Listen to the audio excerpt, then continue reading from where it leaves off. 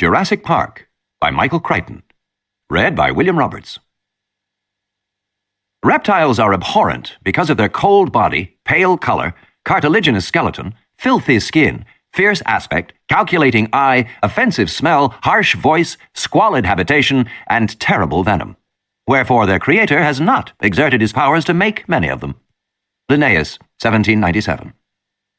You cannot recall a new form of life. Irwin Chargaff, 1972. Introduction. The InGen Incident. The late 20th century has witnessed a scientific gold rush of astonishing proportions, the headlong and furious haste to commercialize genetic engineering. This enterprise has proceeded so rapidly, with so little outside commentary, that its dimensions and implications are hardly understood at all. Biotechnology promises the greatest revolution in human history. By the end of this decade, it will have outdistanced atomic power and computers in its effect on our everyday lives. In the words of one observer, biotechnology is going to transform every aspect of human life, our medical care, our food, our health, our entertainment, our very bodies. Nothing will ever be the same again. It's literally going to change the face of the planet. But the biotechnology revolution differs in three important respects from past scientific transformations. First, it is broad-based. America entered the atomic age through the work of a single research institution at Los Alamos. It entered the computer age through the efforts of about a dozen companies. But biotechnology research is now carried out in more than 2,000 laboratories in America alone. 500 corporations spend $5 billion a year on this technology. Second, much of the research is thoughtless or frivolous. Efforts to engineer paler trout for better visibility in the stream, square trees for easier lumbering, and injectable scent cells so you'll always smell of your favorite perfume may seem like a joke, but they are not. Indeed, the fact that biotechnology can be applied to the industries traditionally subject to the vagaries of fashion, such as cosmetics and leisure activities, heightens concern about the whimsical use of this powerful new technology. Third, the work is uncontrolled. No one supervises it. No federal laws regulate it. There is no coherent government policy in America or anywhere else in the world. And because the products of biotechnology range from drugs to farm crops to artificial snow, an intelligent policy is difficult. But most disturbing is the fact that no watchdogs are found among scientists themselves. It is remarkable that nearly every scientist in genetics research is also engaged in the commerce of biotechnology. There are no detached observers. Everybody has a stake. The commercialization of molecular biology is the most stunning ethical event in the history of science, and it has happened with astonishing speed. For 400 years since Galileo, science has always proceeded as a free and open inquiry into the workings of nature. Scientists have always ignored national boundaries, holding themselves above the transitory concerns of politics and even wars. Scientists have always rebelled against secrecy in research, and have even frowned on the idea of patenting their discoveries, seeing themselves as working to the benefit of all mankind. And for many generations, the discoveries of scientists did indeed have a peculiarly selfless quality. When in 1953, two young researchers in England, James Watson and Francis Crick, deciphered the structure of DNA, their work was hailed as a triumph of the human spirit, of the centuries-old quest to understand the universe in a scientific way. It was confidently expected that their discovery would be selflessly extended to the greater benefit of mankind. Yet that did not happen. 30 years later, nearly all of Watson and Crick's scientific colleagues were engaged in another sort of enterprise entirely. Research in molecular genetics had become a vast, multi-billion-dollar commercial undertaking, and its origins can be traced not to 1953, but to April 1976. That was the date of a now famous meeting in which Robert Swanson, a venture capitalist, approached Herbert Boyer, a biochemist at the University of California. The two men agreed to found a commercial company to exploit Boyer's gene splicing techniques. Their new company, Genentech, quickly became the largest and most successful of the genetic engineering startups. Suddenly it seemed as if everyone wanted to become rich. New companies were announced almost weekly, and scientists flocked to exploit genetic research. By 1986, at least 362 scientists, including 64 in the National Academy, sat on the advisory boards of biotech firms. The number of those who held equity positions or consultancies was several times greater. It is necessary to emphasize how significant this shift in attitude actually was. In the past, pure scientists took a snobbish view of business. They saw the pursuit of money as intellectually uninteresting, suited only to shopkeepers. And to do research for industry, even at the prestigious Bell or IBM labs, was only for those who couldn't get a university appointment. Thus, the attitude of pure scientists was fundamentally critical toward the work of applied scientists and to industry in general. Their long-standing antagonism kept university scientists free of contaminating industry ties, and whenever debate arose about technological matters, disinterested scientists were available to discuss the issues at the highest levels. But that is no longer true. There are very few molecular biologists and very few research institutions without commercial affiliations. The old days are gone. Genetic research continues at a more furious pace than ever, but it is done in secret and in haste and for profit. In this commercial climate, it is probably inevitable that a company as ambitious as International Genetic Technologies Incorporated of Palo Alto would arise. It is equally unsurprising that the genetic crisis it created should go unreported. After all, InGen's research was conducted in secret. The actual incident occurred in the most remote region of Central America, and fewer than 20 people were there to witness it. Of those, only a handful survived. Even at the end, when International Genetic Technologies filed for Chapter 11 protection in San Francisco Superior Court on October 5, 1989, the proceedings drew little press attention. It appeared so ordinary. InGen was the third small American bioengineering company to fail that year, and the seventh since 1986. Few court documents were made public since the creditors were Japanese investment consortia such as Hamaguri and Densaka, companies which traditionally shun publicity. To avoid unnecessary disclosure, Daniel Ross of Cowan, Swain & Ross, counsel for InGen, also represented the Japanese investors. And the rather unusual petition of the Vice Consul of Costa Rica was heard behind closed doors. Thus, it is not surprising that within a month, the problems of InGen were quietly and amicably settled. Parties to that settlement, including the distinguished Scientific Board of Advisors, signed a non-disclosure agreement, and none will speak about what happened. But many of the principal figures in the InGen incident are not signatories, and were willing to discuss the remarkable events leading up to those final 2 days in August 1989 on a remote island off the west coast of Costa Rica. Prologue: The Bite of the Raptor. The tropical rain fell in drenching sheets, hammering the corrugated roof of the clinic building, roaring down the metal gutters, splashing on the ground in a torrent. Roberta Carter sighed and stared out the window. From the clinic, she could hardly see the beach or the ocean beyond, cloaked in low fog. This wasn't what she had expected when she had come to the fishing village of Bahia Anasco on the west coast of Costa Rica to spend 2 months as a visiting physician. Bobby Carter had expected sun and relaxation after 2 grueling years of residency in emergency medicine at Michael Reese in Chicago. She had been in Bahia Anasco now for 3 weeks, and it had rained every day. Everything else was fine. She liked the isolation of Bahia Anasco and the friendliness of its people. Costa Rica had one of the 20 best medical systems in the world, and even in this remote coastal village, the clinic was well-maintained, amply supplied. Her paramedic, Manuel Aragon, was intelligent and well-trained. Bobby was able to practice a level of medicine equal to what she had practiced in Chicago. But the rain, the constant, unending rain. Across the examining room, Manuel cocked his head. "Listen," he said.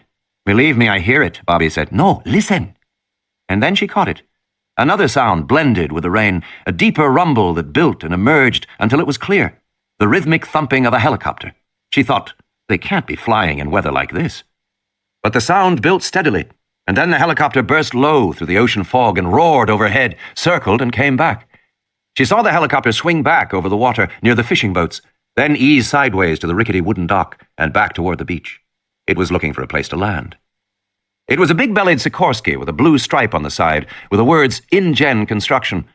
That was the name of the construction company building a new resort on one of the offshore islands. The resort was said to be spectacular and very complicated. Many of the local people were employed in the construction, which had been going on for more than 2 years. Bobby could imagine it, one of those huge American resorts with swimming pools and tennis courts, where guests could play and drink their daiquiris without having any contact with the real life of the country. Bobby wondered what was so urgent on that island that the helicopter would fly in this weather. Through the windshield, she saw the pilot exhale in relief as the helicopter settled onto the wet sand of the beach. Uniformed men jumped out and flung open the big side door. She heard frantic shouts in Spanish, and Manuel nudged her. They were calling for a doctor. 2 black crewmen carried a limp body toward her while a white man barked orders. The white man had a yellow slicker. Red hair appeared around the edges of his Mets baseball cap. "Is there a doctor here?" he called to her as she ran up. "I'm Dr. Carter," she said. The rain fell in heavy drops, pounding her head and shoulders. The red-haired man frowned at her. She was wearing cut-off jeans and a tank top. She had a stethoscope over her shoulder, the bell already rusted from the salt air. "Ed Regis, we've got a very sick man here, doctor." "Then you better take him to San Jose," she said. San Jose was the capital, just 20 minutes away by air. "We would, but we can't get over the mountains in this weather. You have to treat him here." Bobby trotted alongside the injured man as they carried him to the clinic. He was a kid, no older than 18. Lifting away the blood-soaked shirt, she saw a big slashing rip along his shoulder and another on the leg. "What happened to him?" "Construction accident," Ed shouted. "He fell. One of the backhoes ran over him." The kid was pale, shivering, unconscious. Manuel stood by the bright green door of the clinic, waving his arm. The men brought the body through and set it on the table in the center of the room. Manuel started an intravenous line, and Bobby swung the light over the kid and bent to examine the wounds. Immediately, she could see that it did not look good. The kid would almost certainly die. A big, tearing laceration ran from his shoulder down his torso. At the edge of the wound, the flesh was shredded. At the center, the shoulder was dislocated, pale bones exposed. A second slash cut through the heavy muscles of the thigh, deep enough to reveal the pulse of the femoral artery below. Her first impression was that his leg had been ripped open. "Tell me again about this injury," she said. "I didn't see it," Ed said. "They say the backhoe dragged him." "Because it almost looks as if he was mauled," Bobby Carter said, probing the wound. Like most emergency room physicians, she could remember in detail patients she had seen even years before. She had seen 2 maulings. One was a 2-year-old child who had been attacked by a Rottweiler dog. The other was a drunken circus attendant who had had an encounter with a Bengal tiger. Both injuries were similar. There was a characteristic look to an animal attack. "Mauled," Ed said. No, it was a backhoe, believe me." Ed licked his lips as he spoke. He was edgy, acting as if he had done something wrong. Bobby wondered why. If they were using inexperienced local workmen on the resort construction, they must have accidents all the time. Manuel said, "Do you want lavage?" "Yes," she said, "after you block him." She bent lower, probed the wound with her fingertips. If an earth mover had rolled over him, dirt would be forced deep into the wound, but there wasn't any dirt, just a slippery, slimy foam. And the wound had a strange odor, a kind of rotten stench, a smell of death and decay. She had never smelled anything like it before. "How long ago did this happen?" "An hour." Again, she noticed how tense Ed Regis was. He was one of those eager, nervous types, and he didn't look like a construction foreman, more like an executive. He was obviously out of his depth. Bobby Carter turned back to the injuries. Somehow she didn't think she was seeing mechanical trauma. It just didn't look right. No soil contamination of the wound site, and no crush injury component. Mechanical trauma of any sort, an auto injury, a factory accident, almost always had some component of crushing, but here there was none. Instead, the man's skin was shredded, ripped, across his shoulder and again across his thigh. It really did look like a maul. On the other hand, most of the body was unmarked, which was unusual for an animal attack. She looked again at the head, the arms, the hands. The hands. She felt a chill when she looked at the kid's hands. There were short, slashing cuts on both palms and bruises on the wrists and forearms. She had worked in Chicago long enough to know what that meant. "All right," she said, "wait outside." "Why?" Ed said, alarmed. He didn't like that. "Do you want me to help him or not?" she said, and pushed him out the door and closed it on his face. She didn't know what was going on, but she didn't like it. Manuel hesitated. "I continue to wash?" "Yes," she said. She reached for her little Olympus point and shoot. She took several snapshots of the injury, shifting her light for a better view. It really did look like bites, she thought. Then the kid groaned, and she put her camera aside and bent toward him. His lips moved, his tongue thick. "Raptor," he said. "Losa raptor." At those words, Manuel froze, stepped back in horror. "What does it mean?" Bobby said. Manuel shook his head. "I do not know, doctor. Losa raptor no es español." "No?" It sounded to her like Spanish. "Then please continue to wash him." "No, doctor." He wrinkled his nose. "Bad smell." And he crossed himself. Bobby looked again at the slippery foam streaked across the wound. She touched it, rubbing it between her fingers. It seemed almost like saliva. The injured boy's lips moved. "Raptor," he whispered. In a tone of horror, Manuel said, "It bit him." "What bit him?" "Raptor." "What's a raptor?" "It means upia." Bobby frowned. The Costa Ricans were not especially superstitious, but she had heard the upia mentioned in the village before. They were said to be night ghosts, faceless vampires who kidnapped small children. According to the belief, the upia had once lived in the mountains of Costa Rica, but now inhabited the islands offshore. Manuel was backing away, murmuring and crossing himself. "It is not normal, this smell," he said. "It is the upia." Bobby was about to order him back to work when the injured youth opened his eyes and sat straight up on the table. Manuel shrieked in terror. The injured boy moaned and twisted his head, looking left and right with wide, staring eyes, and then he explosively vomited blood. He went immediately into convulsions, his body vibrating, and Bobby grabbed for him, but he shuttered off the table onto the concrete floor. He vomited again. There was blood everywhere. Ed opened the door, saying, "What the hell's happening?" And when he saw the blood, he turned away, his hand to his mouth. Bobby was grabbing for a stick to put in the boy's clenched jaws, but even as she did it, she knew it was hopeless. And with a final spastic jerk, he relaxed and lay still. She bent to perform mouth-to-mouth, but Manuel grabbed her shoulder fiercely, pulling her back. "No," he said. "The opium will cross over."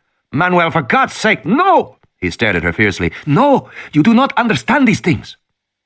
Bobby looked at the body on the ground and realized that it didn't matter. There was no possibility of resuscitating him. Manuel called for the men, who came back into the room and took the body away. Ed appeared, wiping his mouth with the back of his hand, muttering, "I'm sure you did all you could." And then she watched as the men took the body away, back to the helicopter, and it lifted thunderously up into the sky. "It is better," Manuel said. Bobby was thinking about the boy's hands. They had been covered with cuts and bruises in the characteristic pattern of defense wounds. She was quite sure he had not died in a construction accident. He had been attacked, and he had held up his hands against his attacker. "Where is this island they've come from?" she asked. "In the ocean, perhaps 120 miles offshore." "Pretty far for a resort," she said. Manuel watched the helicopter. "I hope they never come back." Well, she thought, at least she had pictures. But when she turned back to the table, she saw that her camera was gone. The rain finally stopped later that night. Alone in the bedroom behind the clinic, Bobby thumbed through her tattered paperback Spanish dictionary. The boy had said raptor, and despite Manuel's protests, she suspected it was a Spanish word. Sure enough, she found it in her dictionary. It meant ravisher or abductor. That gave her pause. The sense of the word was suspiciously close to the meaning of upia. Of course, she did not believe in the superstition, and no ghost had cut those hands. What had the boy been trying to tell her? From the next room, she heard groans. One of the village women was in the first stage of labor, and Elena Morales, the local midwife, was attending her. Bobby went into the clinic room and gestured to Elena to step outside for a moment. "Elena, see, doctor? Do you know what is a raptor?" Elena was grey-haired and 60, a strong woman with a practical, no-nonsense air. In the night, beneath the stars, she frowned and said, "Raptor? Yes, you know this word?" "See," Elena nodded. "It means a person who comes in the night and takes away a child." "A kidnapper?" "Yes." "Upia?" Her whole manner changed. "Do not say this word, doctor." "Why not?" "Do not speak of upia now," Elena said firmly, nodding her head toward the groans of the laboring woman. "It is not wise to say this word now." "But does a raptor bite and cut his victims?" "Bite and cut?" Elena said, puzzled. "No, doctor. Nothing like this. A raptor is a man who takes a new baby." She seemed irritated by the conversation, impatient to end it. Elena started back toward the clinic. "I will call to you when she is ready, doctor. I think 1 hour more, perhaps 2. Bobby looked at the stars and listened to the peaceful lapping of the surf at the shore. In the darkness, she saw the shadows of the fishing boats anchored offshore. The whole scene was quiet, so normal. She felt foolish to be talking of vampires and kidnapped babies. Bobby went back to her room, remembering again that Manuel had insisted it was not a Spanish word. Out of curiosity, she looked in the little English dictionary, and to her surprise, she found the word there, too. Raptor, noun, derivation of Latin raptor, plunderer, French raptus, bird of prey. First iteration. At the earliest drawings of the fractal curve, few clues to the underlying mathematical structure will be seen. Ian Malcolm. Almost Paradise. Mike Bowman whistled cheerfully as he drove the Land Rover through the Cabo Blanco Biological Reserve on the west coast of Costa Rica. It was a beautiful morning in July, and the road before him was spectacular, hugging the edge of a cliff overlooking the jungle and the blue Pacific. According to the guidebooks, Cabo Blanco was unspoiled wilderness, almost a paradise. Seeing it now made Bowman feel as if the vacation was back on track. Bowman, a 36-year-old real estate developer from Dallas, had come to Costa Rica with his wife and daughter for a 2-week holiday. The trip had actually been his wife's idea. For weeks, Ellen had filled his ear about the wonderful national parks of Costa Rica and how good it would be for Tina to see them. Then, when they arrived, it turned out Ellen had an appointment to see a plastic surgeon in San Jose. That was the first Mike Bowman had heard about the excellent and inexpensive plastic surgery available in Costa Rica and all the luxurious private clinics in San Jose. Of course, they'd had a huge fight. Mike felt she'd lied to him, and she had. And he put his foot down about this plastic surgery business. Anyway, it was ridiculous. Ellen was only 30, and she was a beautiful woman. Hell, she'd been homecoming queen her senior year at Rice, and that was not even 10 years earlier. But Ellen tended to be insecure and worried. And it seemed as if, in recent years, she had mostly worried about losing her looks. That and everything else. The Land Rover bounced in a pothole, splashing mud. Seated beside him, Ellen said, "Mike, are you sure this is the right road? We haven't seen any other people for hours." "There was another car 15 minutes ago," he reminded her. "Remember the blue one?" "Going the other way? Darling, you wanted a deserted beach," he said, "and that's what you're going to get." Ellen shook her head doubtfully. "I hope you're right." "Yeah, Dad, I hope you're right," said Christina from the back seat. She was 8 years old. "Trust me, I'm right." He drove in silence a moment. "It's beautiful, isn't it? Look at that view. It's beautiful." "It's okay," Tina said. Ellen got out a compact and looked at herself in the mirror, pressing under her eyes. She sighed and put the compact away. The road began to descend, and Mike Bowman concentrated on driving. Suddenly, a small black shape flashed across the road, and Tina shrieked, "Look! Look!" Then it was gone into the jungle. "What was it?" Ellen asked. "A monkey?" "Maybe a squirrel monkey," Bowman said. "Can I count it?" Tina said, taking her pencil out. She was keeping a list of all the animals she had seen on her trip as a project for school. "I don't know," Mike said doubtfully. Tina consulted the pictures in the guidebook. "I don't think it was a squirrel monkey," she said. "I think it was just another howler." They had seen several howler monkeys already on their trip. "Hey," she said more brightly, "according to this book, the beaches of Cabo Blanco are frequented by a variety of wildlife, including howler and white-faced monkeys, three-toed sloths, and coatimundis. You think we'll see a three-toed sloth, Dad?" "I bet we do." "Really?" "Just look in the mirror." "Very funny, Dad." The road sloped downward through the jungle toward the ocean. Mike Bowman felt like a hero when they finally reached the beach, a 2-mile crescent of white sand, utterly deserted. He parked the Land Rover in the shade of the palm trees that fringed the beach and got out the box lunches. Ellen changed into her bathing suit, saying, "Honestly, I don't know how I'm going to get this weight off." "You look great, hon." Actually, he felt that she was too thin, but he had learned not to mention that. Tina was already running down the beach. "Don't forget you need your sunscreen," Ellen called. "Later," Tina shouted over her shoulder. "I'm going to see if there's a sloth." Ellen Bowman looked around at the beach and the trees. "You think she's all right?" "Honey, there's nobody here for miles," Mike said. "What about snakes?" "Oh, for God's sake," Mike Bowman said. "There's no snakes on a beach." "Well, there might be." "Honey," he said firmly, "snakes are cold-blooded. They're reptiles. They can't control their body temperature. It's 90 degrees on that sand. If a snake came out, it'd be cooked. Believe me, there's no snakes on the beach." He watched his daughter scampering down the beach, a dark spot on the white sand. "Let her go. Let her have a good time." He put his arm around his wife's waist. Tina ran until she was exhausted, and then she threw herself down on the sand and gleefully rolled to the water's edge. The ocean was warm, and there was hardly any surf at all. She sat for a while, catching her breath, and then she looked back toward her parents in the car to see how far she had come. Her mother waved, beckoning her to return. Tina waved back cheerfully, pretending she didn't understand. Tina didn't want to put sunscreen on, and she didn't want to go back and hear her mother talk about losing weight. She wanted to stay right here and maybe see a sloth. Tina had seen a sloth 2 days earlier at the zoo in San Jose. It looked like a Muppets character, and it seemed harmless. In any case, it couldn't move fast. She could easily outrun it. Now her mother was calling to her, and Tina decided to move out of the sun, back from the water, to the shade of the palm trees. In this part of the beach, the palm trees overhung a gnarled tangle of mangrove roots, which blocked any attempt to penetrate inland. Tina sat in the sand and kicked the dried mangrove leaves. She noticed many bird tracks in the sand. Costa Rica was famous for its birds. The guidebook said there were 3 times as many birds in Costa Rica as in all of America and Canada. In the sand, some of the 3-toed bird tracks were small and so faint they could hardly be seen. Other tracks were large and cut deeper in the sand. Tina was looking idly at the tracks when she heard a chirping, followed by a rustling in the mangrove thicket. Did sloths make a chirping sound? Tina didn't think so, but she wasn't sure. The chirping was probably some ocean bird. She waited quietly, not moving, hearing the rustling again, and finally she saw the source of the sounds. A few yards away, a lizard emerged from the mangrove roots and peered at her.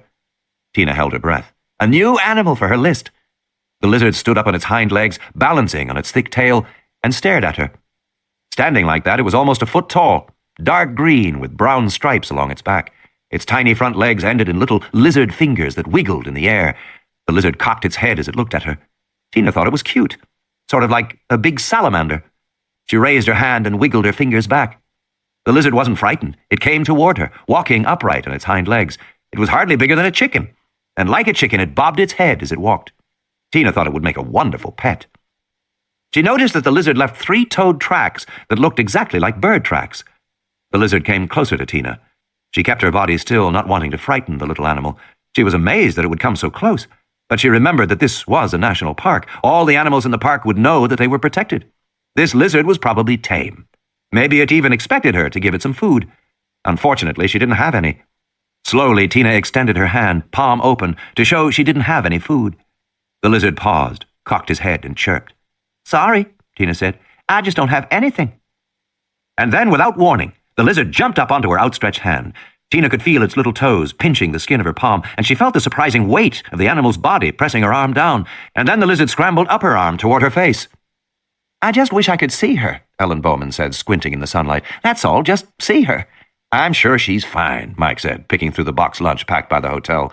There was unappetizing grilled chicken and some kind of a meat-filled pastry. Not that Ellen would eat any of it. "You don't think she'd leave the beach?" Ellen said. "No, hon, I don't." "I feel so isolated here," Ellen said. "I thought that's what you wanted," Mike Bowman said. "I did. Well, then, what's the problem?" "I just wish I could see her, is all," Ellen said. Then, from down the beach, carried by the wind, they heard their daughter's voice. She was screaming.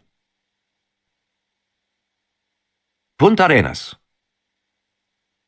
"I think she is quite comfortable now," Dr. Cruz said, lowering the plastic flap of the oxygen tent around Tina as she slept.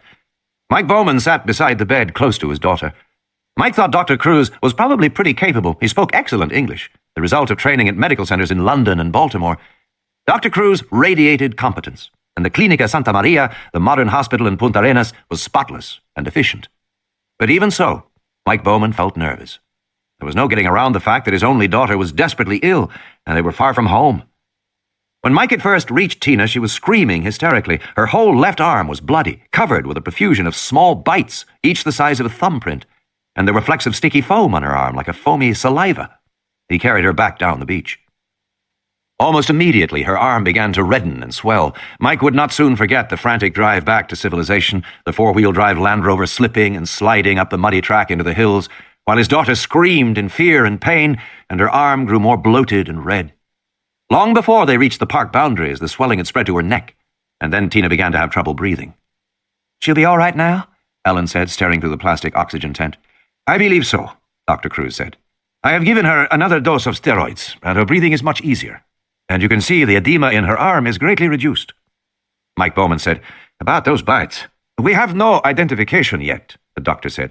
"I myself haven't seen bites like that before, but you'll notice they are disappearing. It's already quite difficult to make them out. Fortunately, I have taken photographs for reference, and I have washed her arm to collect some samples of the sticky saliva, one for analysis here, a second to send to the labs in San Jose, and the third we will keep frozen in case it is needed. Do you have the picture she made?" "Yes," Mike Bowman said. He handed the doctor the sketch that Tina had drawn in response to questions from the admitting officials. "This is the animal that bit her?" Dr. Cruz said, looking at the picture. "Yes," Mike Bowman said. "She said it was a green lizard, the size of a chicken or a crow." "I don't know of such a lizard," the doctor said. "She has drawn it standing on its hind legs." "That's right," Mike Bowman said. "She said it walked on its hind legs." Dr. Cruz frowned. He stared at the picture a while longer. "I am not an expert. I have asked for Dr. Gutierrez to visit us here. He is a senior researcher at the Reserva Biológica de Carrara, which is across the bay. Perhaps he can identify the animal for us." "Isn't there someone from Cabo Blanco?" Bowman asked. "That's where she was bitten." "Unfortunately not," Dr. Cruz said. "Cabo Blanco has no permanent staff, and no researcher has worked there for some time. You were probably the first people to walk on that beach in several months. But I am sure you will find Dr. Gutierrez to be knowledgeable." Dr. Gutierrez turned out to be a bearded man wearing khaki shorts and shirt. The surprise was that he was American. He was introduced to the Bowmans, saying in a soft southern accent, "Mr. and Mrs. Bowman, how you doing? Nice to meet you." And then explaining that he was a field biologist from Yale who had worked in Costa Rica for the last 5 years. Marty Gutierrez examined Tina thoroughly, lifting her arm gently, peering closely at each of the bites with a penlight, then measuring them with a small pocket ruler. After a while, Gutierrez stepped away, nodding to himself as if he had understood something. He then inspected the Polaroids and asked several questions about the saliva, which Cruz told him was still being tested in the lab. Finally, he turned to Mike Bowman and his wife, waiting tensely. "I think Tina's going to be fine. I just want to be clear about a few details," he said, making notes in a precise hand. "Your daughter says she was bitten by a green lizard, approximately 1 foot high, which walked upright onto the beach from the mangrove swamp?" "That's right, yes." "And the lizard made some kind of a vocalization?" "Tina said it chirped or squeaked." "Like a mouse, would you say?" "Yes." "Well then," Dr. Gutierrez said, "I know this lizard." He explained that of the 6,000 species of lizards in the world, no more than a dozen species walked upright. Of those species, only 4 were found in Latin America, and judging by the coloration, the lizard could be only one of the 4. "I am sure this lizard was a Basiliscus amoratus, a striped basilisk lizard, found here in Costa Rica and also in Honduras. Standing on their hind legs, they are sometimes as tall as a foot." "Are they poisonous?" "No, Mrs. Bowman, not at all." Gutierrez explained that the swelling in Tina's arm was an allergic reaction. "According to the literature, 14% of people are strongly allergic to reptiles," he said, "and your daughter seems to be one of them." "She was screaming. She said it was so painful." "Probably it was," Gutierrez said. "Reptile saliva contains serotonin, which causes tremendous pain." He turned to Cruz. "Her blood pressure came down with antihistamines?" "Yes," Cruz said promptly. "Serotonin," Gutierrez said, "no question." Still, Ellen Bowman remained uneasy. "But why would a lizard bite her in the first place?" "Lizard bites are very common," Gutierrez said. "Animal handlers in zoos get bitten all the time, and just the other day I heard that a lizard had bitten an infant in a crib in Amaloya, about 60 miles from where you were. So bites do occur. I'm not sure why your daughter had so many bites. What was she doing at the time?" "Nothing. She said she was sitting pretty still because she didn't want to frighten it away." "Sitting pretty still," Gutierrez said, frowning. He shook his head. "Well, I don't think we can say exactly what happened. Wild animals are unpredictable." "And what about the foamy saliva on her arm?" Ellen said. "I keep thinking about rabies." No, Dr. Gutierrez said. "A reptile can't carry rabies, Mrs. Bowman. Your daughter has suffered an allergic reaction to the bite of a basilisk lizard. Nothing more serious." Mike Bowman then showed Gutierrez the picture that Tina had drawn. Gutierrez nodded. "I would accept this as a picture of a basilisk lizard," he said. "A few details are wrong, of course. The neck is much too long, and she's drawn the hind legs with only 3 toes instead of 5. The tail is too thick and raised too high, but otherwise, this is a perfectly serviceable lizard of the kind we are talking about."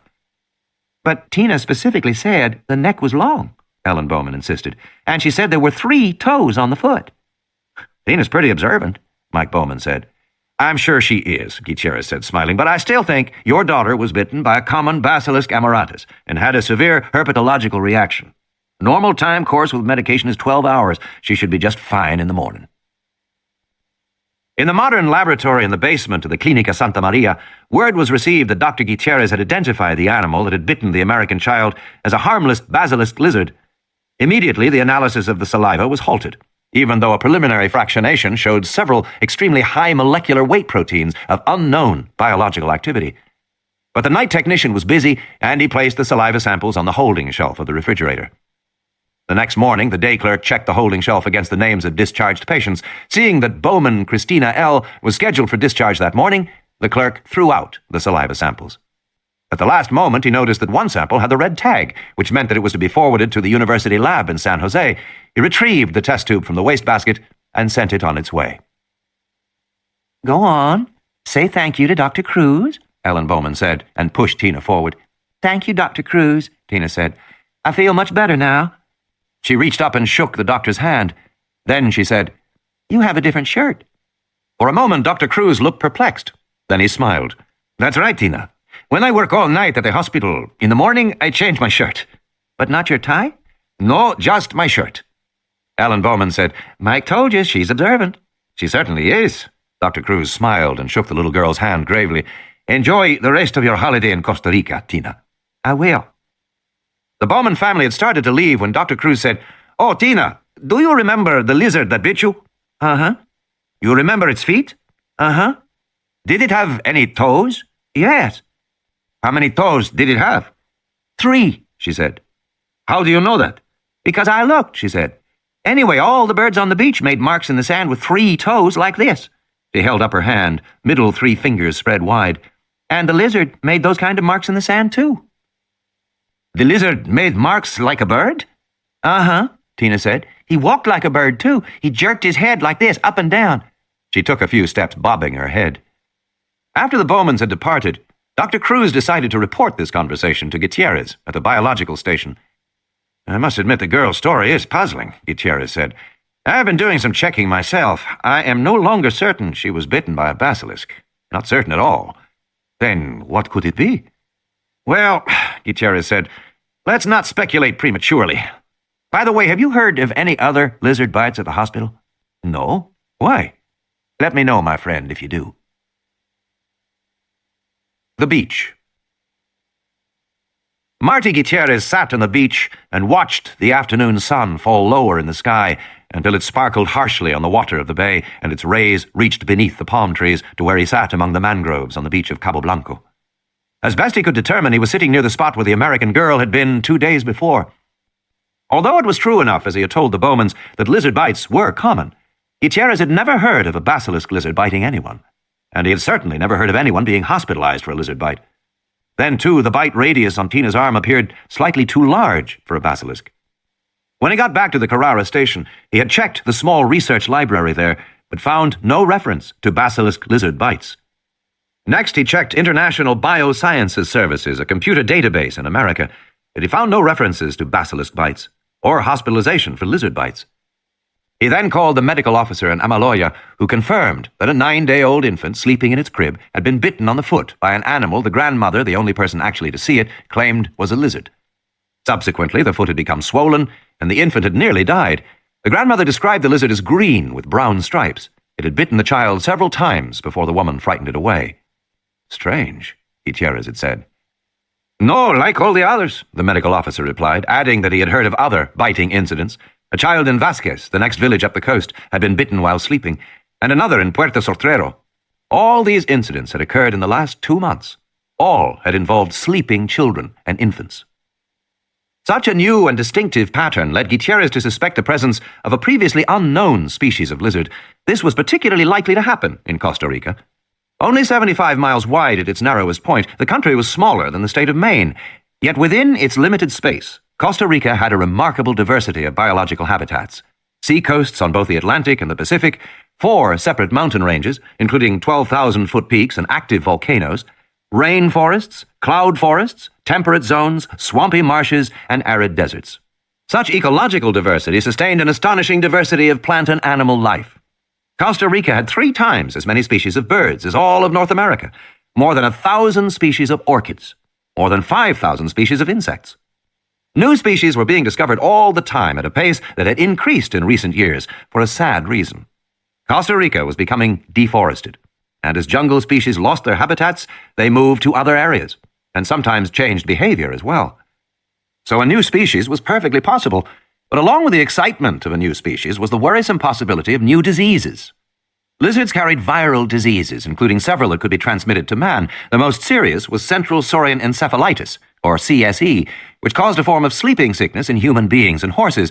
Gutierrez felt it was important to find this new lizard, if only to test it for disease. Sitting on the beach, he watched the sun drop lower and sighed. Perhaps Tina Bowman had seen a new animal, and perhaps not. Certainly Gutierrez had not. Earlier that morning he had taken the air pistol, loaded the clip with ligamine darts, and set out for the beach with high hopes. But the day was wasted. Soon he would have to begin the drive back up the hill from the beach. He did not want to drive that road in darkness. Gutierrez got to his feet and started back up the beach. Farther along, he saw the dark shape of a howler monkey ambling along the edge of the mangrove swamp. Gutierrez moved away, stepping out toward the water. If there was one howler, there would probably be others in the trees overhead, and howlers tended to urinate on intruders. But this particular howler monkey seemed to be alone, and walking slowly and pausing frequently to sit on its haunches. The monkey had something in its mouth. As Gutierrez came closer, he saw it was eating a lizard. The tail and the hind legs drooped from the monkey's jaws. Even from a distance, Gutierrez could see the brown stripes against the green. Gutierrez dropped to the ground and aimed the pistol. The howler monkey, accustomed to living in a protected reserve, stared curiously. He did not run away, even when the first dart whined harmlessly past him. When the second dart struck deep in the thigh, the howler shrieked in anger and surprise, dropping the remains of its meal as it fled into the jungle. Gutierrez got to his feet and walked forward. He wasn't worried about the monkey. The tranquilizer dose was too small to give it anything but a few minutes of dizziness. Already he was thinking of what to do with his new find. Gutierrez himself would write the preliminary report, but the remains would have to be sent back to the United States for final, positive identification, of course. To whom should he send it? The acknowledged expert was Edward H. Simpson, emeritus professor of zoology at Columbia University in New York. An elegant older man with swept-back white hair, Simpson was the world's leading authority on lizard taxonomy. Probably, Marty thought, he would send his lizard to Dr. Simpson. New York. Dr. Richard Stone, head of the Tropical Diseases Laboratory of Columbia University Medical Center, often remarked that the name conjured up a grander place than it actually was.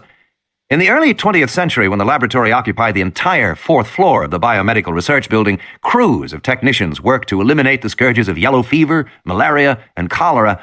But medical successes, the research laboratories in Nairobi and Sao Paulo, had left the TDL a much less important place than it once was. Now, a fraction of its former size, it employed only 2 full-time technicians, and they were primarily concerned with diagnosing illnesses of New Yorkers who had traveled abroad. The lab's comfortable routine was unprepared for what it received that morning. "Oh, very nice," the technician in the Tropical Diseases Laboratory said as she read the customs label. "Partially masticated fragment of unidentified Costa Rican lizard." She wrinkled her nose. "This one's all yours, Dr. Stone." Richard Stone crossed the lab to inspect the new arrival. "Is this the material from Ed Simpson's lab?" "Yes," she said, "but I don't know why they'd send a lizard to us." "His secretary called," Stone said. "Simpson's on a field trip in Borneo for the summer, and because there's a question of communicable disease with this lizard, she asked our lab to take a look at it. Let's see what we've got." The white plastic cylinder was the size of a half-gallon milk container. It had locking metal latches and a screw top. It was labeled International Biological Specimen Container, and plastered with stickers and warnings in 4 languages. The warnings were intended to keep the cylinder from being opened by suspicious customs officials. Apparently, the warnings had worked. As Richard Stone swung the big light over, he could see the seals were still intact. Stone turned on the air handlers and pulled on plastic gloves and a face mask. After all, the lab had recently identified specimens contaminated with Venezuelan equine fever, Japanese bee encephalitis, Kyasanur forest virus, Langat virus, and Mayaro. Then he unscrewed the top. There was a hiss of escaping gas, and white smoke boiled out. The cylinder turned frosty cold. Inside, he found a plastic Ziploc sandwich bag containing something green. Stone spread a surgical drape on the table and shook out the contents of the bag. A piece of frozen flesh struck the table with a dull thud. "Huh," the technician said. "Looks eaten." "Yes, it does," Stone said. "What do they want with us?" The technician consulted the enclosed documents. "Lizard is biting local children. They have a question about identification of the species and a concern about diseases transmitted from the bite." She produced a child's picture of a lizard signed Tina at the top. "One of the kids drew a picture of the lizard." Stone glanced at the picture. "Obviously, we can't verify the species," Stone said, "but we can check diseases easily enough if we can get any blood out of this fragment. What are they calling this animal?" "Basiliscus amoratus, with 3-toed genetic anomaly," she said, reading. "Okay," Stone said, "let's get started. While you're waiting for it to thaw, do an X-ray and take Polaroids for the record. Once we have blood, start running antibody sets until we get some matches. Let me know if there's a problem." Before lunchtime, the lab had its answer. The lizard blood showed no significant reactivity to any viral or bacterial antigen. They had run toxicity profiles as well, and they had found only one positive match. The blood was mildly reactive to the venom of the Indian king cobra. But such cross-reactivity was common among reptile species, and Dr. Stone did not think it noteworthy to include in the facts his technician sent to Dr. Martin Gutierrez that same evening.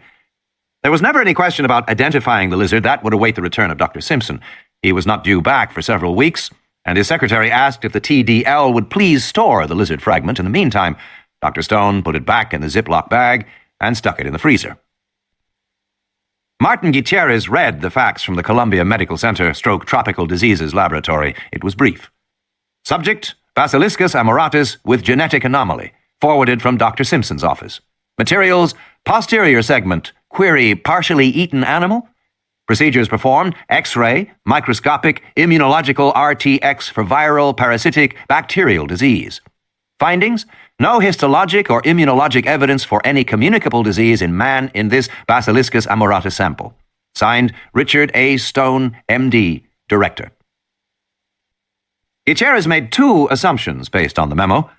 First, that his identification of the lizard as a basilisk had been confirmed by scientists at Columbia University, and second, that the absence of communicable disease meant the recent episodes of sporadic lizard bites implied no serious health hazards for Costa Rica. On the contrary, he felt his original views were correct, that a lizard species had been driven from the forest into a new habitat and was coming into contact with village people. Gutierrez was certain that in a few more weeks the lizards would settle down and the biting episodes would end. The tropical rain fell in great drenching sheets, hammering the corrugated roof of the clinic at Bahia Anasco.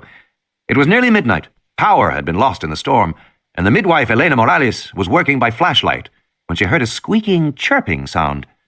Thinking that it was a rat, she quickly put a compress on the forehead of the mother and went into the next room to check on the newborn baby. As her hand touched the doorknob, she heard the chirping again, and she relaxed.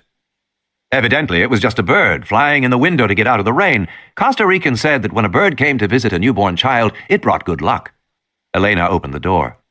The infant lay on a wicker bassinet swaddled in a light blanket, only its face exposed. Around the rim of the bassinet, 3 dark green lizards crouched like gargoyles. When they saw Elena, they cocked their heads and stared curiously at her, but did not flee. In the light of her flashlight, Elena saw the blood dripping from their snouts. Softly chirping, one lizard bent down and with a quick shake of its head tore a ragged chunk of flesh from the baby. Elena rushed forward, screaming, and the lizards fled into the darkness. But long before she reached the bassinet, she could see what had happened to the infant's face, and she knew the child must be dead. The lizards scattered into the rainy night, chirping and squealing, leaving behind only bloody 3-toed tracks, like birds. The shape of the data. Later, when she was calmer, Elena Morales decided not to report the lizard attack. Despite the horror she had seen, she began to worry that she might be criticized for leaving the baby unguarded. So she told the mother that the baby had asphyxiated, and she reported the death on the form she sent to San Jose as SIDS, Sudden Infant Death Syndrome. This was a syndrome of unexplained death among very young children. It was unremarkable, and her report went unchallenged. The university lab in San Jose that analyzed the saliva sample from Tina Bowman's arm made several remarkable discoveries. There was, as expected, a great deal of serotonin, but among the salivary proteins was a real monster, molecular mass of 1,980,000, one of the largest proteins known. Biological activity was still under study, but it seemed to be a neurotoxic poison related to cobra venom, although more primitive in structure. The lab also detected trace quantities of the gamma-aminomethionine hydrolase. Because this enzyme was a marker for genetic engineering and not found in wild animals, technicians assumed it was a lab contaminant and did not report it when they called Dr. Cruz, the referring physician in Punta Arenas. The lizard fragment rested in the freezer at Columbia University, awaiting the return of Dr. Simpson, who was not expected for at least a month, and so things might have remained had not a technician named Alice Levin walked into the Tropical Diseases Laboratory, seen Tina Bowman's picture, and said, "Oh, whose kid drew the dinosaur?" "What?" Richard Stone said, turning slowly toward her. "The dinosaur. Isn't that what it is? My kid draws them all the time." "This is a lizard," Stone said, "from Costa Rica. Some girl down there drew a picture of it." "No," Alice Levin said, shaking her head. "Look at it. It's very clear. Big head, long neck, stands on its hind legs, thick tail. It's a dinosaur." "It can't be. It was only a foot tall." "So? There were little dinosaurs back then," Alice said. "Believe me, I know. I have 2 boys. I'm an expert. The smallest dinosaurs were under a foot. Teenosaurus or something, I don't know. Those names are impossible. You'll never learn those names if you're over the age of 10. "You don't understand," Richard Stone said. "This is a picture of a contemporary animal. They sent us a fragment of the animal. It's in the freezer now." Stone went and got it and shook it out of the baggie. Alice Levin looked at the frozen piece of leg and tail and shrugged. She didn't touch it. "I don't know," she said, "but that looks like a dinosaur to me." Stone shook his head. "Impossible." "Why?" Alice Levin said. "It could be a leftover or a remnant or whatever they call them." Stone continued to shake his head. Alice was uninformed. She was just a technician who worked in the bacteriology lab down the hall, and she had an active imagination. Stone remembered the time when she thought she was being followed by one of the surgical orderlies. "You know," Alice Levin said, "if this is a dinosaur, Richard, it could be a big deal." "It's not a dinosaur." "Has anybody checked it?" "No," Stone said. "Well, take it to the Museum of Natural History or something," Alice Levin said. "You really should." "I'd be embarrassed." "You want me to do it for you?" she said. "No," Richard Stone said. "I don't." "You're not going to do anything?" "Nothing at all." He put the baggie back in the freezer and slammed the door. It's not a dinosaur, it's a lizard. And whatever it is, it can wait until Dr. Simpson gets back from Borneo to identify it. That's final, Alice. This lizard's not going anywhere. Second iteration. With subsequent drawings of the fractal curve, sudden changes may appear. Ian Malcolm. The shore of the inland sea. Alan Grant crouched down, his nose inches from the ground. The temperature was over 100 degrees. His knees ached, despite the rug layer's pads he wore. His lungs burned from the harsh alkaline dust. Sweat dripped off his forehead onto the ground. But Grant was oblivious to the discomfort. His entire attention was focused on the 6-inch square of earth in front of him. Working patiently with a dental pick and an artist's camel brush, he exposed the tiny L-shaped fragment of jawbone. It was only an inch long, and no thicker than his little finger. The teeth were a row of small points and had the characteristic medial angling. Bits of bone flaked away as he dug. Grant paused for a moment to paint the bone with rubber cement before continuing to expose it. There was no question that this was the jawbone from an infant carnivorous dinosaur. Its owner had died 79 million years ago at the age of about 2 months. With any luck, Grant might find the rest of the skeleton as well. If so, it would be the first complete skeleton of a baby carnivore. Hey, Alan! Alan Grant looked up, blinking in the sunlight. He pulled down his sunglasses and wiped his forehead with the back of his arm. He was crouched on an eroded hillside in the Badlands outside Snakewater, Montana. Beneath the great blue bowl of sky, blunted hills, exposed outcroppings of crumbling limestone, stretched for miles in every direction. There was not a tree or a bush, nothing but barren rock, hot sun, and whining wind. Visitors found the Badlands depressingly bleak, but when Grant looked at this landscape, he saw something else entirely. This barren land was what remained of another very different world, which had vanished 80 million years ago. In his mind's eye, Grant saw himself back in the warm, swampy bayou that formed the shoreline of a great inland sea. This inland sea was 1,000 miles wide, extending all the way from the newly upthrust Rocky Mountains to the sharp, craggy peaks of the Appalachians. All of the American West was underwater. At that time, there were thin clouds in the sky overhead, darkened by the smoke of nearby volcanoes. The atmosphere was denser, richer in carbon dioxide. Plants grew rapidly along the shoreline. There were no fish in these waters, but there were clams and snails. Pterosaurs swooped down to scoop algae from the surface. A few carnivorous dinosaurs prowled the swampy shores of the lake, moving among the palm trees. And offshore was a small island, about 2 acres in size. Ringed with dense vegetation, this island formed a protected sanctuary, where herds of herbivorous duck-billed dinosaurs laid their eggs in communal nests and raised their squeaking young. Over the millions of years that followed, the pale green alkaline lake grew shallower and finally vanished. The exposed land buckled and cracked under the heat, and the offshore island with its dinosaur eggs became the eroded hillside in northern Montana, which Alan Grant was now excavating. Hey, Alan! He stood, a barrel-chested, bearded man of 40. He heard the chugging of the portable generator and the distant clatter of the jackhammer cutting into the dense rock on the next hill. He saw the kids working around the jackhammer, moving away the big pieces of rock after checking them for fossils. At the foot of the hill, he saw the 6 teepees of his camp, the flapping mess tent, and the trailer that served as their field laboratory. And he saw Ellie, waving to him from the shadow of the field laboratory. "Visitor!" she called, and pointed to the east. Grant saw the cloud of dust, and the blue Ford sedan bouncing over the rutted road toward them. He glanced at his watch. Right on time. On the other hill, the kids looked up with interest. They didn't get many visitors in Snakewater, and there had been a lot of speculation about what a lawyer from the Environmental Protection Agency would want to see Alan Grant about. But Grant knew that paleontology, the study of extinct life, had in recent years taken on an unexpected relevance to the modern world. The modern world was changing fast, and urgent questions about the weather, deforestation, global warming, or the ozone layer often seemed answerable, at least in part, with information from the past. Information that paleontologists could provide. He had been called as an expert witness twice in the past few years. Grant started down the hill to meet the car. End of Side 1. Side 2. The visitor coughed in the white dust as he slammed the car door. "Bob Morris, CPA," he said, extending his hand. "I'm with the San Francisco office." Grant introduced himself and said, "You look hot. Want a beer?" "Jesus, yeah." Morris was in his late 20s, wearing a tie and pants from a business suit. He carried a briefcase. His wingtip shoes crunched on the rocks as they walked toward the trailer. "When I first came over the hill, I thought this was an Indian reservation," Morris said, pointing to the teepees. "No," Grant said, "just the best way to live out here."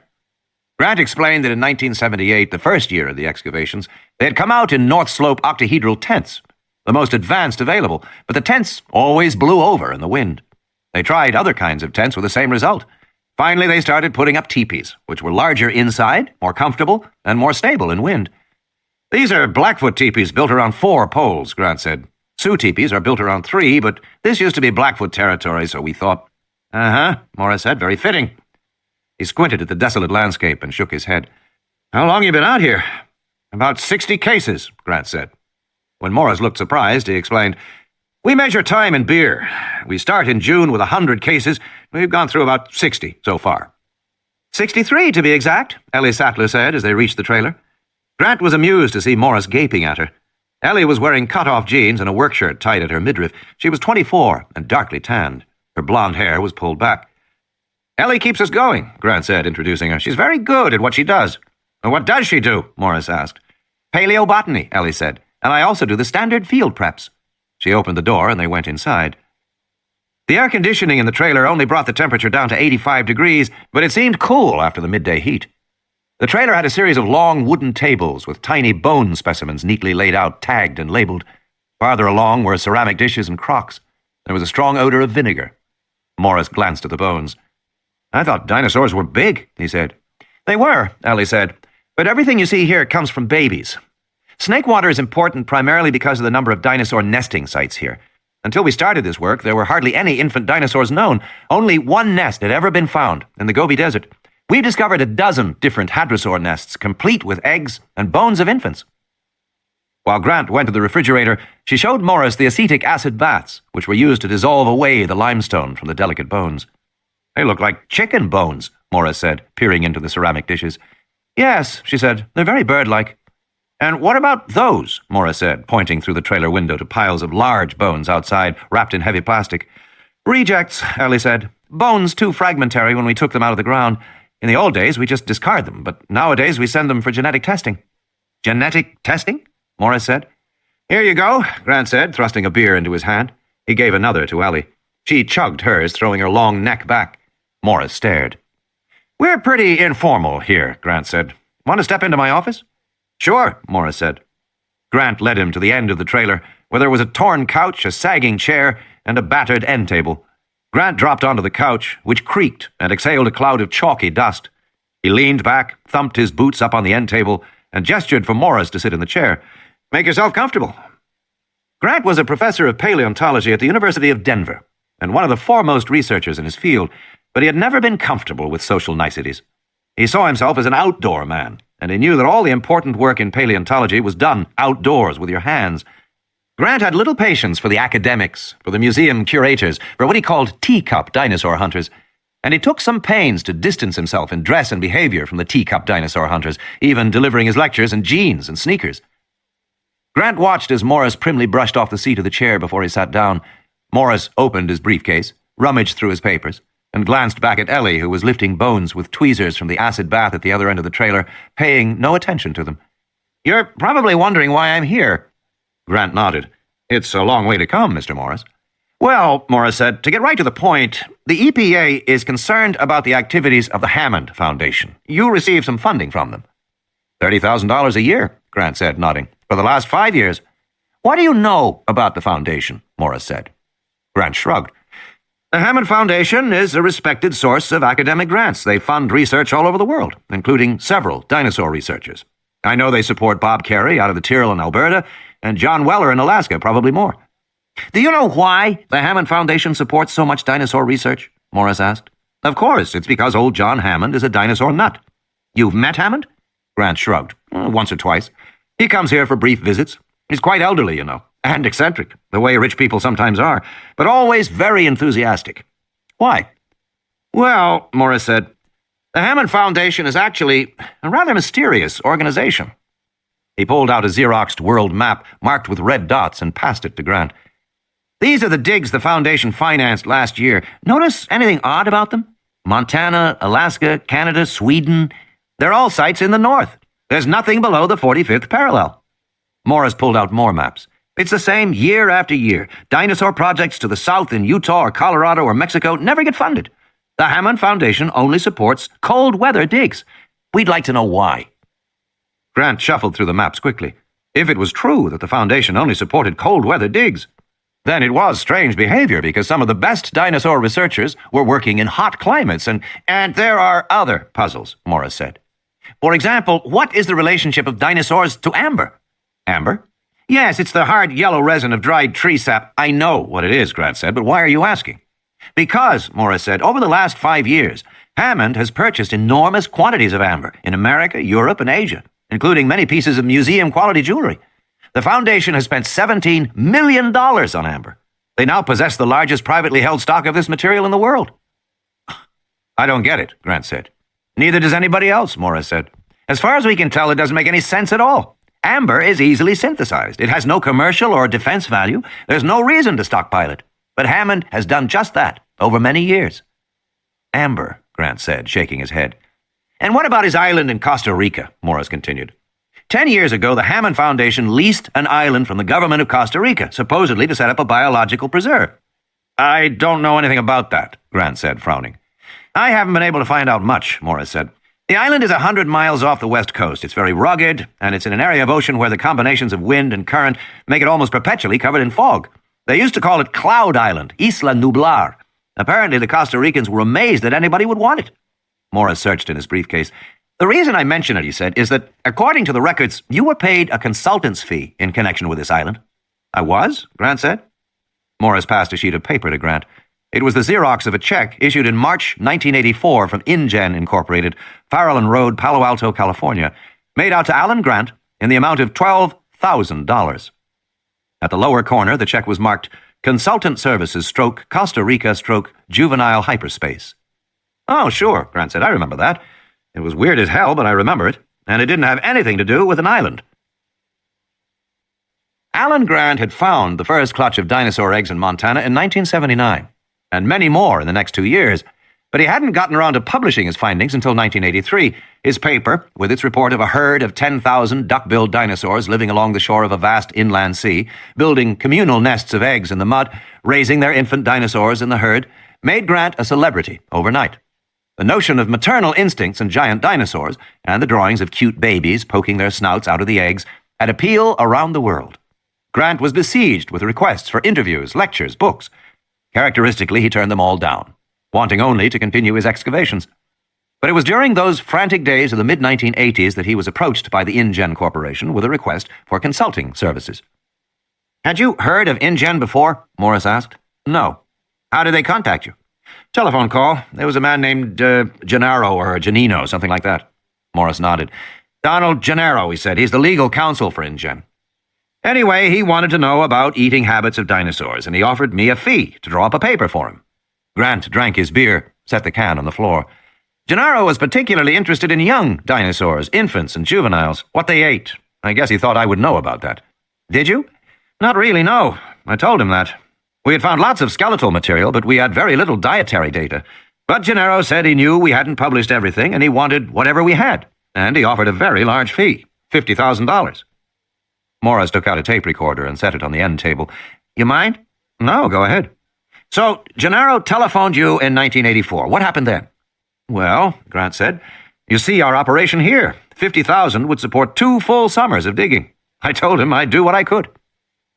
So, you agreed to prepare a paper for him? Yes. On the dietary habits of juvenile dinosaurs?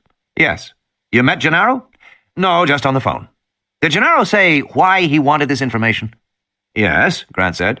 He was planning a museum for children, and he wanted to feature baby dinosaurs. He said he was hiring a number of academic consultants and named them. There were paleontologists like me, and a mathematician from Texas named Ian Malcolm, and a couple of ecologists. A systems analyst. Good group.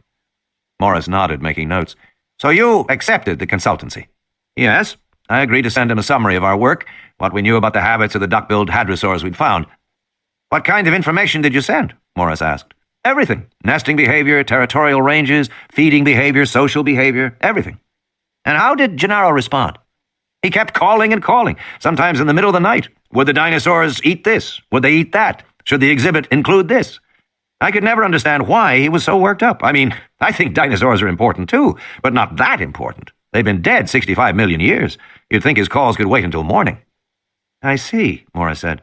And the $50,000? Grant shook his head. I got tired of Gennaro and called the whole thing off. We settled up for $12,000. That must have been about the middle of '85. Morris made a note. And InGen, any other contact with him? Not since 1985. And when did the Hannan Foundation begin to fund your research? I'd have to look, Grant said, but it was around then, mid-'80s. And you know Hammond is just a rich dinosaur enthusiast? Yes. Morris made another note. Look, Grant said, if the EPA is so concerned about John Hammond and what he's doing, the dinosaur sites in the north, the amber purchases, the island in Costa Rica, why don't you just ask him about it? At the moment we can't, Morris said. Why not? Grant said. Because we don't have any evidence of wrongdoing, Morris said. But personally, I think it's clear John Hammond is evading the law. I was first contacted, Morris explained, by the Office of Technology Transfer. The OTT monitors shipments of American technology which might have military significance. They called to say that InGen had two areas of possible illegal technology transfer. First, InGen shipped 3 Cray XMPs to Costa Rica. InGen characterized it as transfer within corporate divisions and said they weren't for resale, but OTT couldn't imagine why the hell somebody'd need that power in Costa Rica. 3 Crays, Grant said. Is that a kind of computer? Morris nodded. Very powerful supercomputers. To put it in perspective, 3 Crays represent more computing power than any other privately held company in America. And InGen sent the machines to Costa Rica. You have to wonder why. I give up. Why? Grant said. Nobody knows. And the hoods are even more worrisome, Morris continued. Hoods are automated gene sequencers, machines that work out the genetic code by themselves. They're so new that they haven't been put on the restricted lists yet, but any genetic engineering lab is likely to have one if it can afford the $500,000 price tag. He flipped through his notes. Well, it seems InGen shipped 24 hood sequencers to their island in Costa Rica. Again, they said it was a transfer within divisions and not an export, Morris said. There wasn't much that OTT could do. They're not officially concerned with use, but InGen was obviously setting up one of the most powerful genetic engineering facilities in the world in an obscure Central American country, a country with no regulations. That kind of thing has happened before. There had already been cases of American bioengineering companies moving to another country so they would not be hampered by regulations and rules. The most flagrant, Morris explained, was the Biosyn rabies case. In 1986, Genetic Biosyn Corporation of Cupertino tested a bioengineered rabies vaccine on a farm in Chile. They didn't inform the government of Chile or the farm workers involved. They simply released the vaccine. The vaccine consisted of live rabies virus, genetically modified to be non-virulent, but the virulence hadn't been tested. Biosyn didn't know whether the virus could still cause rabies or not. Even worse, the virus had been modified. Ordinarily, you couldn't contract rabies unless you were bitten by an animal, but Biosyn modified the rabies virus to cross the pulmonary alveoli. You could get an infection just inhaling it. Biosyn staffers brought this live rabies virus down to Chile in a carry-on bag on a commercial airline flight. Morris often wondered what would have happened if the capsule had broken open during the flight. Everybody on the plane might have been infected with rabies. It was outrageous. It was irresponsible. It was criminally negligent. But no action was taken against Biosyn. The Chilean farmers who unwittingly risked their lives were ignorant peasants. The government of Chile had an economic crisis to worry about, and the American authorities had no jurisdiction. So Louis Dodgson, the geneticist responsible for the test, was still working at Biosyn. Biosyn was still as reckless as ever. And other American companies were hurrying to set up facilities in foreign countries that lacked sophistication about genetic research. Countries that perceived genetic engineering to be like any other high-tech development, and thus welcomed it to their lands, unaware of the dangers posed. So that's why we began our investigation of InGen, Morris said, about 3 weeks ago. And what have you actually found? Grant said. Not much, Morris admitted. When I go back to San Francisco, we'll probably have to close the investigation, and I think I'm about finished here. He started packing up his briefcase. By the way, what does juvenile hyperspace mean? That's just a fancy label for my report, Grant said. Hyperspace is a term for multidimensional space, like three-dimensional tic-tac-toe. If you were to take all the behaviors of an animal, its eating and movement and sleeping, you could plot the animal within the multidimensional space. Some paleontologists refer to the behavior of an animal as occurring in an ecological hyperspace. Juvenile hyperspace would just refer to the behavior of juvenile dinosaurs, if you wanted to be as pretentious as possible. At the far end of the trailer, the phone rang. Ellie answered it. She said, "He's in a meeting right now. Can he call you back?" Morris snapped his briefcase shut and stood. "Thanks for your help and the beer," he said. "No problem," Grant said. Grant walked with Morris down the trailer to the door at the far end. Morris said, "Did Hammond ever ask for any physical materials from your site, bones or eggs or anything like that?" "No," Grant said. "Dr. Sattler mentioned you do some genetic work here." "Well, not exactly," Grant said. "When we remove fossils that are broken, or for some other reason not suitable for museum preservation, we send the bones out to a lab that grinds them up and tries to extract proteins for us. The proteins are then identified, and the report is sent back to us." "Which lab is that?" Morris asked. "Medical Biologic Services in Salt Lake." "How'd you choose them?" "Competitive bids." "The lab has nothing to do with InGen?" Morris asked. "Not that I know," Grant said. They came to the door of the trailer. Grant opened it and felt the rush of hot air from outside. Morris paused to put on his sunglasses. "One last thing," Morris said. "Suppose InGen wasn't really making a museum exhibit. Is there anything else they could have done with the information in the report you gave them?" Grant laughed. "Sure, they could feed a baby hadrosaur." Morris laughed too. "A baby hadrosaur. That'd be something to see. How big were they?" About so," Grant said, holding his hands 6 inches apart. "Squirrel size." "And how long before they become full-grown?" 3 years, Grant said, give or take. Morris held out his hand. "Well, thanks again for your help." "Take it easy driving back," Grant said. He watched for a moment as Morris walked back toward his car, and then closed the trailer door. Grant said, "What did you think?" Ellie shrugged. "Naive. You like the part where John Hammond is the evil arch-villain?" Grant laughed. "John Hammond's about as sinister as Walt Disney. By the way, who called?" "Oh," Ellie said, "it was a woman named Alice Levin. She works at Columbia Medical Center. You know her?" Grant shook his head. "No." "Well, it was something about identifying some remains. She wants you to call her back right away." Skeleton. Ellie Sattler brushed a strand of blonde hair back from her face and turned her attention to the acid baths. She had 6 in a row, at molar strengths from 5 to 30%. She had to keep an eye on the stronger solutions because they would eat through the limestone and begin to erode the bones. And infant dinosaur bones were so fragile. She marveled that they had been preserved at all after 80 million years.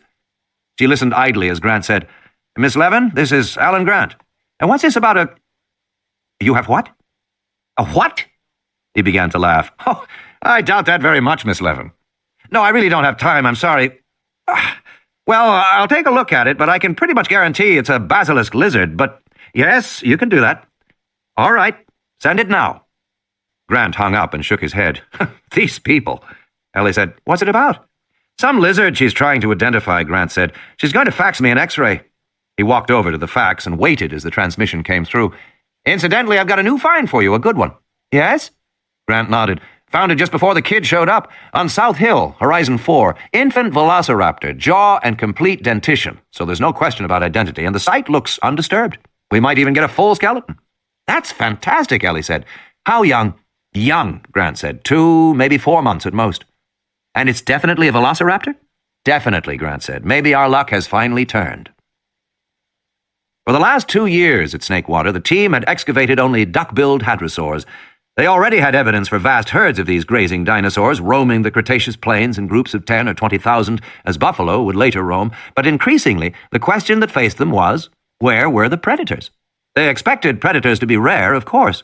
Studies of predator-prey populations in the game parks of Africa and India suggested that, roughly speaking, there was 1 predatory carnivore for every 400 herbivores. That meant a herd of 10,000 duckbills would support only 25 tyrannosaurs. So it was unlikely that they would find the remains of a large predator. But where were the smaller predators? Snakewater had dozens of nesting sites. In some places, the ground was literally covered with fragments of dinosaur eggshells, and many small dinosaurs ate eggs. Animals like Dromaeosaurus, Oviraptor, Velociraptor, and Silurus, predators 3 to 6 feet tall, must have been found here in abundance. But they had discovered none so far. Perhaps this velociraptor skeleton did mean their luck had changed, and an infant. Ellie knew that one of Grant's dreams was to study infant-rearing behavior in carnivorous dinosaurs, as he had already studied the behavior of herbivores. Perhaps this was the first step toward that dream. "You must be pretty excited," Ellie said. Grant didn't answer. "I said you must be excited," Ellie repeated. "My God," Grant said. He was staring at the fax. Ellie looked over Grant's shoulder at the x-ray and breathed out slowly. "You think it's an Amazicus?" "Yes," Grant said. "Or a Triassicus. The skeleton is so light." "But it's no lizard," she said. "No," Grant said. "This is not a lizard. No three-toed lizard has walked on this planet for 200 million years. Ellie's first thought was that she was looking at a hoax, an ingenious, skillful hoax, but a hoax nonetheless. Every biologist knew that the threat of a hoax was omnipresent. The most famous hoax, the Piltdown Man, had gone undetected for 40 years, and its perpetrator was still unknown. More recently, the distinguished astronomer Fred Hoyle had claimed that a fossil-winged dinosaur, Archaeopteryx, on display in the British Museum was a fraud. It was later shown to be genuine. The essence of a successful hoax was that it presented scientists with what they expected to see. And to Ellie's eye, the X-ray image of the lizard was exactly correct. The three-toed foot was well-balanced, with a medial claw smallest. The bony remnants of the fourth and fifth toes were located up near the metatarsal joint. The tibia was strong and considerably longer than the femur. At the hip, the acetabulum was complete. The tail showed 45 vertebrae. It was a young Procompsognathus. Could this X-ray be faked? I don't know, Grant said, but it's almost impossible to fake an X-ray. And Procompsognathus is an obscure animal. Even people familiar with dinosaurs have never heard of it. Ellie read the note. Specimen acquired on the beach of Cabo Blanco, July 16th.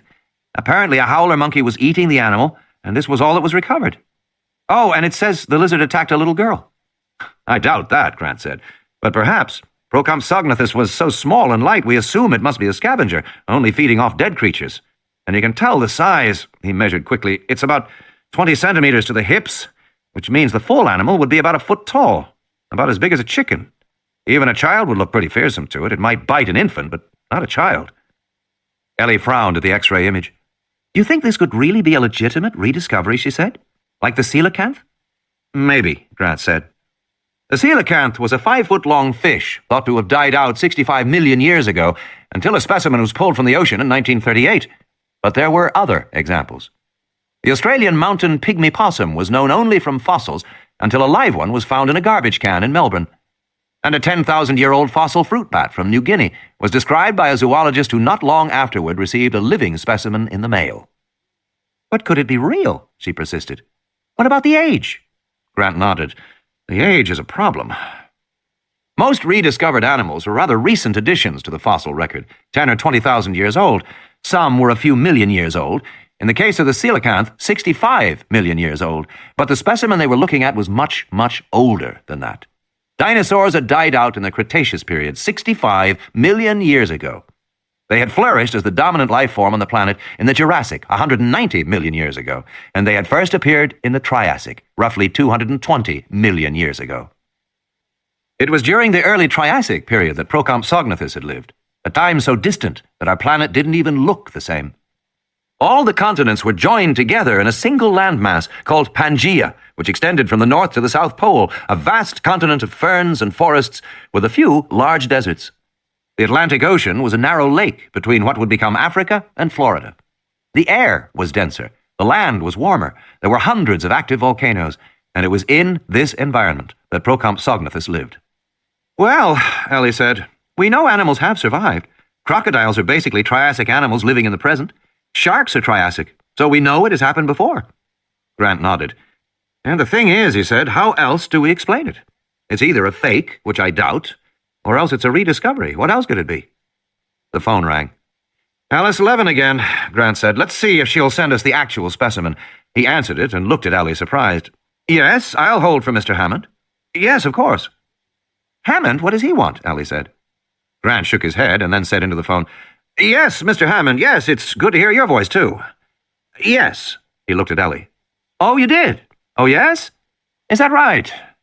He cupped his hand over the mouthpiece and said, Still eccentric as ever. You've got to hear this. Grant pushed the speaker button and Ellie heard a raspy old man's voice speaking rapidly. Hell of an annoyance from some EPA fellow. Seems to have gone off half-cocked, all on his own, running around the country talking to people, stirring up things. I don't suppose anybody's come to see you way out there. As a matter of fact, Grant said, somebody did come to see me. Hammond snorted. I was afraid of that smart-ass kid named Morris. Yes, his name was Morris, Grant said. He's going to see all our consultants, Hammond said. He went to see Ian Malcolm the other day, you know, the mathematician in Texas. That's the first I knew of it. We're having one hell of a time getting a handle on this thing. It's typical of the way government operates. There isn't any complaint, there isn't any charge, just harassment from some kid who's unsupervised and is running around at the taxpayer's expense. Did he bother you? Disrupt your work? No, he didn't bother me. Well, that's too bad in a way, Hammond said, because I'd try and get an injunction to stop him if he had. As it is, I had our lawyers call over at EPA to find out what the hell their problem is. The head of the office claims he didn't know there was any investigation. You figure that one out. Damn bureaucracy is all it is. Hell, I think this kid's trying to get down to Costa Rica, poke around, get onto our island. You know we have an island down there? No, Grant said, looking at Ellie. I didn't know. Oh, yes, we bought it and started our operation, 4 or 5 years ago now. I forget exactly. Called Isla Nublar. Big island, 100 miles offshore. Going to be a biological preserve. Wonderful place, tropical jungle. You know, you ought to see it, Dr. Grant.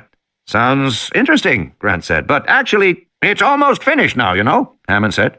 I've sent you some material about it. Did you get my material? No, but we're pretty far from... Maybe it'll come today. Look it over. The island's just beautiful. It's got everything. We've been in construction now 30 months. You can imagine. Big park. Opens in September next year. You really ought to go see it. It sounds wonderful, but as a matter of fact, Hammond said, I'm going to insist you see it, Dr. Grant. I know you'd find it right up your alley. You'd find it fascinating. I'm in the middle of... Grant said. Say, I'll tell you what, Hammond said, as if the idea had just occurred to him. I'm having some of the people who consulted for us go down there this weekend, spend a few days and look it over. At our expense, of course. It'd be terrific if you'd give us your opinion. I couldn't possibly, Grant said. Oh, just for a weekend, Hammond said, with the irritating, cheery persistence of an old man. That's all I'm talking about, Dr. Grant. I wouldn't want to interrupt your work. I know how important that work is. Believe me, I know that. Never interrupt your work. But you could hop on down there this weekend and be back on Monday. No, I couldn't, Grant said. I've just found a new skeleton and... Yes, fine, but I still think you should come, Hammond said, not really listening. And we've just received some evidence for a very puzzling and remarkable find, which seems to be a living procompsognathed. Oh, what? Hammond said, slowing down. I didn't quite get that. You said a living procompsognathed? That's right, Grant said. It's a biological specimen, a partial fragment of an animal collected from Central America, a living animal. You don't say, Hammond said. A living animal. How extraordinary. Yes, Grant said, we think so too. So, you see, this isn't the time for me to be leaving Central America, did you say? Yes. Where in Central America is it from, do you know? A beach called Cabo Blanco. I don't know exactly where. I see. Hammond cleared his throat. And when did this specimen arrive in your hands? Just today. Today? I see. Today. I see. Yes. Hammond cleared his throat again. Grant looked at Ellie and mouthed, "What's going on?" Ellie shook her head. "Sounds upset." Grant mouthed, "See if Morris is still here." She went to the window and looked out, but Morris's car was gone. She turned back. On the speaker, Hammond coughed. Dr. Grant, have you told anybody about it yet? No. Good. That's good. Well, yes. I'll tell you frankly, Dr. Grant, I'm having a little problem about this island. This EPA thing is coming at just the wrong time. How's that? Grant said. Well, we've had our problems and some delays. Let's just say that I'm under a little pressure here, and I'd like you to look at this island for me. Give me your opinion. I'll be paying you the usual weekend consultant rate of $20,000 a day. That'd be $60,000 for 3 days, and if you can spare Dr. Sattler, she'll go at the same rate. We need a botanist. What do you say? Ellie looked at Grant as he said, "Well, Mr. Hammond, that much money would fully finance our expeditions for the next 2 summers." Good, good, Hammond said blandly. He seemed distracted now, his thoughts elsewhere. I want this to be easy. Now, I'm sending the corporate jet to pick you up at that private airfield east of Choto. You know the one I mean? It's only about 2 hours' drive from where you are. You be there at 5 p.m. tomorrow, and I'll be waiting for you. Take you right down. Can you and Dr. Sattler make that plane? I guess we can. Good. Pack lightly. You don't need passports. I'm looking forward to it. See you tomorrow, Hammond said, and he hung up.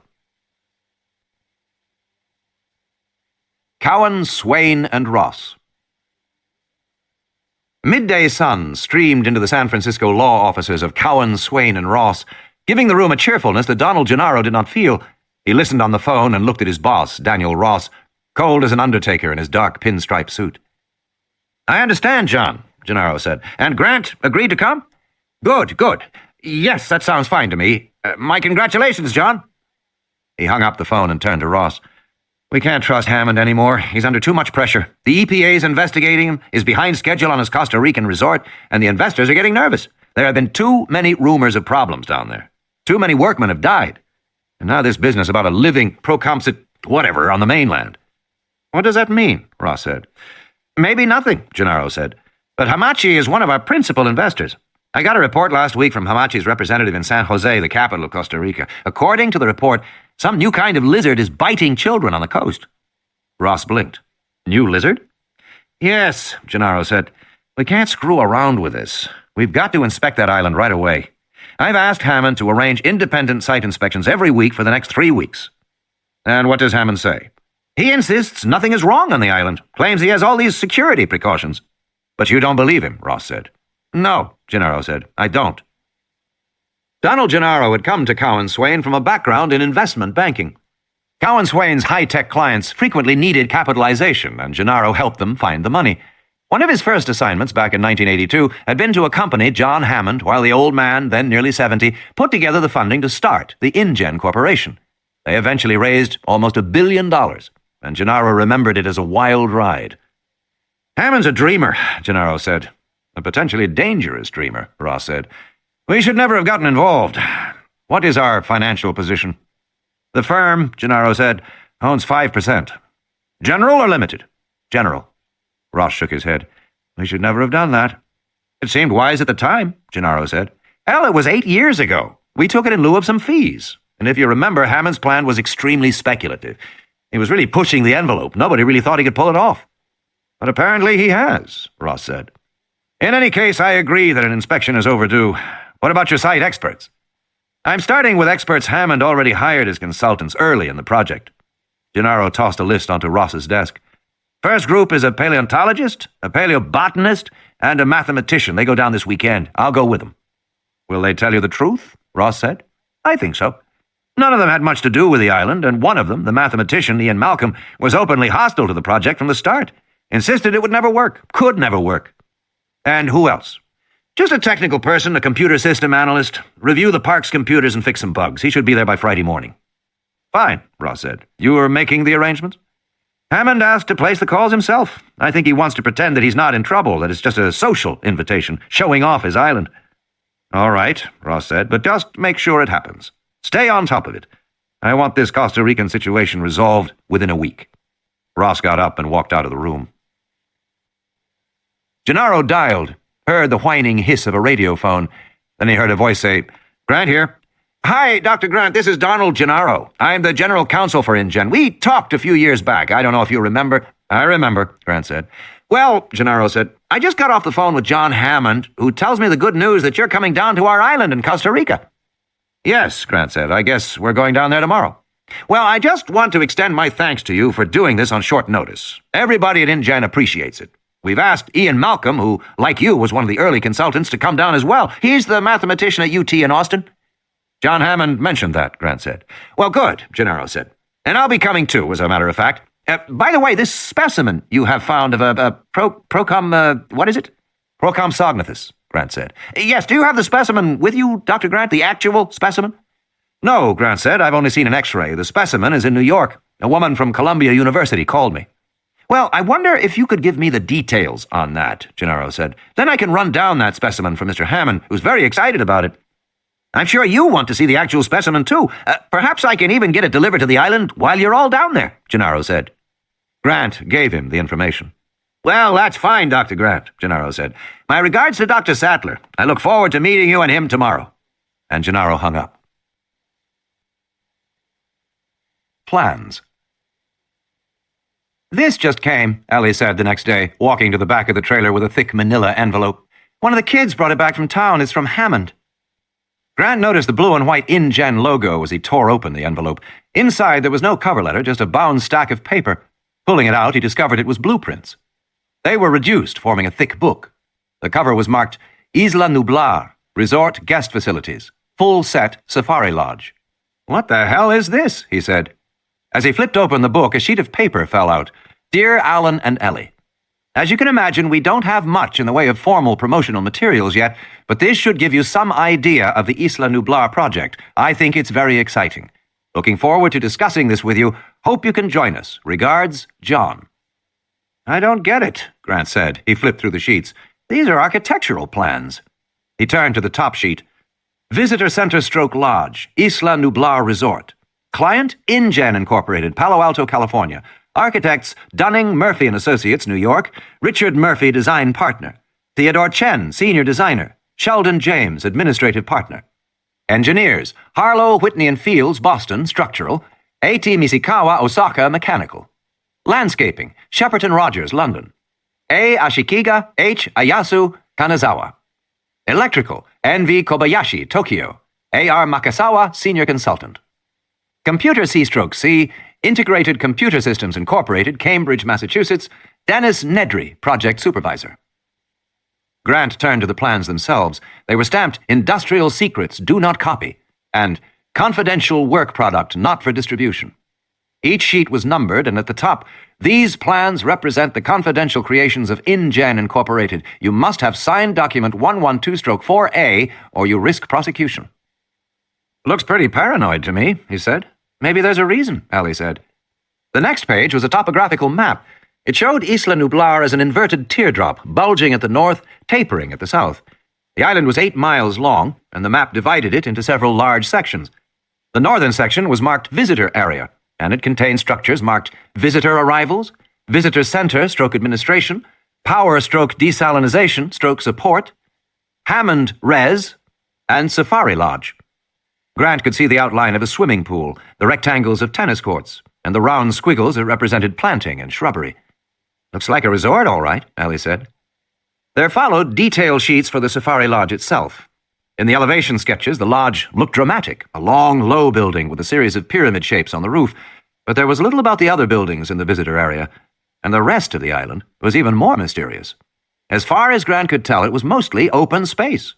A network of roads, tunnels, and outlying buildings, and a long, thin lake that appeared to be man-made with concrete dams and barriers. But for the most part, the island was divided into big, curving areas with very little development at all.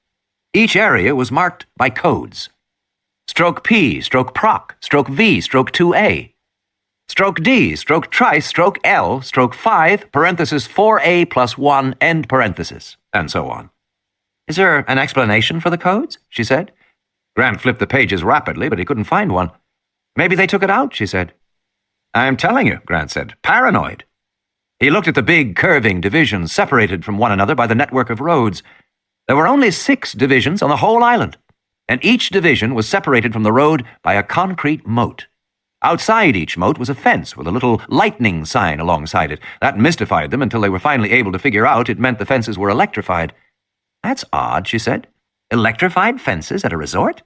Miles of them, Grant said. Electrified fences and moats together, and usually with a road alongside them as well. Just like a zoo, Allie said.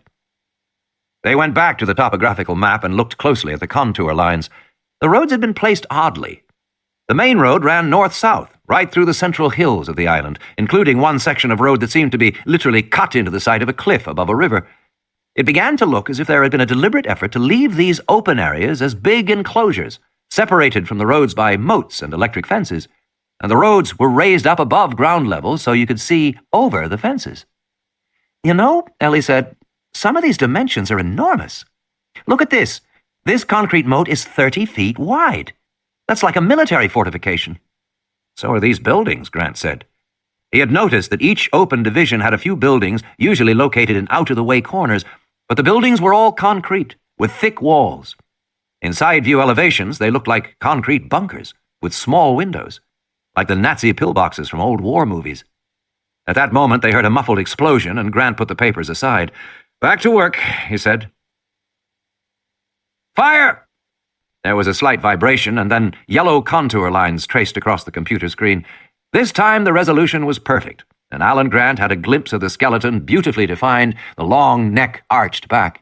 It was unquestionably an infant velociraptor, and it looked in perfect... The screen went blank. I hate computers, Grant said, squinting in the sun. What happened now? Lost the integrator input, one of the kids said. Just a minute. The kid bent to look at the tangle of wires going into the back of the battery-powered portable computer. They had set the computer up on a beer carton on top of Hill 4, not far from the device they called Thumper. Grant sat down on the side of the hill and looked at his watch. He said to Ellie, We're going to have to do this the old-fashioned way. One of the kids overheard. Alan. Look, Grant said, I've got a plane to catch, and I want the fossil protected before I go. Once you began to expose a fossil, you had to continue, or risk losing it. Visitors imagined the landscape of the Badlands to be unchanging, but in fact, it was continuously eroding, literally right before your eyes. All day long, you could hear the clatter of pebbles rolling down the crumbling hillside, and there was always a risk of a rainstorm. Even a brief shower would wash away a delicate fossil. Thus, Grant's partially exposed skeleton was at risk, and it had to be protected until he returned. Fossil protection ordinarily consisted of a tarp over the site and a trench around the perimeter to control water runoff. The question was how large a trench the Velociraptor fossil required. To decide that, they were using computer-assisted sonic tomography, or CAST, C-A-S-T. This was a new procedure in which Thumper fired a soft lead slug into the ground, setting up shock waves that were read by the computer and assembled into a kind of X-ray image of the hillside. They had been using it all summer with varying results. Thumper was 20 feet away now, a big silver box on wheels with an umbrella on top. It looked like an ice cream vendor's pushcart, parked incongruously on the Badlands. Thumper had 2 youthful attendants loading the next soft lead pellet. So far, the CAST program merely located the extent of finds, helping Grant's team to dig more efficiently, but the kids claimed that within a few years, it would be possible to generate an image so detailed that excavation would be redundant. You could get a perfect image of the bones in 3 dimensions, and it promised a whole new era of archaeology without excavation. But none of that had happened yet, and the equipment that worked flawlessly in the university laboratory proved pitifully delicate and fickle in the field. "How much longer?" Grant said. "We got it now, Alan. It's not bad." Grant went to look at the computer screen. He saw the complete skeleton traced in bright yellow. It was indeed a young specimen. The outstanding characteristic of Velociraptor, the single-toed claw, which in a full-grown animal was a curved 6-inch-long weapon capable of ripping open its prey, was in this infant no larger than a thorn on a rosebush. It was hardly visible at all on the screen. And Velociraptor was a lightly built dinosaur in any case, an animal as fine-boned as a bird, and presumably as intelligent. Here, the skeleton appeared in perfect order, except that the head and neck were bent back toward the posterior. Such neck flexion was so common in fossils that some scientists had formulated a theory to explain it, suggesting that the dinosaurs had become extinct because they had been poisoned by the evolving alkaloids in plants. The twisted neck was thought to signify the death agony of the dinosaurs. Grant had finally put that one to rest by demonstrating that many species of birds and reptiles underwent a post-mortem contraction of posterior neck ligaments, which bent the head backward in a characteristic way. It had nothing to do with the cause of death. It had to do with the way a carcass dried in the sun. Grant saw that this particular skeleton had also been twisted laterally, so that the right leg and foot were raised up above the backbone. "It looks kind of distorted," one of the kids said, "but I don't think it's the computer." "No," Grant said, "it's just time. Lots and lots of time." Grant knew that people could not imagine geological time. Human life was lived on another scale of time entirely. An apple turned brown in a few minutes. Silverware turned black in a few days. A compost heap decayed in a season. A child grew up in a decade. None of these everyday human experiences prepared people to be able to imagine the meaning of 80 million years, the length of time that had passed since this little animal had died. In the classroom, Grant had tried different comparisons. If you imagined the human lifespan of 60 years was compressed to a day, then 80 million years would still be 3,652 years, older than the pyramids. The Velociraptor had been dead a long time. "Doesn't look very fearsome," one of the kids said. "He wasn't," Grant said, "at least not until he grew up." Probably this baby had scavenged, feeding off carcasses slain by the adults after the big animals had gorged themselves, and lay basking in the sun. Carnivores could eat as much as 25% of their body weight in a single meal, and it made them sleepy afterward. The babies would chitter and scramble over the indulgent, somnolent bodies of the adults and nip little bites from the dead animal. The babies were probably cute little animals. But an adult velociraptor was another matter entirely. Pound for pound, a velociraptor was the most rapacious dinosaur that ever lived. Although relatively small, about 200 pounds, the size of a leopard, velociraptors were quick, intelligent, and vicious, able to attack with sharp jaws, powerful clawed forearms, and the devastating single claw on the foot. Velociraptors hunted in packs, and Grant thought it must have been a sight to see a dozen of these animals racing at full speed, leaping onto the back of a much larger dinosaur, tearing at the neck and slashing at the ribs and belly. "We're running out of time," Ellie said, bringing him back. Grant gave instructions for the trench. From the computer image, they knew the skeleton lay in a relatively confined area.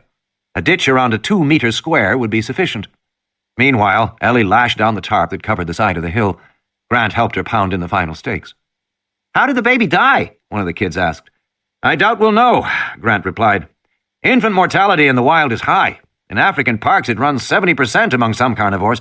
It could have been anything: disease, separation from the group, anything. Or even attack by an adult.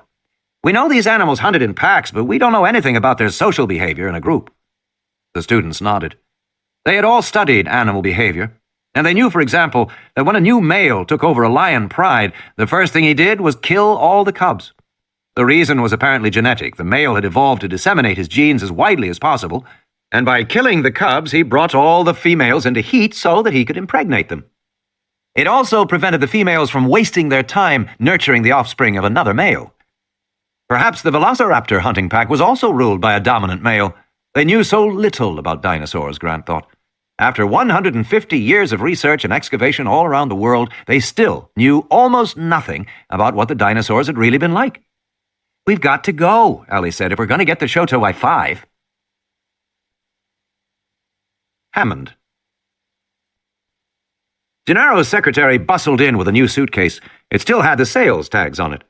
"You know, Mr. Gennaro," she said severely, "when you forget to pack, it makes me think you don't really want to go on this trip." "Maybe you're right," Gennaro said. "I'm missing my kid's birthday."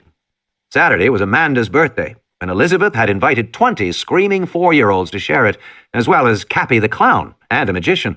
His wife hadn't been happy to hear that Gennaro was going out of town. Neither had Amanda. "Well, I did the best I could on short notice," his secretary said. "There's running shoes your size, and khaki shorts and shirts, and a shaving kit. A pair of jeans and a sweatshirt if it gets cold. The car is downstairs to take you to the airport. You have to leave now to make the flight." She left. Gennaro walked down the hallway, tearing the sales tags off the suitcase. As he passed the all-glass conference room, Dan Ross left the table and came outside. "Have a good trip," Ross said, "but let's be very clear about one thing. I don't know how bad this situation actually is, Donald, but if there's a problem on that island, burn it to the ground." "Jesus, Dan, we're talking about a big investment." "Don't hesitate. Don't think about it. Just do it. Hear me?" Gennaro nodded. "I hear you," he said, "but Hammond—" "Screw Hammond," Ross said. My boy," the familiar raspy voice said. "How have you been, my boy?" "Very well, sir," Gennaro replied. He leaned back in the padded leather chair of the Gulfstream II jet as it flew east toward the Rocky Mountains. "You never call me any more," Hammond said reproachfully. "I've missed you, Donald. How is your lovely wife?" "She's fine. Elizabeth's fine. We have a little girl now." "Wonderful, wonderful. Children are such a delight. She'd get a kick out of our new park in Costa Rica." Gennaro had forgotten how short Hammond was. As he sat in the chair, his feet didn't touch the carpeting. He swung his legs as he talked. There was a childlike quality to the man, even though Hammond must now be, 75, 76, something like that. He looked older than Gennaro remembered, but then Gennaro hadn't seen him for almost 5 years. Hammond was flamboyant, a born showman. And back in 1983, he had an elephant that he carried around with him in a little cage. The elephant was 9 inches high and a foot long and perfectly formed, except his tusks were stunted. Hammond took the elephant with him to fundraising meetings. Gennaro usually carried it into the room, the cage covered with a little blanket like a tea cozy, and Hammond would give his usual speech about the prospects for developing what he called consumer biologicals.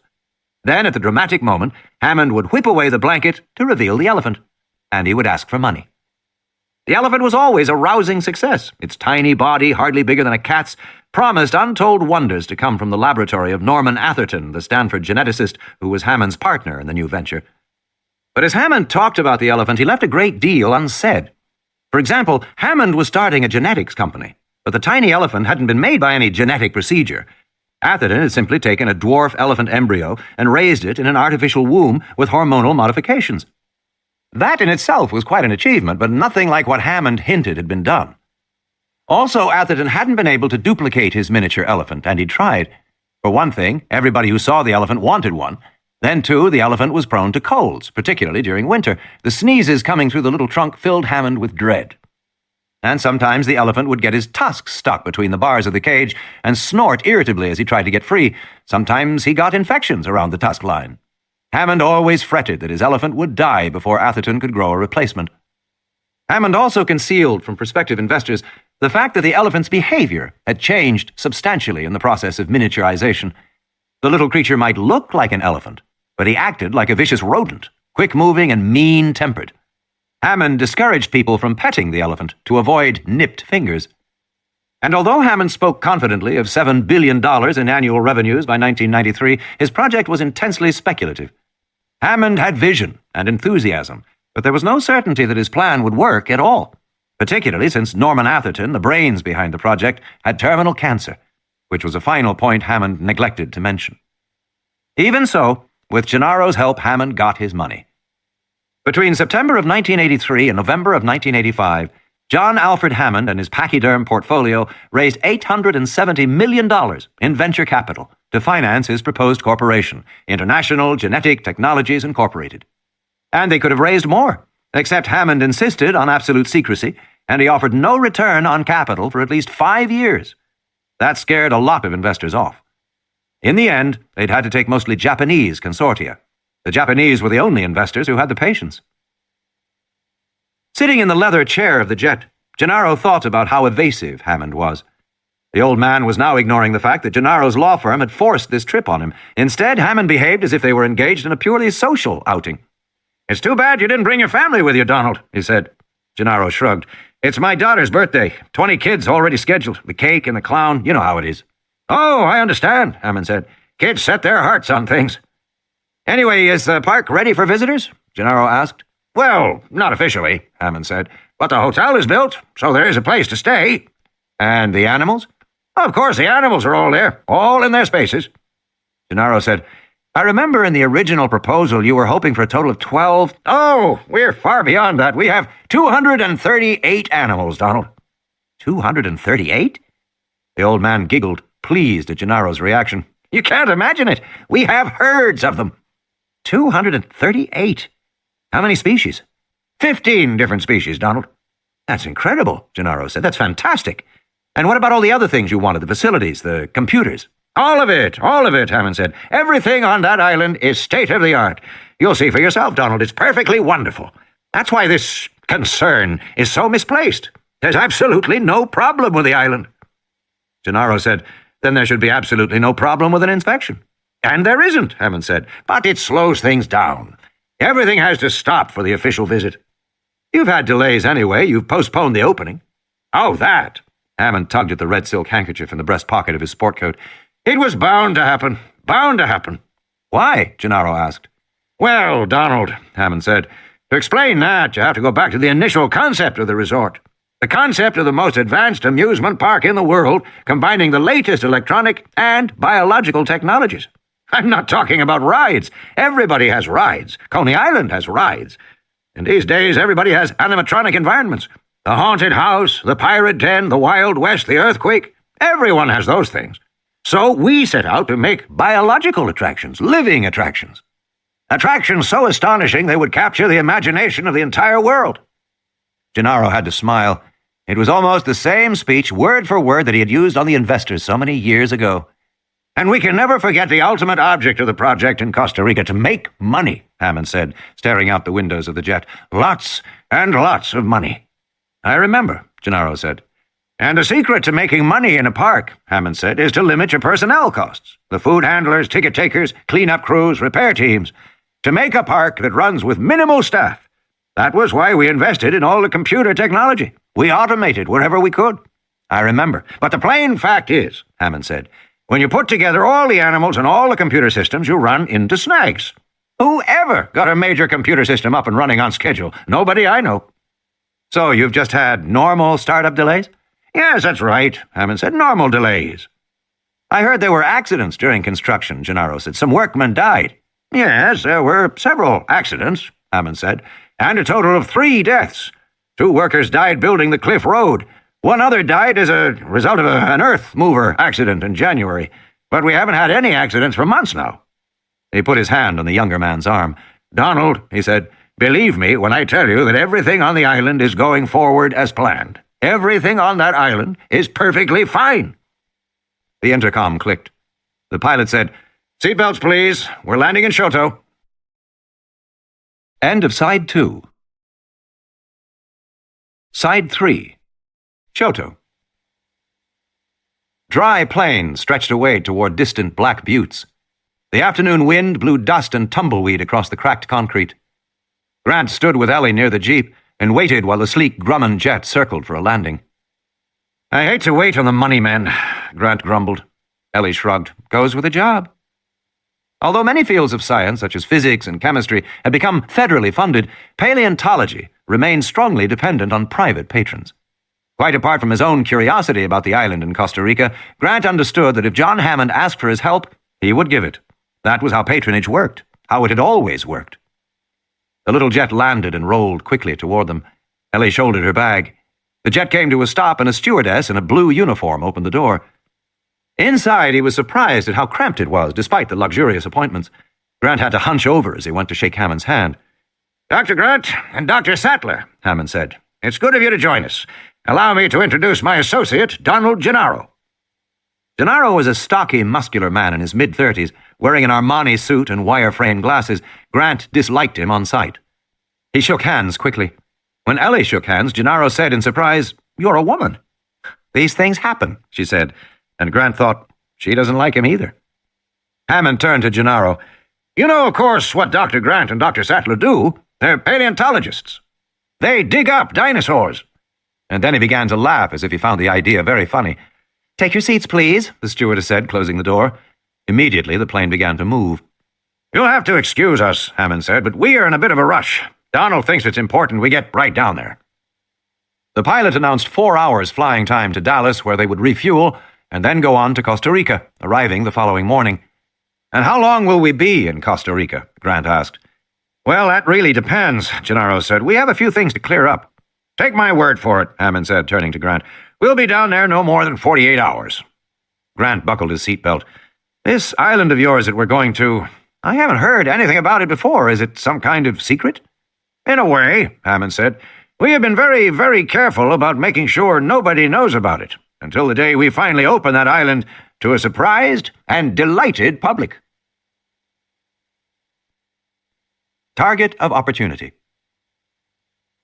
The Biosyn Corporation of Cupertino, California, had never called an emergency meeting of its board of directors. The 10 directors now sitting in the conference room were irritable and impatient. It was 8 p.m. They had been talking among themselves for the last 10 minutes, but slowly had fallen silent, shuffling papers, looking pointedly at their watches. "What are we waiting for?" one asked. "One more," Louis Dodgson said. "We need one more." He glanced at his watch. Ron Meyer's office had said he was coming up on the 6 o'clock plane from San Diego. He should be here by now, even allowing for traffic from the airport. "You need a quorum?" another director asked. "Yes," Dodgson said, "we do." That shut them up for a moment. A quorum meant that they were going to be asked to make an important decision. And God knows they were, although Dodgson would have preferred not to call a meeting at all. But Steingarten, the head of Biosyn, was adamant. "You'll have to get their agreement for this one, Lou," he had said. Depending on who you talk to, Louis Dodgson was famous as the most aggressive geneticist of his generation or the most reckless. 34, balding, hawk-faced, and intense, he had been dismissed by Johns Hopkins as a graduate student for planning gene therapy on human patients without obtaining the proper FDA protocols. Hired by Biosyn, he had conducted the controversial rabies vaccine test in Chile. Now he was the head of product development at Biosyn, which supposedly consisted of reverse engineering, taking a competitor's product, tearing it apart, learning how it worked, and then making your own version. In practice, it involved industrial espionage, much of it directed toward the InGen Corporation. In the 1980s, a few genetic engineering companies began to ask, what is the biological equivalent of a Sony Walkman? These companies weren't interested in pharmaceuticals or health. They were interested in entertainment, sports, leisure activities, cosmetics, and pets. The perceived demand for consumer biologicals in the 1990s was high. InGen and Biosyn were both at work in this field. Biosyn had already achieved some success, engineering a new pale trout. This trout was easier to spot in streams and was said to represent a step forward in angling. At least it eliminated complaints to the Fish and Game Department that there were no trout in the streams. The fact that the pale trout sometimes died of sunburn and that its flesh was soggy and tasteless was not discussed. Biosyn was still working on that, and the door opened and Ron Meyer entered the room, slipped into a seat. Dodgson now had his quorum. He immediately stood. "Gentlemen," he said, "we're here tonight to consider a target of opportunity, InGen." Dodgson quickly reviewed the background. InGen's startup in 1983 with Japanese investors, the purchase of 3 Cray XMP supercomputers, the purchase of Isla Nublar in Costa Rica, the stockpiling of amber. The unusual donations to zoos around the world, from the New York Zoological Society to the Ranthambore Wildlife Park in India. Despite all these clues, Dodgson said, we still had no idea where InGen might be going. The company seemed obviously focused on animals, and they had hired researchers with an interest in the past, paleobiologists, DNA phylogeneticists, and so on. Then in 1987, InGen bought an obscure company called Millipore Plastic Products in Nashville, Tennessee. This was an agribusiness company that had recently patented a new plastic with the characteristics of an avian eggshell. This plastic could be shaped into an egg and used to grow chick embryos. Starting the following year, InGen took the entire output of this Millipore plastic for its own use. Dr. Dodgson, this is all very interesting. At the same time, Dodgson continued, construction was begun on Isla Nublar. This involved massive earthworks, including a shallow lake 2 miles long in the center of the island. Plans for resort facilities were let out with a high degree of confidentiality. But it appears that InGen has built a private zoo of large dimensions on the island. One of the directors leaned forward and said, Dr. Dodgson, so what? It's not an ordinary zoo, Dodgson said. This zoo is unique in the world. It seems that InGen has done something quite extraordinary. They have managed to clone extinct animals from the past. What animals? Animals that hatch from eggs, and that require a lot of room in a zoo. What animals? Dinosaurs, Dodgson said. They are cloning dinosaurs. The consternation that followed was entirely misplaced in Dodgson's view. The trouble with money men was that they didn't keep up. They had invested in a field, but they didn't know what was possible. In fact, there had been discussion of cloning dinosaurs in the technical literature as far back as 1982. With each passing year, the manipulation of DNA had grown easier. Genetic material had already been extracted from Egyptian mummies and from the hide of a quagga, a zebra-like African animal that had become extinct in the 1880s. By 1985, it seemed possible that quagga DNA might be reconstituted and a new animal grown. If so, it would be the first creature brought back from extinction solely by reconstruction of its DNA.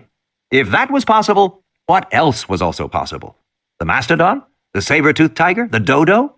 Or even a dinosaur? Of course, no dinosaur DNA was known to exist anywhere in the world, but by grinding up large quantities of dinosaur bones, it might be possible to extract fragments of DNA. Formerly, it was thought that fossilization eliminated all DNA. Now, that was recognized as untrue. If enough DNA fragments were recovered, it might be possible to clone a living animal.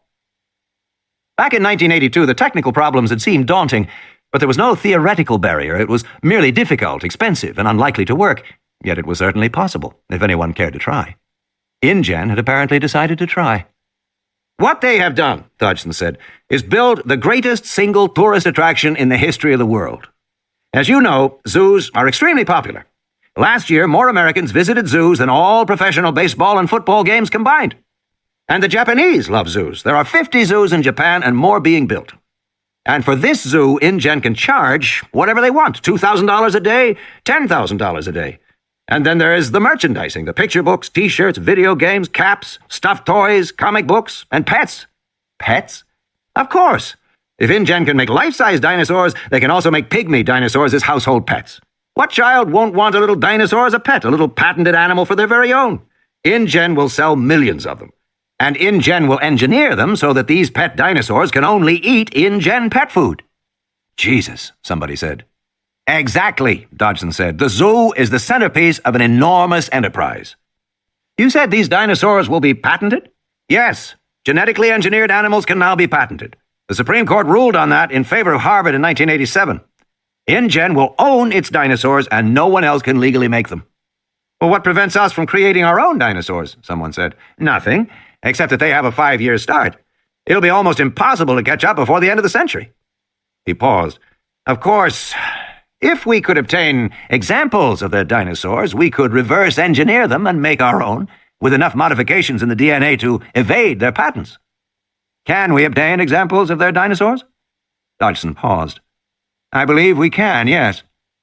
Somebody cleared his throat. There wouldn't be anything illegal about it. Oh, no, Dodgson said quickly, nothing illegal. I'm talking about a legitimate source of their DNA, a disgruntled employee or some trash improperly disposed of, something like that. Do you have a legitimate source, Dr. Dodgson? I do, Dodgson said. But I'm afraid there is some urgency to the decision because InGen is experiencing a small crisis, and my source will have to act within the next 24 hours. A long silence descended over the room. The men looked at the secretary, taking notes, and the tape recorder on the table in front of her. "I don't see the need for a formal resolution on this," Dodgson said. "Just a sense of the room as to whether you feel I should proceed." Slowly the heads nodded. Nobody spoke. Nobody went on record. They just nodded silently. "Thank you for coming, gentlemen," Dodgson said. "I'll take it from here." Airport. Louis Dodgson entered the coffee shop in the departure building of the San Francisco airport and looked around quickly. His man was already there, waiting at the counter. Dodgson sat down next to him and placed the briefcase on the floor between them. "You're late, pal," the man said. He looked at the straw hat Dodgson was wearing and laughed. "What is this supposed to be, a disguise?" "You never know," Dodgson said, suppressing his anger. For 6 months, Dodgson had patiently cultivated this man, who had grown more obnoxious and arrogant with each meeting. But there was nothing Dodgson could do about that. Both men knew exactly what the stakes were. Bioengineered DNA was, weight for weight, the most valuable material in the world. A single microscopic bacterium too small to see with the naked eye, but containing the genes for a heart attack enzyme streptokinase or for ice minus, which prevented frost damage to crops, might be worth $5 billion to the right buyer. And that fact of life had created a bizarre new world of industrial espionage. Dodgson was especially skilled at it. In 1987, he convinced a disgruntled geneticist to quit CETUS for biosyn and take 5 strains of engineered bacteria with her. The geneticist simply put a drop of each on the fingernails of one hand and walked out the door. But InGen presented a tougher challenge. Dodgson wanted more than bacterial DNA. He wanted frozen embryos, and he knew InGen guarded its embryos with the most elaborate security measures. To obtain them, he needed an InGen employee who had access to the embryos, who was willing to steal them, and who could defeat the security. Such a person was not easy to find. Dodgson had finally located a susceptible InGen employee earlier in the year. Although this particular person had no access to genetic material, Dodgson kept up the contact, meeting the man monthly at Carlos and Charlie's in Silicon Valley, helping him in small ways. And now that InGen was inviting contractors and advisors to visit the island, it was the moment that Dodgson had been waiting for, because it meant his man would have access to embryos. "Let's get down to it," the man said. "I've got 10 minutes before my flight." "You want to go over it again?" Dodgson said. "Hell no, Dr. Dodgson," the man said. "I want to see the damn money." Dodgson flipped the latch on the briefcase and opened it a few inches. The man glanced down casually. "That's all of it?" "That's half of it. $750,000. "Okay, fine." The man turned away, drank his coffee. "That's fine, Dr. Dodgson." Dodgson quickly locked the briefcase. "That's for all 15 species, you remember?" "I remember. 15 species, frozen embryos. And how am I going to transport them?" Dodgson handed the man a large can of Gillette foamy shaving cream. "That's it?" "That's it." "They may check my luggage." Dodgson shrugged. "Press the top," he said. The man pressed it, and white shaving cream puffed into his hand. Not bad." He wiped the foam on the edge of his plate. "Not bad. The can's a little heavier than usual, is all." Dodgson's technical team had been assembling it around the clock for the last 2 days. Quickly, he showed him how it worked. "How much coolant gas is inside?" "Enough for 36 hours. The embryos have to be back in San Jose by then." "That's up to your guy on the boat," the man said. "Better make sure he has a portable cooler on board." "I'll do that," Dodgson said. "And let's just review the bidding." "The deal is the same," Dodgson said. $50,000 on delivery of each embryo. If they're viable, an additional $50,000 each. "That's fine. Just make sure you have the boat waiting at the east dock of the island Friday night. Not the north dock, where the big supply boats arrive, the east dock. It's a small utility dock. You got that?" "I got it," Dodgson said. "When will you be back in San Jose?" "Probably Sunday." The man pushed away from the counter. Dodgson fretted. "You're sure you know how to work the—" "I know," the man said. "Believe me, I know." "Also," Dodgson said, "we think the island maintains constant radio contact with InGen corporate headquarters in California, so—" "Look, I've got it covered," the man said. "Just relax and get the money ready. I want it all Sunday morning in San Jose Airport in cash." "It'll be waiting for you," Dodgson said. "Don't worry." Malcolm.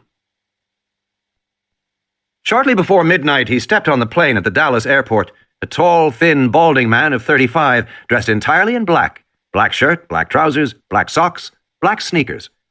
"Ah, Dr. Malcolm," Hannan said, smiling with forced graciousness. Malcolm grinned. "Hello, John. Yes, I'm afraid your old nemesis is here." Malcolm shook hands with everyone, saying quickly, "Ian Malcolm, how do you do? I do maths." He struck Grant as being more amused by the outing than anything else. Certainly Grant recognized his name. Ian Malcolm was one of the most famous of the new generation of mathematicians who were openly interested in how the real world works. These scholars broke with the cloistered tradition of mathematics in several important ways. For one thing, they used computers constantly, a practice traditional mathematicians frowned on.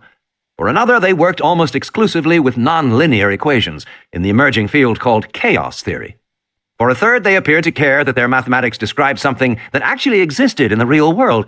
And finally, as if to emphasize their emergence from academia into the world, they dressed and spoke with what one senior mathematician called a deplorable excess of personality. In fact, they often behaved like rock stars. Malcolm sat in one of the padded chairs. The stewardess asked him if he wanted a drink. He said, "Diet Coke, shaken, not stirred." Humid Dallas air drifted through the open door. Ellie said, "Isn't it a little warm for Black?" "You're extremely pretty, Dr. Sattler," he said. "I could look at your legs all day. But no, as a matter of fact, black is an excellent color for heat. If you remember your black body radiation, black is actually best in heat. Efficient radiation. In any case, I wear only two colors, black and gray." Ellie was staring at him, her mouth open. "These colors are appropriate for any occasion," Malcolm continued, "and they go well together, should I mistakenly put on a pair of gray socks with my black trousers." "But don't you find it boring to wear only two colors?" "Not at all. I find it liberating. I believe my life has value, and I don't want to waste it thinking about clothing," Malcolm said. "I don't want to think about what I will wear in the morning. Truly, can you imagine anything more boring than fashion? Professional sports, perhaps. Grown men swatting little balls while the rest of the world pays money to applaud. But on the whole, I find fashion even more tedious than sports." "Dr. Malcolm," Hammond explained, "is a man of strong opinions." "And mad as a hatter," Malcolm said cheerfully. "But you must admit these are non-trivial issues. We live in a world of frightful givens. It is given that you will behave like this, given that you will care about that. No one thinks about the givens. Isn't it amazing? In the information society, nobody thinks. We expected to banish paper, but we actually banished thought." Hammond turned to Gennaro and raised his hands. "You invited him. And a lucky thing, too," Malcolm said, "because it sounds as if you have a serious problem." "We have no problem," Hammond said quickly. "I always maintained this island would be unworkable," Malcolm said. "I predicted it from the beginning." He reached into a soft leather briefcase. "And I trust by now we all know what the eventual outcome is going to be. You're going to have to shut the thing down." "Shut it down?" Hammond stood angrily. "This is ridiculous."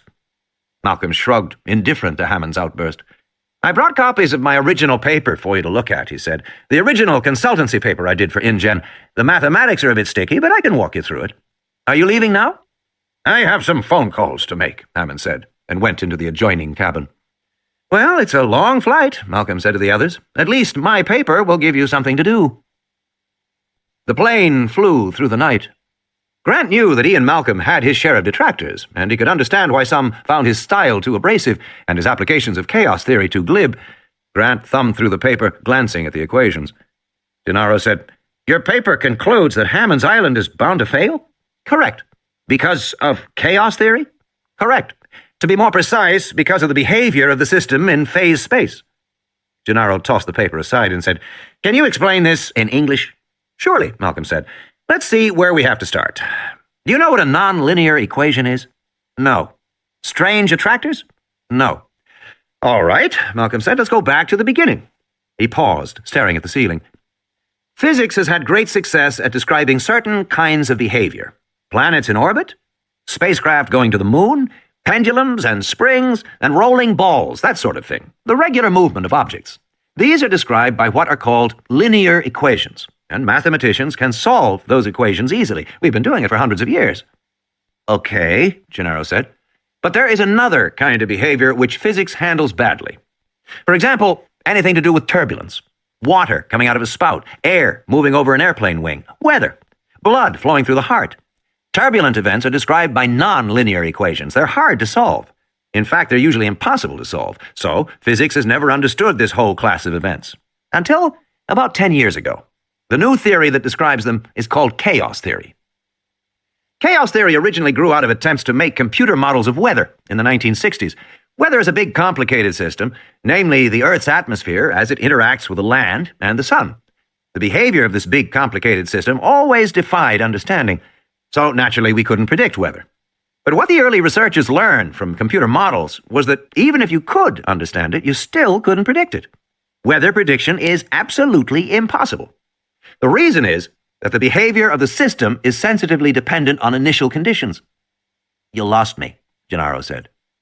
If I use a cannon to fire a shell of a certain weight, at a certain speed and a certain angle of inclination, and if I then fire a second shell with almost the same weight, speed, and angle, what will happen?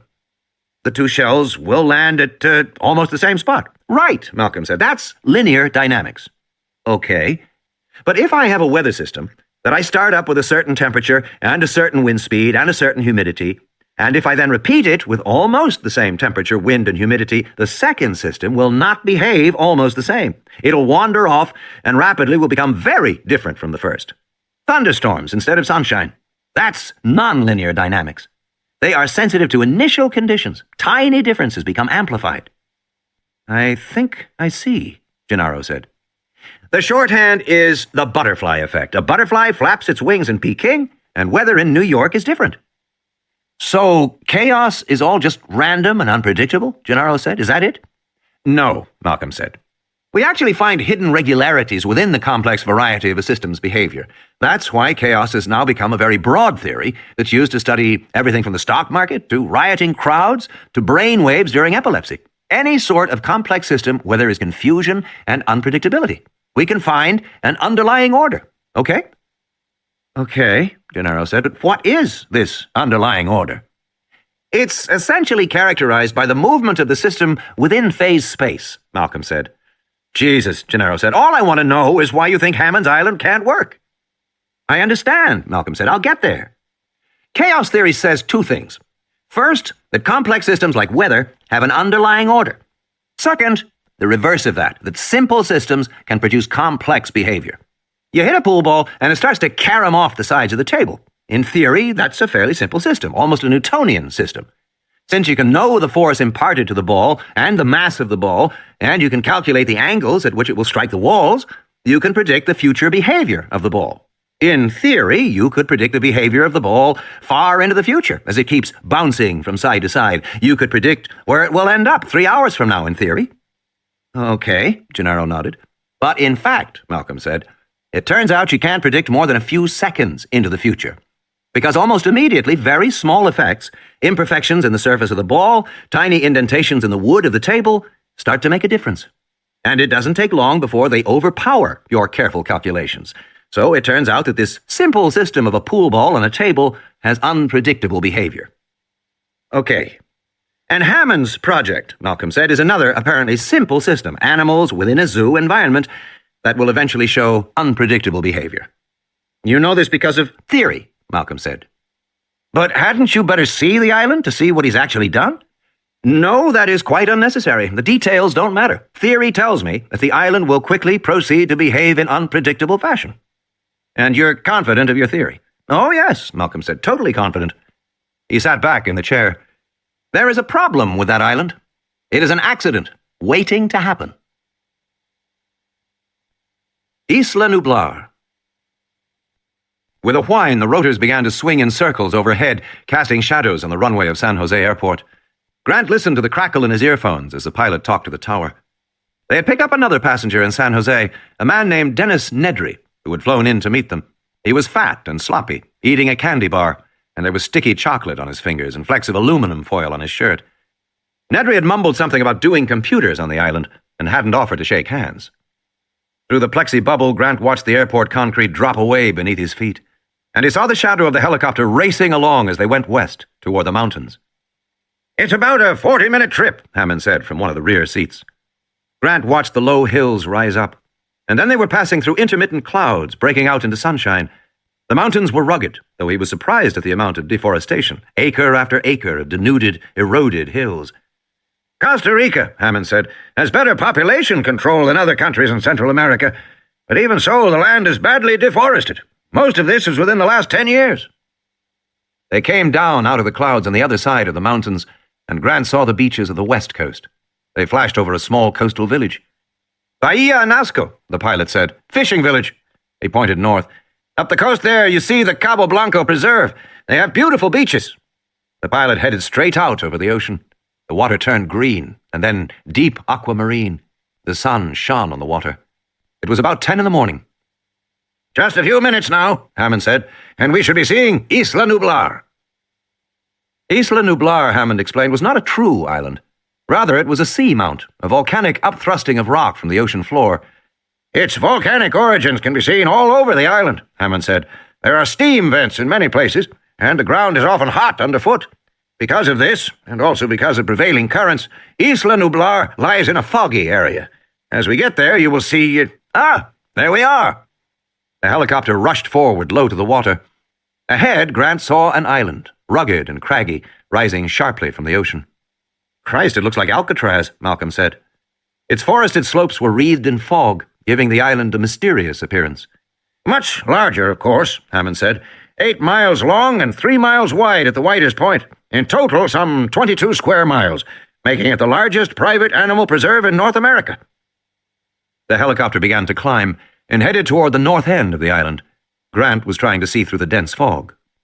"It's not usually this thick," Hammond said. He sounded worried. At the north end of the island, the hills were highest, rising more than 2,000 feet above the ocean. The tops of the hills were in fog, but Grant saw rugged cliffs and crashing ocean below. The helicopter climbed above the hills. "Unfortunately," Hammond said, "we have to land on the island. I don't like to do it because it disturbs the animals. And it's sometimes a bit thrilling." Hammond's voice cut off as the pilot said, "Starting our descent now. Hang on, folks." The helicopter started down, and immediately they were blanketed in fog. Grant heard a repetitive electronic beeping through his earphones, but he could see nothing at all. Then he began dimly to discern the green branches of pine trees reaching through the mist. Some of the branches were close. "How the hell is he doing this?" Malcolm said, but nobody answered.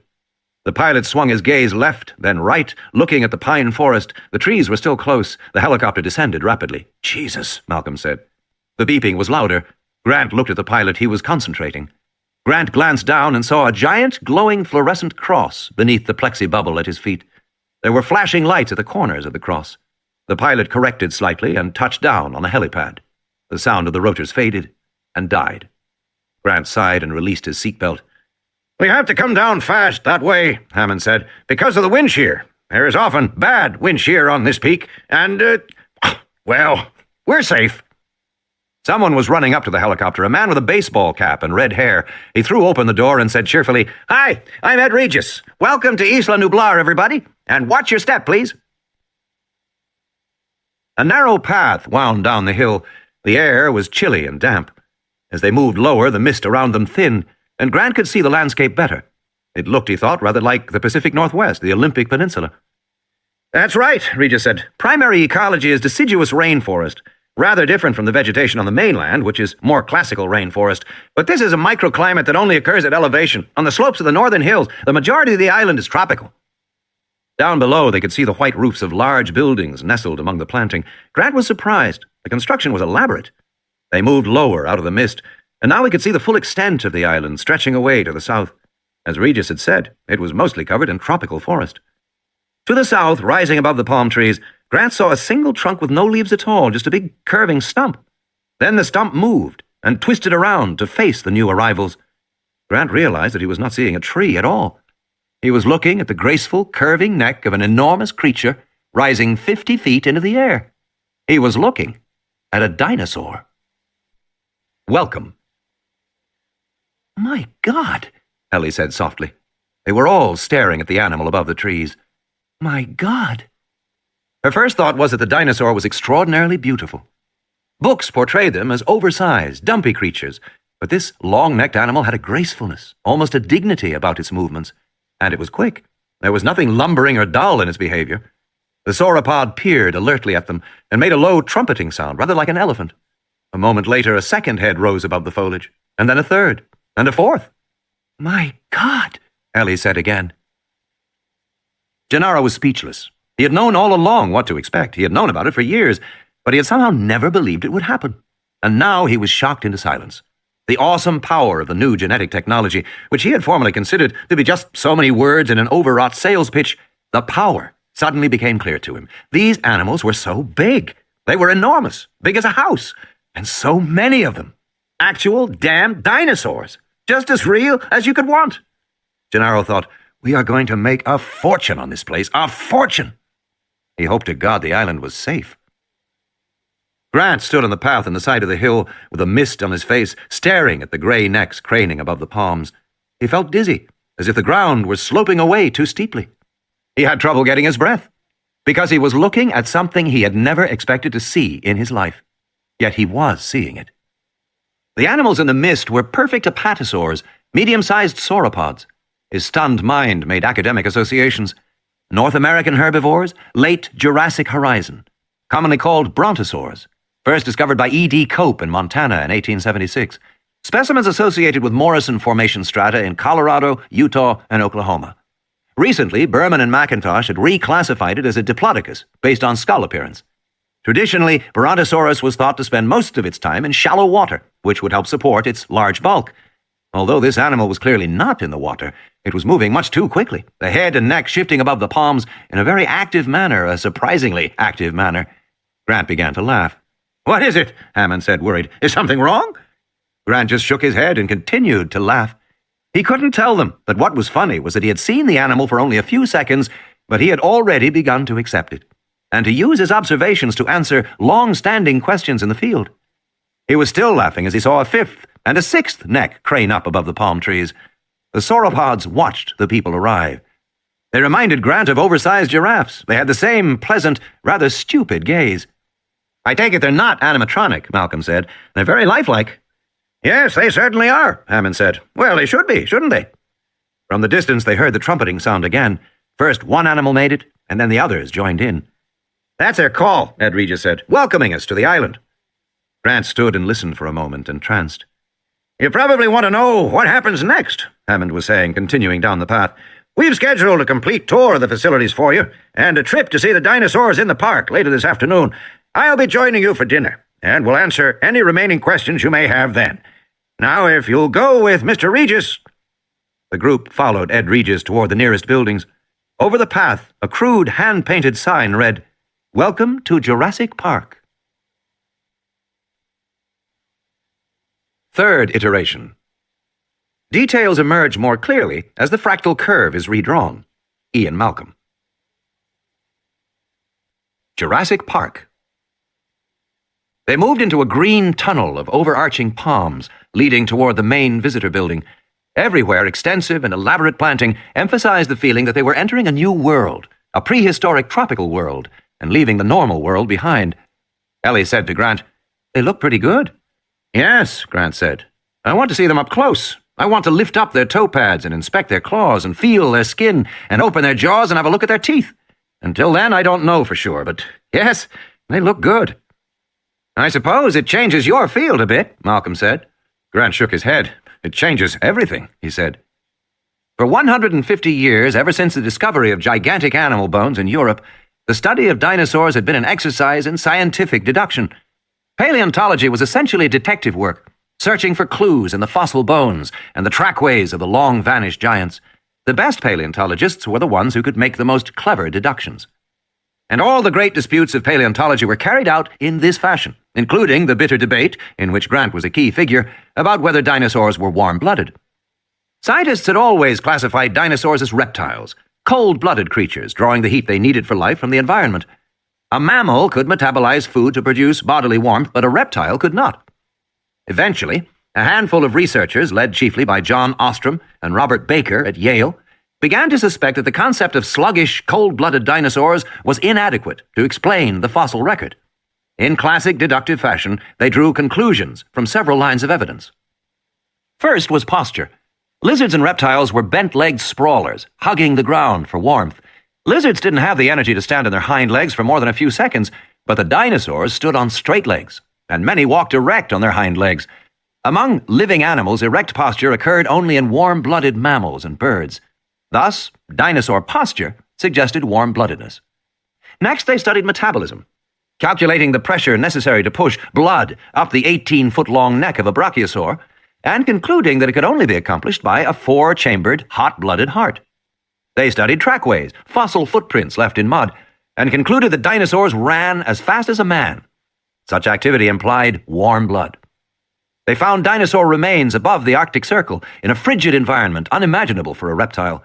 and the new studies of group behavior, based largely on Grant's own work, suggested that dinosaurs had a complex social life and reared their young, as reptiles did not.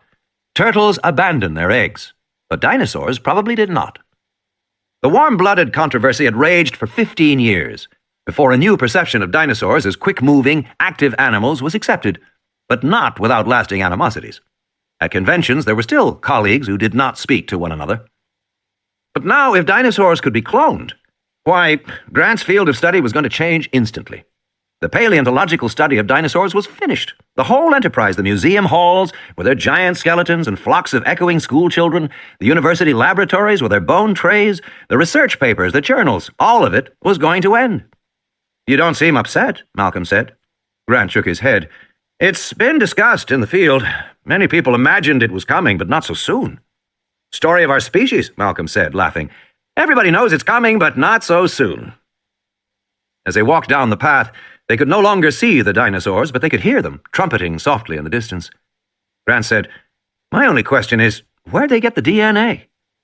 Grant was aware of serious speculation in laboratories in Berkeley, Tokyo, and London that it might eventually be possible to clone an extinct animal such as a dinosaur if you could get some dinosaur DNA to work with. The problem was that all known dinosaurs were fossils, and the fossilization destroyed most DNA, replacing it with inorganic material. Of course, if a dinosaur was frozen, or preserved in a peat bog, or mummified in a desert environment, then its DNA might be recoverable. But nobody had ever found a frozen or mummified dinosaur, so cloning was therefore impossible. There was nothing to clone from. All the modern genetic technology was useless. It was like having a Xerox copier, but nothing to copy with it. Ellie said, "You can't reproduce a real dinosaur because you can't get real dinosaur DNA." "Unless there's a way we haven't thought of," Grant said. "Like what?" she said. "I don't know," Grant said. Beyond a fence, they came to the swimming pool, which spilled over into a series of waterfalls and smaller rocky pools. The area was planted with huge ferns. "Isn't this extraordinary?" Ed Regis said. "Especially on a misty day, these plants really contribute to the prehistoric atmosphere. These are authentic Jurassic ferns, of course." Ellie paused to look more closely at the ferns. Yes, it was just as he said. Serena veriformans, a plant found abundantly in fossils more than 200 million years old, now common only in the wetlands of Brazil and Colombia. But whoever had decided to place this particular fern at poolside obviously didn't know that the spores of veriformans contained a deadly beta-carboline alkaloid. Even touching the attractive green fronds could make you sick, and if a child were to take a mouthful, he would almost certainly die. The toxin was 50 times more poisonous than oleander. People were so naive about plants, Ellie thought. They just chose plants for appearance, as they would choose a picture for the wall. It never occurred to them that plants were actually living things, busily performing all the living functions of respiration, ingestion, excretion, reproduction, and defense. But Ellie knew that in the Earth's history, plants had evolved as competitively as animals, and in some ways more fiercely. The poison in Serena veriformans was a minor example of the elaborate chemical arsenal of weapons that plants had evolved. There were terpenes, which plants spread to poison the soil around them and inhibit competitors. Alkaloids, which made them unpalatable to insects and predators, and children. And pheromones, used for communication. When a Douglas fir tree was attacked by beetles, it produced an antefeedant chemical, and so did other Douglas firs in distant parts of the forest. It happened in response to a warning oleochemical secreted by the trees that were under attack. People who imagined that life on Earth consisted of animals moving against a green background seriously misunderstood what they were seeing. That green background was busily alive. Plants grew, moved, twisted, and turned, fighting for the sun. And they interacted continuously with animals, discouraging some with bark and thorns, poisoning others, and feeding still others to advance their own reproduction, to spread their pollen and seeds. It was a complex, dynamic process which she never ceased to find fascinating, and which she knew most people simply didn't understand. But if planting deadly ferns at poolside was any indication, then it was clear that the designers of Jurassic Park had not been as careful as they should have been. "Isn't it just wonderful?" Ed Regis was saying. "If you look up ahead, you'll see our safari lodge." Ellie saw a dramatic low building with a series of glass pyramids on the roof. "That's where you'll all be staying here in Jurassic Park." Grant's suite was done in beige tones, the rattan furniture and green jungle print motifs. The room wasn't quite finished. There were stacks of lumber in the closet and pieces of electrical conduit on the floor. There was a television set in the corner with a card on top. Channel 2, Hypsilophodont Highlands. Channel 3, Triceratops territory. Channel 4, Sauropod swamp. Channel 5, Carnivore country. Channel 6, Stegosaurus south. Channel 7, Velociraptor valley. Channel 8, Pterosaur peak. He found the names irritatingly cute. Grant turned on the television but got only static. He shut it off and went into his bedroom, tossed his suitcase on the bed. Directly over the bed was a large pyramidal skylight. It created a tented feeling, like sleeping under the stars. Unfortunately, the glass had to be protected by heavy bars so that striped shadows fell across the bed. Grant paused. He had seen the plans for the lodge, and he didn't remember bars on the skylight. In fact, these bars appeared to be a rather crude addition. A black steel frame had been constructed outside the glass walls, and the bars welded to the frame. Puzzled, Grant moved from the bedroom to the living room. His window looked out on the swimming pool. "By the way, those ferns are poison," Ellie said, walking into his room. "But did you notice anything about the rooms, Alan?" "They changed the plans." "I think so, yes." She moved around the room. "The windows are small," she said, "and the glass is tempered, set in a steel frame. The doors are steel-clad. That shouldn't be necessary. And did you see the fence when we came in?" Grant nodded. The entire lodge was enclosed within a fence with bars of inch-thick steel. The fence was gracefully landscaped and painted flat black to resemble wrought iron, but no cosmetic effort could disguise the thickness of the metal, or its 12-foot height. "I don't think the fence was in the plans either," Ellie said. "It looks to me like they've turned this place into a fortress." Grant looked at his watch. "We'll be sure to ask why," he said. "The tour starts in 20 minutes. When Dinosaurs Ruled the Earth. They met in the visitor building, 2 stories high and all glass, with exposed black anodized girders and supports. Grant found it determinedly high-tech. There was a small auditorium, dominated by a robot Tyrannosaurus Rex, poised menacingly by the entrance to an exhibit area labeled "When Dinosaurs Ruled the Earth." Farther on were other displays, "What is a Dinosaur?" and "The Mesozoic World." But the exhibits weren't completed. There were wires and cables all over the floor. Gennaro climbed up on the stage and talked to Grant, Ellie, and Malcolm, his voice echoing slightly in the room. Hannan sat in the back, his hands folded across his chest. "We're about to tour the facilities," Gennaro said. "I'm sure Mr. Hannan and his staff will show everything in the best light. Before we go, I wanted to review why we are here, and what I need to decide before we leave.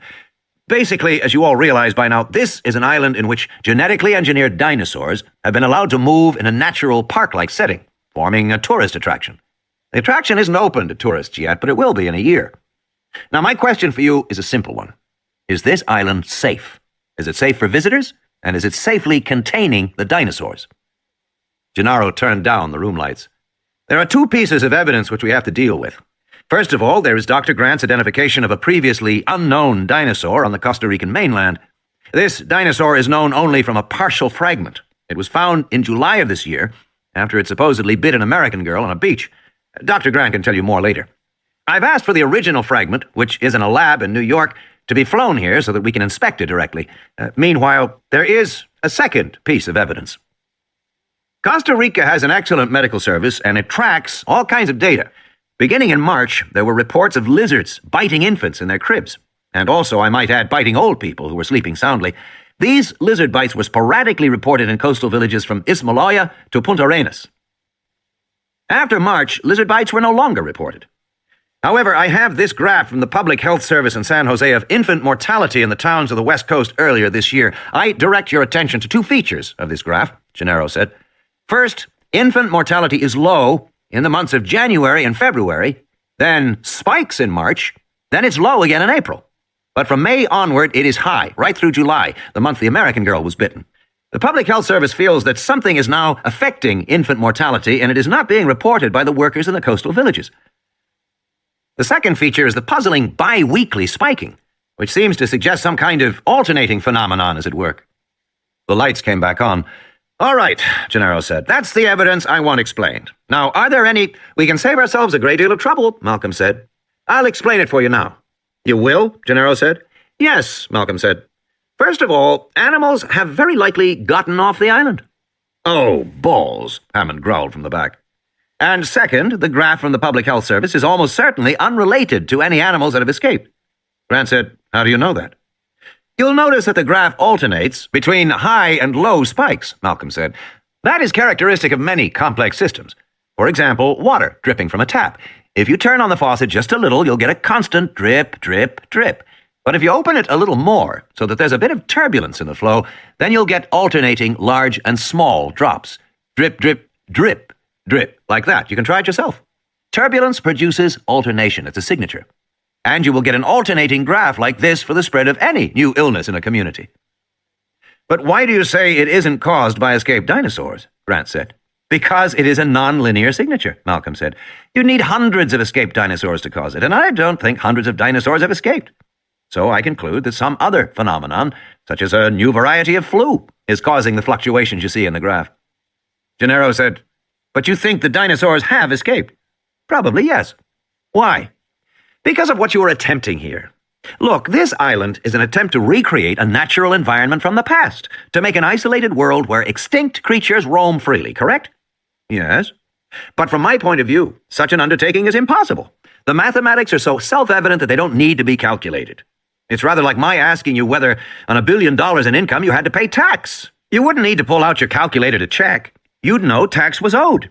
And similarly, I know overwhelmingly that one cannot successfully duplicate nature in this way, or hope to isolate it. Why not? After all, there are zoos. Zoos don't recreate nature, Malcolm said. Let's be clear.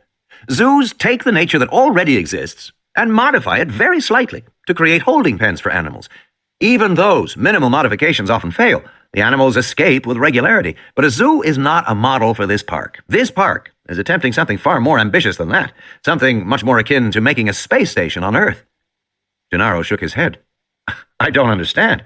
Well, it's very simple. Except for the air, which flows freely, everything about this park is meant to be isolated. Nothing gets in, nothing out.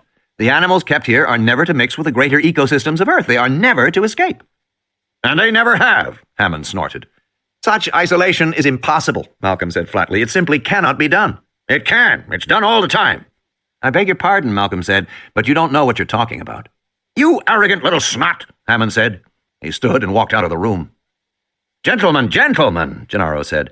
I'm sorry, Malcolm said, but the point remains. What we call nature is in fact a complex system of far greater subtlety than we are willing to accept. We make a simplified image of nature, and then we botch it up. I'm no environmentalist, but you have to understand what you don't understand. How many times must the point be made? How many times must we see the evidence? We build the Aswan Dam and claim it is going to revitalize the country. Instead, it destroys the fertile Nile Delta, produces parasitic infestation, and wrecks the Egyptian economy.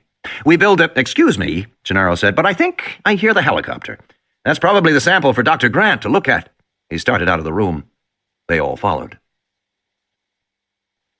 At the foot of the mountain, Gennaro was screaming over the sound of the helicopter. The veins of his neck stood out. You did what? You invited who?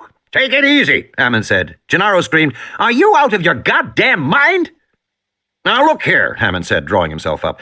I think we have to get something clear. No, Gennaro said. No, you get something clear. This is not a social outing. This is not a weekend excursion. This is my island, Hannan said, and I can invite whomever I want. This is a serious investigation of your island because your investors are concerned that it's out of control. We think this is a very dangerous place and... You're not going to shut me down, Donald. I will if I have to. This is a safe place, Hannan said, no matter what that damn mathematician is saying. It's not, and I'll demonstrate its safety. And I want you to put them right back on that helicopter, Gennaro said. Can't, Hannan said, pointing toward the clouds. It's already leaving. And indeed, the sound of the rotors was fading.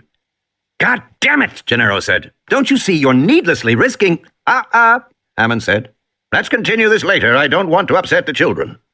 Grant turned and saw two children coming down the hillside, led by Ed Regis. There was a bespectacled boy of about 11 and a girl a few years younger, perhaps 7 or 8, her blonde hair pushed up under a Mets baseball cap and a baseball glove slung over her shoulder. The two kids made their way nimbly down the path from the helipad and stopped some distance from Gennaro and Hammond. Low, under his breath, Gennaro said, Christ. Now, take it easy, Hammond said. Their parents are getting a divorce, and I want them to have a fun weekend here. The girl waved tentatively. Hi, Grandpa, she said. We're here. The tour. Tim Murphy could see at once that something was wrong. His grandfather was in the middle of an argument with the younger, red-faced man opposite him, and the other adults standing behind looked embarrassed and uncomfortable. Alexis felt the tension too, because she hung back, tossing her baseball in the air. He had to push her. Go on, Lex. Go on yourself, Timmy. Don't be a worm, he said. Lex glared at him, but Ed Regis said cheerfully, I'll introduce you to everybody, and then we can take the tour. I have to go, Lex said. I'll just introduce you first, Ed Regis said. No, I have to go. But Ed Regis was already making introductions. First to Grandpa, who kissed them both, then to the man he was arguing with. This man was muscular, and his name was Gennaro. The rest of the introductions were a blur to Tim. There was a blonde woman wearing shorts, and a man with a beard who wore jeans and a Hawaiian shirt. He looked like the outdoors type. Then a fat college kid who had something to do with computers, and finally a thin man in black who didn't shake hands but just nodded his head. Tim was trying to organize his impressions and was looking at the blonde woman's legs when he suddenly realized that he knew who the bearded man was. Your mouth is open, Lex said. Tim said, I know him. Oh, sure, you've just met him. No, Tim said, I have his book. The bearded man said, What book is that, Tim? Lost World of the Dinosaurs, Tim said. Alexis snickered. Daddy says Tim has dinosaurs on the brain, she said. Tim hardly heard her. He was thinking of what he knew about Alan Grant. Alan Grant was one of the principal advocates of the theory that dinosaurs were warm-blooded. He had done lots of digging at the place called Egg Hill in Montana, which was famous because so many dinosaur eggs had been found there. Professor Grant had found most of the dinosaur eggs that had ever been discovered. He was also a good illustrator, and he drew the pictures for his own books. Dinosaurs on the brain? The bearded man said. Well, as a matter of fact, I have that same problem. Dad says dinosaurs are really stupid, Lex said. He says Tim should get out in the air and play more sports. Tim felt embarrassed. I thought you had to go, he said. In a minute, Lex said. I thought you were in such a rush. I'm the one who would know, don't you think, Timothy? She said, putting her hands on her hips, copying her mother's most irritating stance. Tell you what, Ed Regis said, why don't we all just head on over to the visitor center, and we can begin our tour? Everybody started walking. Tim heard Gennaro whisper to his grandfather, I could kill you for this. And then Tim looked up and saw that Dr. Grant had fallen into step beside him. How old are you, Tim? 11. And how long have you been interested in dinosaurs? Grant asked. Tim swallowed. A while now, he said. He felt nervous to be talking to Dr. Grant. We go to museums sometimes when I can talk my family into it, my father. Your father's not especially interested? Tim nodded and told Grant about his family's last trip to the Museum of Natural History. His father had looked at a skeleton and said, That's a big one. Tim had said, No, Dad, that's a medium-sized one, a Camptosaurus. Oh, I don't know, looks pretty big to me. It's not even full-grown, Dad. His father squinted at the skeleton. What is it, Jurassic? Jeez, no, Cretaceous. Cretaceous? What's the difference between Cretaceous and Jurassic? Only about 100 million years, Tim said. Cretaceous is older?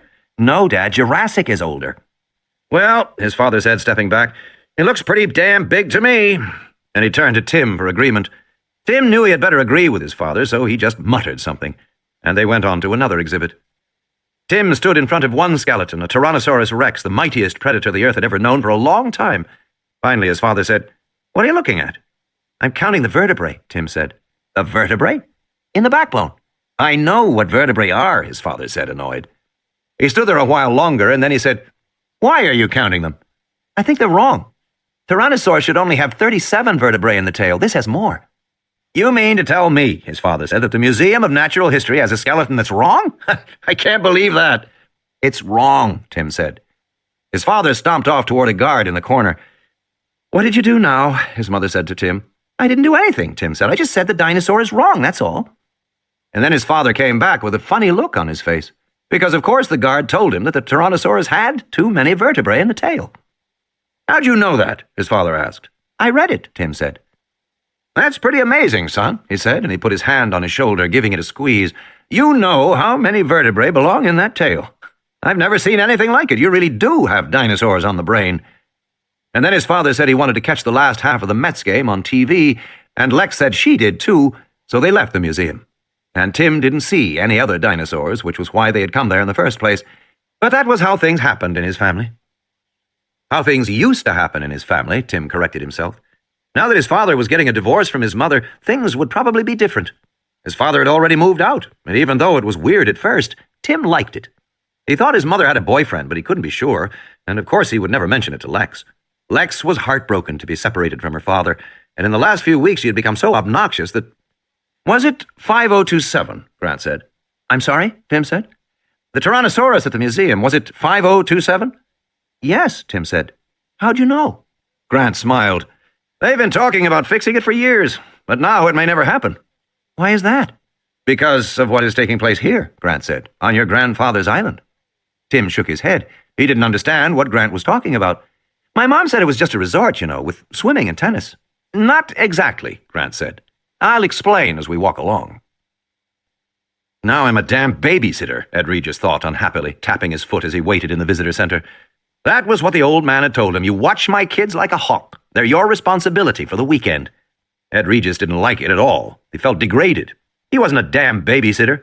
And for that matter, he wasn't a damn tour guide, even for VIPs. He was the head of public relations for Jurassic Park, and he had much to prepare between now and the opening, a year away. Just to coordinate with the PR firms in San Francisco and London, and the agencies in New York and Tokyo was a full-time job, especially since the agencies couldn't yet be told what the resort's real attraction was. The firms were all designing teaser campaigns, nothing specific, and they were unhappy. Creative people needed nurturing. They needed encouragement to do their best work. He couldn't waste his time taking scientists on tours. But that was the trouble with a career in public relations. Nobody saw you as a professional. Regis had been down here on the island off and on for the past 7 months, and they were still pushing odd jobs on him, like that episode back in January. Harding should have handled that. Harding or Owens, the general contractor. Instead, it had fallen to Ed Regis. What did he know about taking care of some sick workman? And now he was a damn tour guide and babysitter. He turned back and counted the heads. Still one short. Then in the back he saw Dr. Sattler emerge from the bathroom. All right, folks, let's begin our tour on the second floor. End of Side 3. Side 4. Tim went with the others, following Mr. Regis up the black suspended staircase to the second floor of the building. They passed a sign that read, "Closed area, authorized personnel only beyond this point." Tim felt a thrill when he saw that sign. They walked down the second-floor hallway. One wall was glass, looking out onto a balcony with palm trees in the light mist. On the other wall were stenciled doors like offices, park warden, guest services, general manager. Halfway down the corridor, they came to a glass partition marked with another sign displaying the international biohazard symbol, which read, "Biohazard, caution, biological hazard. This laboratory conforms to USG P4/EK3 genetic protocols." Underneath were more signs. "Caution, tetragenic substances. Pregnant women avoid exposure to this area. Danger, radioactive isotopes in use. Carcinogenic potential." Tim grew more excited all the time. Tetragenic substances. Things that made monsters. It gave him a thrill. And he was disappointed to hear Ed Regis say, "Never mind the signs, they're just up for legal reasons. I can assure you everything is perfectly safe." He led them through the door. There was a guard on the other side. Ed Regis turned to the group. "You may have noticed that we have a minimum of personnel on the island. We can run this resort with a total of 20 people. Of course, we'll have more when we have guests here, but at the moment, there's only 20. Here's our control room. The entire park is controlled from here." They paused before windows and peered into a darkened room that looked like a small version of Mission Control. There was a vertical glass see-through map of the park, and facing it, a bank of glowing computer consoles. Some of the screens displayed data, but most of them showed video images from around the park. There were just 2 people inside, standing and talking. "The man on the left is our chief engineer, John Arnold," Regis pointed to a thin man in a button-down short-sleeved shirt and tie smoking a cigarette. "And next to him, our park warden, Mr. Robert Muldoon, the famous white hunter from Nairobi." Muldoon was a burly man in khaki, sunglasses dangling from his shirt pocket. He glanced out at the group, gave a brief nod, and turned back to the computer screens. "I'm sure you want to see this room," Ed Regis said, "but first let's see how we obtain dinosaur DNA." The sign on the door said extractions, and like all the doors in the laboratory building, it opened with a security card. Ed Regis slipped the card in the slot, the light blinked, and the door opened. Inside, Tim saw a small room bathed in green light. 4 technicians in lab coats were peering into double-barreled stereo microscopes or looking at images on high-resolution video screens. The room was filled with yellow stones. The stones were in glass shelves, in cardboard boxes, in large pull-out trays. Each stone was tagged and numbered in black ink. Regis introduced Henry Wu, a slender man in his 30s. "Dr. Wu is our chief geneticist. I'll let him explain what we do here." Henry Wu smiled. "At least I'll try," he said.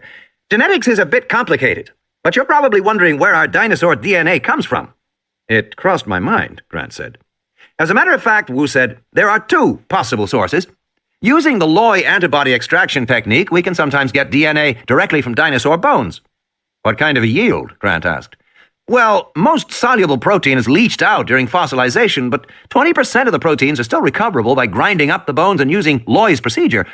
Dr. Loy himself has used it to obtain proteins from extinct Australian marsupials, as well as blood cells from ancient human remains. His technique is so refined, it can work with a mere 50 nanograms of material. That's 50 billionths of a gram. And you've adapted his technique here? Grant asked. Only as a backup, Wu said. As you can imagine, a 20% yield is insufficient for our work. We need the entire dinosaur DNA strand in order to clone, and we get it here.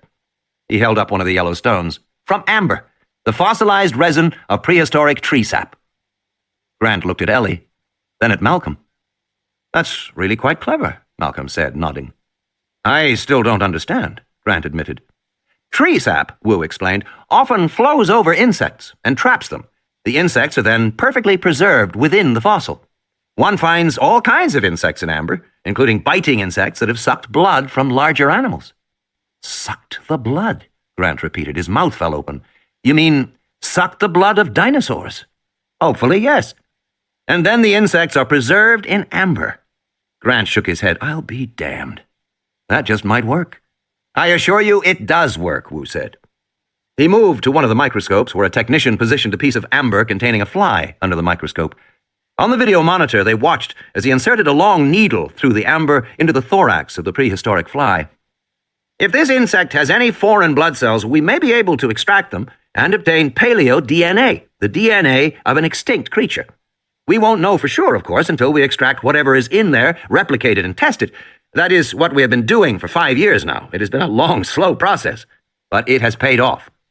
Actually, dinosaur DNA is somewhat easier to extract by this process than mammalian DNA. The reason is that mammalian red cells have no nuclei, and thus no DNA in their red cells. To clone a mammal, you must find a white cell, which is much rarer than red cells. But dinosaurs had nucleated red cells, as do modern birds. It is one of the many indications we have that dinosaurs aren't really reptiles at all. They are big, leathery birds. Tim saw that Dr. Grant still looked skeptical.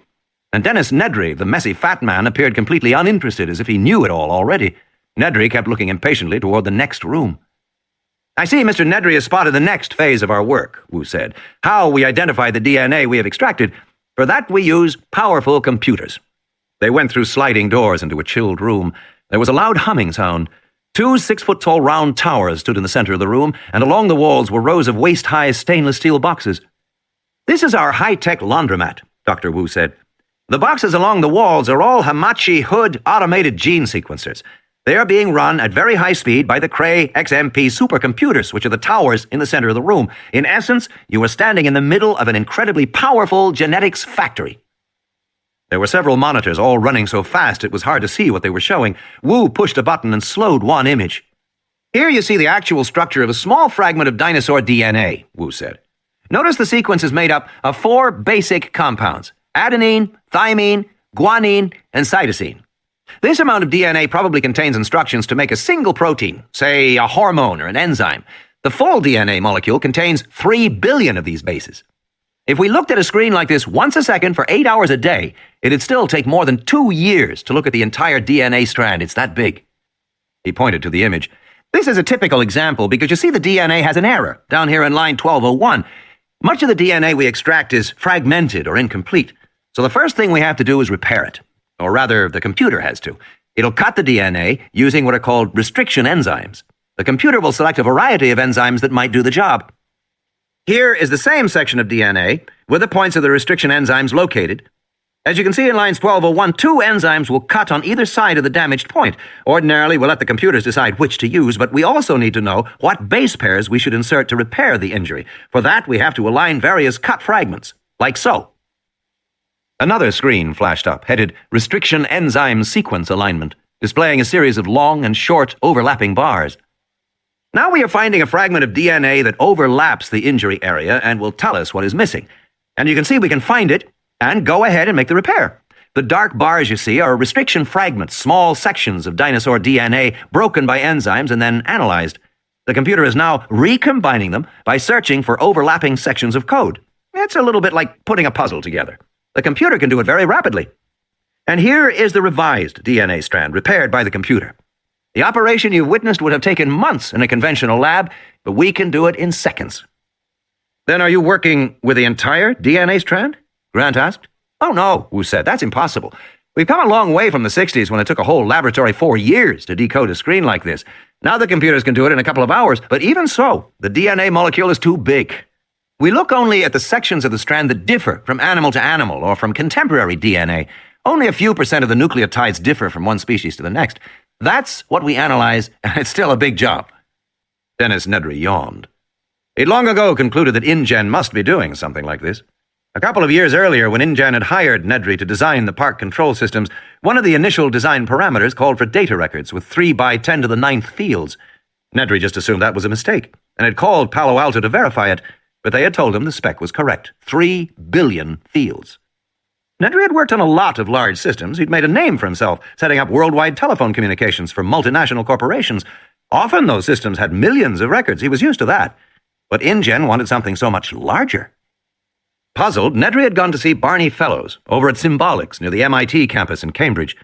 What kind of a database has 3 billion records, Barney? A mistake, Barney said, laughing. They put in an extra 0 or 2.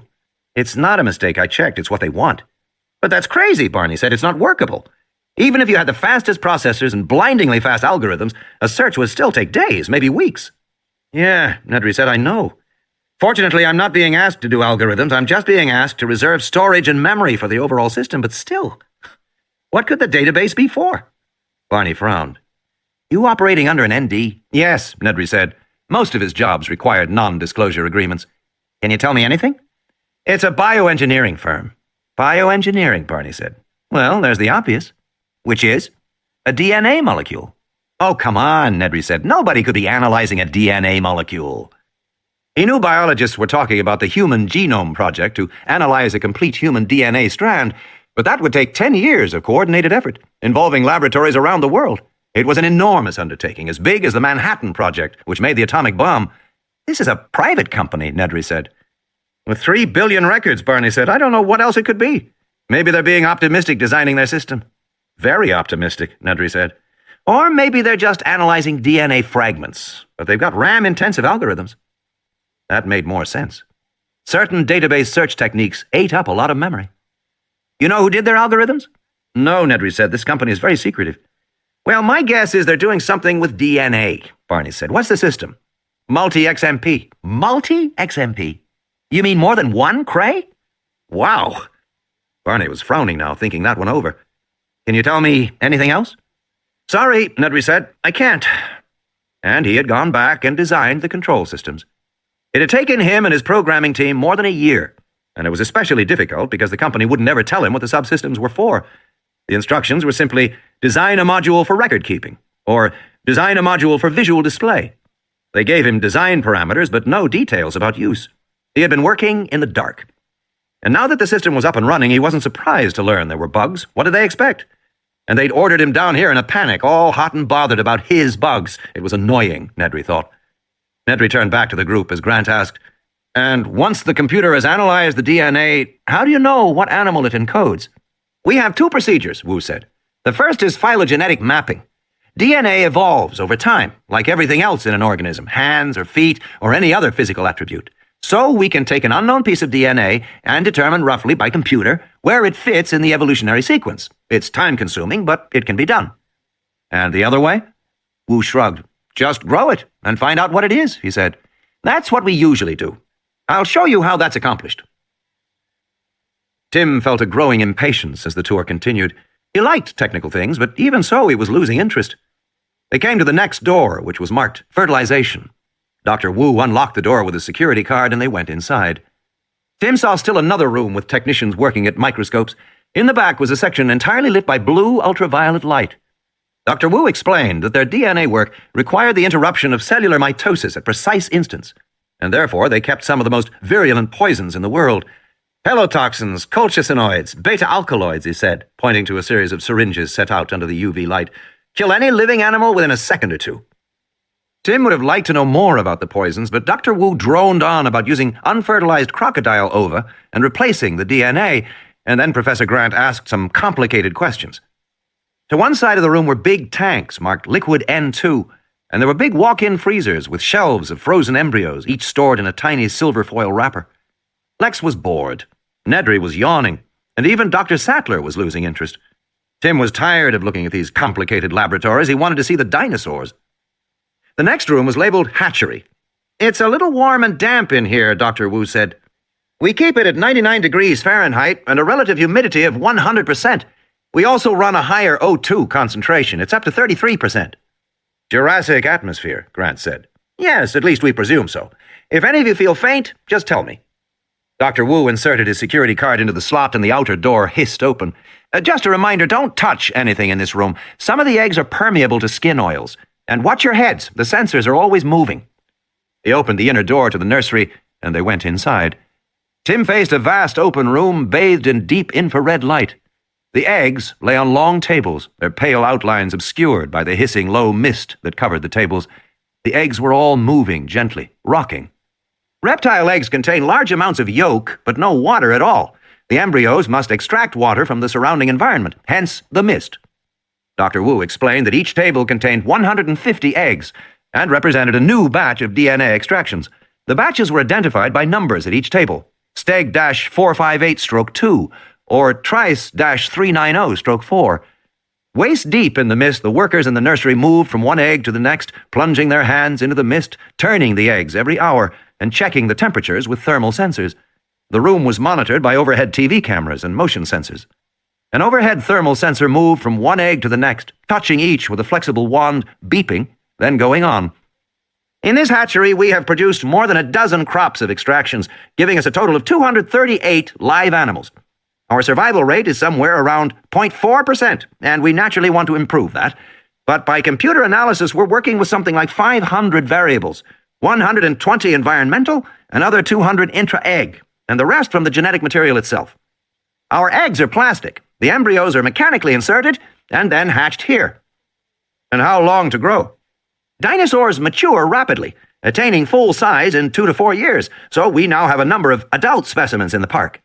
"What do the numbers mean?" "Those codes," Wu said, "identify the various batch extractions of DNA. The first 4 letters identify the animals being grown. Over there, that TRIC means Triceratops, and the STEG means Stegosaurus, and so on." "And this table here?" Grant said. The code said XXXX-0001-1. Beneath was scrawled, "Presumed Silu." "That's a new batch of DNA," Wu said. "We don't know exactly what will grow out. The first time an extraction is done, we don't know for sure what the animal is. You can see it's marked Presumed Silu, so it's likely to be a Coelurosaurus, a small herbivore, if I remember. It's hard for me to keep track of the names. There are something like 300 genera of dinosaurs known so far." 347, Tim said. Grant smiled, then said, "Is anything hatching now?" "Not at the moment. The incubation period varies with each animal, but in general it runs about 2 months. We try to stagger hatchings to make less work for the nursery staff. You can imagine how it is when we have 150 animals born within a few days, though, of course, most don't survive. Actually, these X's are due any day now. Any other questions? No? Then we'll go to the nursery where the newborns are." It was a circular room, all white. There were some incubators of the kind used in hospital nurseries, but they were empty at the moment. Rags and toys were scattered across the floor. A young woman in a white coat was seated on the floor, her back to them. "What have you got here today, Kathy?" Dr. Wu asked. "Not much," she said, "just a baby raptor." "Let's have a look."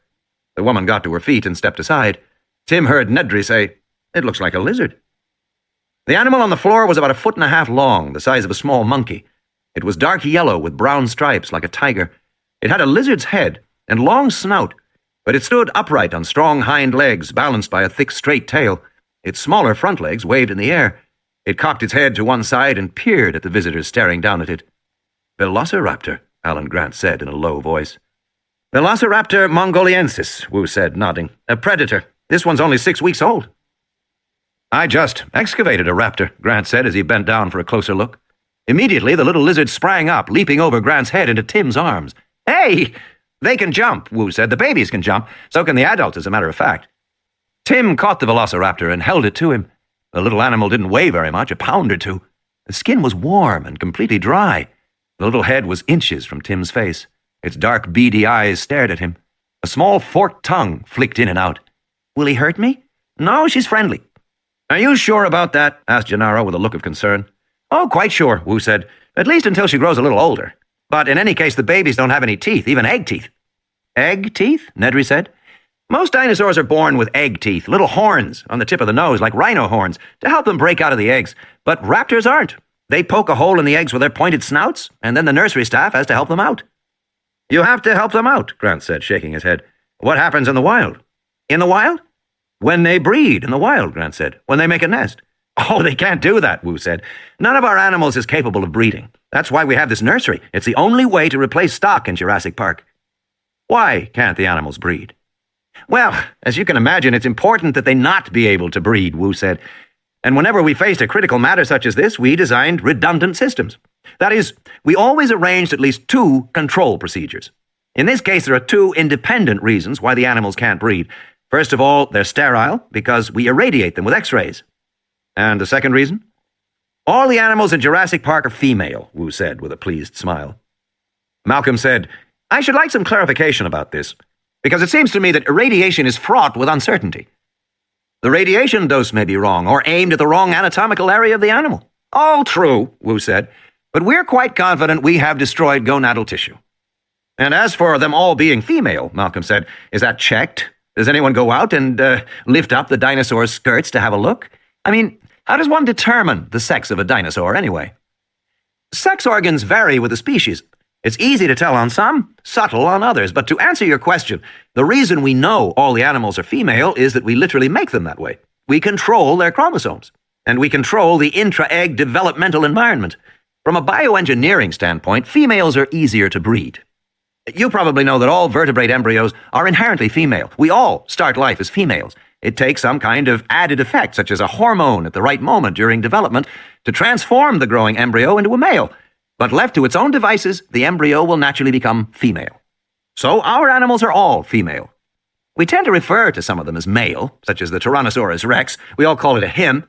But in fact, they're all female. And believe me, they can't breed. The little velociraptor sniffed at Tim, and then rubbed her head against Tim's neck. Tim giggled. She wants you to feed her, Wu said.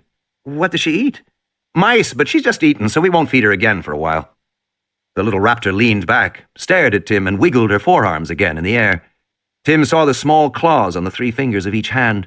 Then the raptor burrowed her head against his neck again. Grant came over and peered critically at the creature. He touched the tiny 3-clawed hand. He said to Tim, Do you mind? And Tim released the raptor into his hands. Grant flipped the animal onto its back, inspecting it, while the little lizard wiggled and squirmed. Then he lifted the animal high to look at its profile, and it screamed shrilly. She doesn't like that, Regis said. Doesn't like to be held away from body contact. The raptor was still screaming, but Grant paid no attention. Now he was squeezing the tail, feeling the bones. Regis said, Dr. Grant, if you please. I'm not hurting her. Dr. Grant, these creatures are not of our world. They come from a time when there were no human beings around to prod and poke them. I'm not prodding, and Dr. Grant, put her down, Ed Regis said. But now! Regis was starting to get annoyed. Grant handed the animal back to Tim. It stopped squealing. Tim could feel its little heart beating rapidly against his chest. I'm sorry, Dr. Grant, Regis said, but these animals are delicate in infancy. We've lost several from a postnatal stress syndrome, which we believe is adrenocortically mediated. Sometimes they die within 5 minutes. Tim petted the little raptor. It's okay, kid, he said. Everything's fine now. The heart was still beating rapidly. We feel it is important that the animals here be treated in the most humane manner, Regis said. I promise you that you will have every opportunity to examine them later.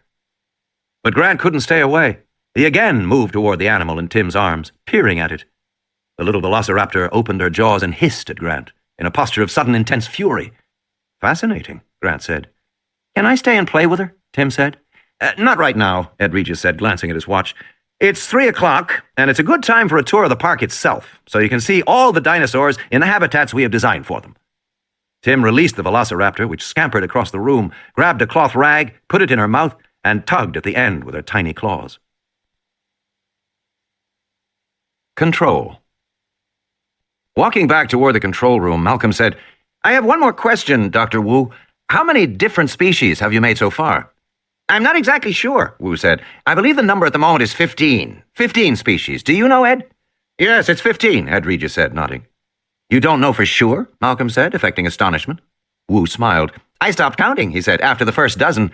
And you have to realize that sometimes we think we have an animal correctly made from the standpoint of the DNA, which is our basic work, and the animal grows for 6 months and then something untoward happens, and we realize there is some error. A releaser gene isn't operating, a hormone not being released, or some other problem in the developmental sequence. So we have to go back to the drawing board with that animal, so to speak. He smiled. At one time I thought I had more than 20 species, but now only 15. And is one of the 15 species Malcolm turned to Grant. What was the name?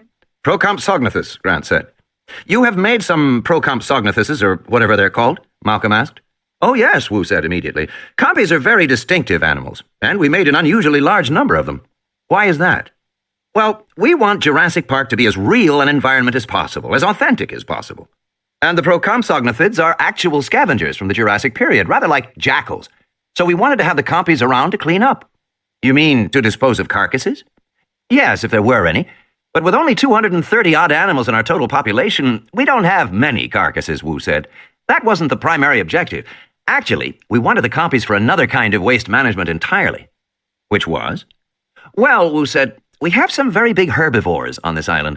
We have specifically tried not to breed the biggest sauropods, but even so, we've got several animals in excess of 30 tons walking around out there, and many others in the 5 to 10-ton area. That gives us 2 problems. One is feeding them. And in fact, we must import food to the island every 2 weeks. There is no way an island this small can support these animals for any time. But the other problem is waste. I don't know if you've ever seen elephant droppings, Wu said, but they are substantial. Each spore is roughly the size of a soccer ball. Imagine the droppings of a brontosaur, 10 times as large. Now imagine the droppings of a herd of such animals as we keep here, and the largest animals do not digest their food terribly well, so that they excrete a great deal. And in the 60 million years since dinosaurs disappeared, apparently the bacteria that specialize in breaking down their feces disappeared too. At least, the sauropod feces don't decompose readily. That's a problem, Malcolm said. I assure you it is, Wu said, not smiling. We had a hell of a time trying to solve it. You probably know that in Africa there is a specific insect, the dung beetle, which eats elephant feces. Many other large species of associated creatures that have evolved to eat their excrement. Well, it turns out that compies will eat the feces of large herbivores and redigest it. And the droppings of compies are readily broken down by contemporary bacteria, so given enough compies, our problem was solved. How many compies did you make? I've forgotten exactly, but I think the target population was 50 animals, and we attained that, or very nearly so, in 3 batches. We did a batch every 6 months until we had the number. 50 animals, Malcolm said, is a lot to keep track of. The control room is built to do exactly that. They'll show you how it's done. I'm sure, Malcolm said, but if one of these compies were to escape from the island to get away, they can't get away. I know that, but just supposing one did. You mean like the animal that was found on the beach? Wu said, raising his eyebrows. The one that bit the American girl? Yes, for example. I don't know what the explanation for that animal is, Wu said, but I know it can't possibly be one of ours for 2 reasons. First, the control procedures. Our animals are counted by computer every few minutes. If one were missing, we'd know at once. And the second reason? The mainland is more than 100 miles away. It takes almost a day to get there by boat. And in the outside world, our animals will die within 12 hours, Wu said. How do you know? Because I've made sure that's precisely what will occur, Wu said, finally showing a trace of irritation. Look, we're not fools. We understand these are prehistoric animals. They are part of a vanished ecology, a complex web of life that became extinct millions of years ago. They might have no predators in the contemporary world, no checks on their growth. We don't want them to survive in the wild. So I've made them lysine dependent. I inserted a gene that makes a single faulty enzyme in protein metabolism. As a result, the animals cannot manufacture the amino acid lysine. They must ingest it from the outside. Unless they get a rich dietary source of exogenous lysine supplied by us in tablet form, they'll go into a coma within 12 hours and expire. These animals are genetically engineered to be unable to survive in the real world. They can only live here, in Jurassic Park. They are not free at all. They are essentially our prisoners. Here's the control room, Ed Regis said. Now that you know how the animals are made, you'll want to see the control room for the park itself, before we go out on the... He stopped. Through the thick glass window, the room was dark. The monitors were off, except for 3 that displayed spinning numbers and the image of a large boat. What's going on? Ed Regis said. Oh, hell, they're docking. Docking? Every 2 weeks, the supply boat comes in from the mainland. One of the things this island doesn't have is a good harbor, or even a good dock. It's a little hairy to get the ship in when the seas are rough. Could be a few minutes. He rapped on the window, but the men inside paid no attention. I guess we have to wait then. Ellie turned to Dr. Wu. You mentioned before that sometimes you make an animal and it seems to be fine, but as it grows, it shows itself to be flawed?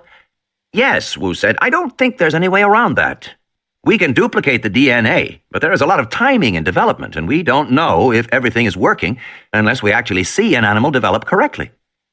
Grant said, How do you know if it's developing correctly? No one has ever seen these animals before. Wu smiled. I've often thought about that.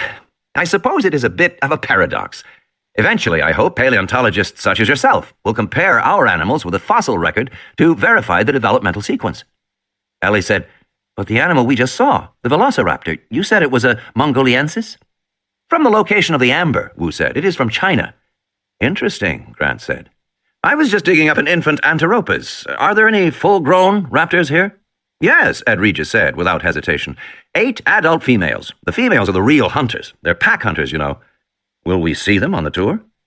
No, Wu said, looking suddenly uncomfortable, and there was an awkward pause. Wu looked at Regis. Not for a while, Regis said cheerfully. The velociraptors haven't been integrated into the park setting just yet. We keep them in a holding pen. Can I see them there? Grant said. Why, yes, of course. In fact, while we're waiting, he glanced at his watch, you might want to go around and have a look at them. I certainly would, Grant said. Absolutely, Ellie said. I want to go too, Tim said eagerly. Just go around the back of this building, past the support facility, and you'll see the pen.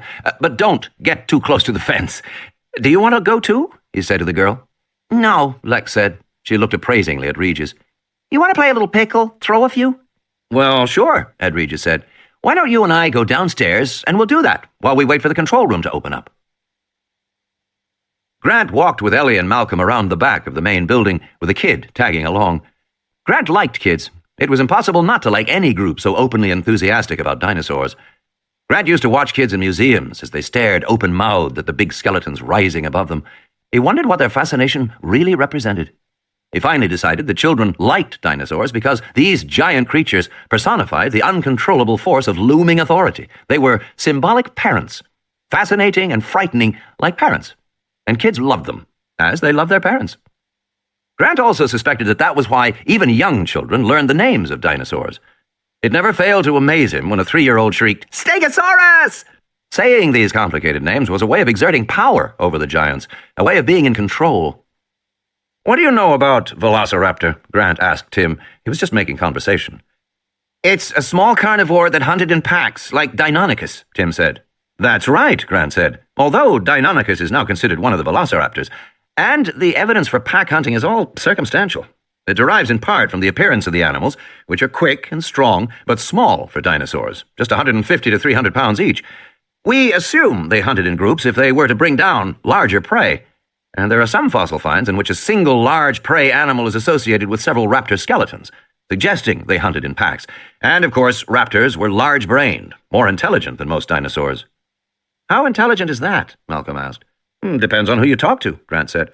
Just as paleontologists have come around to the idea that dinosaurs were probably warm-blooded, a lot of us are starting to think some of them might have been quite intelligent, too, but nobody knows for sure. They left the visitor area behind, and soon they heard the loud hum of generators, smelled the faint odor of gasoline. They passed a grove of palm trees and saw a large, low concrete shed with a steel roof. The noise seemed to come from there. They looked in the shed. It must be a generator, Ellie said. It's big, Grant said, peering inside. The power plant actually extended 2 stories below ground level, a vast complex of whining turbines and piping that ran down in the earth lit by harsh electric bulbs. They can't need all this just for a resort, Malcolm said. They're generating enough power here for a small city. Maybe for the computers? Maybe.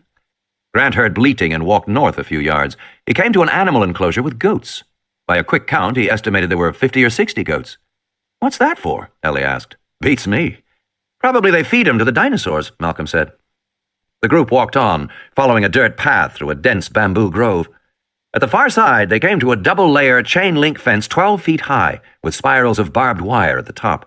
There was an electric hum along the outer fence. Beyond the fences, Grant saw dense clusters of large ferns, 5 feet high. He heard a snorting sound, a kind of snuffling. Then the sound of crunching footsteps coming closer. Then a long silence. I don't see anything, Tim whispered finally. Shh! Grant waited. Several seconds passed. Flies buzzed in the air. He still saw nothing. Ellie tapped him on the shoulder and pointed. Amid the ferns, Grant saw the head of an animal. It was motionless, partially hidden in the fronds, the two large dark eyes watching them coldly. The head was 2 feet long. From a pointed snout, a long row of teeth ran back to the hole of the auditory meatus, which served as an ear. The head reminded him of a large lizard, or perhaps a crocodile. The eyes did not blink, and the animal did not move.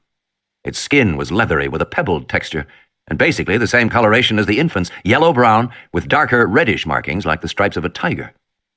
As Grant watched, a single forelimb reached up very slowly to part the ferns beside the animal's face. The limb, Grant saw, was strongly muscled. The hand had 3 grasping fingers, each ending in curved claws.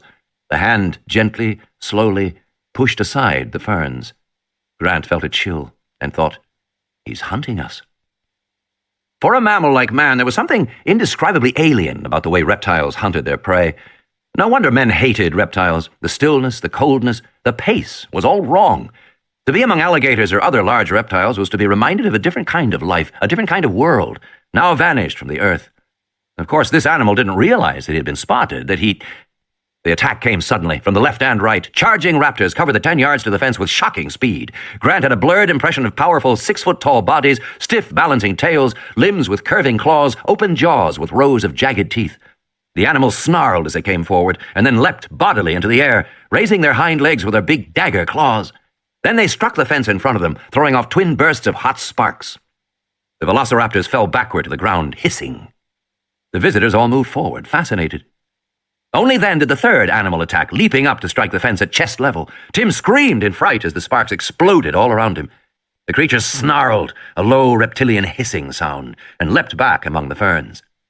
Then they were gone, leaving behind a faint odor of decay and hanging, acrid smoke.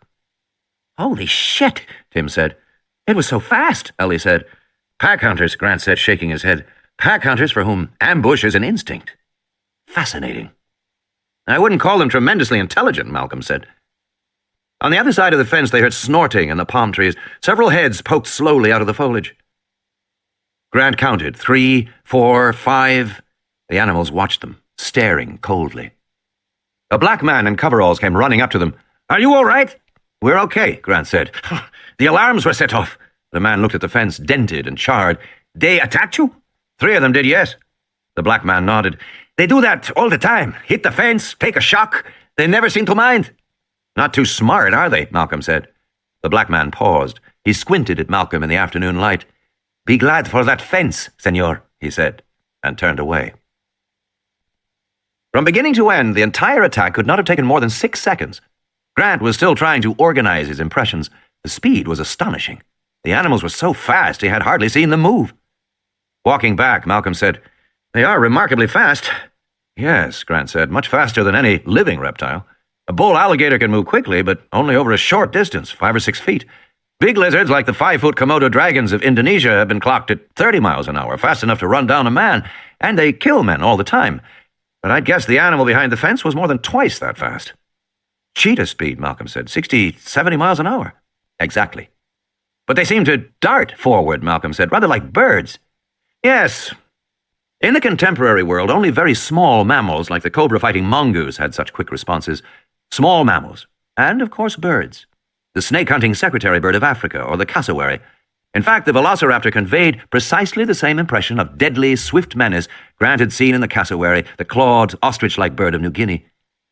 So, these velociraptors look like reptiles with the skin and general appearance of reptiles, but they move like birds, with the speed and predatory intelligence of birds. Is that about it? Malcolm said. "Yes," Grant said. "I'd say they display a mixture of traits." "Does that surprise you?" "Not really," Grant said. "It's actually rather close to what paleontologists believed a long time ago." When the first giant bones were found in the 1820s and 1830s, scientists felt obliged to explain the bones as belonging to some oversized variant of a modern species. This was because it was believed that no species could ever become extinct, since God would not allow one of his creations to die. Eventually, it became clear that this conception of God was mistaken, and the bones belonged to extinct animals. But what kind of animals? In 1842, Richard Owen, the leading British anatomist of the day, called them dinosauria, meaning terrible lizards. Owen recognized that dinosaurs seemed to combine traits of lizards, crocodiles, and birds. In particular, dinosaur hips were bird-like, not lizard-like, and unlike lizards, many dinosaurs seem to stand upright. Owen imagined dinosaurs to be quick-moving, active creatures, and his view was accepted for the next 40 years. But when truly gigantic finds were unearthed, animals that had weighed 100 tons in life, scientists began to envision the dinosaurs as stupid, slow-moving giants destined for extinction. The image of the sluggish reptile gradually predominated over the image of the quick-moving bird. In recent years, scientists like Grant had begun to swing back toward the idea of more active dinosaurs. Grant's colleagues saw him as radical in his conception of dinosaur behavior, but now he had to admit his own conception had fallen far short of the reality of these large, incredibly swift hunters. Actually, what I was driving at, Malcolm said, was this. Is it a persuasive animal to you? Is it in fact a dinosaur? I'd say so, yes. And the coordinated attack behavior to be expected, Grant said. According to the fossil record, packs of velociraptors were capable of bringing down animals that weighed 1,000 pounds, like Tenontosaurus, which could run as fast as a horse. Coordination would be required. How do they do that without language? Oh, language isn't necessary for coordinated hunting, Ali said. Chimpanzees do it all the time. A group of chimps will stalk a monkey and kill it. All communication is by eyes. And were the dinosaurs, in fact, attacking us? Yes. They would kill us and eat us if they could, Malcolm said. I think so. The reason I ask, Malcolm said, is that I'm told large predators such as lions and tigers are not born man-eaters. Isn't that true? These animals must learn somewhere along the way that human beings are easy to kill. Only afterward do they become man-killers. Yes, I believe that's true, Grant said. Well, these dinosaurs must be even more reluctant than lions and tigers. After all, they come from a time before human beings, or even large mammals, existed at all.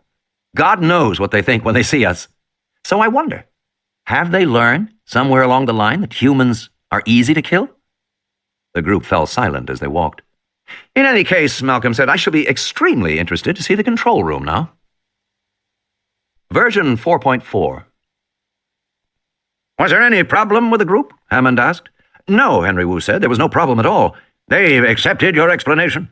Well, why shouldn't they, Wu said. It's all quite straightforward, in the broad strokes. It's only the details that get sticky, and I wanted to talk about the details with you today. You can think of it as a matter of aesthetics. John Hammond wrinkled his nose as if he smelled something disagreeable. Aesthetics? He repeated. They were standing in the living room of Hammond's elegant bungalow, set back among palm trees in the northern sector of the park. The living room was airy and comfortable, fitted with a half-dozen video monitors showing the animals in the park. The file Wu had brought, stamped Animal Development, version 4.4, lay on the coffee table. Hammond was looking at him in that patient, paternal way. Wu, 33 years old, was acutely aware that he had worked for Hammond all his professional life. Hammond had hired him right out of graduate school.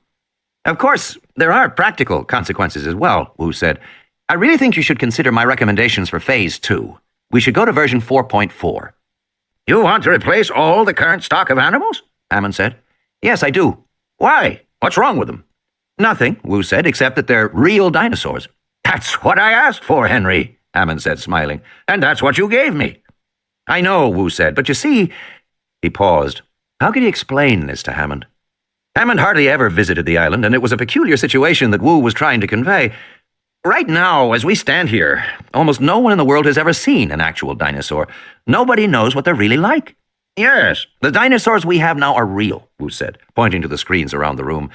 But in certain ways they are unsatisfactory, unconvincing. I could make them better. Better in what way? For one thing, they move too fast, Henry Wu said. People aren't accustomed to seeing large animals that are so quick. I'm afraid visitors will think the dinosaurs look speeded up, like film, running too fast. But, Henry, these are real dinosaurs. You said so yourself. I know, Wu said. But we could easily breed slower, more domesticated dinosaurs. Domesticated dinosaurs, Hammond snorted. Nobody wants domesticated dinosaurs, Henry. They want the real thing. But that's my point, Wu said. I don't think they do. They want to see their expectation, which is quite different. Hammond was frowning. You said yourself, John, this park is entertainment, Wu said, and entertainment has nothing to do with reality. Entertainment is antithetical to reality. Hammond sighed. Now, Henry, are we going to have another one of those abstract discussions? You know I like to keep it simple. The dinosaurs we have now are real, and... Well, not exactly, Wu said. He paced the living room, pointed to the monitors. I don't think we should kid ourselves. We haven't recreated the past here. The past is gone. It can never be recreated. What we've done is reconstruct the past, or at least a version of the past, and I'm saying we could make a better version. Better than real? Why not, Wu said. After all, these animals are already modified. We've inserted genes to make them patentable and to make them lysine dependent. And we've done everything we can to promote growth and accelerate development into adulthood. Hammond shrugged. That was inevitable. We didn't want to wait. We have investors to consider. Of course, but I'm just saying, why stop there? Why not push ahead to make exactly the kind of dinosaur that we'd like to see? One that is more acceptable to visitors and one that is easier for us to handle. A slower, more docile version for our park. Hammond frowned. But then the dinosaurs wouldn't be real. But they're not real now, Wu said. That's what I'm trying to tell you. There isn't any reality here. He shrugged helplessly. He could see he wasn't getting through. Hammond had never been interested in technical details, and the essence of the argument was technical. How could he explain to Hammond about the reality of DNA dropouts, the patches, the gaps in the sequence that Wu had been obliged to fill in, making the best guesses he could, but still making guesses? The DNA of the dinosaurs was like old photographs that had been retouched, basically the same as the original, but in some places repaired and clarified, and as a result— "Now, Henry," Hammond said, putting his arm around Wu's shoulder, "if you don't mind my saying so, I think you're getting cold feet.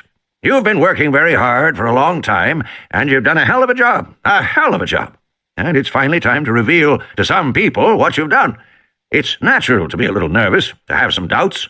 But I am convinced, Henry, that the world will be entirely satisfied. Entirely satisfied." As he spoke, Hammond steered him toward the door. "But John," Wu said, "remember back in '87 when we started to build the containment devices? We didn't have any full-grown adults yet, so we had to predict what we'd need. We ordered big taser shockers, cars with cattle prods mounted on them, guns that blow out electric nets, all built specially to our specifications. We've got a whole array of devices now, and they're all too slow. We've got to make some adjustments. You know that Muldoon wants military equipment, law missiles, and laser-guided devices?" "Let's leave Muldoon out of this," Hammond said. "I'm not worried. It's just a zoo, Henry." The phone rang and Hammond went to answer it. Wu tried to think of another way to press his case, but the fact was that after 5 long years, Jurassic Park was nearing completion, and John Hammond just wasn't listening to him anymore. There had been a time when Hammond listened to Wu very attentively, especially when he had first recruited him, back in the days when Henry Wu was a 28-year-old graduate student getting his doctorate at Stanford in Norman Atherton's lab. Atherton's death had thrown the lab into confusion as well as mourning. No one knew what would happen to the funding or the doctoral programs. There was a lot of uncertainty. People worried about their careers. 2 weeks after the funeral, John Hammond came to see Wu. Everyone in the lab knew that Atherton had had some association with Hammond, although the details were never clear, but Hammond had approached Wu with a directness Wu never forgot. "Norman always said you're the best geneticist in his lab," he said. "What are your plans now?" "I don't know. Research." "You want a university appointment?" "Yes." "That's a mistake," Hammond said briskly. "At least if you respect your talent." Wu had blinked. "Why?" "Because let's face facts," Hammond said. "Universities are no longer the intellectual centers of the country. The very idea is preposterous. Universities are the backwater. Don't look so surprised. I'm not saying anything you don't know. Since World War II, all the really important discoveries have come out of private laboratories. The laser, the transistor, the polio vaccine, the microchip, the hologram, the personal computer, magnetic resonance imaging, CAT scans, the list goes on and on. Universities simply aren't where it's happening anymore. And they haven't been for 40 years. If you want to do something important in computers or genetics, you don't go to a university, dear me, no." Wu found he was speechless. "Good heavens," Hammond said. "What must you go through to start a new project? How many grant applications? How many forms? How many approvals? The steering committee, the department chairman, the university resources committee. How do you get more workspace if you need it? More assistants if you need them? How long does all that take? A brilliant man can't squander precious time with forms and committees. Life is too short, and DNA too long. You want to make your mark. If you want to get something done, stay out of universities." In those days, Wu desperately wanted to make his mark. John Hammond had his full attention.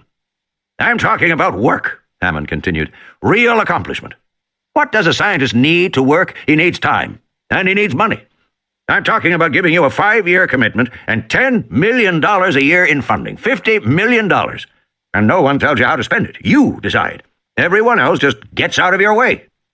It sounded too good to be true. Wu was silent for a long time. Finally he said, "In return for what?" "For taking a crack at the impossible," Hammond said. "For trying something that probably can't be done." "What does it involve?"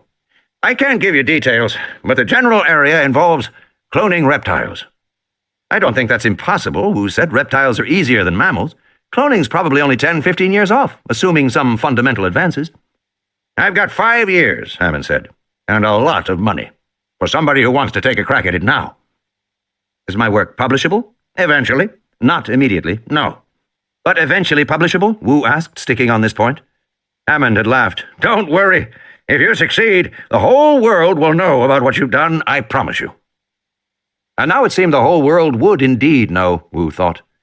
After 5 years of extraordinary effort, they were just a year away from opening the park to the public. Of course, those years hadn't gone exactly as Hammond had promised. Wu had had some people telling him what to do, and many times fearsome pressures were placed on him, and the work itself had shifted. It wasn't even reptilian cloning. Once they began to understand that dinosaurs were so similar to birds, it was avian cloning, a very different proposition, much more difficult. And for the last 2 years, Wu had been primarily an administrator, supervising teams of researchers and banks of computer-operated gene sequencers. Administration wasn't the kind of work he relished. It wasn't what he had bargained for. Still, he had succeeded. He had done what nobody really believed could be done, at least in so short a time. And Henry Wu thought that he should have some right, some say in what happened, by virtue of his expertise and his efforts. Instead, he found his influence waning with each passing day. The dinosaurs existed. The procedures for obtaining them were worked out to the point of being routine. The technologies were mature, and John Hammond didn't need Henry Wu anymore. That should be fine, Hammond said, speaking into the phone. He listened for a while and smiled at Wu. Fine. Yes, fine. He hung up. Where were we, Henry? We were talking about Phase 2, Wu said. Oh, yes. We've gone over some of this before, Henry. I know, but you don't realize— Excuse me, Henry, Hammond said with an edge of impatience in his voice. I do realize.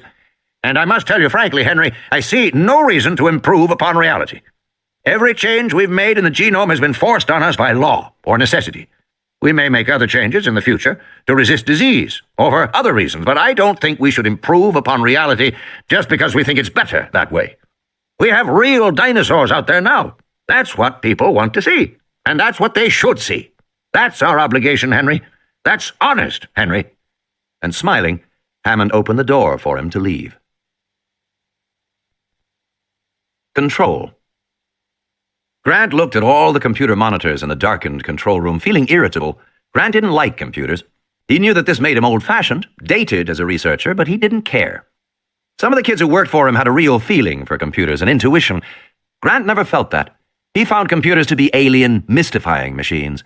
Even the fundamental distinction between an operating system and an application left him confused and disheartened, literally lost in a foreign geography he didn't begin to comprehend. But he noticed that Gennaro was perfectly comfortable, and Malcolm seemed to be in his element, making little sniffing sounds like a bloodhound on a trail. You want to know about control mechanisms? John Arnold said, turning in his chair in the control room. The head engineer was a thin, tense, chain-smoking man of 45. He squinted at the others in the room. We have unbelievable control mechanisms, Arnold said, and lit another cigarette. For example, Gennaro said. For example, animal tracking. Arnold pressed a button on his console, and the vertical glass map lit up with a pattern of jagged blue lines. That's our juvenile T-Rex, the little Rex. All his movements within the park over the last 24 hours. Arnold pressed the button again. Previous 24. And again. Previous 24. The lines on the map became densely overlaid, a child's scribble. But the scribble was localized in a single area, near the southeast side of the lagoon.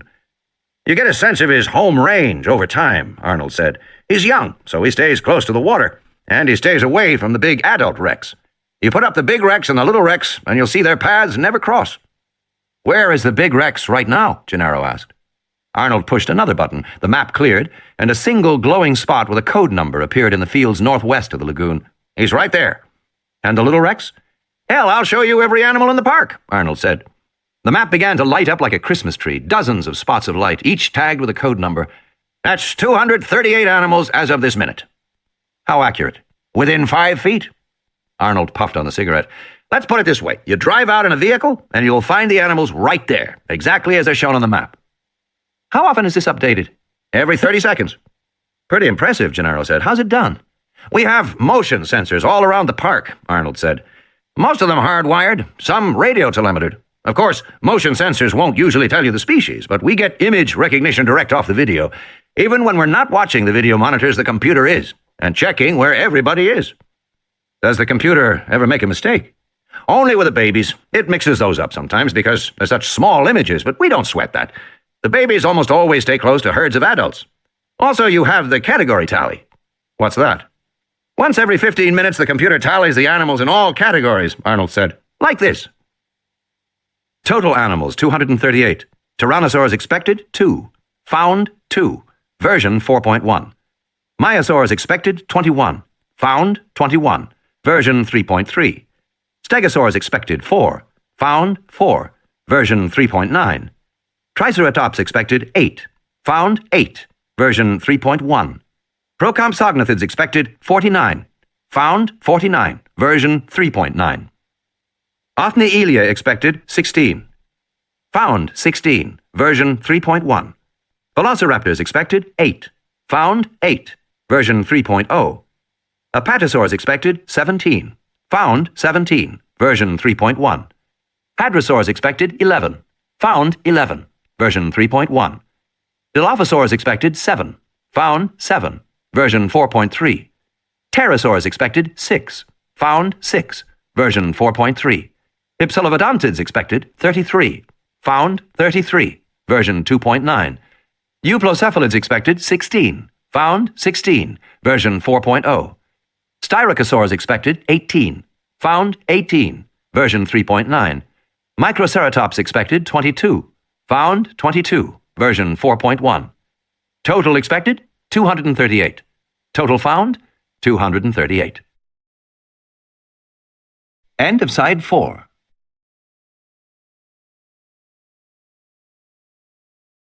Side 5.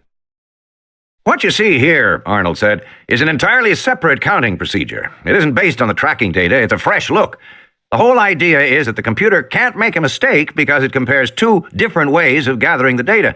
If an animal were missing, we'd know it within 5 minutes. I see, Malcolm said. And has that ever actually been tested? Well, in a way, Arnold said. We've had a few animals die.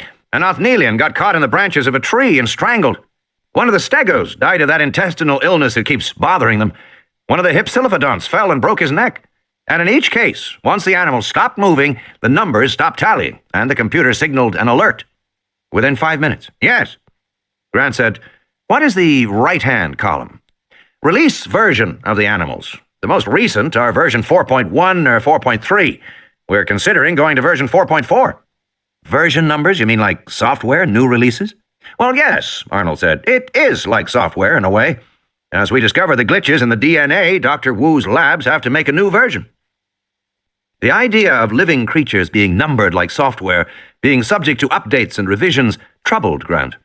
He could not exactly say why, it was too new a thought, but he was instinctively uneasy about it. They were, after all, living creatures.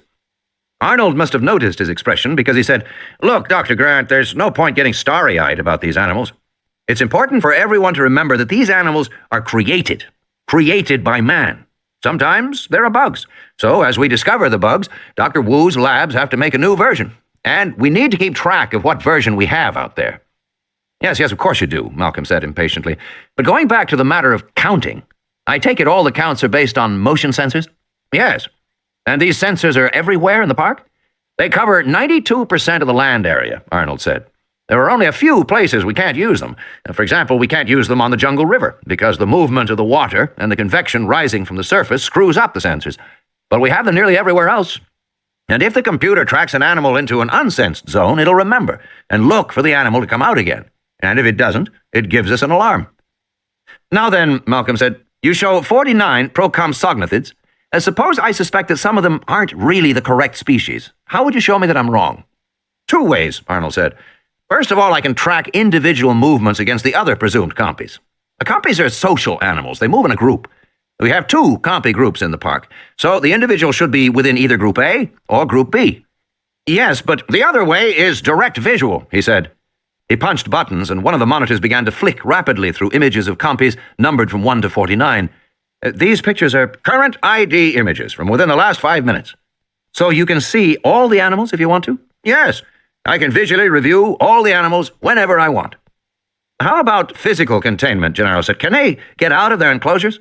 Absolutely not, Arnold said. These are expensive animals, Mr. Gennaro. We take very good care of them. We maintain multiple barriers. First, the moats. He pressed a button and the board lit up with a network of orange bars. These moats are never less than 12 feet deep and water-filled. For bigger animals, the moats may be 30 feet deep. Next, the electrified fences. Lines of bright red glowed on the board. We have 50 miles of 12-foot-high fencing, including 22 miles around the perimeter of the island. All the park fences carry 10,000 volts. The animals quickly learn not to go near them. But if one did get out, Gennaro said. Arnold snorted and stubbed out his cigarette. Just hypothetically, Gennaro said, supposing it happened. Muldoon cleared his throat. We'd go out and get the animal back, he said. We have lots of ways to do that. Taser shotguns, electrified nets, tranquilizers. All non-lethal because, as Mr. Arnold says, these are expensive animals. Gennaro nodded. And if one got off the island? It'd die in less than 24 hours, Arnold said. These are genetically engineered animals. They're unable to survive in the real world. How about this control system itself, Gennaro said. Could anybody tamper with it? Arnold was shaking his head. The system is hardened. The computer is independent in every way. Independent power and independent backup power. The system does not communicate with the outside, so it cannot be influenced remotely by modem. The computer system is secure. There was a pause. Arnold puffed his cigarette. Hell of a system, he said. Hell of a goddamn system. Then I guess, Malcolm said, your system works so well, you don't have any problems. We've got endless problems here, Arnold said, raising an eyebrow. But none of the things you worry about. I gather you're worried that the animals will escape and will get to the mainland and raise hell. We haven't got any concern about that at all. We see these animals as fragile and delicate. They've been brought back after 65 million years to a world that's very different from the one they left, the one they were adapted to. We have a hell of a time caring for them. You have to realize, Arnold continued, that men have been keeping mammals and reptiles in zoos for hundreds of years. So we know a lot about how to take care of an elephant or a croc, but nobody's ever tried to take care of a dinosaur before. They are new animals, and we just don't know. Diseases in our animals are the biggest concern. Diseases? Gennaro said, suddenly alarmed. Is there any way that a visitor could get sick? Arnold snorted again. You ever catch a cold from a zoo alligator, Mr. Gennaro? Zoos don't worry about that, neither do we. What we do worry about is the animals dying from their own illnesses or infecting other animals. But we have programs to monitor that too. You want to see the big Rex's health file? His vaccination record? His dental record? That's something. You ought to see the vet scrubbing those big fangs so he doesn't get tooth decay. Not just now, Gennaro said. What about your mechanical systems? You mean the rides? Arnold said. Grant looked up sharply. Rides? None of the rides are running yet, Arnold was saying. We have the Jungle River ride, where the boats follow tracks underwater, and we have the Aviary Lodge ride, but none of it's operational yet. The park will open with a basic dinosaur tour, the one that you're about to take in a few minutes. The other rides will come online 12 months after that. Wait a minute, Grant said. You're going to have rides? Like an amusement park? Arnold said, this is a zoological park. We have tours of different areas, and we call them rides, that's all. Grant frowned. Again, he felt troubled. He didn't like the idea of dinosaurs being used for an amusement park. Malcolm continued his questions. You can run the whole park from this control room? Yes, Arnold said. I can run it single-handed if I have to. We've got that much automation built in. The computer by itself can track the animals, feed them, and fill their water troughs for 48 hours without supervision. This is the system Mr. Nedry designed? Malcolm asked. Dennis Nedry was sitting at a terminal in the far corner of the room, eating a candy bar and typing. Yes, that's right, Nedry said, not looking up from the keyboard. It's a hell of a system, Arnold said proudly. That's right, Nedry said absently. Just one or two minor bugs to fix. No, Arnold said. I see the tour is starting, so unless you have other questions... Actually, just one, Malcolm said. Just a research question. You showed us that you can track the procompsognathids, and you can visually display them individually. Can you do any studies of them as a group? Measure them or whatever? If I wanted to know height or weight or... Arnold was punching buttons.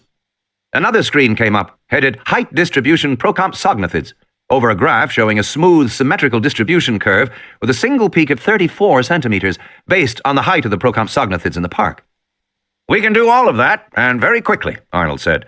The computer takes measurement data in the course of reading the video screen, so it's translatable at once. You see here we have a normal Poisson distribution for the animal population. It shows that most of the animals cluster around an average central value, and a few are either larger or smaller than the average at the tails of the curve. You'd expect that kind of graph, Malcolm said. Yes, any healthy biological population shows this kind of distribution. Now then, Arnold said, lighting another cigarette, are there any other questions? No, Malcolm said. I've learned what I need to know. As they were walking out, Gennaro said, It looks like a pretty good system to me. I don't see how any animals could get off this island. Don't you? Malcolm said. I thought it was completely obvious. Wait a minute, Gennaro said. You think animals have gotten out? I know they have. Gennaro said, but how? You saw for yourself. They can count all the animals. They can look at all the animals. They know where all the animals are at all times. How can one possibly escape? Malcolm smiled. It's quite obvious, he said. It's just a matter of your assumptions. Your assumptions? Gennaro repeated, frowning. Yes, Malcolm said. Look here. The basic event that has occurred in Jurassic Park is that the scientists and technicians have tried to make a new, complete biological world. And the scientists in the control room expect to see a natural world. As in the graph they just showed us. Even though a moment's thought reveals that nice, normal distribution is terribly worrisome on this island. It is? Yes. Based on what Dr. Wu told us earlier, one should never see a population graph like that. Why not? Gennaro said. Because that is a graph for a normal biological population, which is precisely what Jurassic Park is not. Jurassic Park is not the real world. It is intended to be a controlled world that only imitates the natural world. In that sense, it's a true park, rather like a Japanese formal garden, nature manipulated to be more natural than the real thing, if you will. I'm afraid you've lost me, Gennaro said, looking annoyed. I'm sure the tour will make everything clear, Malcolm said. The tour. This way, everybody, this way, Ed Regis said. By his side, a woman was passing out pith helmets with Jurassic Park labeled on the headband and a little blue dinosaur logo. A line of Toyota Land Cruisers came out of an underground garage beneath the visitor center, each car pulled up driverless and silent. 2 black men in safari uniforms were opening the doors for passengers. 2 to 4 passengers to a car, please. 2 to 4 passengers to a car, a recorded voice was saying. Children under 10 must be accompanied by an adult. 2 to 4 passengers to a car, please. Tim watched as Grant, Sattler, and Malcolm got into the first Land Cruiser with a lawyer, Gennaro. Tim looked over at Lex, who was standing, pounding her fist into her glove. Tim pointed to the first car and said, Can I go with them? I'm afraid they have some things to discuss, Ed Regis said. Technical things. I'm interested in technical things, Tim said. I'd rather go with them. Well, you'll be able to hear what they're saying, Regis said. We'll have a radio open between the cars. The second car came. Tim and Lex got in, and Ed Regis followed. These are electric cars, Regis said, guided by a cable in the roadway. Tim was glad he was sitting in the front seat because mounted in the dashboard were 2 computer screens and a box that looked to him like a CD-ROM. That was a laser disc player controlled by a computer. There was also a portable walkie-talkie and some kind of a radio transmitter. There were 2 antennas on the roof and some odd goggles in the map pocket. The black men shut the doors of the Land Cruiser. The car started off with an electric hum. Up ahead, the 3 scientists and Gennaro were talking and pointing, clearly excited. Ed Regis said, Let's hear what they're saying. An intercom clicked.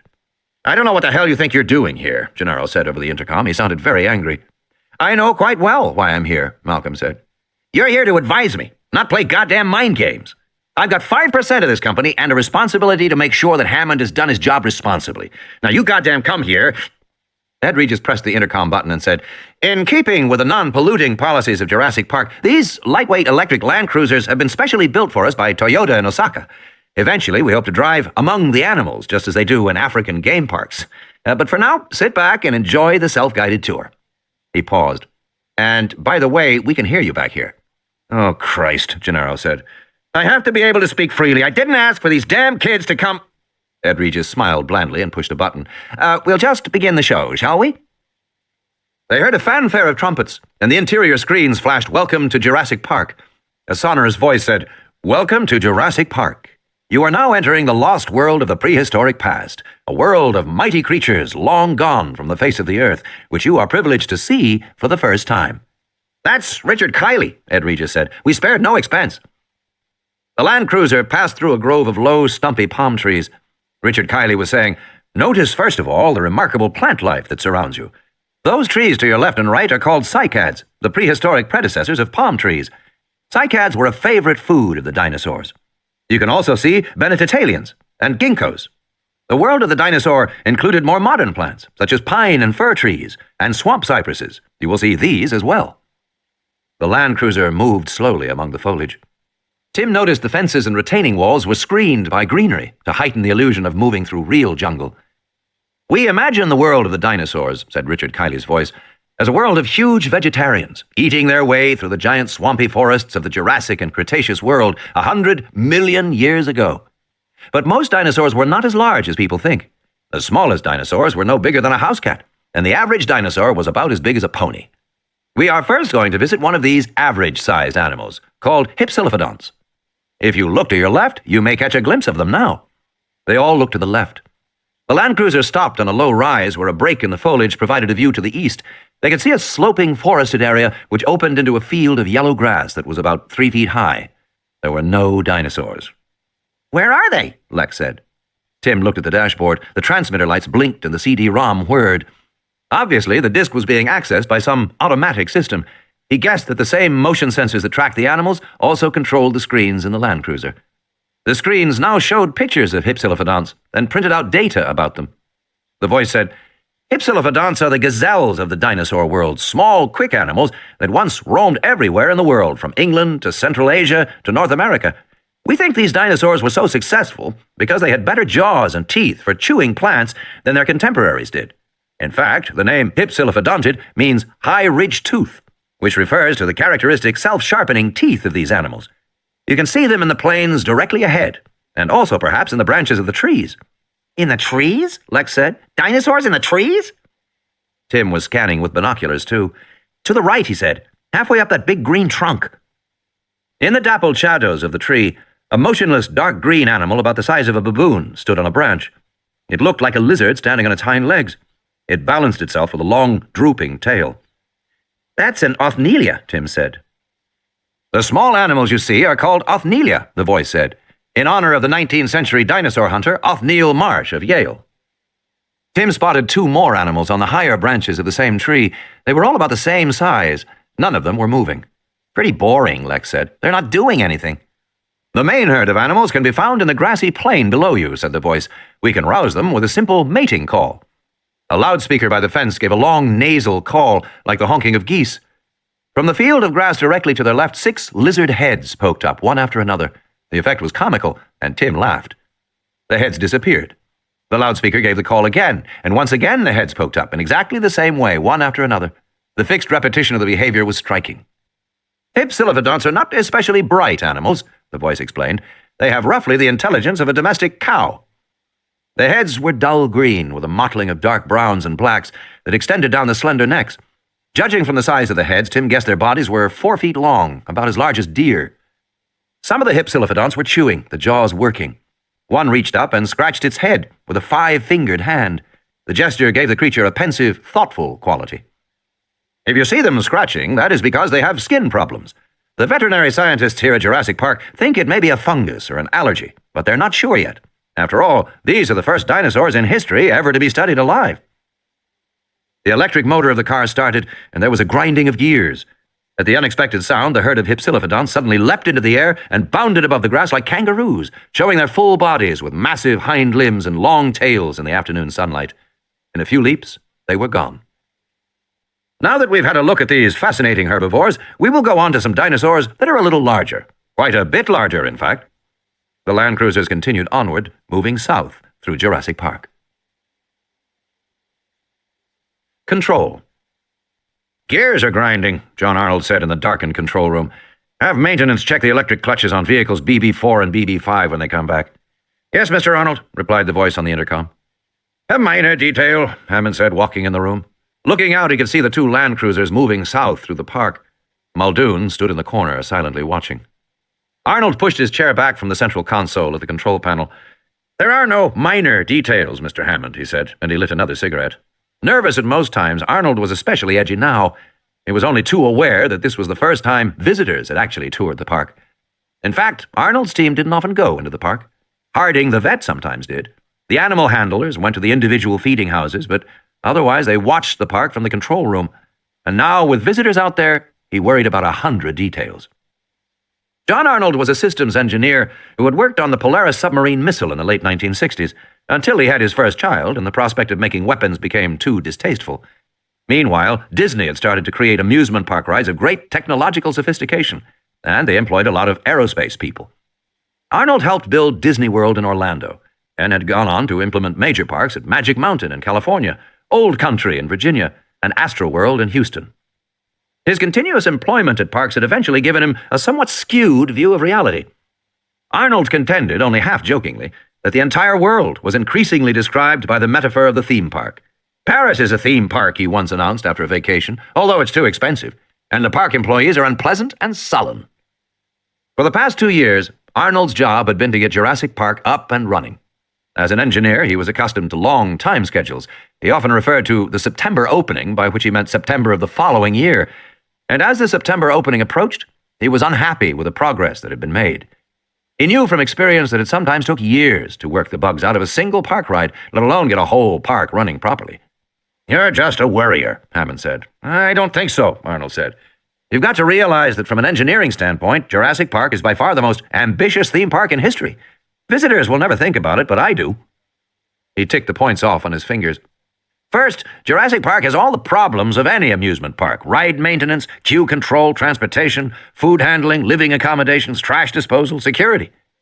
Second, we have all the problems of a major zoo: care of the animals, health and welfare, feeding and cleanliness, protection from insects, pests, allergies, and illnesses, maintenance of barriers, and all the rest. And finally, we have the unprecedented problems of caring for a population of animals that no one has ever tried to maintain before." "Oh, it's not as bad as all that," Hannan said. "Yes, it is. You're just not here to see it," Arnold said. "The tyrannosaurs drink the lagoon water and sometimes get sick. We aren't sure why. The Triceratops females kill each other in fights for dominance and have to be separated into groups smaller than 6. We don't know why. The stegosaurs frequently get blisters on their tongues and diarrhea for reasons no one yet understands, even though we've lost 2. Hypsilophodonts get skin rashes. And the velociraptors—" "Let's not start on the velociraptors," Hannan said. "I'm sick of hearing about the velociraptors, how they're the most vicious creatures anyone has ever seen." "They are," Muldoon said in a low voice. "They should all be destroyed."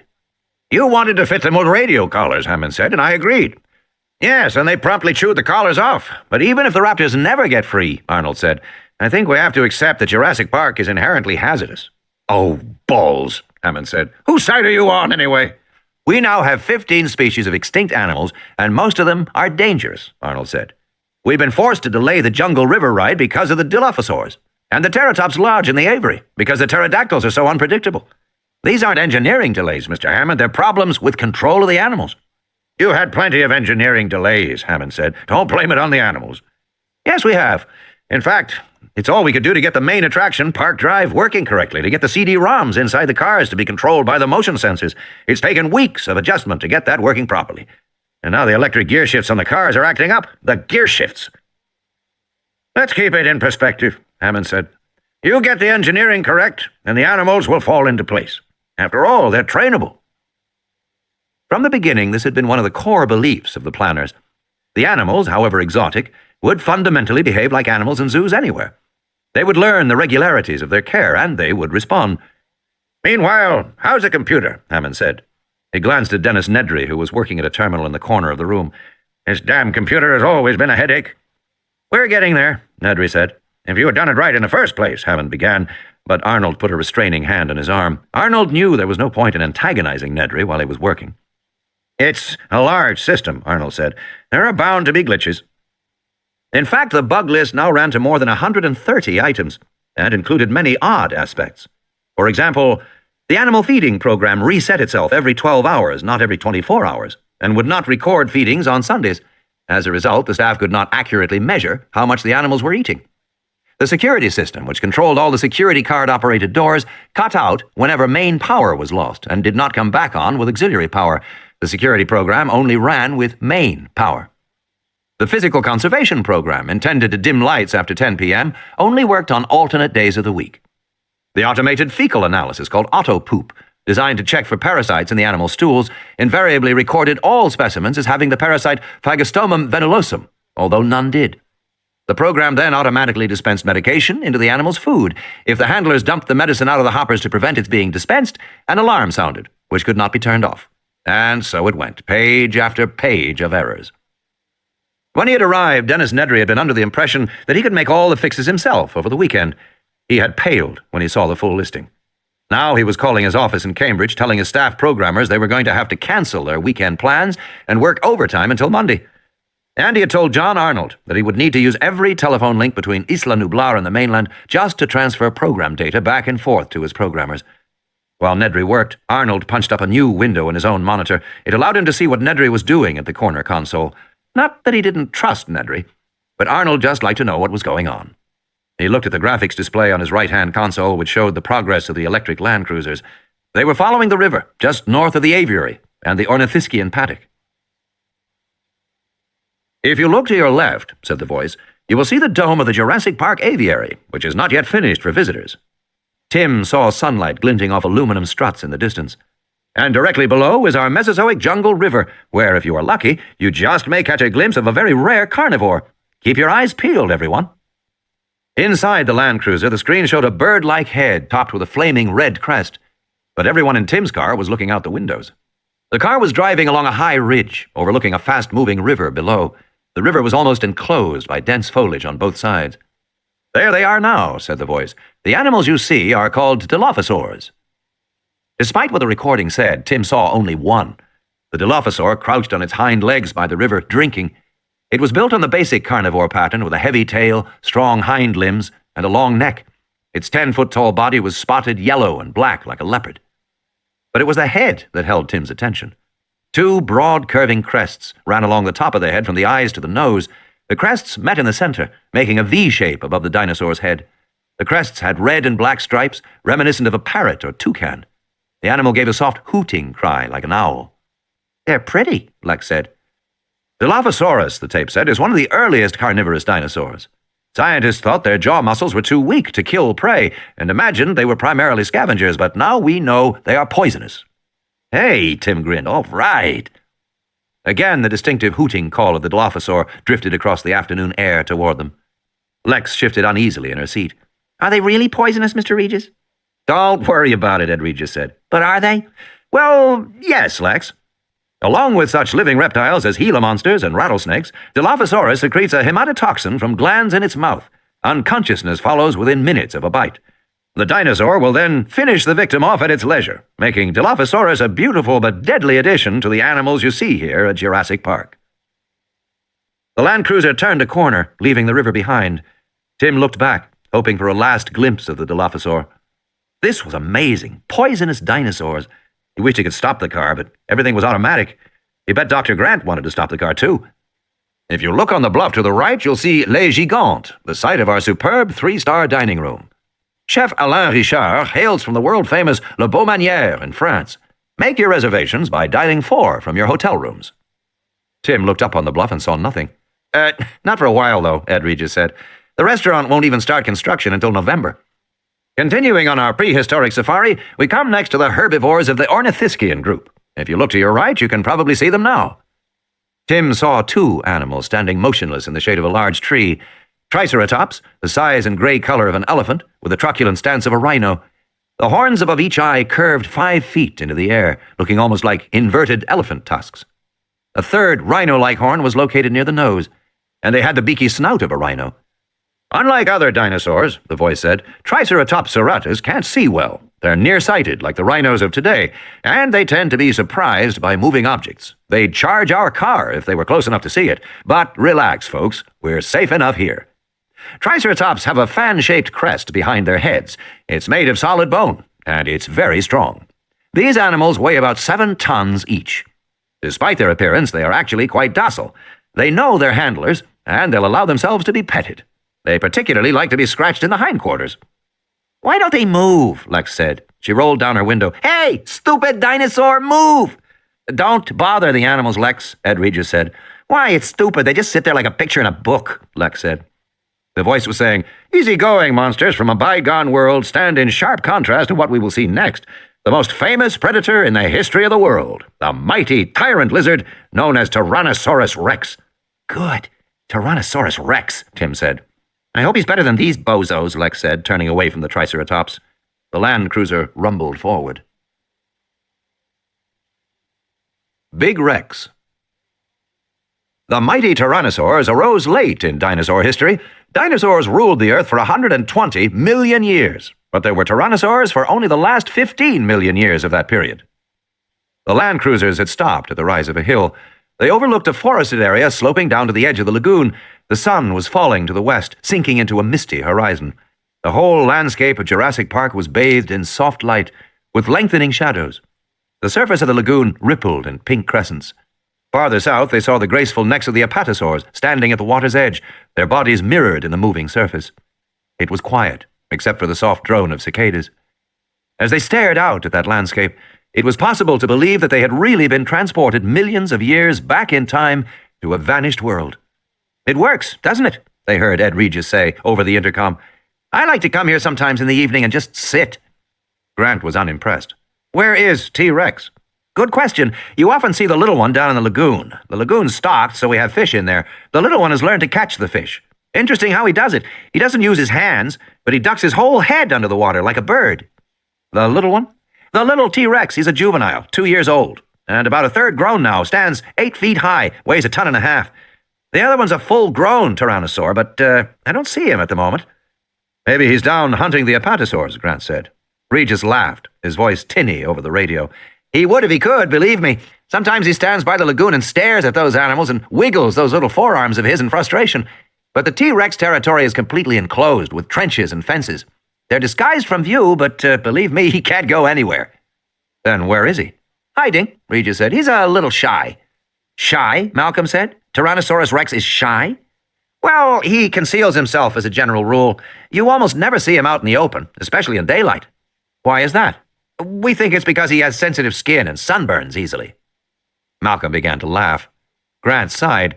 "You're destroying a lot of illusions." "I don't think you'll be disappointed," Regis said. "Just wait." They heard a soft bleating sound. In the center of a field, a small cage rose up into view, lifted on hydraulics from underground. The cage bars slid down, and the goat remained tethered in the center of the field, bleating plaintively. "Any minute now," Regis said again. They stared out the window. "Look at them," Hannan said, watching the control room monitor. "Leaning out of the window so eager, they can't wait to see it. They have come for the danger." "That's what I'm afraid of," Muldoon said. He twirled the keys on his finger and watched the land cruisers tensely. This was the first time that visitors had toured Jurassic Park, and Muldoon shared Arnold's apprehension. Robert Muldoon was a big man, 50 years old, with a steel-gray mustache and deep blue eyes. Raised in Kenya, he had spent most of his life as a guide for African big-game hunters, as had his father before him. But since 1980, he had worked principally for conservation groups and zoo designers as a wildlife consultant. He had become well-known. An article in the London Sunday Times had said, "What Robert Trent Jones is to golf courses, Robert Muldoon is to zoos, a designer of unsurpassed knowledge and skill." In 1986, he had done some work for a San Francisco company that was building a private wildlife park on an island in North America.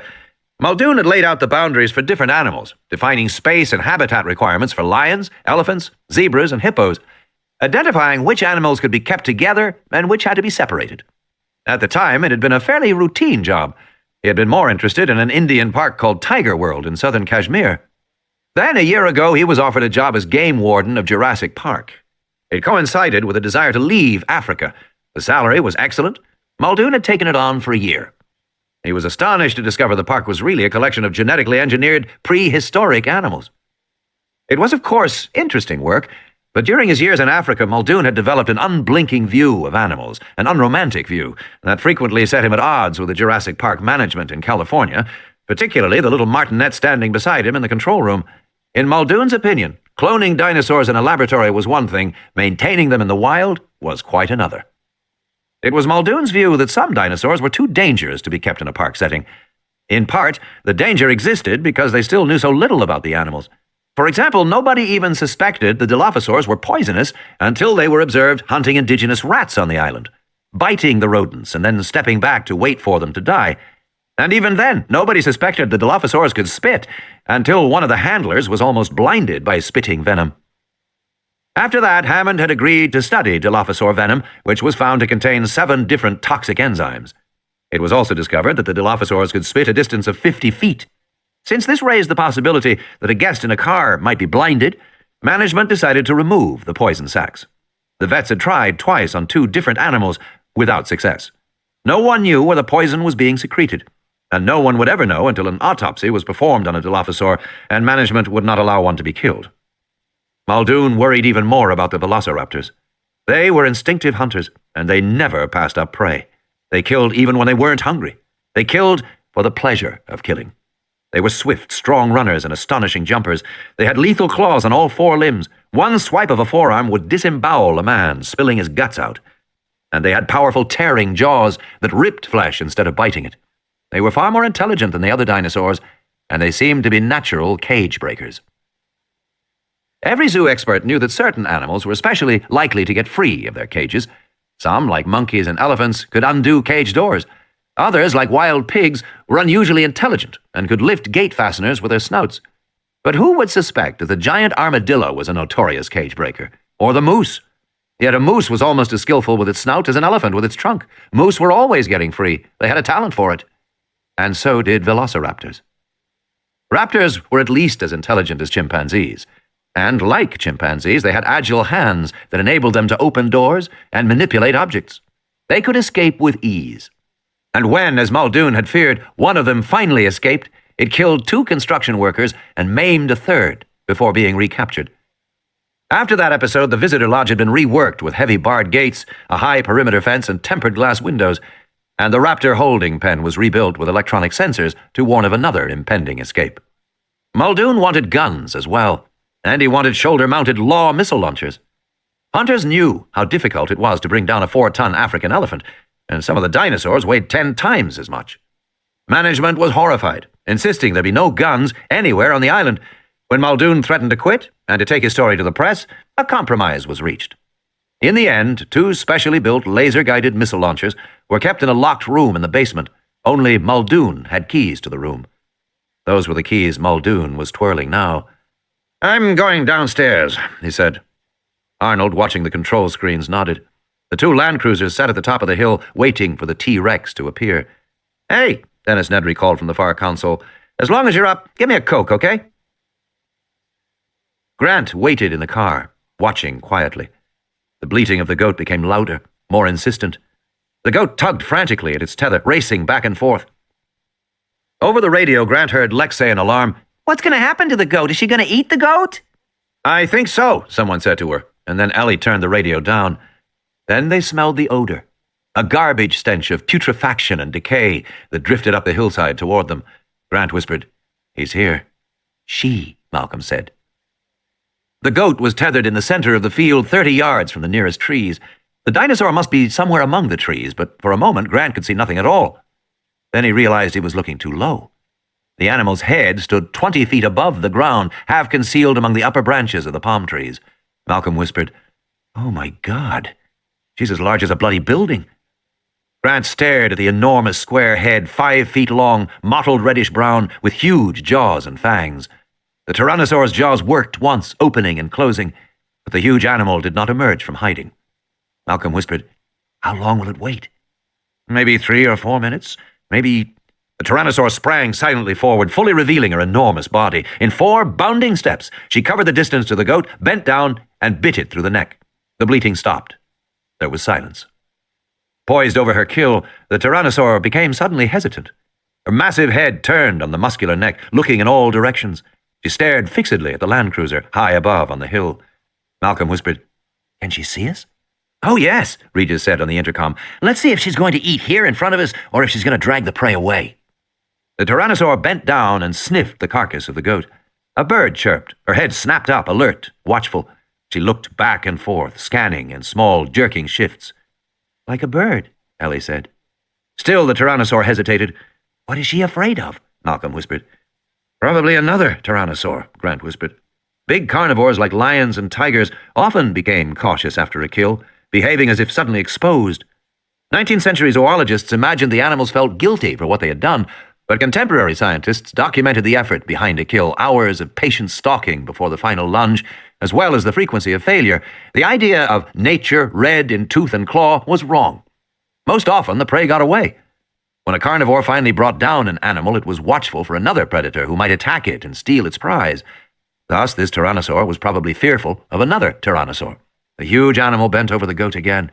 One great hind limb held the carcass in place as the jaws began to tear the flesh. She's going to stay, Regis whispered. Excellent. The Tyrannosaur lifted her head again, ragged chunks of bleeding flesh in her jaws. She stared at the Land Cruiser. She began to chew. They heard the sickening crunch of bones. Ew, Lex said over the intercom. That's disgusting.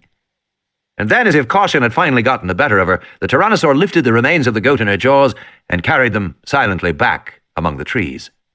Ladies and gentlemen, Tyrannosaurus Rex, the tape said. The Land Cruiser started up and moved silently off through the foliage. Malcolm sat back in his seat. Fantastic, he said. Gennaro wiped his forehead. He looked pale. Control. Henry Wu came into the control room to find everyone sitting in the dark, listening to the voices on the radio. Jesus, if an animal like that gets out, Gennaro was saying, his voice tinny on the speaker, there'd be no stopping it. No stopping it, no. Huge, with no natural enemies. My God, think of it. In the control room, Hannan said, Damn those people. They are so negative. Wu said, They're still going on about an animal escaping? I don't understand. They must have seen by now that we have everything under control. We've engineered the animals and engineered the resort. He shrugged. It was Wu's deepest perception that the park was fundamentally sound, as he believed his paleo DNA was fundamentally sound. Whatever problems might arise in the DNA were essentially point problems in the code, causing a specific problem in the phenotype, an enzyme that didn't switch on or a protein that didn't fold. Whatever the difficulty, it was always solved with a relatively minor adjustment in the next version. Similarly, he knew that Jurassic Park's problems were not fundamental problems. They were not control problems. Nothing as basic or as serious as the possibility of an animal escaping. Wu found it offensive to think that anyone would believe him capable of contributing to a system where such a thing could happen. It's that Malcolm, Hannan said darkly. He's behind it all. He was against us from the start, you know. He's got his theory that complex systems can't be controlled and nature can't be imitated. I don't know what his problem is. Hell, we're just making a zoo here. World's full of them and they all work fine. But he's going to prove his theory or die trying. I just hope he doesn't panic Gennaro into trying to shut the park down. Wu said, Can he do that? No, Hannan said, but he can try. He can try and frighten the Japanese investors and get them to withdraw funds. Or he can make a stink with the San Jose government. He can make trouble. Arnold stubbed out his cigarette. Let's wait and see what happens, he said. We believe in the park. Let's see how it plays out. Muldoon got off the elevator, nodded to the ground floor guard, and went downstairs to the basement. He flicked on the lights. The basement was filled with 24 Land Cruisers arranged in neat rows. These were the electric cars that would eventually form an endless loop, touring the park, returning to the visitor center. In the corner was a Jeep with a red stripe, one of 2 gasoline-powered vehicles. Harding, the vet, had taken the other that morning, which could go anywhere in the park, even among the animals. The Jeeps were painted with a diagonal red stripe because for some reason it discouraged the Triceratops from charging the car. Muldoon moved past the Jeep toward the back. The steel door to the armaments room was unmarked. He unlocked it with his key and swung the heavy door wide.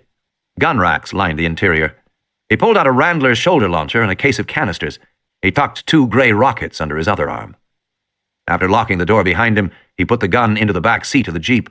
As he left the garage, he heard the distant rumble of thunder. Looks like rain, Ed Regis said, glancing up at the sky. The Land Cruisers had stopped again near the sauropod swamp. A large herd of apatosaurs was grazing at the edge of the lagoon, eating the leaves of the upper branches of the palm trees. In the same area were several duck-billed hadrosaurs, which in comparison looked much smaller. Of course, Tim knew the hadrosaurs weren't really small. It was only that the apatosaurs were so much larger. Their tiny heads reached 50 feet into the air, extending out in their long necks. The big animals you see are commonly called Brontosaurus, the recording said, but they are actually Apatosaurus. They weigh more than 30 tons. That means a single animal is as big as a whole herd of modern elephants. And you may notice that their preferred area, alongside the lagoon, is not swampy. Despite what the books say, Brontosaurs avoid swamps. They prefer dry land. Brontosaurus is the biggest dinosaur, Lex, Ed Regis said. Tim didn't bother to contradict him. Actually, Brachiosaurus was 3 times as large, and some people thought Altrosaurus and Seismosaurus were even larger than Brachiosaurus. Seismosaurus might have weighed 100 tons. Alongside the apatosaurs, the smaller hadrosaurs stood on their hind legs to get at foliage. They moved gracefully for such large creatures. Several infant hadrosaurs scampered around the adults, eating the leaves that dropped from the mouths of the larger animals. The dinosaurs of Jurassic Park don't breed, the recording said. The young animals, you see, were introduced a few months ago, already hatched, but the adults nurture them anyway. There was the rolling growl of thunder. The sky was darker, lower, and menacing. "Yep, looks like rain, all right," Ed Regis said.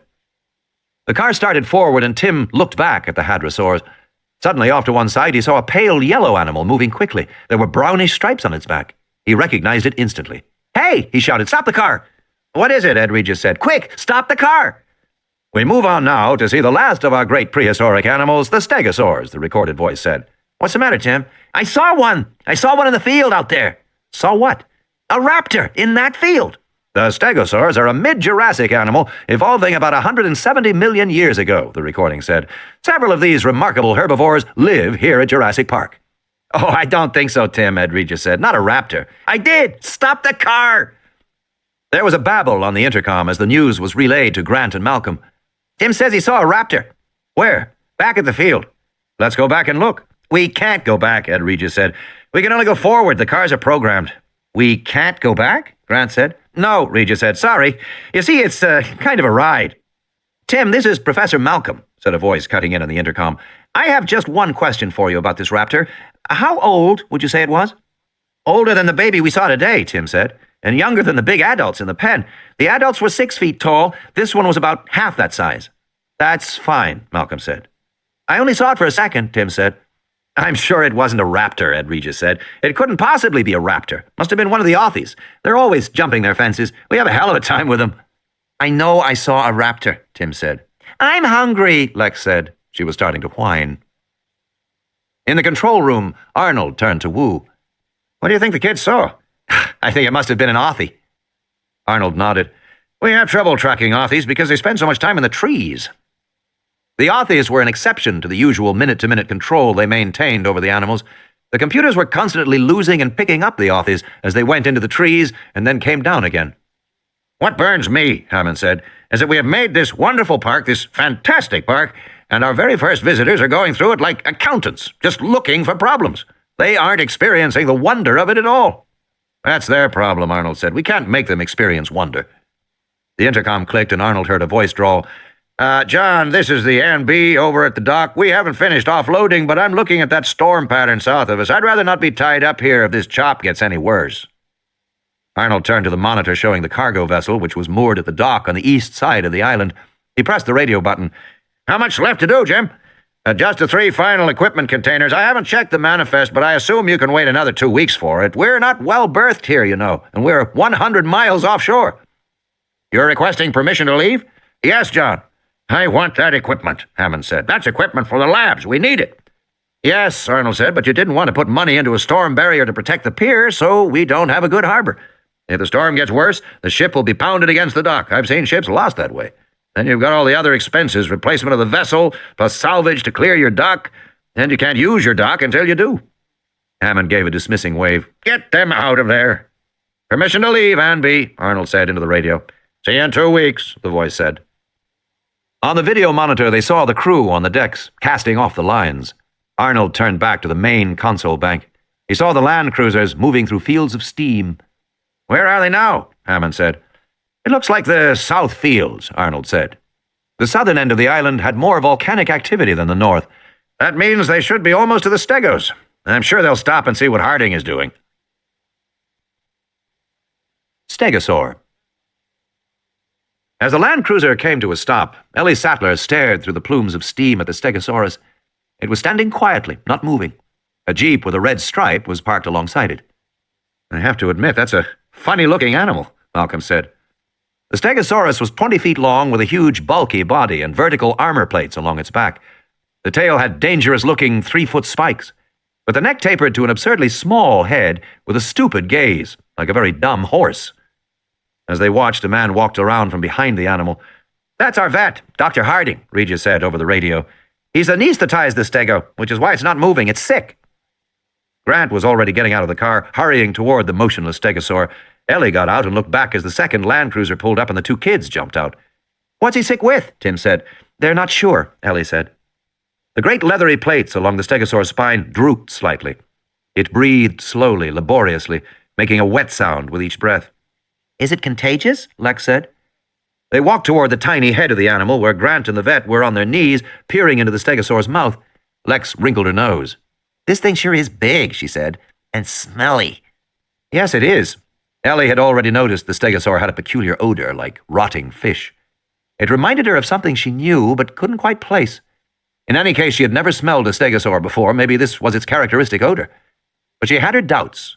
Most herbivores did not have a strong smell, nor did their droppings. It was reserved for the meat-eaters to develop a real stink. "Is that because it's sick?" Lex asked. "Maybe. And don't forget the vet's tranquilized it." "Ellie, have a look at this tongue," Grant said. The dark purple tongue drooped limply from the animal's mouth. The vet shone a light on it so she could see the very fine silvery blisters. "Microvesicles," Ellie said. "Interesting." "We've had a difficult time with these stegos," the vet said. "They're always getting sick." "What are the symptoms?" Ellie asked. She scratched the tongue with her fingernail. A clear liquid exuded from the broken blisters. "Ugh," Lex said. "Imbalance, disorientation, labored breathing, and massive diarrhea," Harding said. "Seems to happen about once every 6 weeks or so." "They feed continuously?" "Oh, yes," Harding said. "Animal this size has to take in a minimum of 500 or 600 pounds of plant matter daily just to keep going. They're constant foragers." "Then it's not likely to be poisoning from a plant," Ellie said. Constant browsers would be constantly sick if they were eating a toxic plant, not every 6 weeks. "Exactly," the vet said. "May I?" Ellie asked. She took the flashlight from the vet. "You have pupillary effects from the tranquilizer?" she said, shining the light in the stegosaur's eye. "Yes, there's a miotic effect. Pupils are constricted." "But these pupils are dilated," she said. Harding looked. There was no question. The stegosaur's pupil was dilated and did not contract when light shone on it. "I'll be damned," he said. "That's a pharmacological effect." "Yes." Ellie got back on her feet and looked around. "What is the animal's range?" "About 5 square miles." "In this general area?" she asked. They were in an open meadow with scattered rocky outcrops and intermittent plumes of steam rising from the ground. It was late afternoon, and the sky was pink beneath the lowering gray clouds. "The range is mostly north and east of here," Harding said, "but when they get sick, they're usually somewhere around this particular area." It was an interesting puzzle, she thought. How to explain the periodicity of the poisoning? She pointed across the field. "You see those low, delicate-looking bushes?" "West Indian lilac," Harding nodded. "We know it's toxic. The animals don't eat it." "You're sure?" "Yes, we monitor them on video, and I've checked droppings, just to be certain. The stegos never eat the lilac bushes." Melia azedarac, called Chinaberry or West Indian lilac, contained a number of toxic alkaloids. The Chinese use the plant as a fish poison. "They don't eat it," the vet said. "Interesting," Ellie said, "because otherwise I would have said that this animal shows all the classic signs of melia toxicity. Stupor, blistering of the mucous membranes, and pupillary dilatation." She set off toward the field to examine the plants more closely, her body bent over the ground. "You're right," she said. "Plants are healthy, no sign of being eaten, none at all." "And there's the 6-week interval," the vet reminded her. "The stegosaurs come here how often?" "About once a week," he said. "Stegos make a slow loop through their home range territory, feeding as they go. They complete the loop in about a week." "But they're only sick once every 6 weeks." "Correct," Harding said. "This is boring," Lex said. "Shh," Tim said. "Dr. Sattler's trying to think." "Unsuccessfully," Ellie said, walking farther out into the field. Behind her, she heard Lex saying, "Anybody want to play a little pickle?" Ellie stared at the ground. The field was rocky in many places. She could hear the sound of the surf somewhere to the left. There were berries among the rocks. Perhaps the animals were just eating berries, but that didn't make sense. West Indian lilac berries were terribly bitter. "Finding anything?" Grant said, coming up to join her. Ellie sighed. "Just rocks," she said. "We must be near the beach, because all these rocks are smooth, and they're in funny little piles." "Funny little piles?" Grant said. "All over. There's one pile right there." She pointed. As soon as she did, she realized what she was looking at. The rocks were worn, but it had nothing to do with the ocean. These rocks were piled in small piles, almost as if they had been thrown down that way. They were piles of gizzard stones. Many birds and crocodiles swallowed small stones, which collected in a muscular pouch in the digestive tract called the gizzard.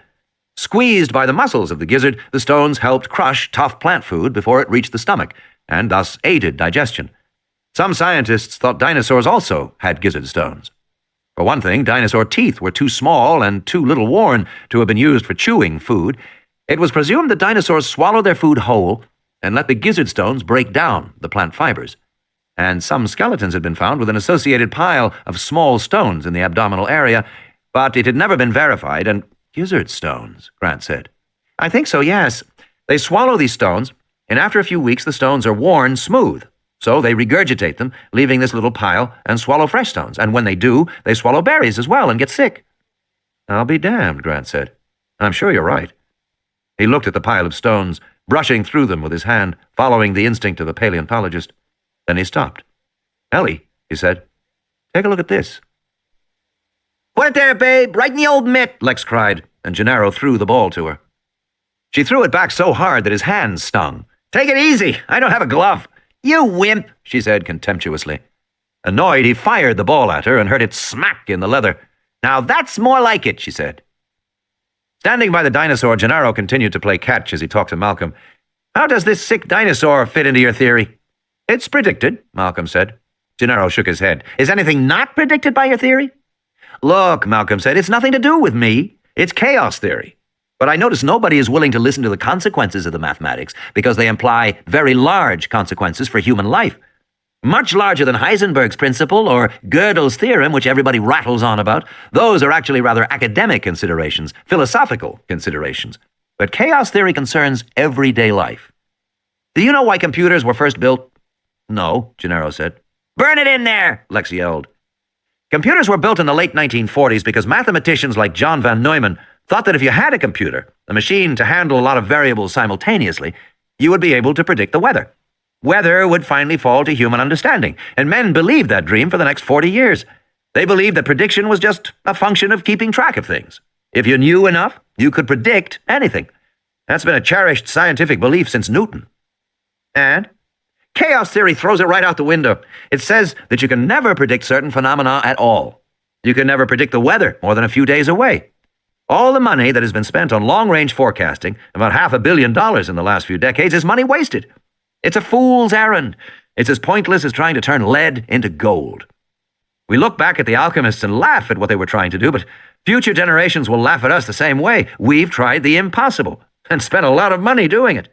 Because in fact there are great categories of phenomena that are inherently unpredictable. Chaos says that? Yes. And it is astonishing how few people care to hear it, Malcolm said.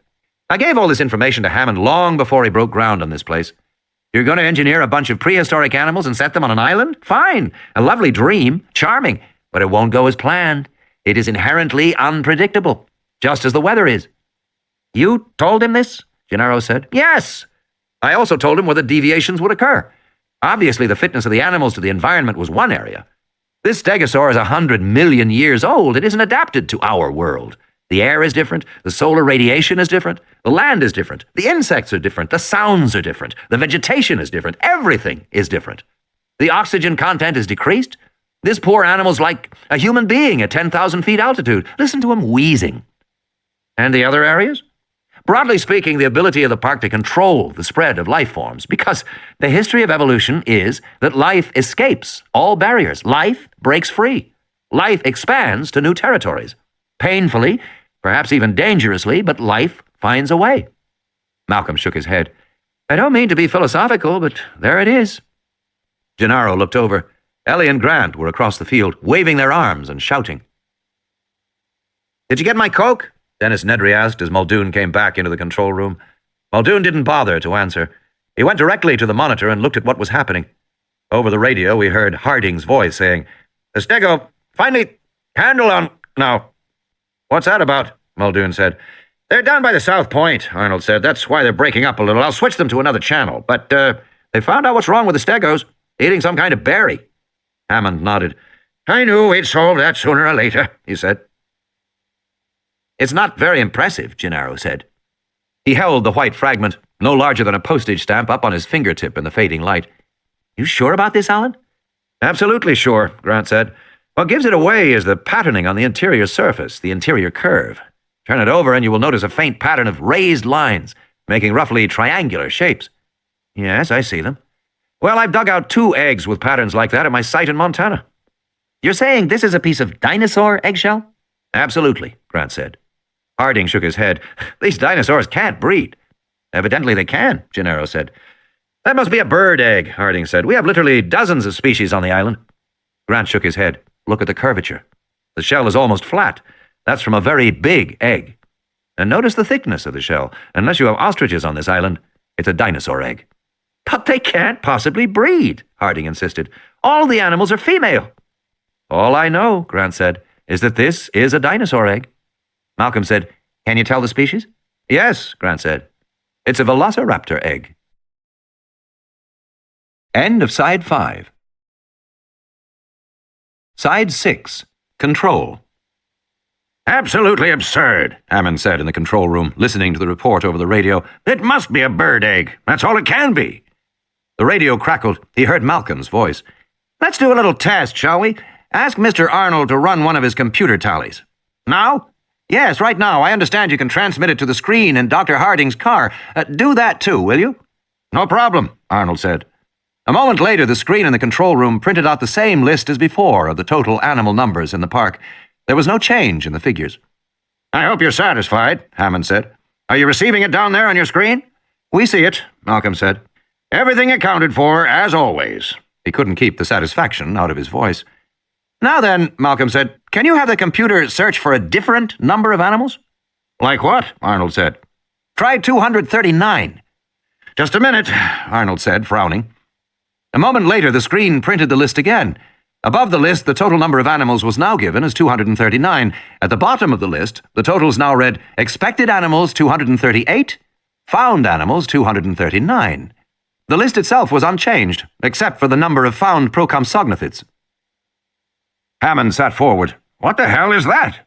We picked up another copy. From where? I don't know. The radio crackled.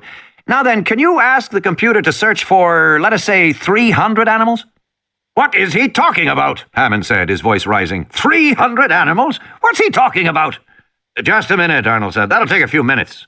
He pushed buttons on the screen. The first line of the totals appeared.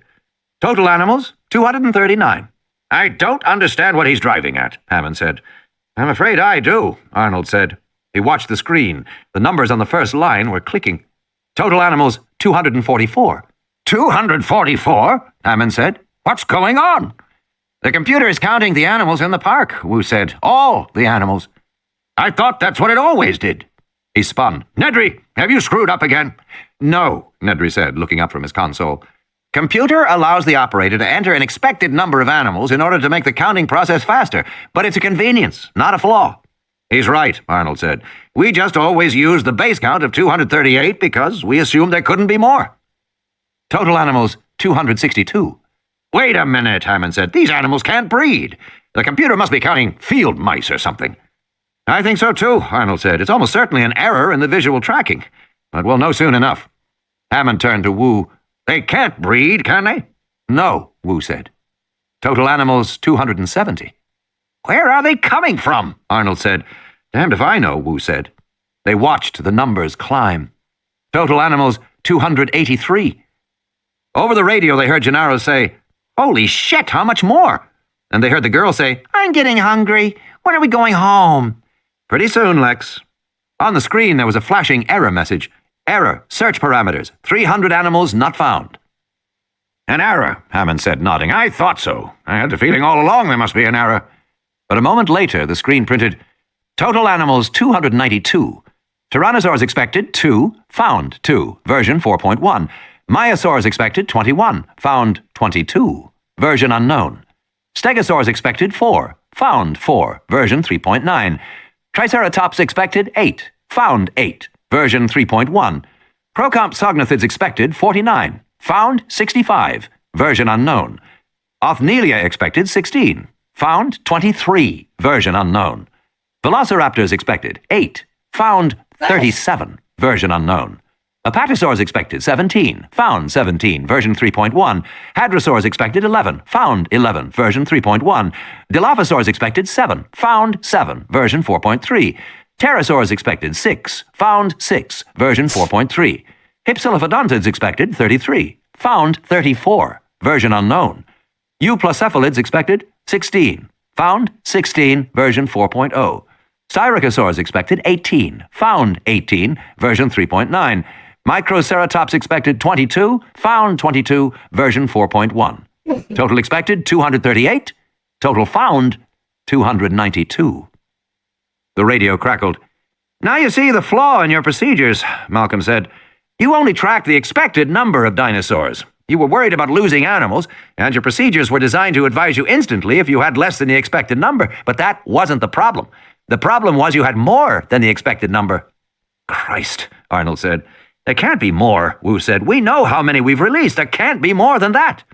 Afraid so, Henry, Malcolm said. They're breeding. No!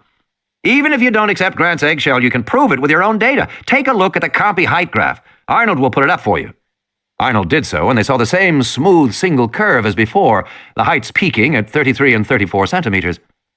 Notice anything about it? Malcolm said. It's a Poisson distribution, Wu said. Normal curve. But didn't you say you introduced the Compies in 3 batches at 6-month intervals? Yes. Then you should get a graph with peaks for each of the 3 separate batches that were introduced, Malcolm said, tapping the keyboard. Like this. A new graph appeared showing an uneven curve with 3 peaks at 26, 33, and 38 centimeters. But you didn't get this graph, Malcolm said. The graph you actually got is a graph of a breeding population. Your Compies are breeding. Wu shook his head. I don't see how. They're breeding, and so are the Othnielia, the Myosaurs, the Hypsies, and the Velociraptors. Christ, Muldoon said. There are raptors free in the park. Well, it's not that bad, Hannan said, looking at the screen. We have increases in just 3 categories. Well, 5 categories. Very small increases in 2 of them. What are you talking about? Wu said loudly. Don't you know what this means? Of course I know what this means, Henry, Hannan said. It means you screwed up. Absolutely not. You've got breeding dinosaurs out there, Henry. But they're all female, Wu said. It's impossible. There must be a mistake. And look at the numbers. A small increase in the big animals, the Myosaurs and the Hypsies, and big increases in the number of small animals. It just doesn't make sense. It must be a mistake. The radio clicked. Actually not, Grant said. I think these numbers confirm that breeding is taking place in 7 different sites around the island. Breeding sites. The sky was growing darker. Thunder rumbled in the distance. Grant and the others leaned in the doors of the jeep, staring at the screen on the dashboard. Breeding sites? Wu said over the radio. Nests, Grant said. Assuming the average clutch is 8 to 12 hatching eggs, these data would indicate the Compies have 2 nests. The Raptors have 2 nests, the Othies have 1 nest, and the Hypsies and the Mayas have 1 nest each. Where are these nests? We'll have to find them, Grant said. Dinosaurs build their nests in secluded places. But why are there so few big animals, Wu said? If there is a Maya nest of 8 to 12 eggs, there should be 8 to 12 new Mayas, not just 1.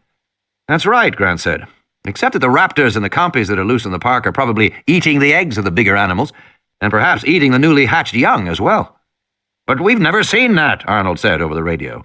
Raptors are nocturnal, he said. Is anyone watching the park at night? There was a long silence. I didn't think so, Grant said. It still doesn't make sense, Wu said. You can't support 50 additional animals on a couple of nests of eggs. No, Grant said. I assume they are eating something else as well. Perhaps small rodents, mice and rats. There was another silence. Let me guess, Grant said. When you first came to the island, you had a problem with rats. But as time passed, the problem faded away. Yes, that's true. And you never thought to investigate why? Well, we just assumed, Arnold said. Look, Wu said, the fact remains all the animals are female. They can't breed. Grant had been thinking about that. He had recently learned of an intriguing West German study that he suspected held the answer. When you made your dinosaur DNA, Grant said, you were working with fragmentary pieces, is that right? Yes, Wu said. In order to make a complete strand, were you ever required to include DNA fragments from other species? Occasionally, yes, Wu said. It's the only way to accomplish the job. Sometimes we included avian DNA from a variety of birds, and sometimes reptilian DNA. Any amphibian DNA, specifically frog DNA? Possibly, I'd have to check. Check, Grant said. I think you'll find that holds the answer. Malcolm said, frog DNA? Why frog DNA? Gennaro said impatiently, listen, this is all very intriguing, but we're forgetting the main question. Have any animals gotten off the island? Grant said, we can't tell from these data. Then how are we going to find out? There's only one way I know, Grant said. We'll have to find the individual dinosaur nests, inspect them, and count the remaining egg fragments. From that, we may be able to determine how many animals were originally hatched, and we can begin to assess whether any are missing. Malcolm said, even so, you won't know if the missing animals are killed or dead from natural causes, or whether they have left the island. No, Grant said, but it's a start. and I think we can get more information from an intensive look at the population graphs. How are we going to find these nests? Actually, Grant said, I think the computer will be able to help us with that. Can we go back now? Lex said. I'm hungry. Yes, let's go, Grant said, smiling at her. You've been very patient. You'll be able to eat in about 20 minutes, Ed Regis said, starting toward the two land cruisers. I'll stay for a while, Ellie said, and get photos of the stego with Dr. Harding's camera. Those vesicles in the mouth will have cleared up by tomorrow. I want to get back, Grant said. I'll go with the kids. I will too, Malcolm said. I think I'll stay, Gennaro said, and go back with Harding in his jeep, with Dr. Sattler. Fine, let's go. They started walking. Malcolm said, Why exactly is our lawyer staying? Grant shrugged. I think it might have something to do with Dr. Sattler. Really? The shorts, you think? It's happened before, Grant said. When they came to the land cruisers, Tim said, I want to ride in the front one this time with Dr. Grant. Malcolm said, Unfortunately, Dr. Grant and I need to talk. I'll just sit and listen. I won't say anything, Tim said. It's a private conversation, Malcolm said. Tell you what, Tim, Ed Regis said, let them sit in the rear car by themselves. We'll sit in the front car, and you can use the night vision goggles. Have you ever used night vision goggles, Tim? They're goggles with very sensitive CCDs that allow you to see in the dark. Neat, he said, and moved toward the first car. Hey, Lex said, I want to use it too. No, Tim said. No fair, no fair. You get to do everything, Timmy. Ed Regis watched them go and said to Grant, I can see what the ride back is going to be like. Grant and Malcolm climbed into the second car. A few raindrops spattered the windshield. Let's get going, Ed Regis said. I'm about ready for dinner, and I could do with a nice banana daiquiri. What do you say, folks? Daiquiri sound good? He pounded the metal panel of the car. See you back at camp, he said, and he started running toward the first car and climbed aboard. A red light on the dashboard blinked. With a soft electric whir, the land cruisers started off. Driving back in the fading light, Malcolm seemed oddly subdued. Grant said, You must feel vindicated about your theory. As a matter of fact, I'm feeling a bit of dread. I suspect we are at a very dangerous point. Why? Intuition. Do mathematicians believe in intuition? Absolutely, very important intuition. Actually, I was thinking of fractals, Malcolm said. Do you know about fractals? Grant shook his head. Not really, no. Fractals are a kind of geometry associated with a man named Mandelbrot. Unlike ordinary Euclidean geometry that everybody learns in school, squares and cubes and spheres, fractal geometry appears to describe real objects in the natural world. Mountains and clouds are fractal shapes. So fractals are probably related to reality, somehow. Well, Mandelbrot found a remarkable thing with his geometric tools. He found that things looked almost identical at different scales. At different scales? Grant said. For example, Malcolm said, a big mountain seen from far away has a certain rugged mountain shape. If you get closer and examine a small peak of the big mountain, it will have the same mountain shape. In fact, you can go all the way down the scale to a tiny speck of rock seen under a microscope. It will have the same basic fractal shape as the big mountain. I don't really see why this is worrying you, Grant said. He yawned. He smelled the sulfur fumes of the volcanic steam. They were coming now to the section of road that ran near the coastline, overlooking the beach and the ocean. It's a way of looking at things, Malcolm said. Mandelbrot found a sameness from the smallest to the largest, and this sameness of scale also occurs for events. Events? Consider cotton prices, Malcolm said. There are good records of cotton prices going back more than 100 years. When you study fluctuations in cotton prices, you find that the graph of price fluctuations in the course of a day looks basically like the graph for a week, which looks basically like the graph for a year or for 10 years. And that's how things are. A day is like a whole life. You start out doing one thing, but end up doing something else. Plan to run an errand, but never get there. And at the end of your life, your whole existence has that same haphazard quality too. Your whole life has the same shape as a single day. I guess it's one way to look at things, Grant said. No, Malcolm said, it's the only way to look at things, at least the only way that is true to reality. You see, the fractal idea of sameness carries within it an aspect of recursion, a kind of doubling back on itself, which means that events are unpredictable, that they can change suddenly and without warning. Okay, but we have soothed ourselves into imagining sudden change as something that happens outside the normal order of things, an accident like a car crash, or beyond our control like a fatal illness. We do not conceive of sudden, radical, irrational change as built into the very fabric of existence, yet it is. And chaos theory teaches us, Malcolm said, that straight linearity, which we have come to take for granted in everything from physics to fiction, simply does not exist. Linearity is an artificial way of viewing the world. Real life isn't a series of interconnected events occurring one after another like beads strung on a necklace. Life is actually a series of encounters in which one event may change those that follow in a wholly unpredictable, even devastating way. Malcolm sat back in his seat, looking toward the other land cruiser a few yards ahead. That's a deep truth about the structure of our universe, but for some reason we insist on behaving as if it were not true. At that moment, the cars jolted to a stop. "What's happened?" Grant said. Up ahead, they saw the kids in the car pointing toward the ocean. Offshore, beneath lowering clouds, Grant saw the dark outline of the supply boat, making its way back toward Punta Arenas. "Why have we stopped?" Malcolm said. Grant turned on the radio and heard the girl saying excitedly, "Look there, Timmy! You see it? It's there!" Malcolm squinted at the boat. "They talking about the boat?" "Apparently." Ed Regis climbed out of the front car and came running back to their window. "I'm sorry," he said, "but the kids are all worked up. Do you have binoculars here?" "For what?"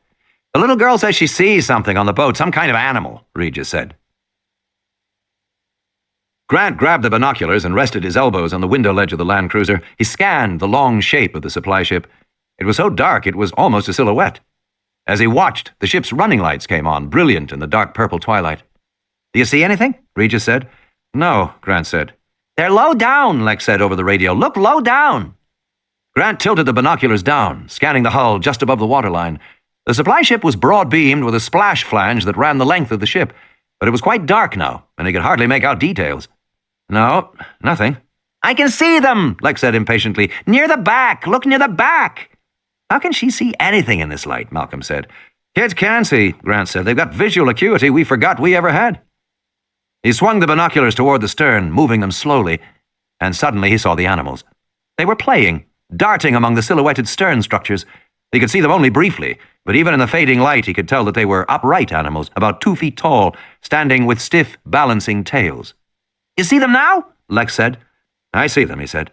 "What are they?" "They're raptors," Grant said. "At least 2, maybe more, juveniles." "Jesus," Ed Regis said. "That boat's going to the mainland." Malcolm shrugged. "Don't get excited. Just call the control room and tell them to recall the boat." Ed Regis reached in and grabbed the radio from the dashboard. They heard hissing static and clicks as he rapidly changed channels.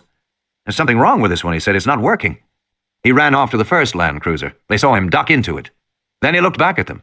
"There's something wrong with both the radios," he said. "I can't raise the control room." "Then let's get going," Grant said. In the control room, Muldoon stood before the big windows that overlooked the park. At 7 o'clock, the quartz floodlights came on all over the island, turning the landscape into a glowing jewel stretching away to the south. This was his favorite moment of the day. He heard the crackle of static from the radios. "The Land Cruisers have started again," Arnold said. "They're on their way home." "But why did they stop?" Hannan said. "And why can't we talk to them?" "I don't know," Arnold said. "Maybe they turned off the radios in the cars."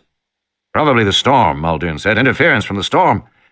"They'll be here in 20 minutes, Hannan said. "You better call down and make sure the dining room is ready for them. Those kids are going to be hungry." Arnold picked up the phone and heard a steady, monotonous hiss. "What's this? What's going on?" "Jesus, hang that up," Nedry said. "You'll screw up the data stream." "You've taken all the phone lines, even the internal ones?" "I've taken all the lines that communicate outside," Nedry said, "but your internal lines should still work." Arnold punched console buttons one after another. He heard nothing but hissing on all the lines. "Looks like you've got them all." "Sorry about that," Nedry said. "I'll clear a couple for you at the end of the next transmission, in about 15 minutes. He yawned. "Looks like a long weekend for me. I guess I'll go get that Coke now." He picked up his shoulder bag and headed for the door. "Don't touch my console, okay?" The door closed. "What a slob," Hannan said. "Yeah," Arnold said, "but I guess he knows what he's doing."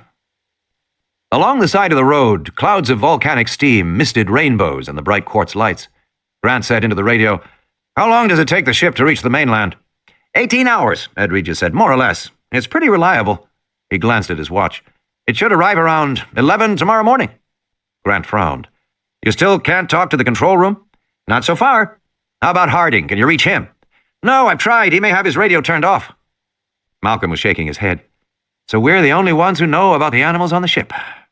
"I'm trying to raise somebody," Ed Regis said. "I mean, Christ, we don't want those animals on the mainland." "How long until we get back to the base?" "From here, another 16, 17 minutes, Ed Regis said.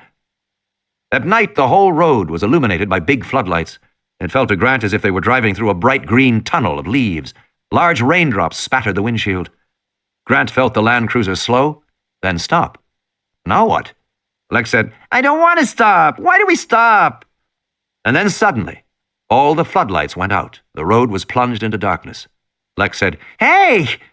"Probably just a power outage or something," Ed Regis said. "I'm sure the lights will be on in a minute." "What the hell?" Arnold said, staring at his monitors. "What happened?" Muldoon said. "You lose power?" "Yeah, but only power on the perimeter. Everything in this building's working fine. But outside in the park, the power's gone. Lights, TV cameras, everything." His remote video monitors had gone black. "What about the 2 Land Cruisers?"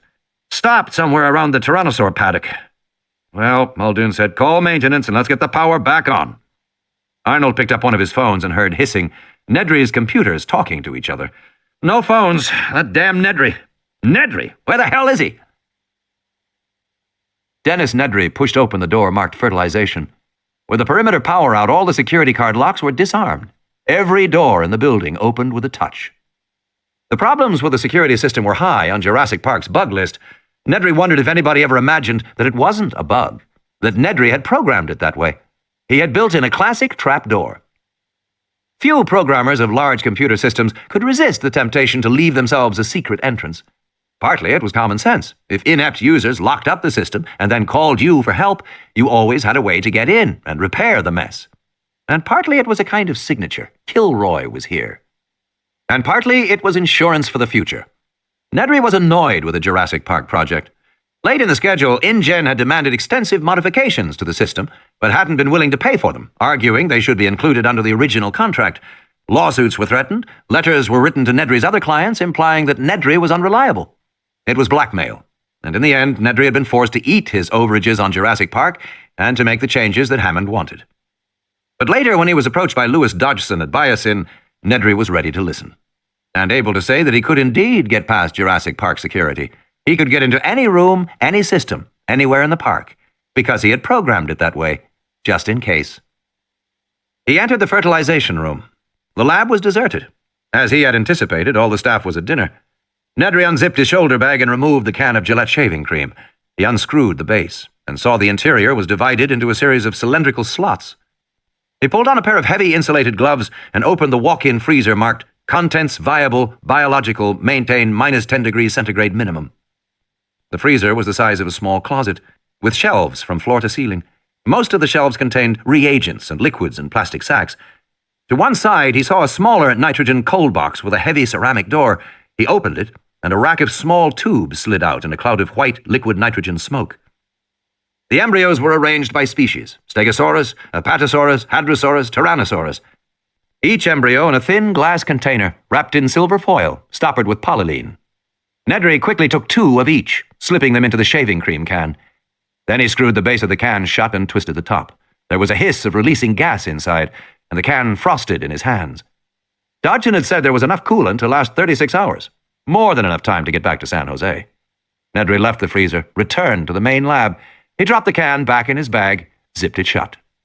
He went back into the hallway. The theft had taken less than 2 minutes. He could imagine the consternation upstairs in the control room as they began to realize what had happened. All their security codes were scrambled and all their phone lines were jammed. Without his help, it would take hours to untangle the mess. But in just a few minutes, Nedry would be back in the control room setting things right, and no one would ever suspect what he had done.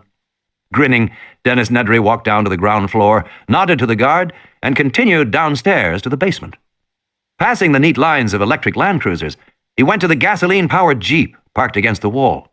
He climbed into it, noticing some odd gray tubing on the passenger seat.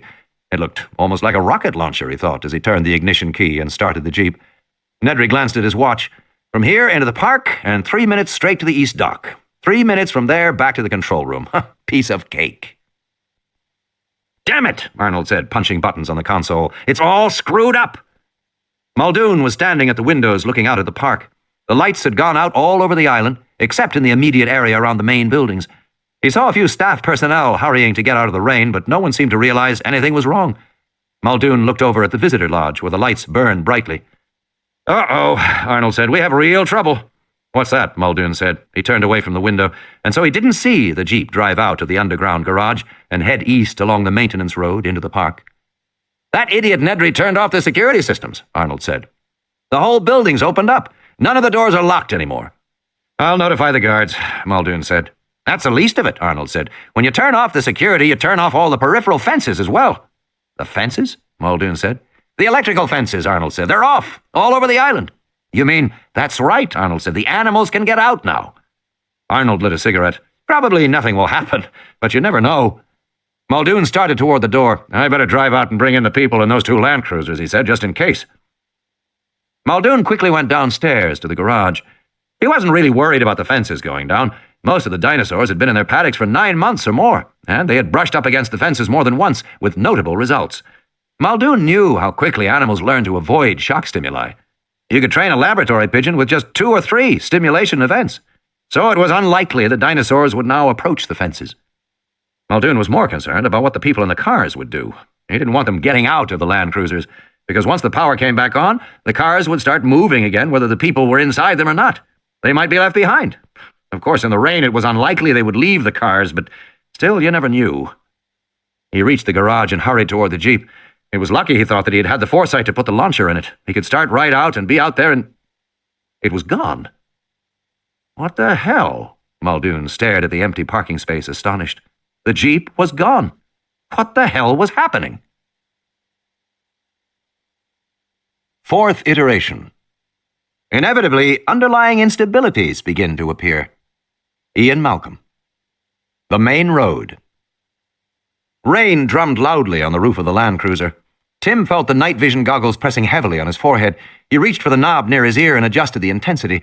There was a brief phosphorescent flare, and then, in shades of electronic green and black, he could see the Land Cruiser behind, with Dr. Grant and Dr. Malcolm inside. Neat.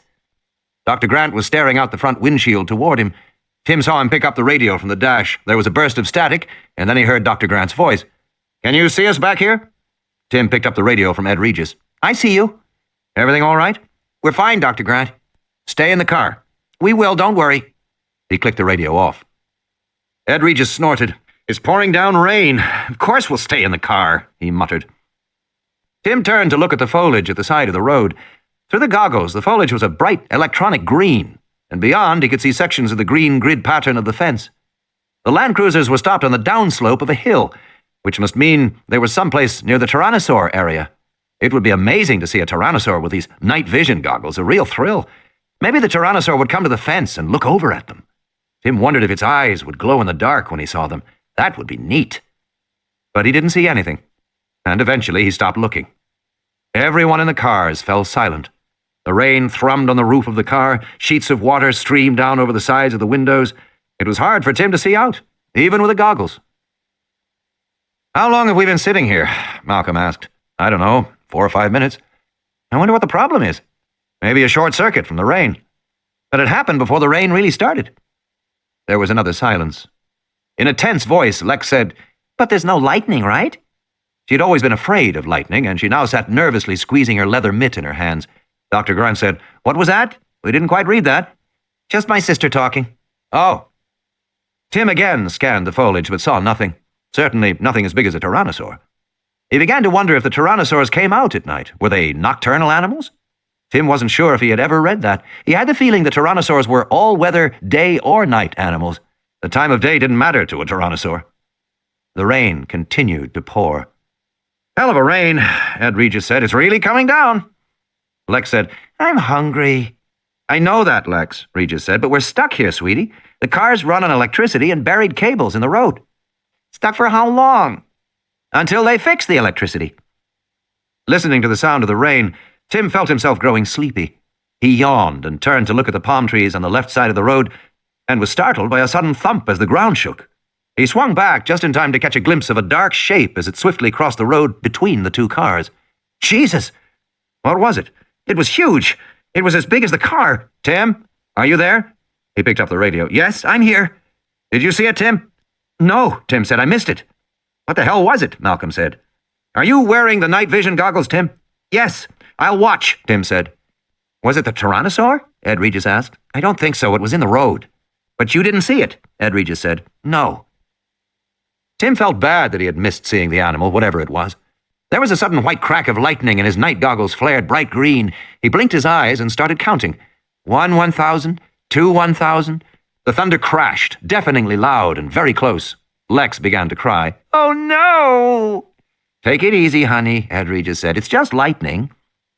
Tim scanned the side of the road. The rain was coming down hard now, shaking the leaves with hammering drops. It made everything move. Everything seemed alive. He scanned the leaves. He stopped. There was something beyond the leaves. Tim looked up higher. Behind the foliage, beyond the fence, he saw a thick body with a pebbled, grainy surface like the bark of a tree. But it wasn't a tree. He continued to look higher, sweeping the goggles upward. He saw the huge head of the Tyrannosaurus just standing there, looking over the fence at the two land cruisers. The lightning flashed again, and the big animal rolled its head and bellowed in the glaring light. Then darkness, and silence again, and the pounding rain. "Tim?" "Yes, Dr. Grant?" "You see what it is?" "Yes, Dr. Grant." Tim had the sense that Dr. Grant was trying to talk in a way that wouldn't upset his sister. "What's going on right now?" "Nothing," Tim said, watching the Tyrannosaur through his night goggles. "Just standing on the other side of the fence." "I can't see much from here, Tim." "I can see fine, Dr. Grant. It's just standing there." "Okay." Lex continued to cry, snuffling. There was another pause. Tim watched the Tyrannosaur. The head was huge. The animal looked from one vehicle to another, then back again. It seemed to stare right at Tim. In the goggles, the eyes glowed bright green. Tim felt a chill, but then as he looked down the animal's body, moving down from the massive head and jaws, he saw the smaller, muscular forelimb. It waved in the air, and then it gripped the fence. "Jesus Christ," Ed Regis said, staring out the window. The greatest predator the world has ever known, the most fearsome attack in human history. Somewhere in the back of his publicist's brain, Ed Regis was still writing copy, but he could feel his knees begin to shake uncontrollably, his trousers flapping like flags. Jesus, he was frightened. He didn't want to be here. Alone among all the people in the two cars, Ed Regis knew what a dinosaur attack was like. He knew what happened to people. He had seen the mangled bodies that resulted from a raptor attack. He could picture it in his mind, and this was a Rex, much, much bigger. The greatest meat-eater that ever walked the earth. Jesus! When the Tyrannosaur roared, it was terrifying, a scream from some other world. Ed Regis felt the spreading warmth in his trousers. He'd peed in his pants. He was simultaneously embarrassed and terrified. But he knew he had to do something. He couldn't just stay here. He had to do something. Something! His hands were shaking, trembling against the dash. "Jesus Christ!" he said again. "Bad language," Lex said, wagging her finger at him. Tim heard the sound of a door opening, and he swung his head away from the Tyrannosaur. The night vision goggles streaked laterally, in time to see Ed Regis stepping out through the open door, ducking his head in the rain. "Hey," Lex said, "where are you going?" Ed Regis just turned and ran in the opposite direction from the Tyrannosaur, disappearing into the woods. The door to the Land Cruiser hung open. The paneling was getting wet. "He left," Lex said. "Where did he go? He left us alone." "Shut the door," Tim said. But she had started to scream, "He left us! He left us!" "Tim, what's going on?" It was Dr. Grant on the radio. "Tim!" Tim leaned forward and tried to shut the door. From the back seat, he couldn't reach the handle. He looked back at the Tyrannosaur as lightning flashed again, momentarily silhouetting the huge black shape against the white flaring sky. "Tim, what's happening?" "He left us! He left us!" Tim blinked to recover his vision. When he looked again, the Tyrannosaur was standing there, exactly as before, motionless and huge. Rain dripped from its jaws. The forelimb gripped the fence. And then Tim realized the Tyrannosaur was holding on to the fence. The fence wasn't electrified anymore. "Lex, close the door!" The radio crackled. "Tim!" "I'm here, Dr. Grant." "What's going on?" "Regis ran away," Tim said. "He what?" "He ran away. I think he saw that the fence isn't electrified," Tim said. "The fence isn't electrified," Malcolm said over the radio. "Did he say the fence isn't electrified?" "Lex," Tim said, "close the door!" But Lex was screaming, "He left us! He left us!" in a steady, monotonous wail, and there was nothing for Tim to do but climb out of the back door into the slashing rain and shut the door for her. Thunder rumbled and the lightning flashed again. Tim looked up and saw the Tyrannosaur crashing down the cyclone fence with a giant hind limb. "Timmy!" He jumped back in and slammed the door, the sound lost in the thunderclap. The radio. "Tim, are you there?" He grabbed the radio. "I'm here." He turned to Lex. "Lock the doors. Get in the middle of the car and shut up." Outside, the Tyrannosaur rolled its head and took an awkward step forward. The claws of its feet had caught in the grid of the flattened fence. Lex saw the animal finally and became silent, still. She watched with wide eyes. Radio crackle. "Tim." "Yes, Dr. Grant?" "Stay in the car. Stay down. Be quiet. Don't move, and don't make noise." "Okay." "You should be all right. I don't think it can open the car." "Okay." "Just stay quiet so you don't arouse its attention any more than necessary."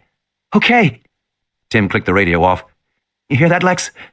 His sister nodded silently. She never took her eyes off the dinosaur. The Tyrannosaur roared.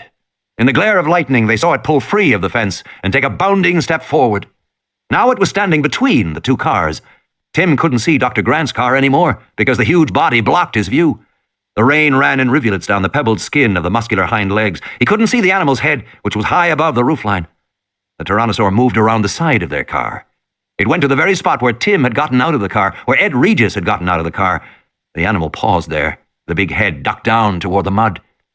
Tim looked back at Dr. Grant and Dr. Malcolm in the rear car. Their faces were tense as they stared forward through the windshield. The huge head raised back up, jaws open, and then stopped by the side windows. In the glare of lightning, they saw the beady, expressionless reptile eye moving in the socket. It was looking in the car. His sister's breath came in ragged, frightened gasps. He reached out and squeezed her arm, hoping she would stay quiet. The dinosaur continued to stare for a long time through the side window. Perhaps the dinosaur couldn't really see them, he thought. Finally, the head lifted up out of view again. "Timmy," Lex whispered. "It's okay," Tim whispered. "I don't think it saw us." He was looking back toward Dr. Grant when a jolting impact rocked the Land Cruiser and shattered the windshield in a spider web as the Tyrannosaur's head crashed against the hood of the Land Cruiser. Tim was knocked flat on the seat. The night vision goggles slid off his forehead. He got back up quickly, blinking in the darkness, his mouth warm with blood. "Lex?" He couldn't see his sister anywhere.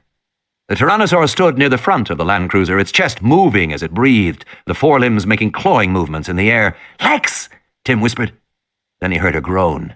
She was lying somewhere on the floor under the front seat. Then the huge head came down, entirely blocking the shattered windshield. The Tyrannosaur banged again on the front hood of the Land Cruiser. Tim grabbed the seat as the car rocked on its wheels. The Tyrannosaur banged down twice more, denting the metal. Then it moved around the side of the car. The big raised tail blocked his view out of all the side windows. At the back, the animal snorted a deep, rumbling growl that blended with the thunder. It sank its jaws into the spare tire mounted on the back of the Land Cruiser, and in a single headshake, tore it away. The rear of the car lifted into the air for a moment, then it thumped down with a muddy splash. "Tim!" Dr. Grant said. "Tim, are you there?" Tim grabbed the radio. "We're okay," he said. There was a shrill metallic scrape as claws raked the roof of the car. Tim's heart was pounding in his chest. He couldn't see anything out of the windows on the right side except pebbled, leathery flesh. The Tyrannosaur was leaning against the car, which rocked back and forth with each breath, the springs and metal creaking loudly. Lex groaned again. Tim put down the radio and started to crawl over into the front seat. The Tyrannosaur roared, and the metal roof dented downward. Tim felt a sharp pain in his head and tumbled to the floor onto the transmission hump. He found himself lying alongside Lex, and he was shocked to see that the whole side of her head was covered in blood. She looked unconscious. There was another jolting impact, and pieces of glass fell all around him. Tim felt rain. He looked up and saw that the front windshield had broken out. There was just a jagged rim of glass, and beyond, the big head of the dinosaur, looking down at him. Tim felt a sudden chill, and then the head rushed forward toward him, the jaws open. There was the squeal of metal against teeth, and he felt the hot, stinking breath of the animal, and a thick tongue stuck into the car through the windshield opening. The tongue slapped wetly around inside the car. He felt the hot lather of dinosaur saliva, and the Tyrannosaur roared, a deafening sound inside the car. The head pulled away abruptly. Tim scrambled up, avoiding the dent in the roof. There was still room to sit on the front seat by the passenger door. The Tyrannosaur stood in the rain near the front fender. It seemed confused by what had happened to it. Blood dripped freely from its jaws. The Tyrannosaur looked at Tim, cocking its head to stare with one big eye. The head moved close to the car, sideways, and peered in. Blood spattered on the dented hood of the Land Cruiser, mixing with the rain. "It can't get to me," Tim thought. "It's too big." Then the head pulled away, and in the glare of lightning he saw the hind leg lift up, and the world tilted crazily as the Land Cruiser slammed over on its side, the windows splatting in the mud. He saw Lex fall helplessly against the side window, and he fell down beside her, banging his head. Tim felt dizzy. Then the Tyrannosaur's jaws clamped onto the window frame, and the whole Land Cruiser was lifted up into the air and shaken. "Timmy!" Lex shrieked, so near to his ear that it hurt. She was suddenly awake, and he grabbed her as the Tyrannosaur crashed the car down again. Tim felt a stabbing pain in his side, and his sister fell on top of him. The car went up again, tilting crazily. Lex shouted, "Timmy!" And he saw the door give way beneath her, and she fell out of the car into the mud.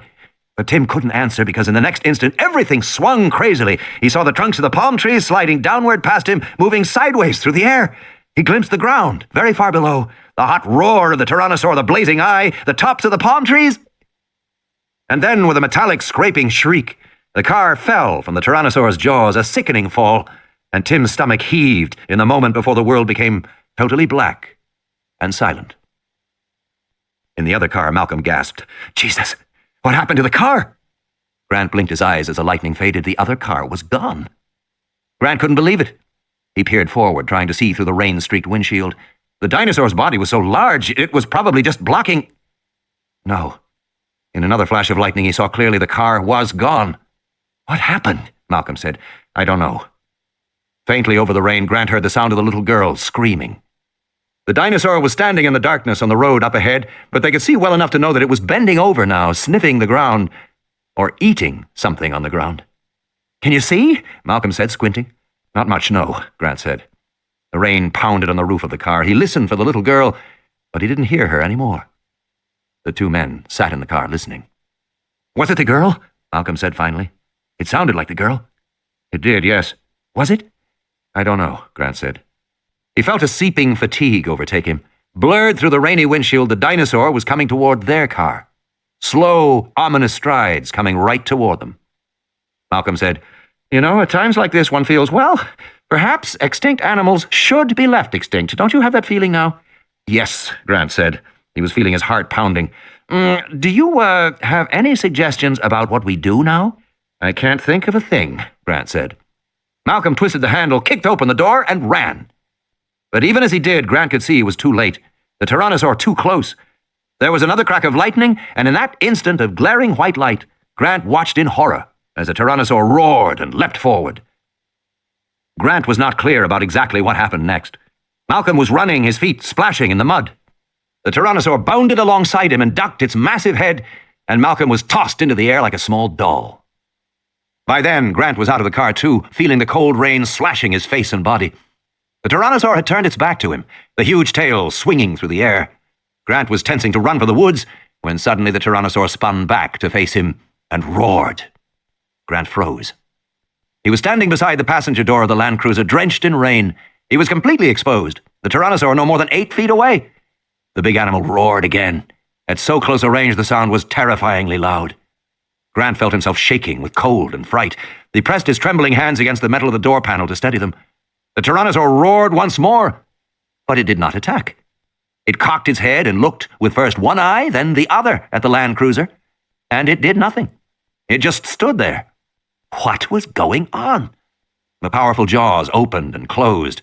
The Tyrannosaur bellowed angrily, and then the big hind leg came up and crashed down on the roof of the car. The claws slid off with a metal screech, barely missing Grant as he stood there still unmoving.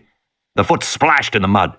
The head ducked down in a slow arc, and the animal inspected the car, snorting. It peered into the front windshield.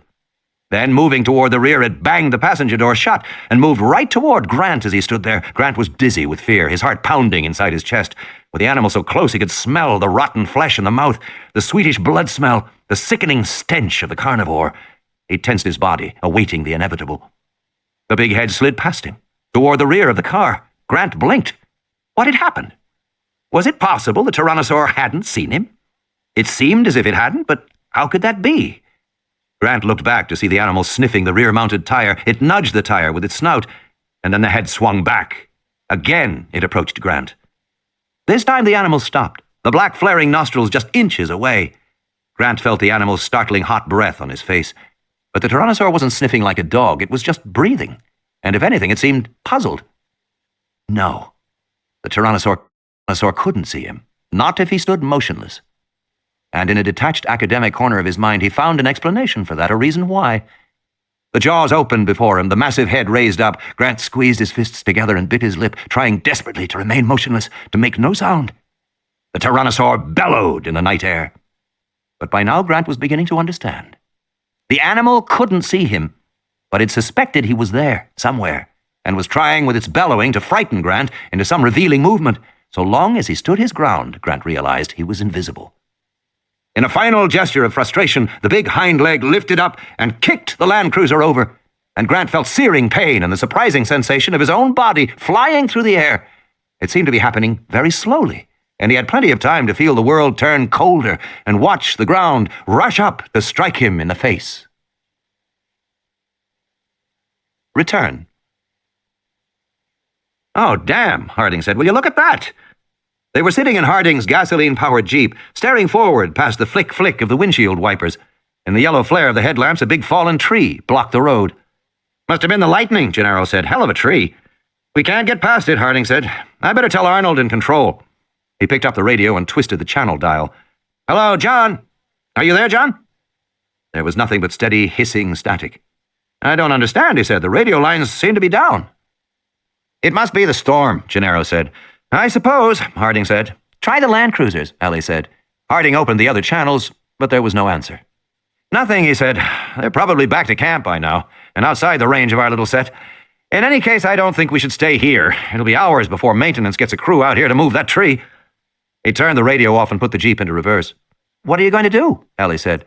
"Go back to the turnout and get onto the maintenance road. Fortunately, there's a second road system," Harding explained.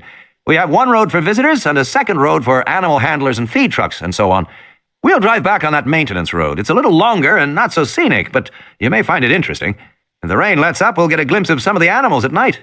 We should be back in 30-40 minutes, Harding said, if I don't get lost." He turned the Jeep around in the night and headed south again. Lightning flashed, and every monitor in the control room went black. Arnold sat forward, his body rigid and tense. Jesus, not now, not now. That was all he needed, to have everything go out now in the storm. All the main power circuits were surge-protected, of course, but Arnold wasn't sure about the modems Nedry was using for his data transmission. Most people didn't know it was possible to blow an entire system through a modem. The lightning pulse climbed back into the computer through the telephone line, and bang, no more motherboard, no more RAM, no more file server, no more computer. The screens flickered, and then one by one they came back on. Arnold sighed and collapsed back in his chair. He wondered again where Nedry had gone. 5 minutes ago, he'd sent guards to search the building for him. The fat bastard was probably in the bathroom reading a comic book. But the guards hadn't come back, and they hadn't called in. 5 minutes. If Nedry was in the building, they should have found him by now. "Somebody took the damn Jeep," Muldoon said as he came back in the room. "Have you talked to the Land Cruisers yet?" "Can't raise them on the radio," Arnold said. "I have to use this because the main board is down. It's weak, but it ought to work. I've tried on all 6 channels. I know they have radios in the cars, but they're not answering." "That's not good," Muldoon said. "If you want to go out there, take one of the maintenance vehicles." "I would," Muldoon said, "but they're all in the east garage, more than a mile from here." "Where's Harding?" "I assume he's on his way back. Then he'll pick up the people in the Land Cruisers on his way." "I assume so. Anybody tell Hammond the kids aren't back yet?" "Hell no," Arnold said. "I don't want that son of a bitch running around here screaming at me. Everything's all right for the moment. The Land Cruisers are just stuck in the rain. They can sit a while until Harding brings them back. Or until we find Nedry and make that little bastard turn the systems back on." "You can't get them back on?" Muldoon said. Arnold shook his head. "I've been trying, but Nedry's done something to the system. I can't figure out what. But if I have to go into the code itself, that'll take hours. We need Nedry. We've got to find the son of a bitch right away." Nedry. The sign said, "Electrified fence, 10,000 volts, do not touch." But Nedry opened it with his bare hand and unlocked the gate, swinging it wide. He went back to the Jeep, drove through the gate, and then walked back to close it behind him. Now he was inside the park itself, no more than a mile from the east dock. He stepped on the accelerator and hunched forward over the steering wheel, peering through the rain-slashed windshield as he drove the Jeep down the narrow road. He was driving fast, too fast, but he had to keep to his timetable. He was surrounded on all sides by black jungle, but soon he should be able to see the beach and the ocean off to his left. This damn storm, he thought. It might screw up everything, because if Dodgson's boat wasn't waiting for him at the east dock when Nedry got there, the whole plan would be ruined. Nedry couldn't wait very long, or he would be missed back at the control room. The whole idea behind the plan was that he could drive to the east dock, drop off the embryos, and be back in a few minutes before anyone noticed. It was a good plan, a clever plan. Nedry'd worked on it carefully, refining every detail. This plan was going to make him $1.5 million, 1.5 meg. That was 10 years of income in a single tax-free shot, and it was going to change his life.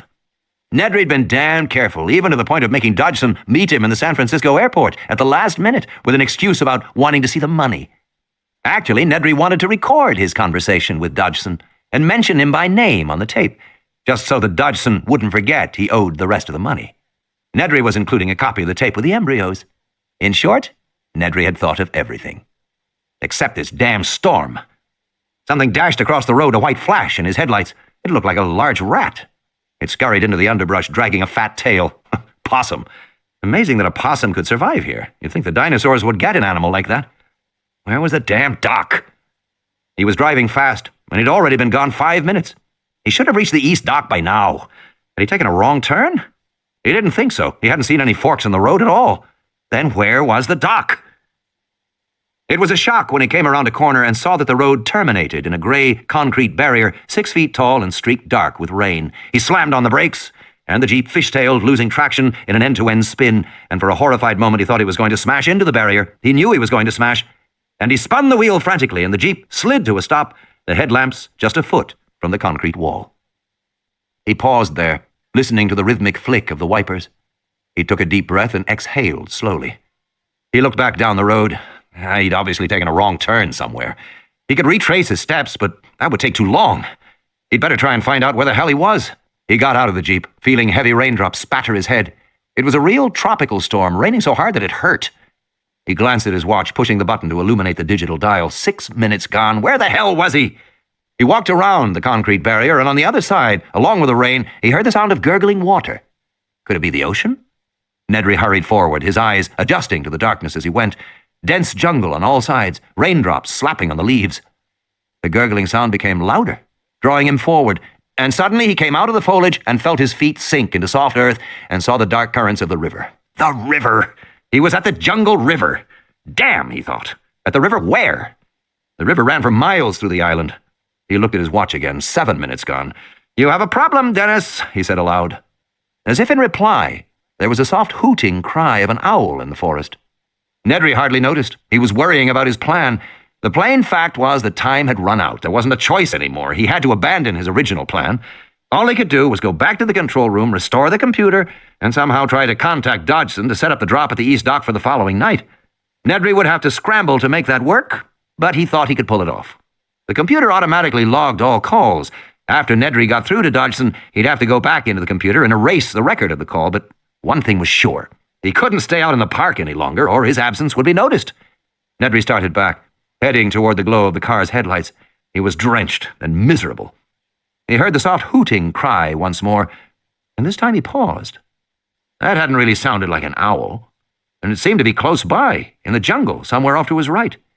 As he listened, he heard a crashing sound in the underbrush, then silence. He waited, and heard it again. It sounded distinctly like something big, moving slowly through the jungle toward him. Something big, something near. A big dinosaur. Get out of here. Nedry began to run. He made a lot of noise as he ran, but even so, he could hear the animal crashing through the foliage and hooting. It was coming closer. Stumbling over tree roots in the darkness, clawing his way past dripping branches, he saw the Jeep ahead, and the lights shining around the vertical wall of the barrier made him feel better. In a moment, he'd be in the car, and then he'd get the hell out of here. He scrambled around the barrier, and then he froze. The animal was already there. But it wasn't close. The dinosaur stood 40 feet away at the edge of the illumination from the headlamps. Nedry hadn't taken the tour, so he hadn't seen the different types of dinosaurs, but this one was strange-looking. The 10-foot-tall body was yellow with black spots, and along the head ran a pair of red, V-shaped crests. The dinosaur didn't move, but again gave its soft hooting cry. Nedry waited to see if it would attack. It didn't. Perhaps the headlights from the Jeep frightened it, forcing it to keep its distance like a fire. The dinosaur stared at him, and then snapped its head in a single swift motion. Nedry felt something smack wetly against his chest. He looked down and saw a dripping glob of foam on his rain-soaked shirt. He touched it curiously, not comprehending. It was spit. The dinosaur had spit on him. It was creepy, he thought. He looked back at the dinosaur and saw the head snap again, and immediately felt another wet smack against his neck, just above the shirt collar. He wiped it away with his hand. Jesus, it was disgusting. But the skin of his neck was already starting to tingle and burn, and his hand was tingling too. It was almost like he had been touched with acid. Nedry opened the car door, glancing back at the dinosaur to make sure it wasn't going to attack, and felt a sudden excruciating pain in his eyes, stabbing like spikes into the back of his skull, and he squeezed his eyes shut and gasped with the intensity of it, then threw up his hands to cover his eyes and felt the slippery foam trickling down both sides of his nose. Spit. The dinosaur had spit in his eyes. Even as he realized it, the pain overwhelmed him, and he dropped to his knees, disoriented, wheezing.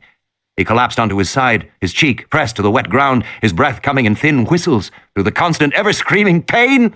that caused flashing spots of light to appear behind his tightly shut eyelids. The earth shook beneath him, and Nedry knew the dinosaur was moving. He could hear its soft hooting cry, and despite the pain he forced his eyes open, and still he saw nothing but flashing spots against black. Slowly the realization came to him. He was blind. The hooting was louder as Nedry scrambled to his feet and staggered back against the side panel of the car as a wave of nausea and dizziness swept over him. The dinosaur was close now. He could feel it coming close. He was dimly aware of its snorting breath, but he couldn't see. He couldn't see anything, and his terror was extreme. He stretched out his hands, waving them wildly in the air to ward off the attack he knew was coming. And then there was a new searing pain, like a fiery knife in his belly.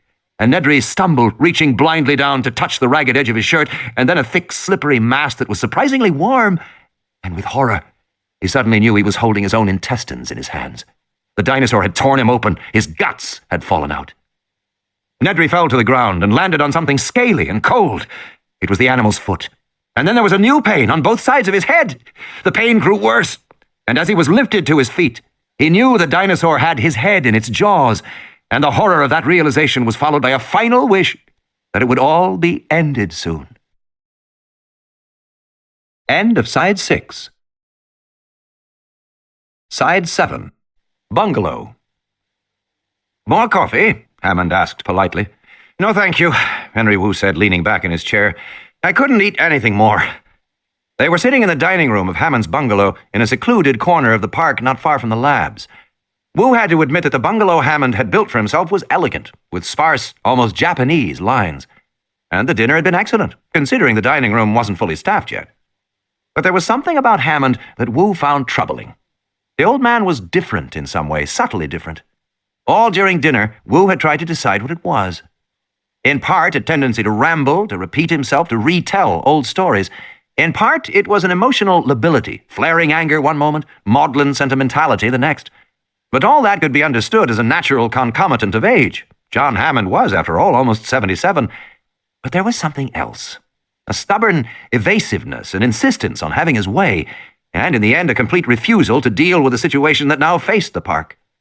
Wu had been stunned by the evidence. He did not yet allow himself to believe the case was proved, that the dinosaurs were breeding. After Grant had asked about amphibian DNA, Wu had intended to go directly to his laboratory and check the computer records of the various DNA assemblies, because if the dinosaurs were in fact breeding, then everything about Jurassic Park was called into question. Their genetic development methods, their genetic control methods, everything. Even the lysine dependency might be suspect. And if these animals could truly breed and could also survive in the wild... Henry Wu wanted to check the data at once, but Hammond had stubbornly insisted Wu accompany him at dinner. Now then, Henry, you must save room for ice cream, Hammond said, pushing back from the table. Maria makes the most wonderful ginger ice cream. All right. Wu looked at the beautiful, silent serving girl. His eyes followed her out of the room, and then he glanced up at the single video monitor mounted in the wall. The monitor was dark. Your monitor's out, Wu said. Is it? Hammond glanced over. Must be the storm. He reached behind him for the telephone. I'll just check with John in control. Wu could hear the static crackle on the telephone line. Hammond shrugged and set the receiver back in its cradle. Lines must be down, he said. Or maybe Nedry's still doing data transmission. He has quite a few bugs to fix this weekend. Nedry's a genius in his way, but we had to press him quite hard toward the end to make sure he got things right. Perhaps I should go to the control room and check, Wu said. No, Hammond said. There's no reason. If there were any problem, we'd hear about it. Ah. Maria came back into the room with 2 plates of ice cream. You must have just a little, Henry, Hammond said. It's made with fresh ginger from the eastern part of the island. It's an old man's vice ice cream, but still... Dutifully, Wu dipped his spoon. Outside, lightning flashed, and there was the sharp crack of thunder. That was close, Wu said. I hope the storm isn't frightening the children. I shouldn't think so, Hammond said. He tasted the ice cream. But I can't help but hold some fears about this park, Henry. Inwardly, Wu felt relieved. Perhaps the old man was going to face the facts after all. What kind of fears? You know, Jurassic Park's really made for children. The children of the world love dinosaurs, and the children are going to just delight in this place. Their little faces will shine with the joy of finally seeing these wonderful animals. But I am afraid I may not live to see it, Henry. I may not live to see the joy on their faces. I think there are other problems too, Wu said, frowning. But none so pressing on my mind as this, Hannan said, that I may not live to see their shining, delighted faces. This is our triumph, this park. We have done what we set out to do. And you remember our original intent was to use the newly emerging technology of genetic engineering to make money. A lot of money. Wu knew Hammond was about to launch into one of his old speeches. He held up his hand. I'm familiar with this, John. If you were going to start a bioengineering company, Henry, what would you do? Would you make products to help mankind? To fight illness and disease? Dear me, no. That's a terrible idea. A very poor use of new technology. Hammond shook his head sadly. Yet you'll remember, he said, the original genetic engineering companies like Genentech and Cetus were all started to make pharmaceuticals. New drugs for mankind. Noble, noble purpose. Unfortunately, drugs face all kinds of barriers. FDA testing alone takes 5 to 8 years, if you're lucky. Even worse, there are forces at work in the marketplace. Suppose you make a miracle drug for cancer or heart disease, as Genentech did. Suppose you now want to charge $1,000 or $2,000 a dose. You might imagine that is your privilege. After all, you invented the drug. You paid to develop and test it. You should be able to charge whatever you wish. But do you really think that the government will let you do that? No, Henry, they will not. Sick people aren't going to pay $1,000 a dose for needed medication. They won't be grateful, they'll be outraged. Blue Cross isn't going to pay it. They'll scream highway robbery. So something will happen. Your patent application will be denied. Your permits will be delayed. Something will force you to see reason and to sell your drug at a lower cost. From a business standpoint, that makes helping mankind a very risky business. Personally, I would never help mankind. Wu had heard the argument before, and he knew Hammond was right. Some new bioengineered pharmaceuticals had indeed suffered inexplicable delays and patent problems. Now, Hammond said, think how different it is when you're making entertainment. Nobody needs entertainment. That's not a matter of government intervention. If I charge $5,000 a day for my park, who is going to stop me? After all, nobody needs to come here. And far from being highway robbery, a costly price tag actually increases the appeal of the park. A visit becomes a status symbol, and all Americans love that. So do the Japanese. And of course, they have far more money. Hammond finished his ice cream, and Maria silently took the dish away. She's not from here, you know, he said. She's Haitian. Her mother is French. But in any case, Henry, you will recall that the original purpose behind pointing my company in this direction in the first place was to have freedom from government intervention anywhere in the world. Speaking of the rest of the world, Hammond smiled, we have already leased a large tract in the Azores for Jurassic Park Europe, and you know we long ago obtained an island near Guam for Jurassic Park Japan. Construction on the next 2 Jurassic Parks will begin early next year. They will all be open within 4 years. At that time, direct revenues will exceed $10 billion a year, and merchandising, television, and ancillary rights should double that. I see no reason to bother with children's pets, which I'm told Lou Dodgson thinks we're planning to make. $20 billion a year, Wu said, softly shaking his head. That's speaking conservatively, Hammond said. He smiled. There's no reason to speculate wildly. More ice cream, Henry? Did you find him? Arnold snapped when the guard walked into the control room. No, Mr. Arnold. Find him. I don't think he's in the building, Mr. Arnold. Then look in the lodge, Arnold said. Look in the maintenance building. Look in the utility shed. Look everywhere. But just find him. The thing is, the guard hesitated, Mr. Nedry's the fat man, is that right? That's right, Arnold said. He's fat. A fat slob. Well, Jimmy down in the main lobby said he saw the fat man go into the garage. Muldoon spun around. Into the garage? When? About 10, 15 minutes ago. Jesus, Muldoon said. The jeep screeched to a stop. Sorry, Harding said. In the headlamps, Ellie saw a herd of apatosaurs lumbering across the road. There were 6 animals, each the size of a house, and a baby as large as a full-grown horse. The apatosaurs moved in unhurried silence, never looking toward the jeep and its glowing headlamps. At one point, the baby stopped to lap water from a puddle in the road, then moved on. A comparable herd of elephants would have been startled by the arrival of a car, would have trumpeted and circled to protect the baby. But these animals showed no fear. Don't they see us? She said. Not exactly, no, Harding said. Of course, in a literal sense, they do see us, but we don't really mean anything to them. We hardly ever take cars out at night, and so they have no experience of them. We are just a strange, smelly object in their environment, representing no threat, and therefore no interest. I've occasionally been out at night visiting a sick animal, and on my way back, these fellows block the road for an hour or more. What do you do? Harding grinned. Play a recorded tyrannosaur roar. That gets them moving. Not that they care much about tyrannosaurs. These apatosaurs are so big they don't really have any predators. They can break a tyrannosaur's neck with a swipe of their tail, and they know it. So does the tyrannosaur. But they do see us. I mean, if we were to get out of the car... Harding shrugged. They probably wouldn't react. Dinosaurs have excellent visual acuity, but they have a basic amphibian visual system. It's attuned to movement. They don't see unmoving things well at all. The animals moved on, their skin glistening in the rain. Harding put the car in gear. I think we can continue now, he said. Wu said, I suspect you may find there are pressures on your park, just as there are pressures on Genentech's drugs. He and Hammond had moved to the living room, and they were now watching the storm lash the big glass windows. I can't see how, Hammond said. The scientists may wish to constrain you, even to stop you. Well, they can't do that, Hammond said. He shook his finger at Wu. You know why the scientists would try to do that? It's because they want to do research, of course. It's all they ever want to do is research. Not to accomplish anything, not to make any progress, just do research.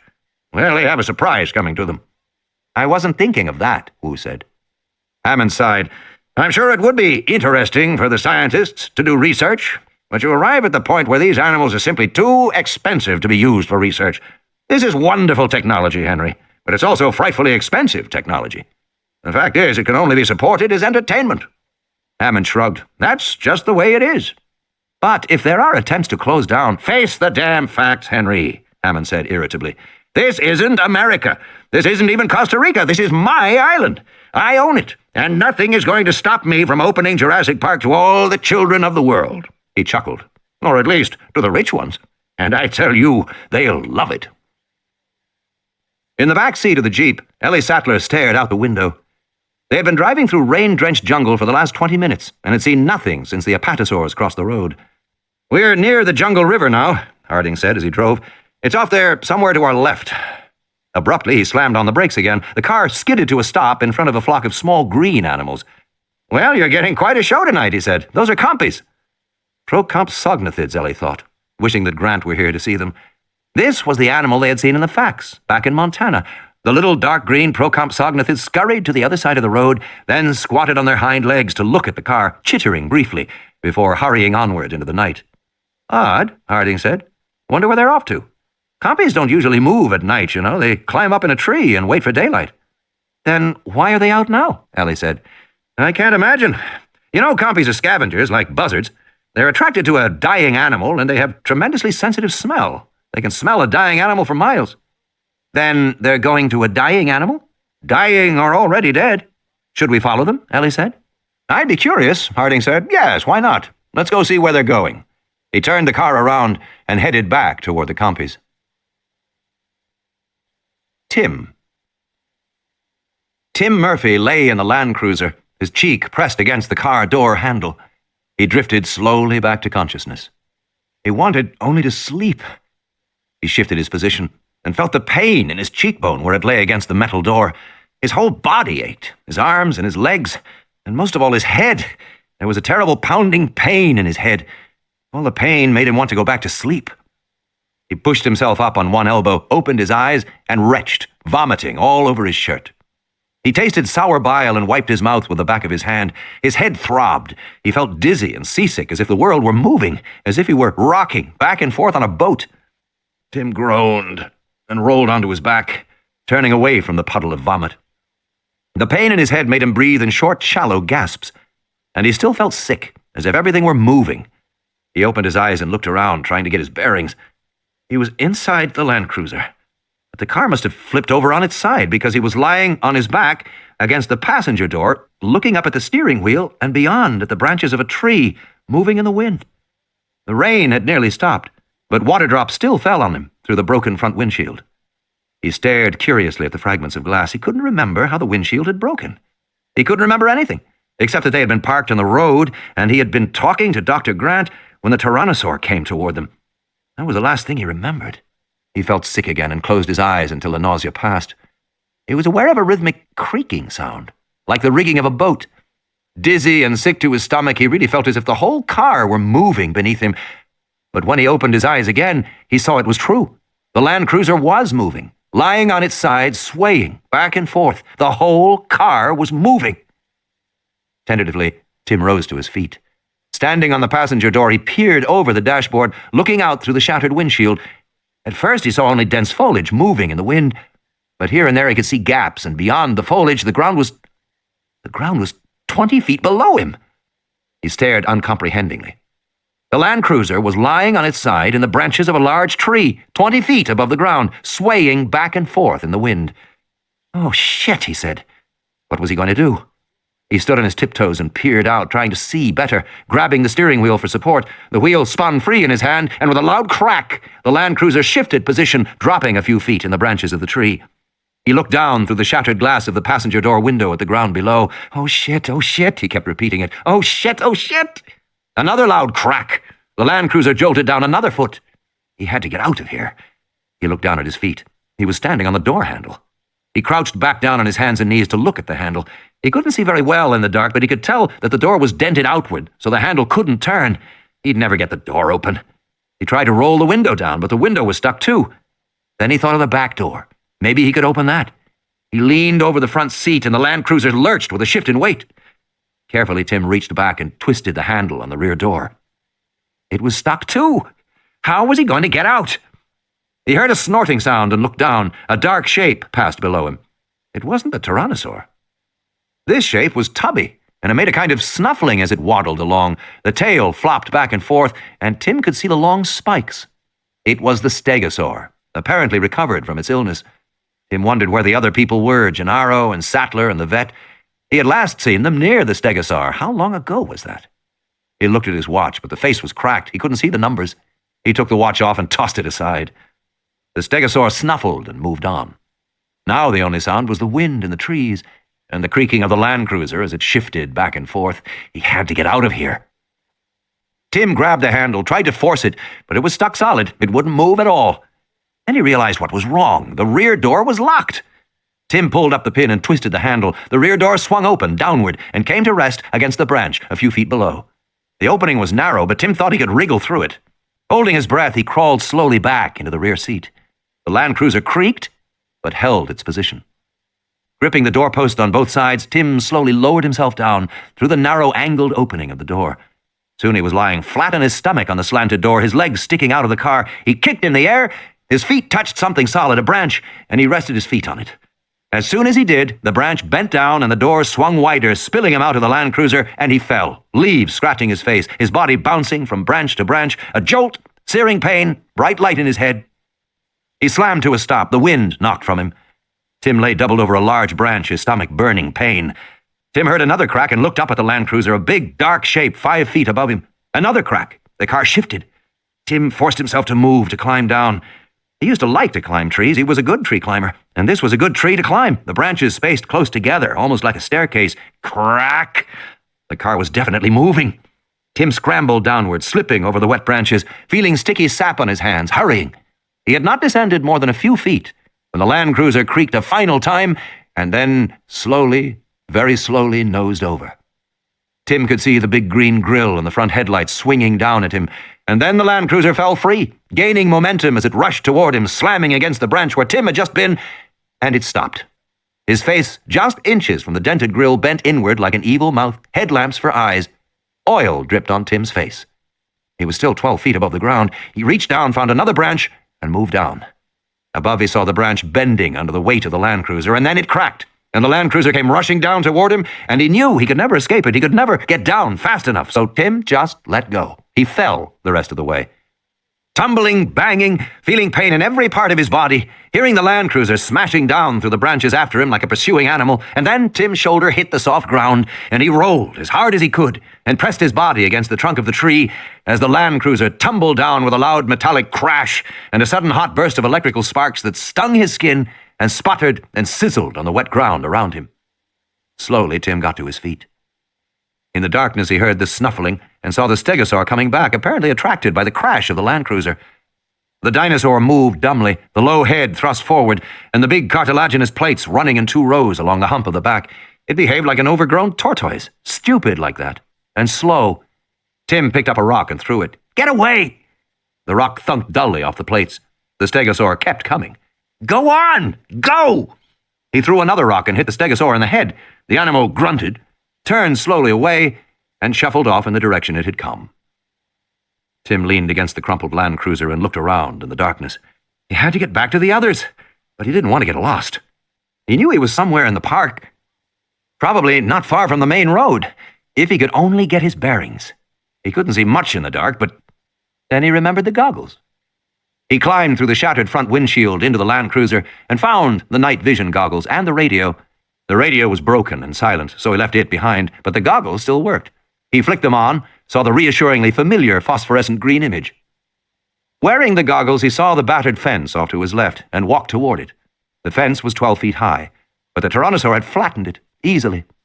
Tim hurried across it, moved through an area of dense foliage, and came out onto the main road. Through his goggles, he saw the other Land Cruiser turned on its side. He ran toward it, took a breath, and looked inside.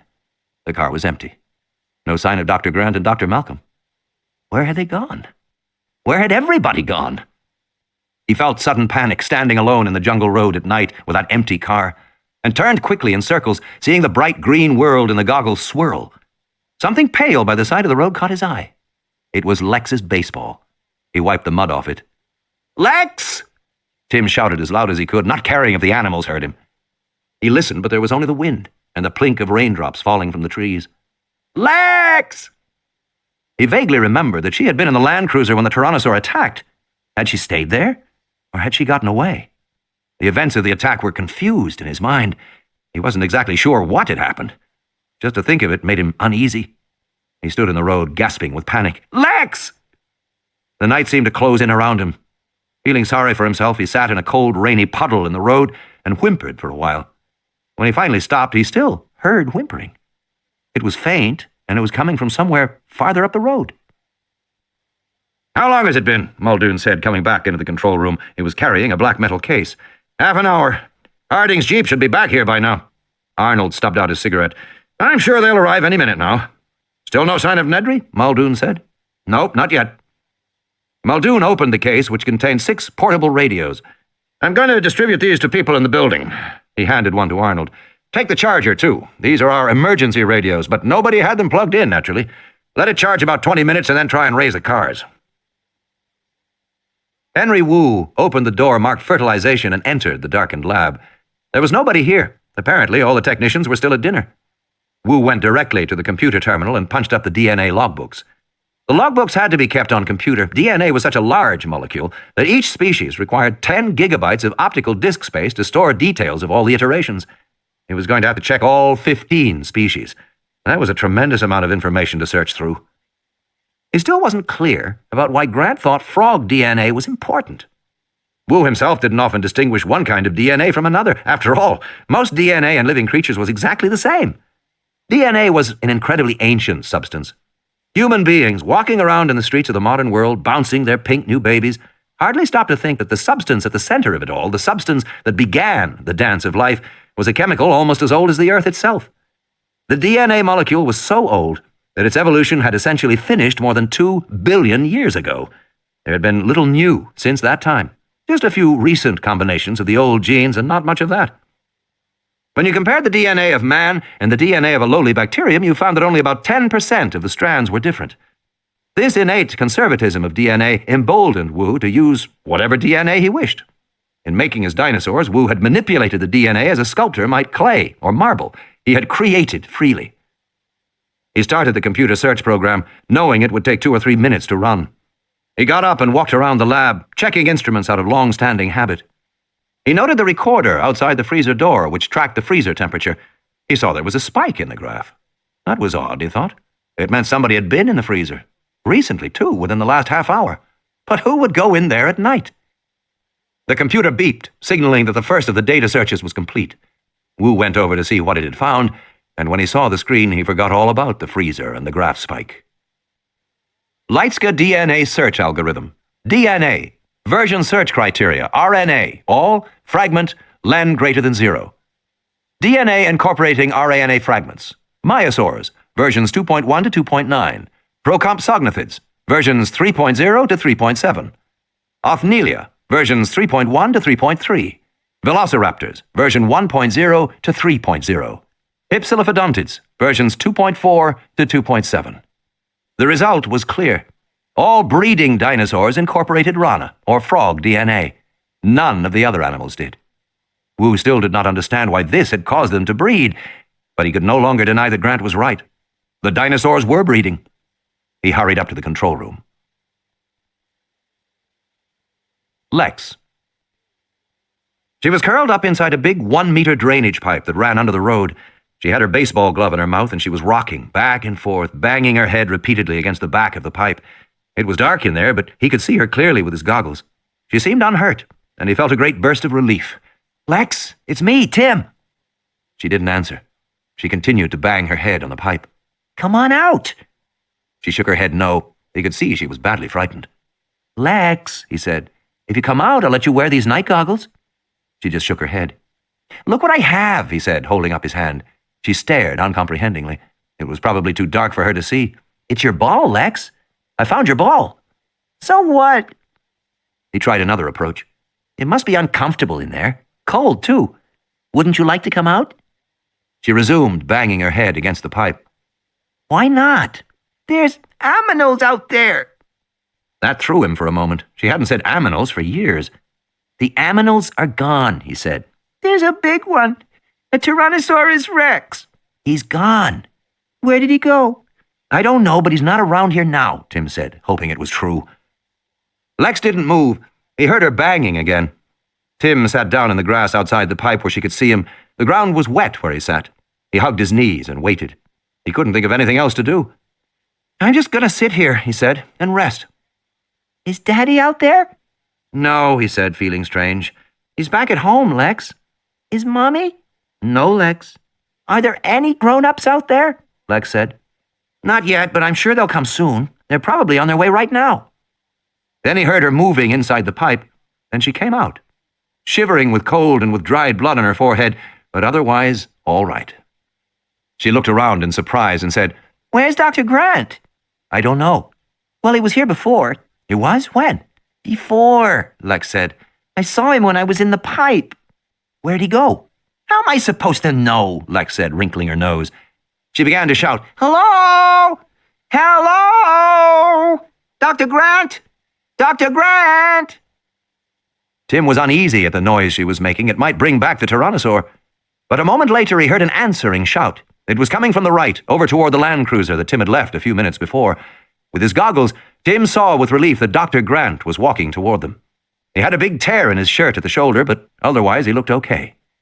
"Thank God," he said. "I've been looking for you." Shivering, Ed Regis got to his feet and wiped the cold mud off his face and hands. He had spent a very bad half hour, wedged among big boulders on the slope of a hill below the road. He knew it wasn't much of a hiding place, but he was panicked, and he wasn't thinking clearly. He had lain in this muddy, cold place, and he had tried to get hold of himself, but he kept seeing that dinosaur in his mind, that dinosaur coming toward him, toward the car. Ed Regis didn't remember exactly what had happened after that.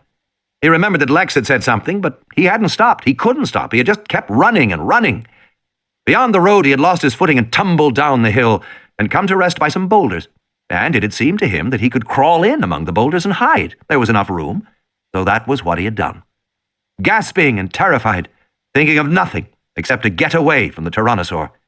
And finally, when he was wedged in there like a rat between the boulders, he had calmed down a little, and he had been overcome with horror and shame because he'd abandoned those kids. He had just run away. He had just saved himself. He knew he should go back up to the road. He should try to rescue them, because he had always imagined himself as brave and cool under pressure. But whenever he tried to get control of himself, to make himself go back up there, somehow he just couldn't. He started to feel panicky, and he had trouble breathing, and he didn't move. He told himself it was hopeless anyway. If the kids were still up there on the road, they could never survive. And certainly there was nothing Ed Regis could do for them, and he might as well stay where he was. No one was going to know what had happened except him, and there was nothing he could do, nothing he could have done. And so Regis had remained among the boulders for half an hour, fighting off panic, carefully not thinking about whether the kids had died or about what Hannan would have to say when he found out. What finally made him move was the peculiar sensation he noticed in his mouth. The side of his mouth felt funny, kind of numb and tingling, and he wondered if he had hurt it during the fall. Regis touched his face and felt swollen flesh on the side of his mouth. It was funny, but it didn't hurt at all. Then he realized the swollen flesh was a leech, growing fat as it sucked his lips. It was practically in his mouth. Shivering with nausea, Regis pulled the leech away, feeling a tear from the flesh of his lips, feeling the gush of warm blood in his mouth. He spat and flung it with disgust into the forest. He saw another leech on his forearm and pulled it off, leaving a dark, bloody streak behind. Jesus, he was probably covered with them. That fall down the hillside, these jungle hills were full of leeches. So were the dark, rocky crevices. What did the workmen say? The leeches crawled up your underwear. They liked dark, warm places. They liked to crawl right up your... Hello! He stopped. It was a voice carried by the wind. Hello! Dr. Grant! Jesus, that was the little girl. Ed Regis listened to the tone of her voice. She didn't sound frightened or in pain. She was just calling in her insistent way. And it slowly dawned on him that something else must have happened. That the Tyrannosaur must have gone away, or at least hadn't attacked. And that the other people might still be alive. Grant and Malcolm, everybody might be alive. And the realization made him pull himself together in an instant, the way you got sober in an instant when the cops pulled you over. And he felt better, because now he knew what he had to do. And as he crawled out from the boulders, he was already formulating the next step, already figuring out what he would say, how to handle things from this point. Regis wiped the cold mud off his face and hands, the evidence that he had been hiding. He wasn't embarrassed that he had been hiding, but now he had to take charge. He scrambled back up toward the road, but when he emerged from the foliage, he had a moment of disorientation. He didn't see the cars at all. He was somehow at the bottom of the hill. The Land Cruisers must be at the top. He started walking up the hill, back toward the Land Cruisers. It was very quiet. His feet splashed in the muddy puddles. He couldn't hear the little girl anymore. Why had she stopped calling? As he walked, he began to think that maybe something had happened to her. In that case, he shouldn't walk back there. Maybe the Tyrannosaur was still hanging around. Here he was, already at the bottom of the hill, that much closer to home. And it was so quiet. Spooky, it was so quiet. Ed Regis turned around and started walking back toward the camp. Alan Grant ran his hands over her limbs, squeezing the arms and legs briefly. She didn't seem to have any pain. It was amazing. Aside from a cut on her head, she was fine. I told you I was, she said. Well, I had to check. The boy was not quite so fortunate. Tim's nose was swollen and painful. Grant suspected it was broken. His right shoulder was badly bruised and swollen, but his legs seemed to be all right. Both kids could walk, that was the important thing. Grant himself was all right, except for a claw abrasion down his right chest where the Tyrannosaur had kicked him. It burned with every breath, but it didn't seem to be serious, and it didn't limit his movement. He wondered if he had been knocked unconscious, because he had only dim recollections of events immediately preceding the moment he had sat up, groaning, in the woods, 10 yards from the Land Cruiser. At first his chest had been bleeding, so he had stuck leaves on the wound, and after a while it clotted. Then he had started walking around looking for Malcolm and the kids. Grant couldn't believe he was still alive, and as scattered images began to come back to him, he tried to make sense of them. The Tyrannosaur should have killed them all, easily. Why hadn't it? I'm hungry, Lex said. Me too, Grant said. We've got to get ourselves back to civilization, and we've got to tell them about the ship. We're the only ones who know, Tim said. Yes, we've got to get back and tell them. Then let's walk down the road toward the hotel, Tim said, pointing down the hill. That way we'll meet them when they come for us. Grant considered that, and he kept thinking about one thing, the dark shape that had crossed between the Land Cruisers even before the attack started. What animal had that been? He could think of only one possibility, the little Tyrannosaur. I don't think so, Tim. The road has high fences on both sides, Grant said. If one of the Tyrannosaurs is further down on the road, we'll be trapped. Then should we wait here? Tim said. Yes, Grant said. Let's just wait here until someone comes. I'm hungry, Lex said. I hope it won't be very long, Grant said. I don't want to stay here, Lex said. Then, from the bottom of the hill, they heard the sound of a man coughing. Stay here, Grant said. He ran forward to look down the hill. Stay here, Tim said, and he ran forward after him. Lex followed her brother. Don't leave me! Don't leave me here, you guys! Grant clapped his hand over her mouth. She struggled to protest. He shook his head and pointed over the hill for her to look. At the bottom of the hill, Grant saw Ed Regis standing rigid, unmoving. The forest around them had become deadly silent. The steady background drone of cicadas and frogs had ceased abruptly. There was only the faint rustle of leaves and the whine of the wind. Lex started to speak, but Grant pulled her against the trunk of the nearest tree, ducking down among the heavy gnarled roots at the base. Tim came in right after them. Grant put his hands to his lips, signaling them to be quiet, and then he slowly looked around the tree. The road below was dark. and as the branches of the big trees moved in the wind, the moonlight filtering through made a dappled, shifting pattern. Ed Regis was gone. It took Grant a moment to locate him. The publicist was pressed up against the trunk of a big tree, hugging it. Regis wasn't moving at all. The forest remained silent. Lex tugged impatiently at Grant's shirt. She wanted to know what was happening. Then from somewhere very near, they heard a soft snorting exhalation, hardly louder than the wind. Lex heard it too because she stopped struggling. The sound floated toward them again, soft as a sigh. Grant thought it was almost like the breathing of a horse. Grant looked at Regis and saw the moving shadows cast by the moonlight on the trunk of the tree. And then Grant realized there was another shadow, superimposed on the others, but not moving. A strong, curved neck and a square head. The exhalation came again. Tim leaned forward cautiously to look. Lex did too. They heard a crack as a branch broke, and into the path stepped a tyrannosaur. It was the juvenile, about 8 feet tall, and it moved with the clumsy gait of a young animal, almost like a puppy. The juvenile tyrannosaur shuffled down the path, stopping with every step to sniff the air before moving on. It passed the tree where Regis was hiding and gave no indication that it had seen him. Grant saw Regis's body relax slightly. Regis turned his head, trying to watch the tyrannosaur on the far side of the tree. The tyrannosaur was now out of view, down the road. Regis started to relax, releasing his grip on the tree. But the jungle remained silent. Regis remained close to the tree trunk for another half-minute. Then the sounds of the forest returned, the first tentative croak of a tree frog, the buzz of one cicada, and then the full chorus. Regis stepped away from the tree, shaking his shoulders, releasing the tension. He walked into the middle of the road, looking in the direction of the departed tyrannosaur. The attack came from the left. The juvenile roared as it swung its head forward, knocking Regis flat to the ground. He yelled and scrambled to his feet, but the tyrannosaur pounced, and it must have pinned him with its hind leg because suddenly Regis wasn't moving. He was sitting up in the path, shouting at the dinosaur and waving his hands at it as if he could scare it off. The young dinosaur seemed perplexed by the sounds and movement coming from its tiny prey. The juvenile bent its head over, sniffing curiously, and Regis pounded on the snout with his fists. "Get away! Back off! Go on, back off!" Regis was shouting at the top of his lungs, and the dinosaur backed away, allowing Regis to get to his feet.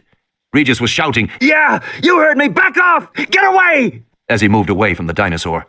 The juvenile continued to stare curiously at the odd, noisy little animal before it, but when Regis had gone a few paces, it lunged and knocked him down again.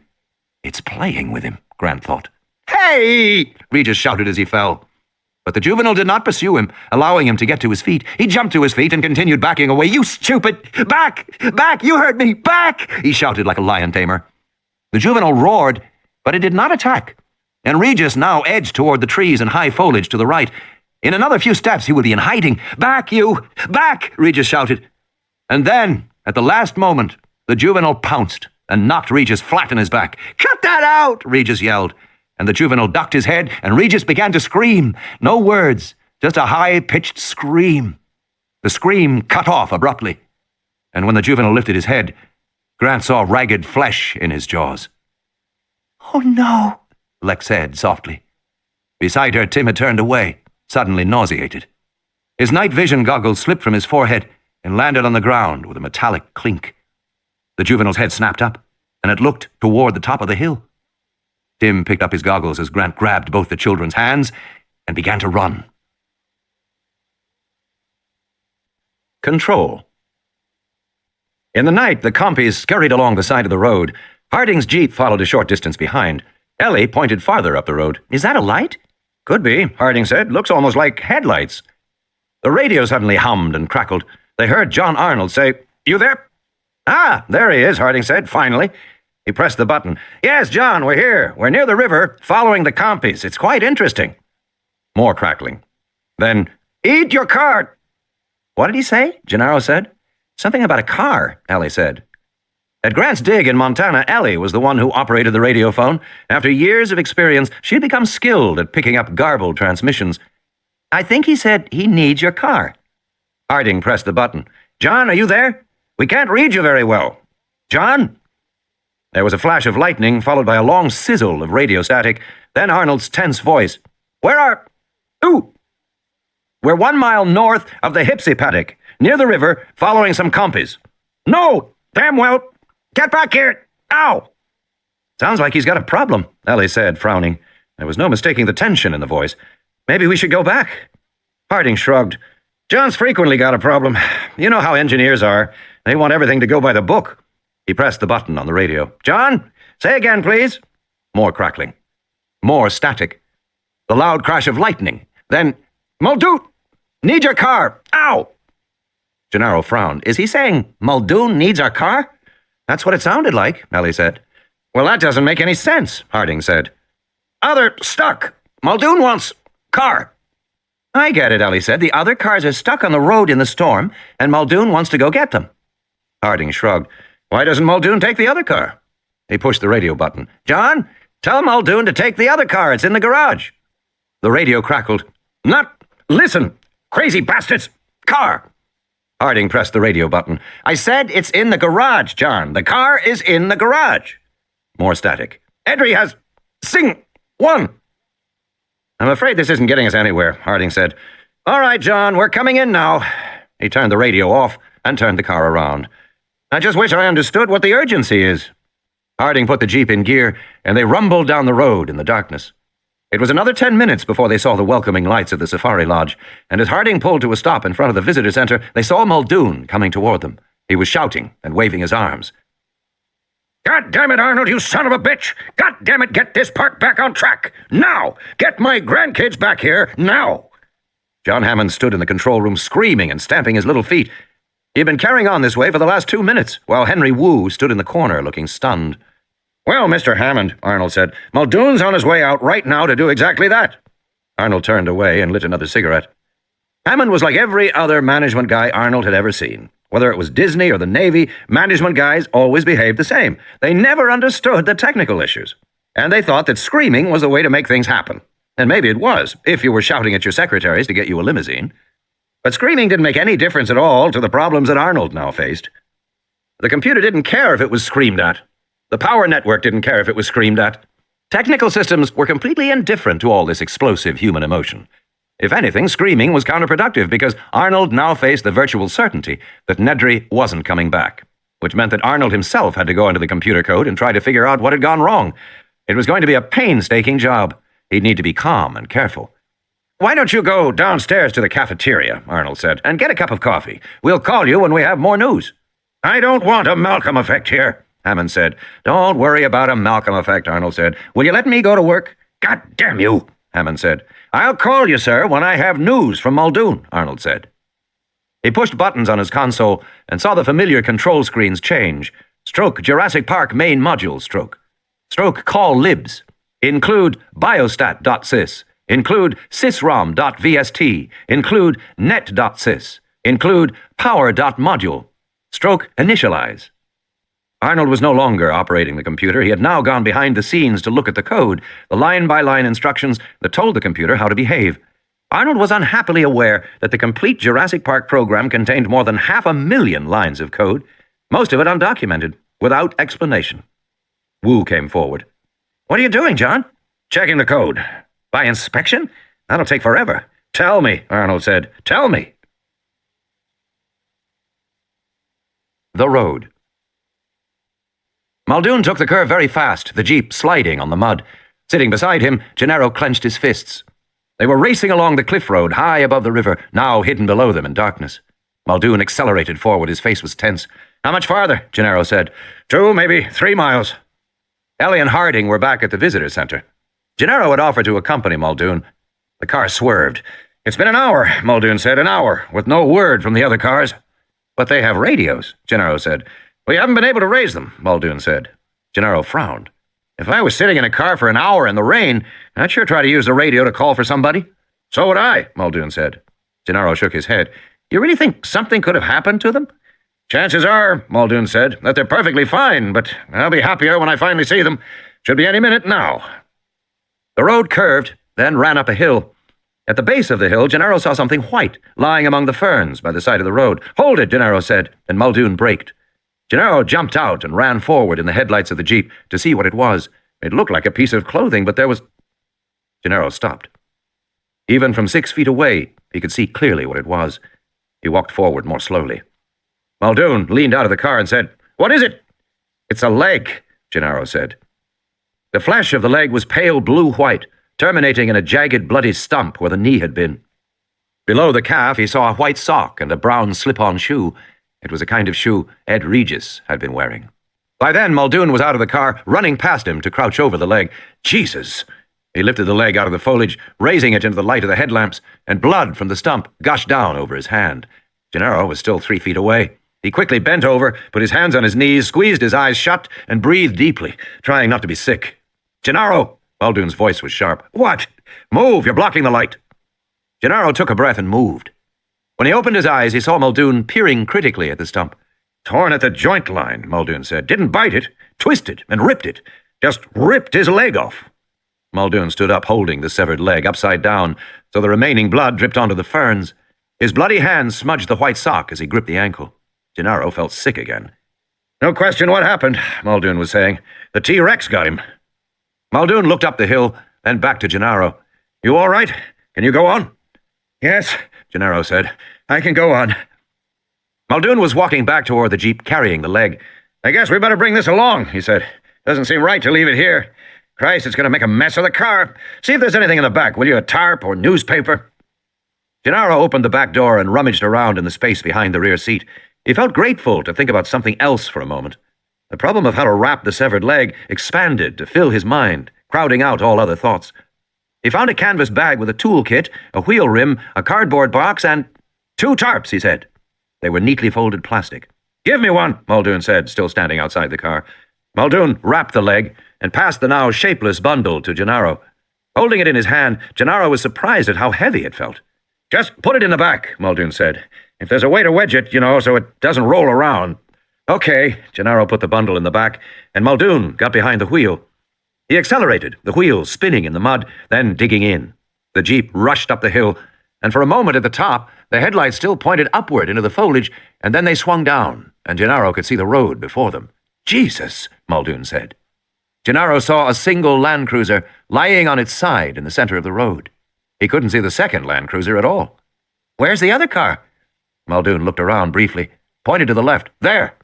The second Land Cruiser was 20 feet away, crumpled at the foot of a tree. "What's it doing there?" "The T-Rex threw it." "Threw it?" Gennaro said. Muldoon's face was grim. "Let's get this over with," he said, climbing out of the jeep. They hurried forward to the second Land Cruiser. Their flashlights swung back and forth in the night. As they came closer, Gennaro saw how battered the car was. He was careful to let Muldoon look inside first. "I wouldn't worry," Muldoon said. "It's very unlikely we'll find anyone." "No?" "No," he said. He explained that during his years in Africa, he had visited the scenes of a half-dozen animal attacks on humans in the bush. One leopard attack. The leopard had torn open a tent in the night and taken a 3-year-old child. Then one buffalo attack in Amboseli. 2 lion attacks. 1 croc attack in the north near Meru. In every case, there was surprisingly little evidence left behind. Inexperienced people imagined horrific proofs of an animal attack, torn limbs left behind in the tent, trails of dripping blood leading away into the bush, blood-stained clothing not far from the campsite. But the truth was, there was usually nothing at all, particularly if the victim was small, an infant or a young child. The person just seemed to disappear, as if he had walked out into the bush and never come back. A predator could kill a child just by shaking it, snapping the neck. Usually there wasn't any blood. And most of the time you never found any other remains of the victims, sometimes a button from a shirt or a sliver of rubber from a shoe, but most of the time, nothing.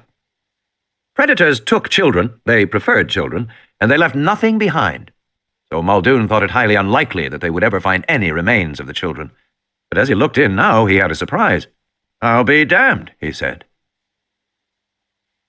Muldoon tried to put the scene together. The front windshield of the Land Cruiser was shattered, but there wasn't much glass nearby. He had noticed shards of glass back on the road, so the windshield must have been broken back there before the Tyrannosaur picked the car up and threw it here. But the car had taken a tremendous beating. Muldoon shone his light inside.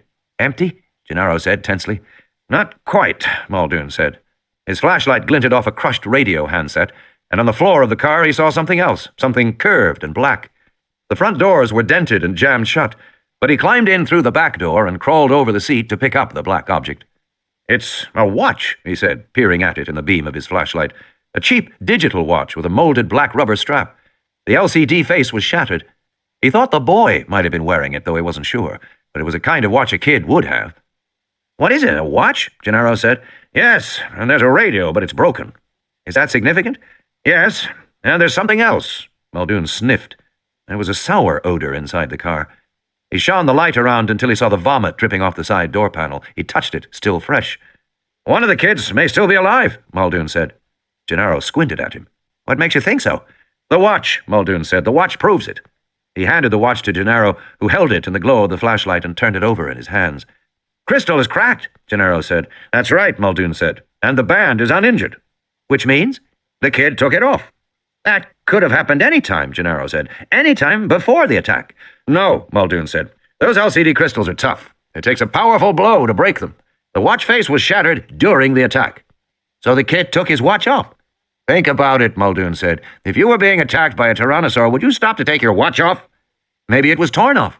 "It's almost impossible to tear a watch off somebody's wrist without tearing the hand off, too. Anyway, the band is intact."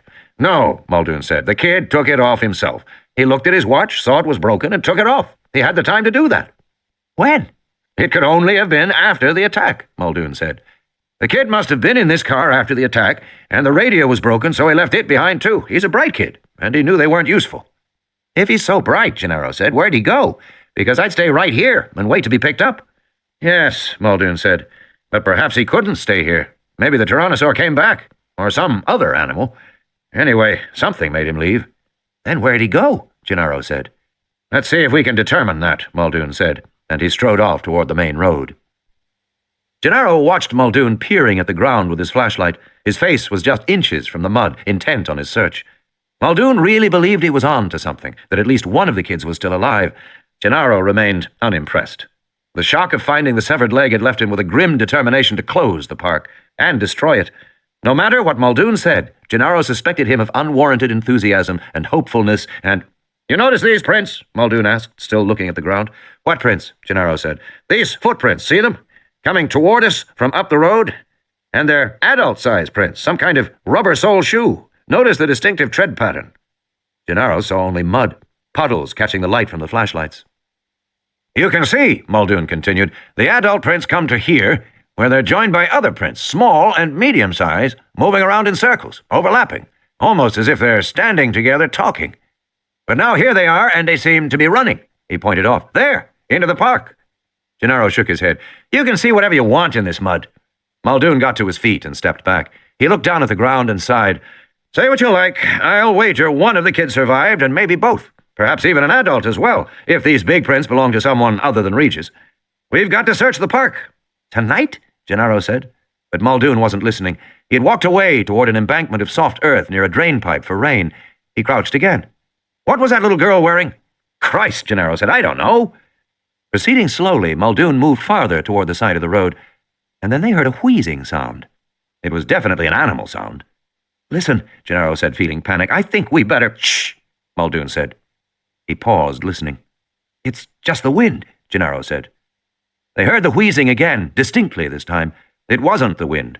It was coming from the foliage directly ahead of him, by the side of the road. It didn't sound like an animal, but Muldoon moved forward cautiously. He waggled his light and shouted, but the wheezing did not change character. Muldoon pushed aside the fronds of a palm. "What is it?" Gennaro said. "It's Malcolm," Muldoon said. Ian Malcolm lay on his back, his skin grey-white, mouth slackly open. His breath came in wheezing gasps. Muldoon handed the flashlight to Gennaro and then bent to examine the body. "I can't find the injury," he said. "Head okay, chest, arms." Then Gennaro shone the light on the legs. "He put a tourniquet on." Malcolm's belt was twisted tight over the right thigh. Gennaro moved the light down the leg. The right ankle was bent outward at an awkward angle from the leg, the trousers flattened, soaked in blood. Muldoon touched the ankle gently, and Malcolm groaned. Muldoon stepped back and tried to decide what to do next. Malcolm might have other injuries. His back might be broken. It might kill him to move him. But if they left him here, he would die of shock. It was only because he had had the presence of mind to put a tourniquet on that he hadn't already bled to death. And probably he was doomed. They might as well move him. Gennaro helped Muldoon pick the man up, hoisting him awkwardly over their shoulders. Malcolm moaned and breathed in ragged gasps. "Lex," he said. "Lex went... Lex..." "Who's Lex?" Muldoon said. "The little girl," Gennaro said. They carried Malcolm back to the jeep and rested him into the back seat. Gennaro tightened the tourniquet around his leg. Malcolm groaned again. Muldoon slid the trouser cuff up and saw the pulpy flesh beneath, the dull white splinters of protruding bone. We've got to get him back, Muldoon said. You going to leave here without the kids? Gennaro said. If they went into the park, it's 20 square miles, Muldoon said, shaking his head. The only way we can find anything out there is with the motion sensors. If the kids are alive and moving around, the motion sensors will pick them up, and we can go right to them and bring them back. But if we don't take Dr. Malcolm back right now, he'll die. Then we have to go back, Gennaro said. Yes, I think so. They climbed into the car. Gennaro said, Are you going to tell Hammond the kids are missing? No, Muldoon said. You are. End of Side 7. Side 8. Control. Donald Gennaro stared at Hannan, sitting in the deserted cafeteria. The man was spooning ice cream, calmly eating it. So, Muldoon believes the children are somewhere in the park. He thinks so, yes. Then I'm sure we'll find them. I hope so, Gennaro said. He watched the old man deliberately eating, and he felt a chill. Oh, I am sure we'll find them. After all, I keep telling everyone this park is made for kids. Gennaro said, Just so you understand that they're missing, sir. Missing? He snapped. Of course I know they're missing. I'm not senile. He sighed and changed tone again. Look, Donald, Hannan said, let's not get carried away. We've had a little breakdown from the storm or whatever, and as a result we've suffered a regrettable, unfortunate accident. And that's all that's happened. We're dealing with it. Arnold will get the computers cleaned up, Muldoon will pick up the kids, and I have no doubt he'll be back with them by the time we finish this ice cream. So let's just wait and see what develops, shall we? Whatever you say, sir, Gennaro said. Why? Henry Wu said, looking at the console screen. Because I think Nedry did something to the code, Arnold said. That's why I'm checking it. All right, Wu said, but have you tried your options? Like what? Arnold said. I don't know. Aren't the safety systems still running? Wu said. Key checks, all that? Jesus, Arnold said, snapping his fingers. They must be. Safety systems can't be turned off except at the main panel. Well, Wu said, if key checks is active, you can trace what he did. I sure as hell can, Arnold said. He started to press buttons. Why hadn't he thought of it before? It was so obvious. The computer system at Jurassic Park had several tiers of safety systems built into it. One of them was a key check program, which monitored all the keystrokes entered by operators with access to the system. It was originally installed as a debugging device, but it was retained for its security value. In a moment, all the keystrokes that Nedry had entered into the computer earlier in the day were listed in a window on the screen. There was a string of numbers, followed by words, part words, and numerical instructions. System Nedry, go to command level. Nedry, 040-hatchmark XY-67 ampersand. MR Goodbytes. Security, keycheck off. Safety off. SL off. Security, white_rabbit.object. That's it, Arnold said. He was screwing around here for hours, it seemed like. Probably just killing time, Wu said, until he finally decided to get down to it. The initial list of numbers represented the ASCII keyboard codes for the keys Nedry had pushed at his console. Those numbers meant he was still within the standard user interface, like any ordinary user of the computer. So, initially, Nedry was just looking around, which you wouldn't have expected of the programmer who had designed the system. Maybe he was trying to see if there were changes before he went in, Wu said. Maybe, Arnold said. Arnold was now looking at the list of commands, which allowed him to follow Nedry's progression through the system line by line. At least we can see what he did. System was Nedry's request to leave the ordinary user interface and access the code itself. The computer asked for his name, and he replied Nedry. That name was authorized to access the code, so the computer allowed him into the system. Nedry asked to go to command level, the computer's highest level of control. The command level required extra security and asked Nedry for his name, access number, and password. Nedry 040-hatchmark XY-67 ampersand. MR Goodbytes. Those entries got Nedry into the command level. From there, he wanted security, and since he was authorized, the computer allowed him to go there. Once at the security level, Nedry tried 3 variations. Keycheck off, safety off, SL off. He's trying to turn off the safety systems, Wu said. He doesn't want anybody to see what he's about to do. Exactly, Arnold said. And apparently he doesn't know it's no longer possible to turn the systems off except by manually flipping switches on the main board. After 3 failed commands, the computer automatically began to worry about Nedry. But since he had gotten in with proper authorization, the computer would assume that Nedry was lost, trying to do something he couldn't accomplish from where he was. So the computer asked him again where he wanted to be, and Nedry said security, and he was allowed to remain there. Finally, Wu said, here's the kicker. He pointed to the last of the commands Nedry had entered, white_rabbit.object. What the hell is that? Arnold said. White rabbit? Is that supposed to be his private joke? It's marked as an object, Wu said. In computer terminology, an object was a block of code that could be moved around and used the way you might move a chair in a room. An object might be a set of commands to draw a picture, or to refresh the screen, or to perform a certain calculation. Let's see where it is in the code, Arnold said. Maybe we can figure out what it does. He went to the program utilities and typed find white_rabbit.object. The computer flashed back, object not found in libraries. It doesn't exist, Arnold said. Then search the code listing, Wu said. Arnold typed find_listings, white_rabbit.object. The screen scrolled rapidly, the lines of code blurring as they swept past. It continued this way for almost a minute and then abruptly stopped. There it is, Wu said. It's not an object, it's a command. The screen showed an arrow pointing to a single line of code buried amidst innocuous lines of instructions. Arrow on white_rabbit.object call link, parenthesis security perimeter, parenthesis set to off. Son of a bitch, Arnold said. Wu shook his head. It isn't a bug in the code at all. No, Arnold said, it's a trapdoor. The fat bastard put in what looked like an object call, but it's actually a command that links the security and perimeter systems and then turns them off. Gives him complete access to every place in the park. Then we must be able to turn them back on, Wu said. Yeah, we must. Arnold frowned at the screen. All we have to do is figure out the command. I'll run an execution trace on the link, he said. We'll see where that gets us. Wu got up from his chair. Meanwhile, he said. Meanwhile, that somebody went into the freezer about an hour ago. I think I better go count my embryos. Ellie was in her room, about to change out of her wet clothes, when there was a knock on the door. Alan, she said.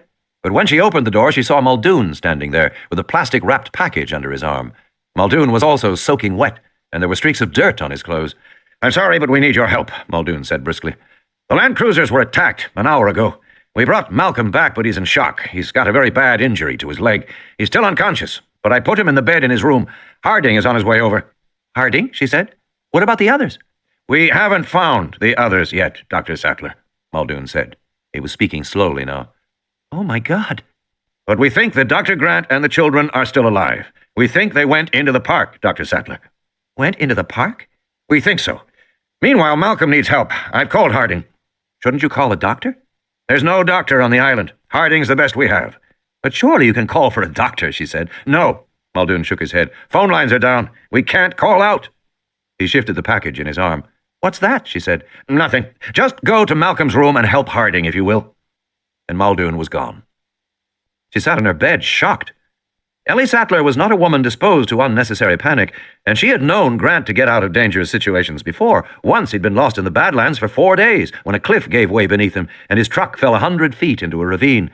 Grant's right leg was broken. He had no water, but he had walked back on a broken leg. On the other hand, the kids... She shook her head, pushing the thought away. The kids were probably with Grant, and if Grant was out in the park, well, what better person to get them safely through Jurassic Park than a dinosaur expert? In the park. I'm tired, Lex said. Carry me, Dr. Grant. You're too big to carry, Tim said. But I'm tired, she said. Okay, Lex, Grant said, picking her up. Oof, you're heavy. It was almost 9 p.m. The full moon was blurred by drifting mist, and their blunted shadows led them across an open field toward dark woods beyond. Grant was lost in thought, trying to decide where he was. Since they had originally crossed over the fence that the Tyrannosaur had battered down, Grant was reasonably sure they were now somewhere in the Tyrannosaur paddock, which was a place he did not want to be. In his mind, he kept seeing the computer tracing of the Tyrannosaur's home range, the tight squiggle of lines that traced his movements within a small area. He and the kids were in that area now. But Grant also remembered that the Tyrannosaurs were isolated from all the other animals, which meant that they would know they had left the paddock when they crossed a barrier, a fence, or a moat, or both. He had seen no barriers so far. The girl put her head on his shoulder and twirled her hair in her fingers. Soon she was snoring. Tim trudged alongside Grant. Are you holding up, Tim? Okay, he said, but I think we might be in the Tyrannosaur area. I'm pretty sure we are. I hope we get out soon. You going to go into the woods? Tim said. As they came closer, the woods seemed dark and forbidding. Yes, Grant said. I think we can navigate by the numbers on the motion sensors. The motion sensors were green boxes set about 4 feet off the ground. Some were freestanding, most were attached to trees. None of them were working because apparently the power was still off. Each sensor box had a glass lens mounted in the center and a painted code number beneath that. Up ahead in the mist-streaked moonlight, Grant could see a box marked T/S/04. They entered the forest. Huge trees loomed on all sides.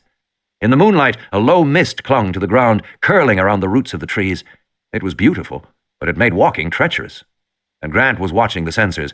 They seemed to be numbered in descending order. He passed T-S-03 and T-S-02. Eventually, they reached T-S-01. He was tired from carrying the girl, and he had hoped this would coincide with a boundary for the Tyrannosaur paddock, but it was just another box in the middle of the woods. The next box after that was marked T-N-01, followed by T-N-02. Grant realized the numbers must be arranged geographically around a central point like a compass. They were going from south to north, so the numbers got smaller as they approached the center, then got larger again. "At least we're going the right way," Tim said. "Good for you," Grant said. Tim smiled and stumbled over vines in the mist. He got quickly to his feet. They walked on for a while. "My parents are getting a divorce," he said. "Uh-huh," Grant said. "My dad moved out last month. He has his own place in Mill Valley now." "Uh-huh." "He never carries my sister anymore. He never even picks her up." "And he says you have dinosaurs on the brain," Grant said. Tim sighed. "Yeah." "You miss him?" Grant said. "Not really," Tim said. "Sometimes. She misses him more." "Who, your mother?" "No, Lex. My mom has a boyfriend. She knows him from work." They walked in silence for a while, passing T-N-03 and T-N-04. "Have you met him?" Grant said. "Yeah." "How is he?" "He's okay," Tim said. "He's younger than my dad, but he's bald." "How does he treat you?" "I don't know. Okay. I think he just tries to get on my good side. I don't know what's going to happen. Sometimes my mom says we'll have to sell the house and move. Sometimes he and my mom fight, late at night. I sit in my room and play with my computer, but I can still hear it." "Uh-huh," Grant said. "Are you divorced?" "No," Grant said. "My wife died a long time ago." "And now you're with Dr. Sattler?" Grant smiled in the darkness. "No, she's my student." "You mean she's still in school?" "Graduate school, yes." Grant paused long enough to shift Lex to his other shoulder, and then they continued on, past T-N-05 and T-N-06. There was the rumble of thunder in the distance. The storm had moved to the south. There was very little sound in the forest except for the drone of cicadas and the soft croaking of tree frogs. "You have children?" Tim asked. "No," Grant said. "Are you going to marry Dr. Sattler?" "No, she's marrying a nice doctor in Chicago sometime next year." "Oh," Tim said. He seemed surprised to hear it. They walked along for a while. "Then who are you going to marry?" "I don't think I'm going to marry anybody," Grant said. "Me neither," Tim said. They walked for a while.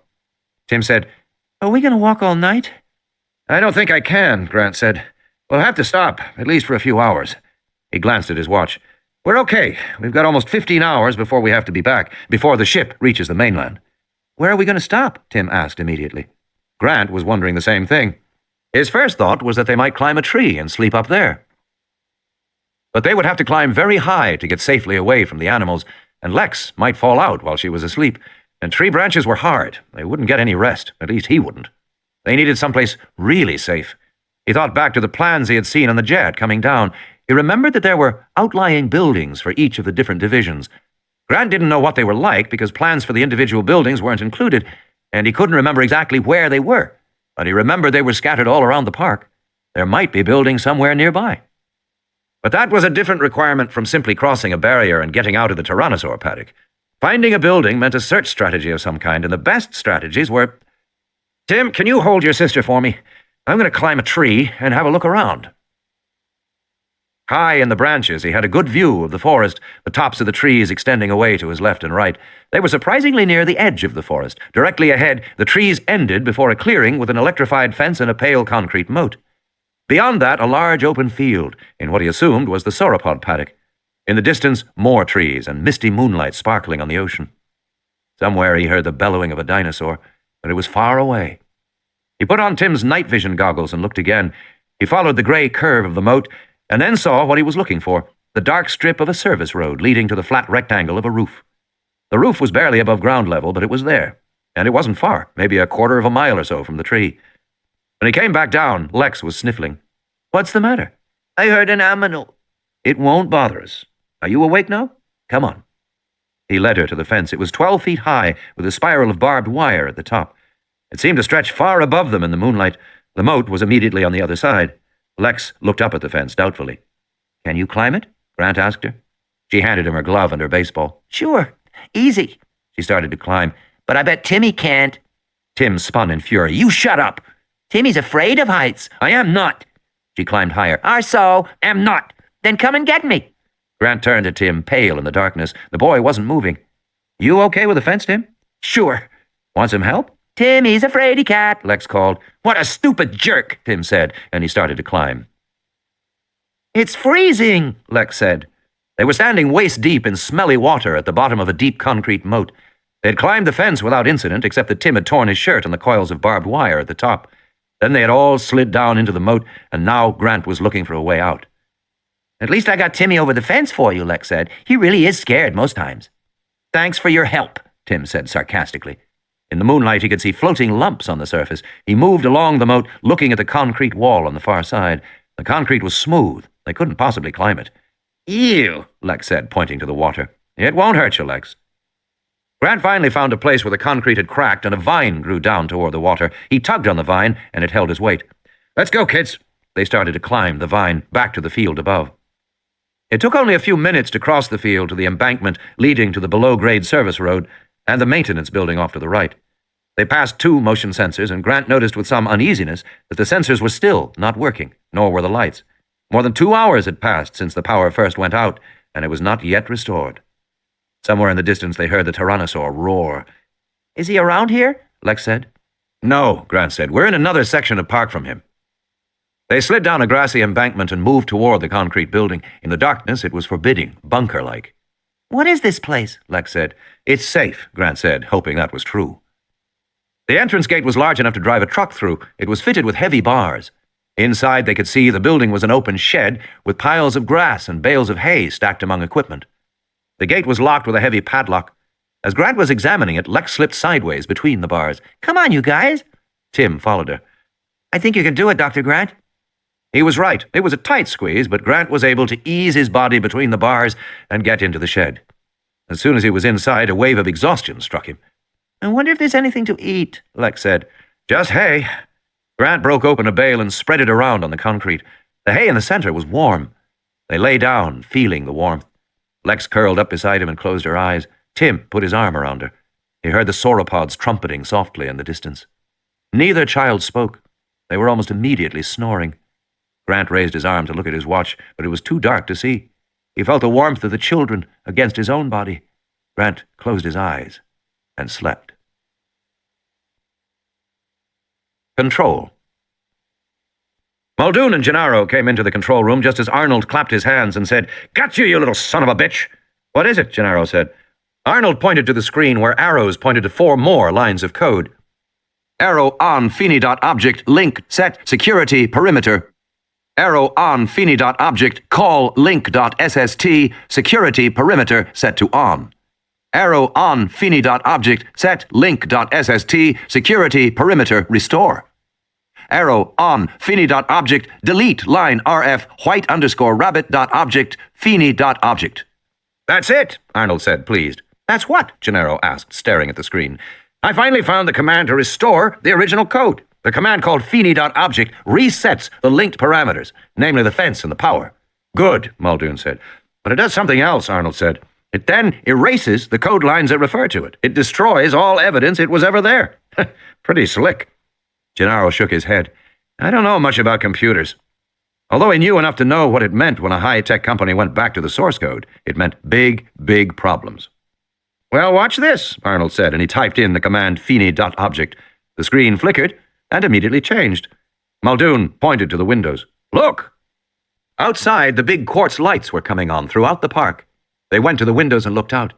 Hot damn, Arnold said. Gennaro said, Does this mean the electrified fences are back on? You bet it does, Arnold said. It'll take a few seconds to get up to full power because we've got 50 miles of fence out there and the generator has to charge the capacitors along the way. But in half a minute, we'll be back in business.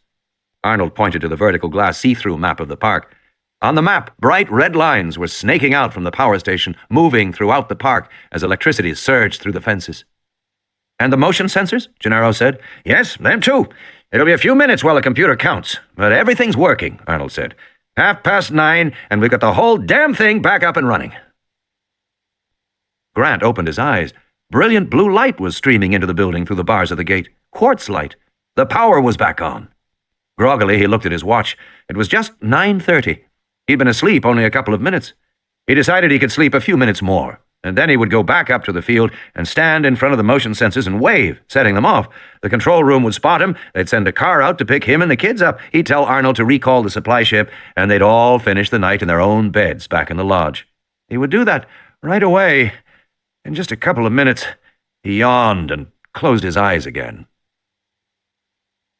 "Not bad," Arnold said in the control room, staring at the glowing map. "There's only 3 cutouts in the whole park. Much better than I hoped for." "Cutouts?" Gennaro said. "The fence automatically cuts out short-circuited sections," he explained. "You can see a big one here in Sector 12, near the main road." "That's where the wrecks knocked the fence down," Muldoon said. "Exactly. And another one is here in Sector 11, near the sauropod maintenance building." "Why would that section be out?" Gennaro said. "God knows," Arnold said. "Probably storm damage, or a fallen tree. We can check it on the monitor in a while. The third one is over there by the Jungle River. Don't know why that should be out either." As Gennaro looked, the map became more complex, filling with green spots and numbers. "What's all this?" "The animals.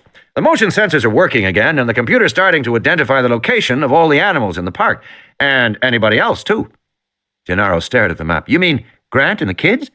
"Yes. We've reset our search number above 400, so if they're out there moving around," Arnold said, "the motion sensors will pick them up as additional animals." He stared at the map. "But I don't see any additionals yet." "Why does it take so long?" Gennaro said. "You have to realize, Mr. Gennaro," Arnold said, "that there's a lot of extraneous movement out there. Branches blowing in the wind, birds flying around, all kinds of stuff. The computer has to eliminate all the background movement. It may take, Okay, count's finished." Gennaro said, "You don't see the kids?" Arnold twisted in his chair and looked back to the map. "No," he said. "At the moment, there are no additionals on the map at all. Everything out there has been accounted for as a dinosaur. They're probably up in a tree, or somewhere else where we can't see them. I wouldn't worry yet. Several animals haven't shown up, like the big Rex. That's probably because it's sleeping somewhere and not moving. The people may be sleeping too, we just don't know." Muldoon shook his head. "We better get on with it," he said. "We need to repair the fences and get the animals back into their paddocks. According to that computer, we got 5 to herd back to the proper paddocks. I'll take the maintenance crews out now." Arnold turned to Gennaro. "You may want to see how Dr. Malcolm is doing. Tell Dr. Harding that Muldoon will need him in about an hour to supervise the herding, and I'll notify Mr. Hannan that we're starting our final cleanup." Gennaro passed through the iron gates and went in the front door of the safari lodge. He saw Ellie Sattler coming down the hallway carrying towels and a pan of steaming water. "There's a kitchen at the other end," she said. "We're using that to boil water for the dressings." "How is he?" Gennaro asked. "Surprisingly good," she said. Gennaro followed Ellie down to Malcolm's room and was startled to hear the sound of laughter. The mathematician lay on his back in the bed, with Harding adjusting an IV line. "So the other man says, 'I'll tell you frankly, I didn't like it, Bill. I went back to toilet paper.'" Harding was laughing.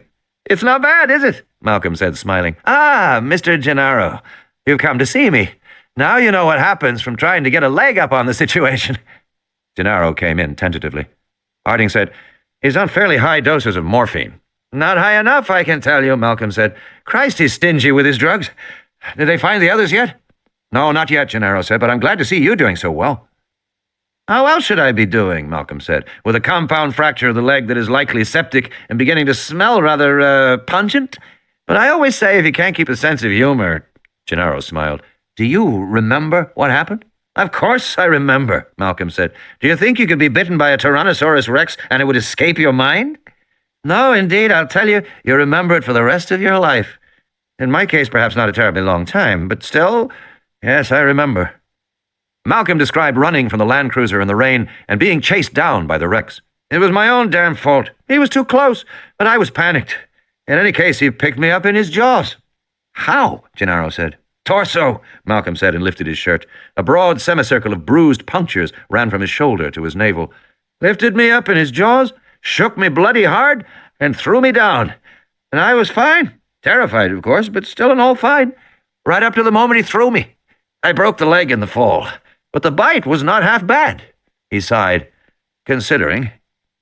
Harding said, "Most of the big carnivores don't have strong jaws. The real power is in the neck musculature. The jaws just hold on while they use the neck to twist and rip. But with a small creature like Dr. Malcolm, the animal would just shake him and then toss him." "I'm afraid that's right," Malcolm said. "I doubt I'd have survived except the big chap's heart wasn't in it. To tell the truth, he struck me as a rather clumsy attacker of anything less than an automobile or a small apartment building. You think he attacked half-heartedly? It pains me to say it, Malcolm said, but I don't honestly feel I had his full attention. He had mine, of course, but then he weighs 8 tons. I don't. Gennaro turned to Harding and said, "They're going to repair the fences now. Arnold says Muldoon will need your help herding animals." "Okay," Harding said. "So long as you leave me Dr. Sattler and ample morphine," Malcolm said, "and so long as we do not have a Malcolm effect here." "What's a Malcolm effect?" Gennaro said. "Modesty forbids me," Malcolm said, "from telling you the details of a phenomenon named after me." He sighed again and closed his eyes. In a moment, he was sleeping. Ellie walked out into the hallway with Gennaro. "Don't be fooled," she said. "It's a great strain on him. When will you have a helicopter here?" "A helicopter? He needs surgery on that leg. Make sure they send for a helicopter and get him off this island." The park. The portable generators sputtered and roared to life, and the quartz floodlights glowed at the ends of their telescoping arms. Muldoon heard the soft gurgle of the jungle river a few yards to the north. He turned back to the maintenance van and saw one of the workmen coming out with a big power saw. No, he said, "just the ropes, Carlos. We don't need to cut it." They turned back to look at the fence. They had difficulty finding the shortened section at first because there wasn't much to see. A small protocarpus tree was leaning against the fence. It was one of several that had been planted in this region of the park, their feathery branches intended to conceal the fence from view. But this particular tree had been tied down with guy wires and turnbuckles. The wires had broken free in the storm, and the metal turnbuckles had blown against the fence and shorted it out. Of course, none of this should have happened. Grounds crews were supposed to use plastic-coated wires and ceramic turnbuckles near fences, but it had happened anyway. In any case, it wasn't going to be a big job. All they had to do was pull the tree off the fence, remove the metal fittings, and mark it for the gardeners to fix in the morning. It shouldn't take more than 20 minutes. And that was just as well, because Muldoon knew the Dilophosaurs always stayed close to the river. Even though the workmen were separated from the river by the fence, the Dillos could spit right through it, delivering their blinding poison. Ramon, one of the workmen, came over. "Senor Muldoon," he said, "did you see the lights?" "What lights?" Muldoon said. Ramon pointed to the east through the jungle. "I saw it as we were coming out. It is there, very faint. You see it? It looks like the light of a car, but it is not moving." Muldoon squinted. It probably was just a maintenance light. After all, power was back on. "We'll worry about it later," he said. "Right now, let's just get that tree off the fence." Arnold was in an expansive mood. The park was almost back in order. Muldoon was repairing the fences. Hammond had gone off to supervise the transfer of the animals with Harding. Although he was tired, Arnold was feeling good. He was even in a mood to indulge the lawyer, Gennaro. "The Malcolm effect?" Arnold said. "You worried about that?" "I'm just curious," Gennaro said. "You mean you want me to tell you why Ian Malcolm is wrong?" "Sure." Arnold lit another cigarette. "It's technical." "Try me." "Okay," Arnold said. "Chaos theory describes nonlinear systems. It's now become a very broad theory that's been used to study everything from the stock market to heart rhythms. A very fashionable theory. Very trendy to apply it to any complex system where there might be unpredictability. Okay?" "Okay," Gennaro said. Ian Malcolm is a mathematician specializing in chaos theory. Quite amusing and personable, but basically what he does, besides wear black, is use computers to model the behavior of complex systems. And John Hammond loves the latest scientific fad, so he asked Malcolm to model the system at Jurassic Park, which Malcolm did. Malcolm's models are all face-space shapes on a computer screen. Have you seen them? "No," Gennaro said. "Well, they look like a weird, twisted ship's propeller. According to Malcolm, the behavior of any system follows the surface of the propeller. You with me?" Not exactly," Gennaro said. Arnold held his hand in the air.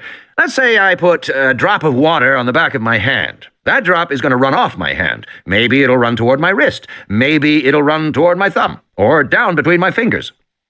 I don't know for sure where it will go, but I know it will run somewhere along the surface of my hand. It has to." "Okay," Gennaro said. "Chaos theory treats the behavior of a whole system like a drop of water moving on a complicated propeller surface. The drop may spiral down or slip outward toward the edge. It may do many different things, depending, but it will always move along the surface of the propeller." "Okay." Malcolm's models tend to have a ledge or a sharp incline where the drop of water will speed up greatly. He modestly calls this speeding up movement the Malcolm effect. The whole system could suddenly collapse. And that was what he said about Jurassic Park, that it had inherent instability. "Inherent instability," Gennaro said. "And what did you do when you got his report?" "We disagreed with it and ignored it, of course," Arnold said. "Was that wise?" It's self-evident, Arnold said. We're dealing with living systems, after all. This is life, not computer models.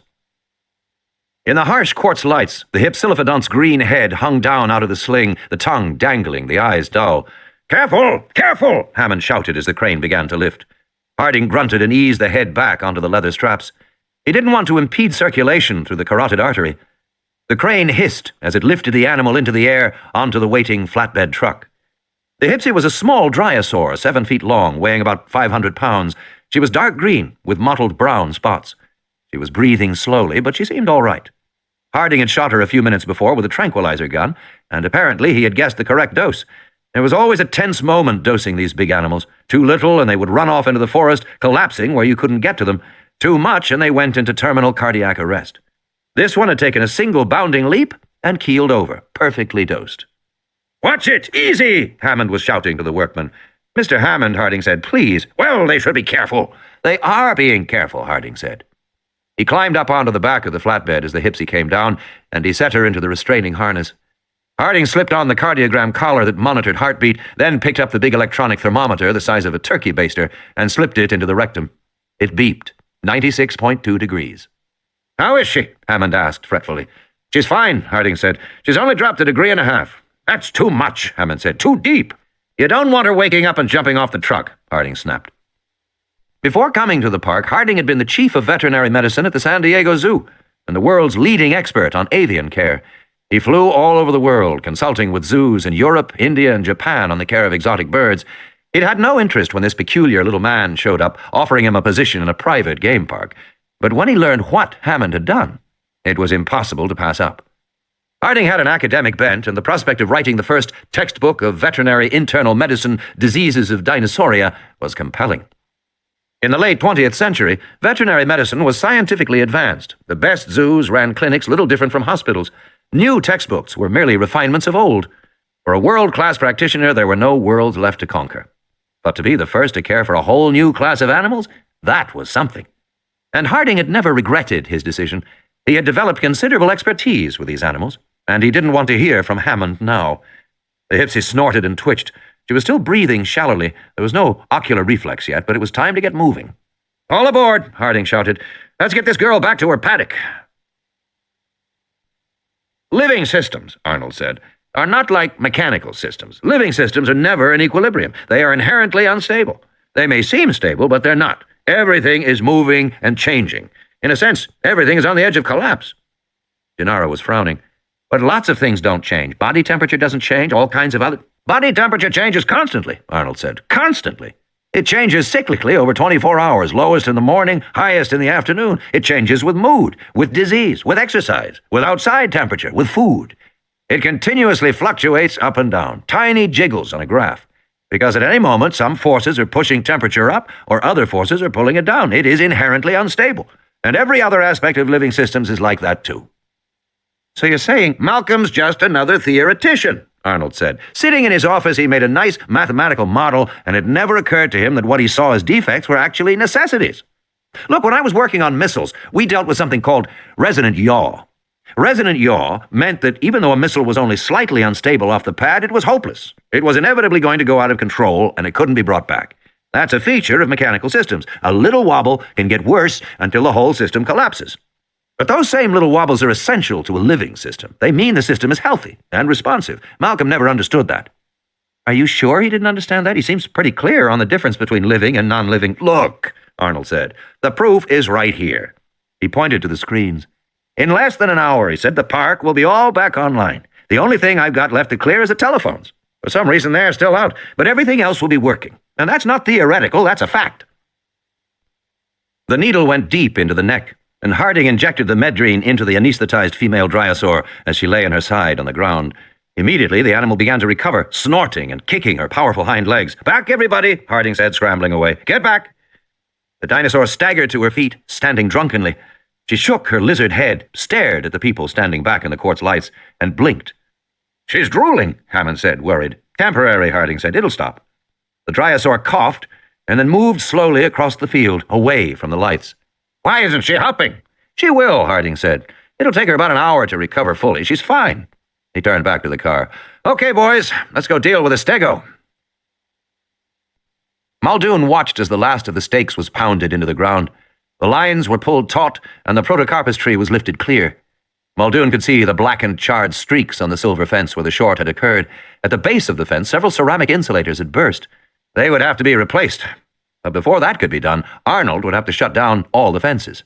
Control, this is Muldoon. We're ready to begin repair. All right, Arnold said. Shutting out your section now. Muldoon glanced at his watch. Somewhere in the distance he heard soft hooting. It sounded like owls, but he knew it was the Dilophosaurs. He went over to Ramon and said, "Let's finish this up. I want to get to those other sections of fence." An hour went by. Donald Gennaro stared at the glowing map in the control room as the spots and numbers flickered and changed. What's happening now? Arnold worked at the console. "I'm trying to get the phones back so we can call about Malcolm." No, I mean out there. Arnold glanced up at the board. "It looks as if they're about done with the animals and the 2 sections. Just as I told you, the park is back in hand, with no catastrophic Malcolm effect. In fact, there's just that 3rd section of fence. Arnold!" It was Muldoon's voice. "Yes? Have you seen this bloody fence?" "Just a minute." On one of the monitors, Gennaro saw a high angle down in a field of grass blowing in the wind. In the distance was a low concrete roof.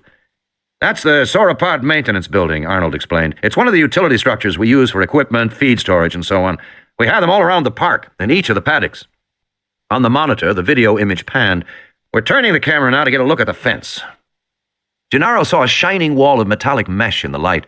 One section had been trampled, knocked flat. Muldoon's jeep and work crew were there. "Huh," Arnold said. "Looks like the Rex went into the sauropod paddock." Muldoon said, "Fine dining tonight." "We'll have to get him out of there," Arnold said. "With what?" Muldoon said. "We haven't got anything to use on a Rex. I'll fix this fence, but I'm not going in there until daylight." "Hannan won't like it. We'll discuss it when I get back," Muldoon said. "How many sauropods will the Rex kill?" Hannan said, pacing around the control room. "Probably just 1, Harding said. "Sauropods are big. The Rex can feed off a single kill for several days." "We have to go out and get him tonight," Hammond said. Muldoon shook his head. "I'm not going in there until daylight." Hammond was rising up and down on the balls of his feet, the way he did whenever he was angry. "Are you forgetting you work for me?" "No, Mr. Hammond, I'm not forgetting. But that's a full-grown adult tyrannosaur out there. How do you plan to get him?" "We have tranquilizer guns." "We have tranquilizer guns that shoot a 20cc dart," Muldoon said. "Fine for an animal that weighs 400 or 500 pounds. That tyrannosaur weighs 8 tons. It wouldn't even feel it." "You ordered a larger weapon?" "I ordered 3 larger weapons, Mr. Hammond, but you cut the requisition, so we only got 1. And it's gone. Nedry took it when he left." "That was pretty stupid. Who let that happen?" "Nedry's not my problem, Mr. Hammond," Muldoon said. "You're saying," Hammond said, "that as of this moment, there is no way to stop the tyrannosaur?" "That's exactly what I'm saying," Muldoon said. "That's ridiculous," Hammond said. "It's your park, Mr. Hammond. You didn't want anybody to be able to injure your precious dinosaurs. Well, now you've got a Rex in with the sauropods, and there's not a damn thing you can do about it." He left the room. "Just a minute," Hammond said, hurrying after him. Gennaro stared at the screens and listened to the shouted argument in the hallway outside. He said to Arnold, "I guess you don't have control of the park yet, after all." "Don't kid yourself," Arnold said, lighting another cigarette. "We have the park. It'll be dawn in a couple of hours. We may lose a couple of dinos before we get the Rex out of there, but believe me, we have the park." Dawn. Grant was awakened by a loud grinding noise, followed by a mechanical clanking. He opened his eyes and saw a bale of hay rolling past him on a conveyor belt up toward the ceiling. 2 more bales followed it. Then the clanking stopped as abruptly as it had begun, and the concrete building was silent again. Grant yawned. He stretched sleepily, winced in pain, and sat up. Soft yellow light came through the side windows. It was morning. He had slept the whole night. He looked quickly at his watch. 5 a.m. Still almost 6 hours to go before the boat had to be recalled. He rolled onto his back, groaning. His head throbbed and his body ached as if he had been beaten up. From around the corner he heard a squeaking sound like a rusty wheel, and then Lex giggling. Grant stood slowly and looked at the building. Now that it was daylight, he could see it was some kind of maintenance building with stacks of hay and supplies. On the wall he saw a gray metal box and a stenciled sign, Sauropod Maintenance Building 04. This must be the sauropod paddock, as he had thought. He opened the box and saw a telephone, but when he lifted the receiver, he heard only hissing static. Apparently the phones weren't working yet. "Chew your food," Lex was saying. "Don't be a piggy, Ralph." Grant walked around the corner and found Lex by the bars, holding out handfuls of hay to an animal outside that looked like a large pink pig, and was making the squeaking sounds Grant had heard. It was actually an infant triceratops about the size of a pony. The infant didn't have horns on its head yet, just a curved, bony frill behind big, soft eyes. It poked its snout through the bars toward Lex, its eyes watching her as she fed it more hay. That's better, Lex said. There's plenty of hay, don't worry. She patted the baby on the head. You like hay, don't you, Ralph? Lex turned back and saw him. This is Ralph, Lex said. He's my friend. He likes hay. Grant took a step and stopped, wincing. You look pretty bad, Lex said. I feel pretty bad. Tim, too. His nose is all swollen up. Where is Tim? Peeing, she said. You want to help me feed Ralph? The baby triceratops looked at Grant. Hay stuck out of both sides of its mouth, dropping on the floor as it chewed. He's a very messy eater, Lex said, and he's very hungry. The baby finished chewing and licked its lips. It opened its mouth, waiting for more. Grant could see the slender, sharp teeth and the beaky upper jaw like a parrot. Okay, just a minute, Lex said, scooping up more straw from the concrete floor. Honestly, Ralph, she said, you'd think your mother never fed you. Why is his name Ralph? Because he looks like Ralph at school. Grant came closer and touched the skin of the neck gently. It's okay, you can pet him, Lex said. He likes it when you pet him, don't you, Ralph? The skin felt dry and warm with the pebbled texture of a football. Ralph gave a little squeak as Grant petted it. Outside the bars, its thick tail swung back and forth with pleasure. He's pretty tame. Ralph looked from Lex to Grant as it ate and showed no sign of fear. It reminded Grant that the dinosaurs didn't have ordinary responses to people. Maybe I can ride him, Lex said. Let's not. I bet he'd let me, Lex said. It'd be fun to ride a dinosaur. Grant looked out the bars past the animal to the open fields of the sauropod compound. It was growing lighter every minute. He should go outside, he thought, and set off one of the motion sensors on the field above. After all, it might take the people in the control room an hour to get out here to him, and he didn't like the idea that the phones were still down. He heard a deep snorting sound like the snort of a very large horse, and suddenly the baby became agitated. It tried to pull its head back through the bars, but got caught on the edge of its frill, and it squeaked in fright. The snorting came again. It was closer this time. Ralph reared up on its hind legs, frantic to get out from between the bars. It wriggled its head back and forth, rubbing against the bars. Ralph, take it easy, Lex said. Push him out, Grant said. He reached up to Ralph's head and leaned against it, pushing the animal sideways and backward. The frill popped free, and the baby fell outside the bars, losing its balance and flopping on its side. Then the baby was covered in shadow, and a huge leg came into view, thicker than a tree trunk. The foot had 5 curved toenails like an elephant's. Ralph looked up and squeaked. A head came down into view, 6 feet long, with 3 long white horns, one above each of the large brown eyes, and a smaller horn at the tip of the nose.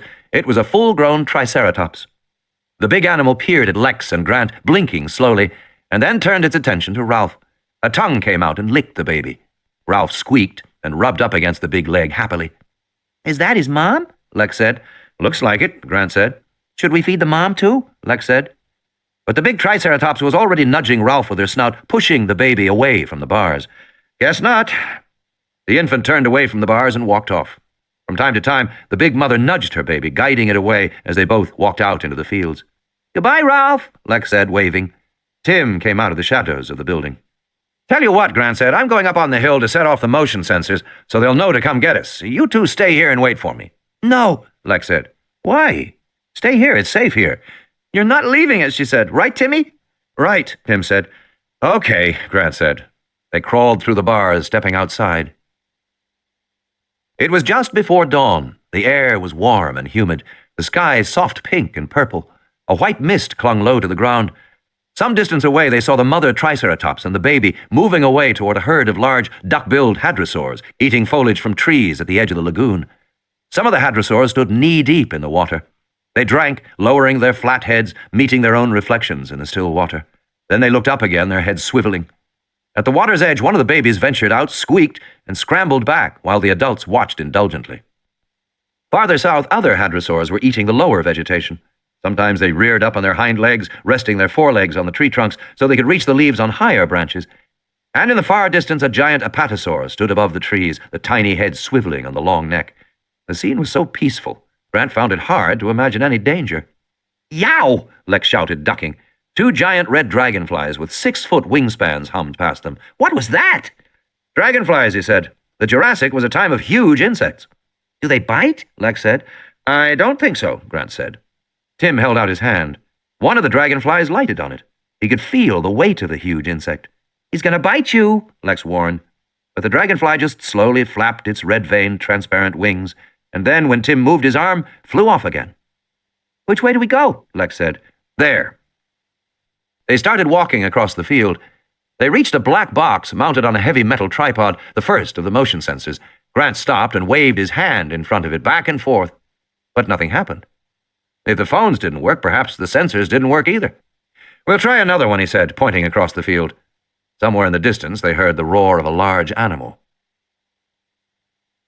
"Ah, hell," Arnold said. "I just can't find it." He sipped coffee and stared, bleary-eyed, at the screens. He had taken all the video monitors offline. In the control room, he was searching the computer code.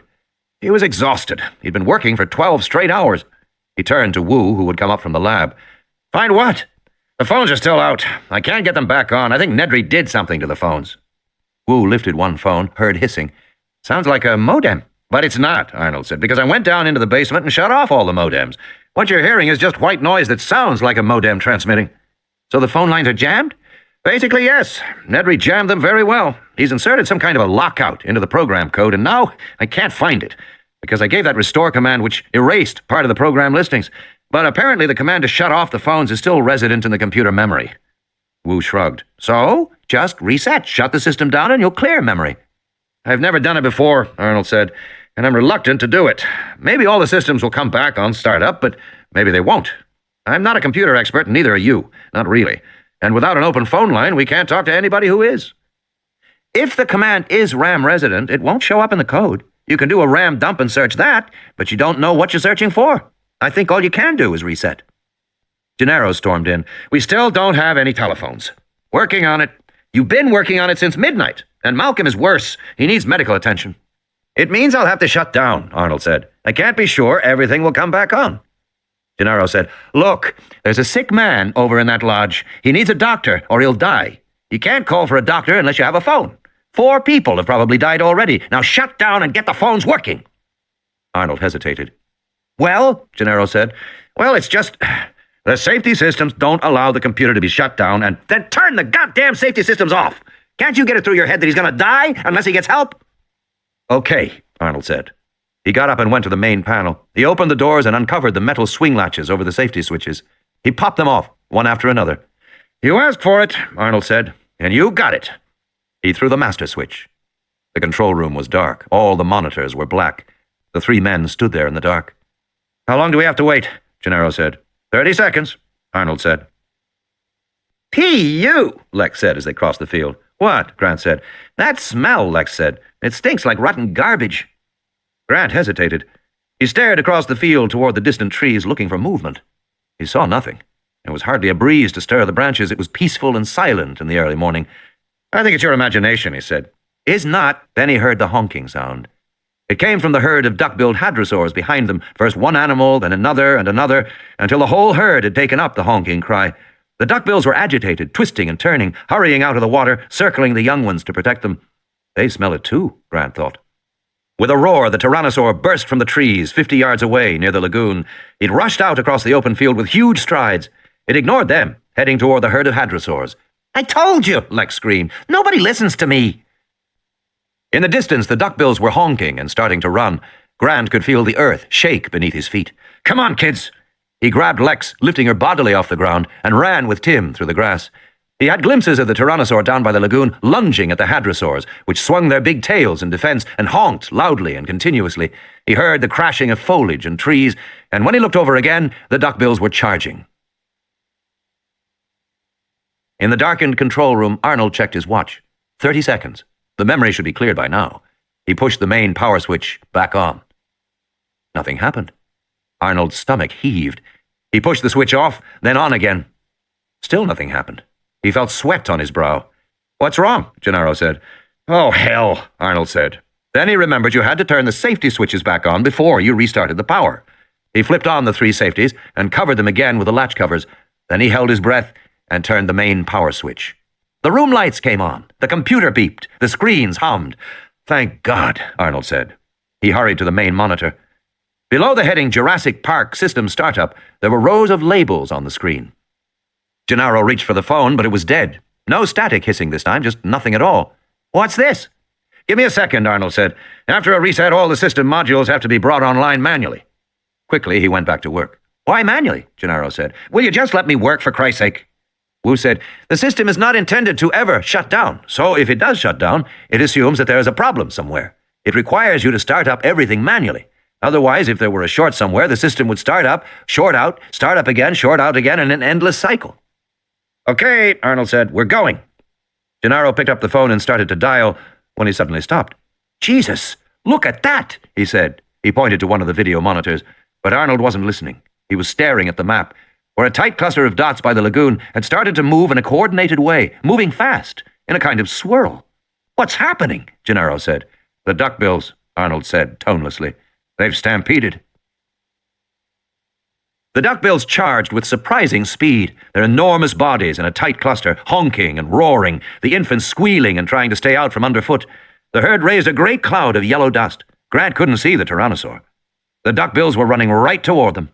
Still carrying Lex, he ran, with Tim, toward a rocky outcrop with a stand of big conifers. They ran hard, feeling the ground shake beneath their feet. The sound of the approaching herd was deafening, like the sound of jets at an airport. It filled the air and hurt their ears. Lex was shouting something, but he couldn't hear what she was saying, and as they scrambled onto the rocks, the herd closed in around them. Grant saw the immense legs of the first hadrosaurs that charged past, each animal weighing 5 tons, and then they were enveloped in a cloud so dense he could see nothing at all. He had the impression of huge bodies, giant limbs, bellowing cries of pain as the animals wheeled and circled. One duckbill struck a boulder, and it rolled past them, out into the field beyond.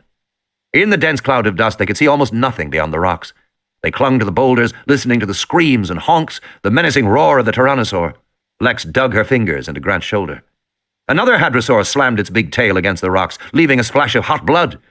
Grant waited until the sounds of the fighting had moved off to the left, and then he pushed the kids to start climbing the largest tree. They climbed swiftly, feeling for the branches as the animals stampeded all around them in the dust. They went up 20 feet, and then Lex clutched at Grant and refused to go farther. Tim was tired too, and Grant thought they were high enough. Through the dust, they could see the broad backs of the animals below as they wheeled and honked. Grant propped himself against the coarse bark of the trunk, coughed in the dust, closed his eyes, and waited. Arnold adjusted the camera as the herd moved away. The dust slowly cleared. He saw that the hadrosaurs had scattered, and the tyrannosaur had stopped running, which could only mean it had made a kill. The tyrannosaur was now near the lagoon.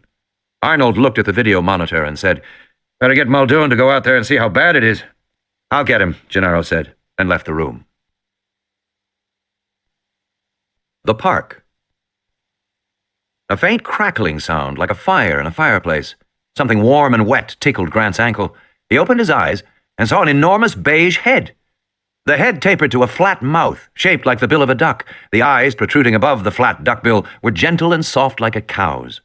The duck mouth opened and chewed branches on the limb where Grant was sitting. He saw large, flat teeth in the cheek.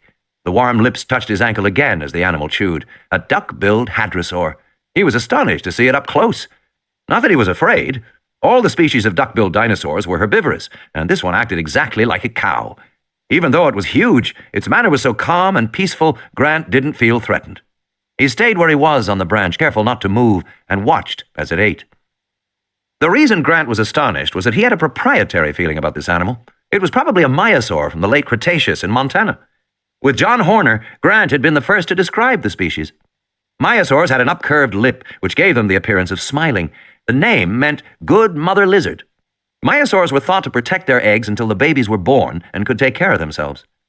Grant heard an insistent chirping, and the big head swung down. He moved just enough to see the baby hadrosaur scampering around the feet of the adult. The baby was dark beige with black spots. The adult bent her head low to the ground and waited, unmoving, while the baby stood up on its hind legs, resting its front legs on the mother's jaw, and ate the branches that protruded from the side of the mother's mouth. The mother waited patiently until the baby had finished eating and dropped back down to all fours again. Then the big head came back up toward Grant. The hadrosaur continued to eat, just a few feet from him. Grant looked at the 2 elongated air holes on top of the flat upper bill. Apparently the dinosaur couldn't smell Grant. And even though the left eye was looking right at him, for some reason the hadrosaur didn't react to him. He remembered how the tyrannosaur had failed to see him the previous night. Grant decided on an experiment. He coughed. Instantly the hadrosaur froze, the big head suddenly still, the jaws no longer chewing. Only the eye moved, looking for the source of the sound. Then, after a moment, when there seemed to be no danger, the animal resumed chewing. Amazing, Grant thought. Sitting in his arms, Lex opened her eyes and said, "Hey, what's that?"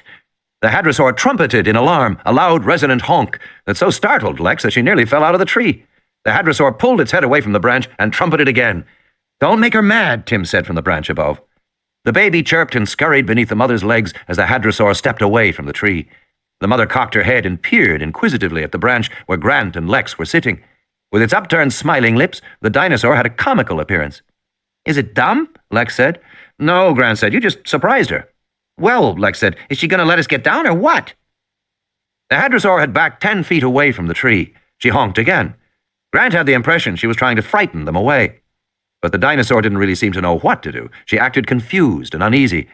They waited in silence, and after a minute the hadrosaur approached the branch again, jaws moving in anticipation.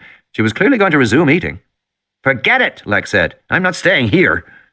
She started to climb down the branches. At her movement, the hadrosaur trumpeted in fresh alarm. Grant was amazed. He thought, it really can't see us when we don't move. And after a minute, it literally forgets that we're here. This was just like the tyrannosaur, another classic example of an amphibian visual cortex. Studies of frogs had shown that amphibians only saw moving things like insects. If something didn't move, they literally didn't see it. The same thing seemed to be true of dinosaurs. In any case, the maiasaur now seemed to find these strange creatures climbing down the tree too upsetting. With a final honk, she nudged her baby and lumbered slowly away. She paused once and looked back at them, then continued on. They reached the ground. Lex shook herself off. Both children were covered in a layer of fine dust. All around them, the grass had been flattened. There were streaks of blood and a sour smell. Grant looked at his watch. "We better get going, kids," he said. "Not me," Lex said. "I'm not walking out there anymore." "We have to." "Why?" "Because," Grant said, "we have to tell them about the boat. Since they can't seem to see us on the motion sensors, we have to go all the way back ourselves. It's the only way." "Why can't we take the raft?" Tim said. "What raft?" Tim pointed to the low concrete maintenance building with the bars where they had spent the night. It was 20 yards away across the field. "I saw a raft back there," he said. Grant immediately understood the advantages. It was now 7 o'clock in the morning. They had at least 8 miles to go. If they could take a raft along the river, they would make much faster progress than going overland. "Let's do it," Grant said. End of Side 8. Side 9.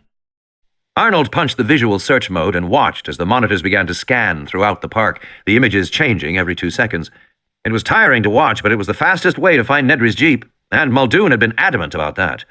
He'd gone out with Gennaro to look at the stampede, but now that it was daylight, he wanted the car found. He wanted the weapons. His intercom clicked. "Mr. Arnold, may I have a word with you, please?" It was Hammond. He sounded like the voice of God. "You want to come here, Mr. Hammond?" "No, Mr. Arnold," Hammond said. "Come to me. I'm in the genetics lab with Dr. Wu. We'll be waiting for you." Arnold sighed and stepped away from the screens. Grant stumbled deep in the gloomy recesses of the building. He pushed past 5-gallon containers of herbicide, tree pruning equipment, spare tires for a Jeep, coils of cyclone fencing, 100-pound fertilizer bags, stacks of brown ceramic insulators, empty motor oil cans, work lights, and cables. "I don't see any raft." "Keep going." Bags of cement, lengths of copper pipe, green mesh, and 2 plastic oars hung on clips on the concrete wall. "Okay," he said, "but where's the raft?"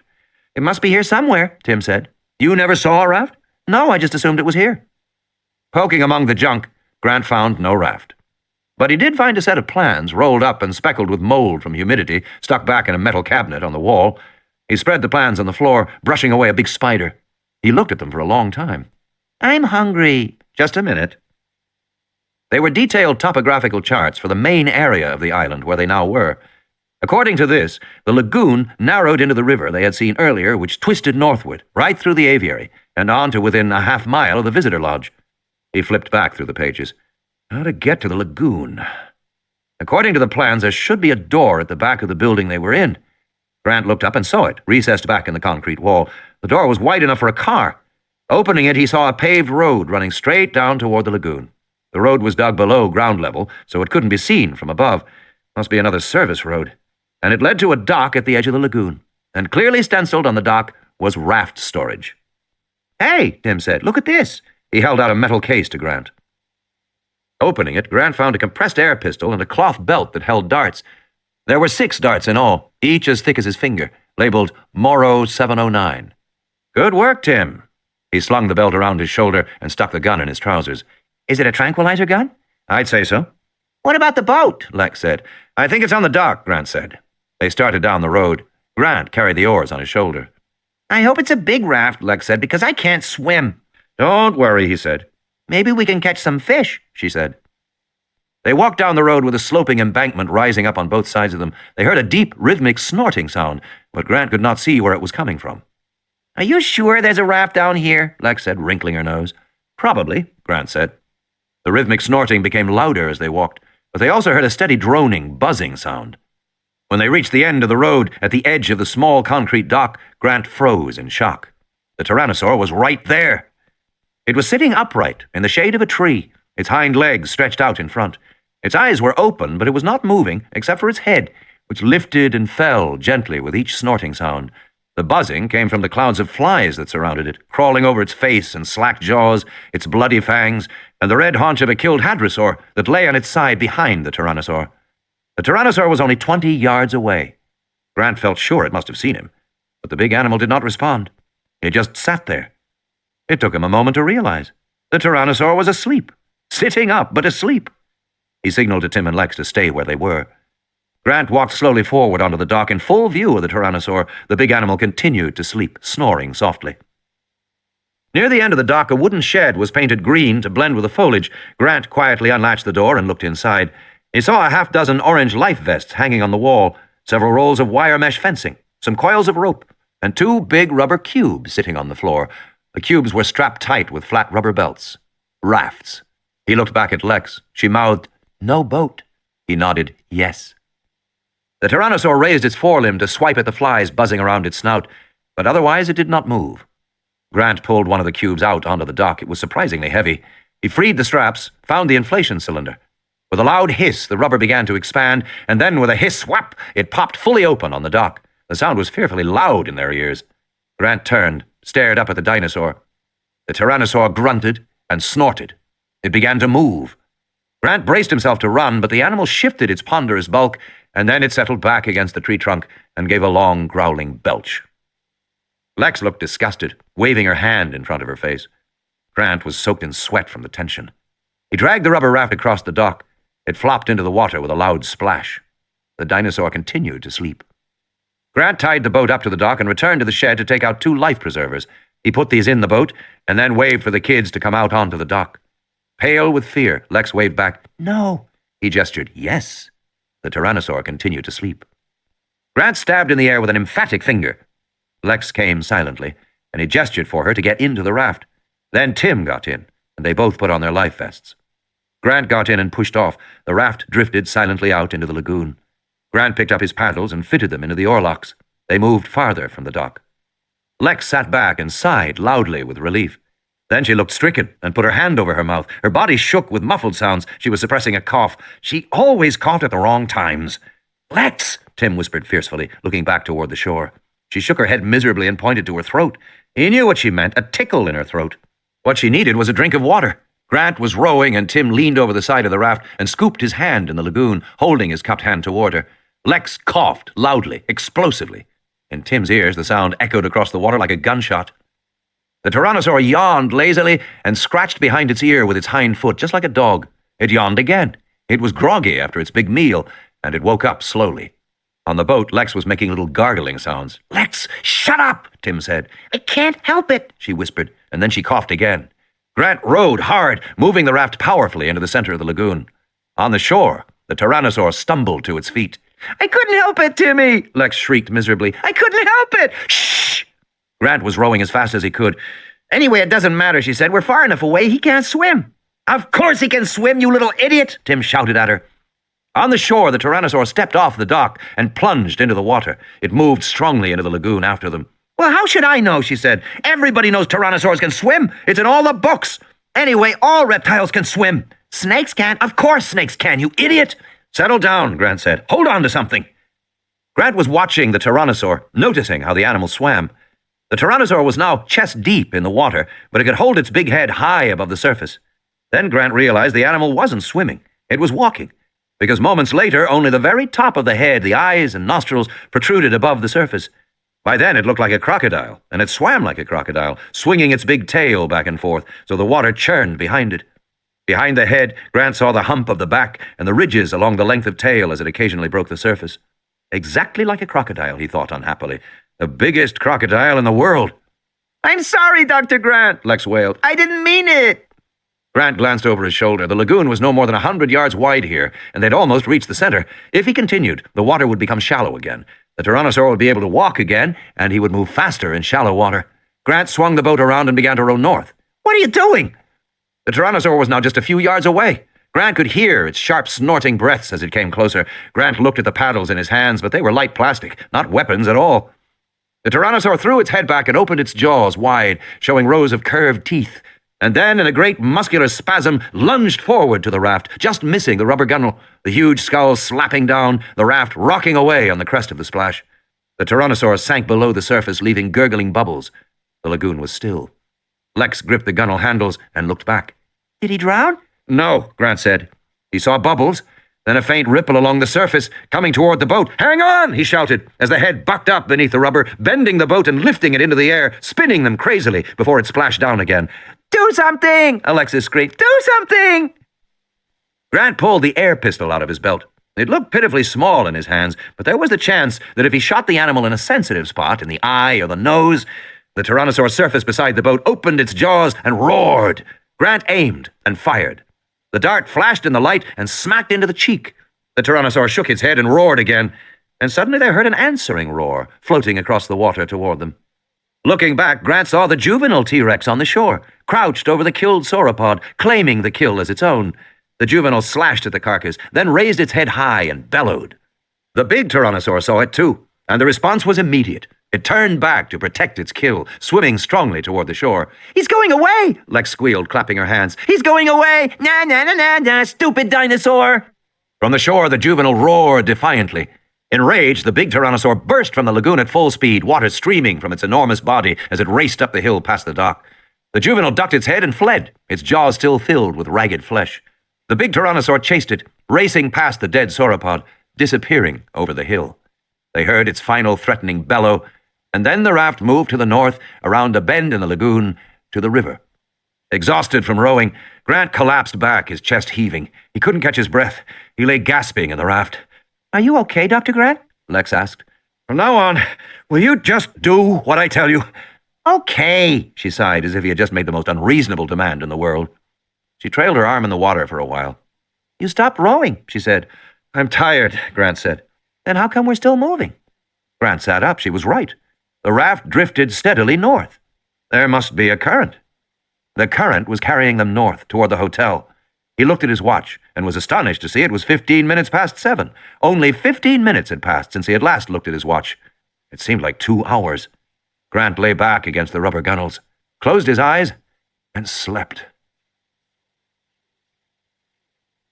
5th iteration. Flaws in the system will now become severe. Ian Malcolm. Search. Gennaro sat in the jeep and listened to the buzzing of the flies and stared at the distant palm trees wavering in the heat. He was astonished by what looked like a battleground. The grass was trampled flat for 100 yards in every direction. One big palm tree was uprooted from the ground. There were great washes of blood in the grass and on the rocky outcropping to their right. Sitting beside him, Muldoon said, "No doubt about it. Rexy's been among the hadrosaurs." He took another drink of whiskey and capped the bottle. "Damn lot of flies," he said. They waited and watched. Gennaro drummed his fingers on the dashboard. "What are we waiting for?" Muldoon didn't answer immediately. "The Rex is out there somewhere," he said, squinting at the landscape in the morning sun. "And we don't have any weapons worth a damn." "We're in a jeep." "Oh, we can outrun the jeep, Mr. Gennaro," Muldoon said, shaking his head. "Once we leave this road and go onto open terrain, the best we can do in a four-wheel drive is 30-40 miles an hour. He'll run us right down, no problem for him." Muldoon sighed. "But I don't see much moving out there now. You ready to live dangerously?" "Sure," Gennaro said. Muldoon started the engine, and at the sudden sound, 2 small Ophnelians leapt up from the matted grass directly ahead. Muldoon put the car in gear. He drove in a wide circle around the trampled site, and then moved inward, driving in decreasing concentric circles until he finally came to the place in the field where the little Ophnelians had been. Then he got out and walked forward in the grass away from the jeep. He stopped as a dense cloud of flies lifted into the air. "What is it?" Gennaro called. "Bring the radio," Muldoon said. Gennaro climbed out of the jeep and hurried forward. Even from a distance, he could smell the sour-sweet odor of early decay. He saw a dark shape in the grass, crusted with blood, legs askew. Young hadrosaur, Muldoon said, staring down at the carcass. The whole herd stampeded, and the young one got separated, and the T-Rex brought it down. How do you know? Gennaro said. The flesh was ragged from many bites. You can tell from the excreta, Muldoon said. See those chalky white bits there in the grass? That's hadrospore. Uric acid makes it white. But you look there, he pointed to a large mound rising knee-high in the grass, that's tyrannosaur spore. How do you know the tyrannosaur didn't come later? The bite pattern, Muldoon said. See those little ones there? He pointed along the belly. Those are from the Othies. Those bites haven't bled. They're post-mortem from scavengers. Othies did that. But the hadro was brought down by a bite on the neck. You see the big slash there, above the shoulder blades? That's the T-Rex, no question. Gennaro bent over the carcass, staring at the awkward, trampled limbs with a sense of unreality. Beside him, Muldoon flicked on his radio. Control? Yes, John Arnold said over the radio. We got another hadro dead, juvenile. Muldoon bent down among the flies and checked the skin on the sole of the right foot.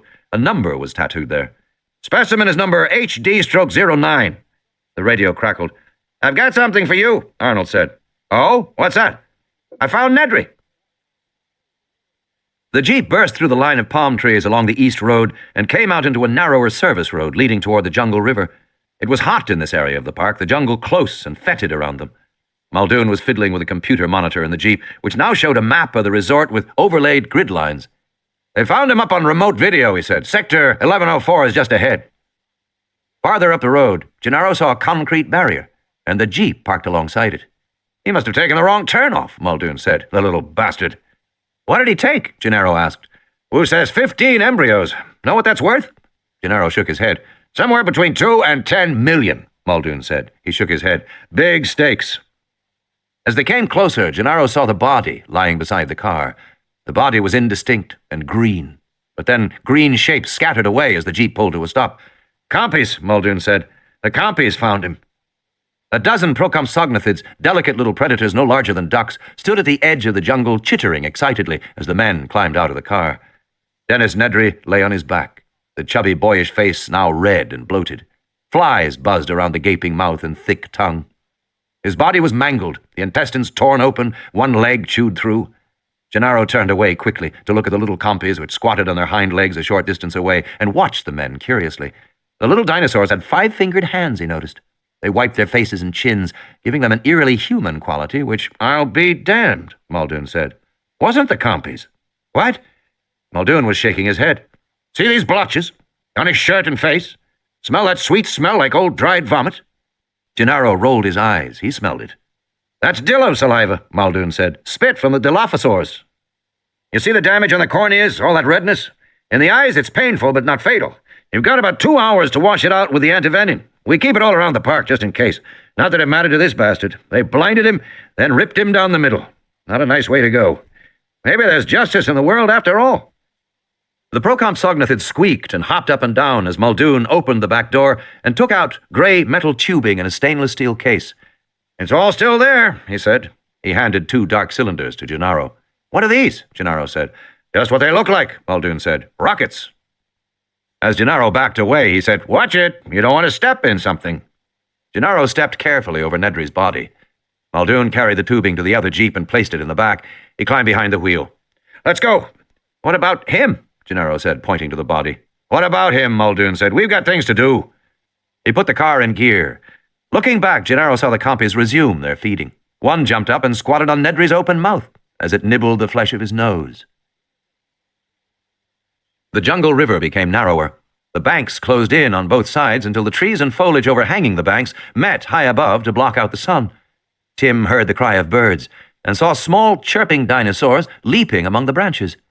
But mostly it was silent, the air hot and still beneath the canopy of trees. Grant looked at his watch. It was 8 o'clock. They drifted along peacefully among dappled patches of light. If anything, they seemed to be moving faster than before. Awake now, Grant lay on his back and stared up at the branches overhead. In the bow, he saw Lex reaching up. Hey, what are you doing? He said.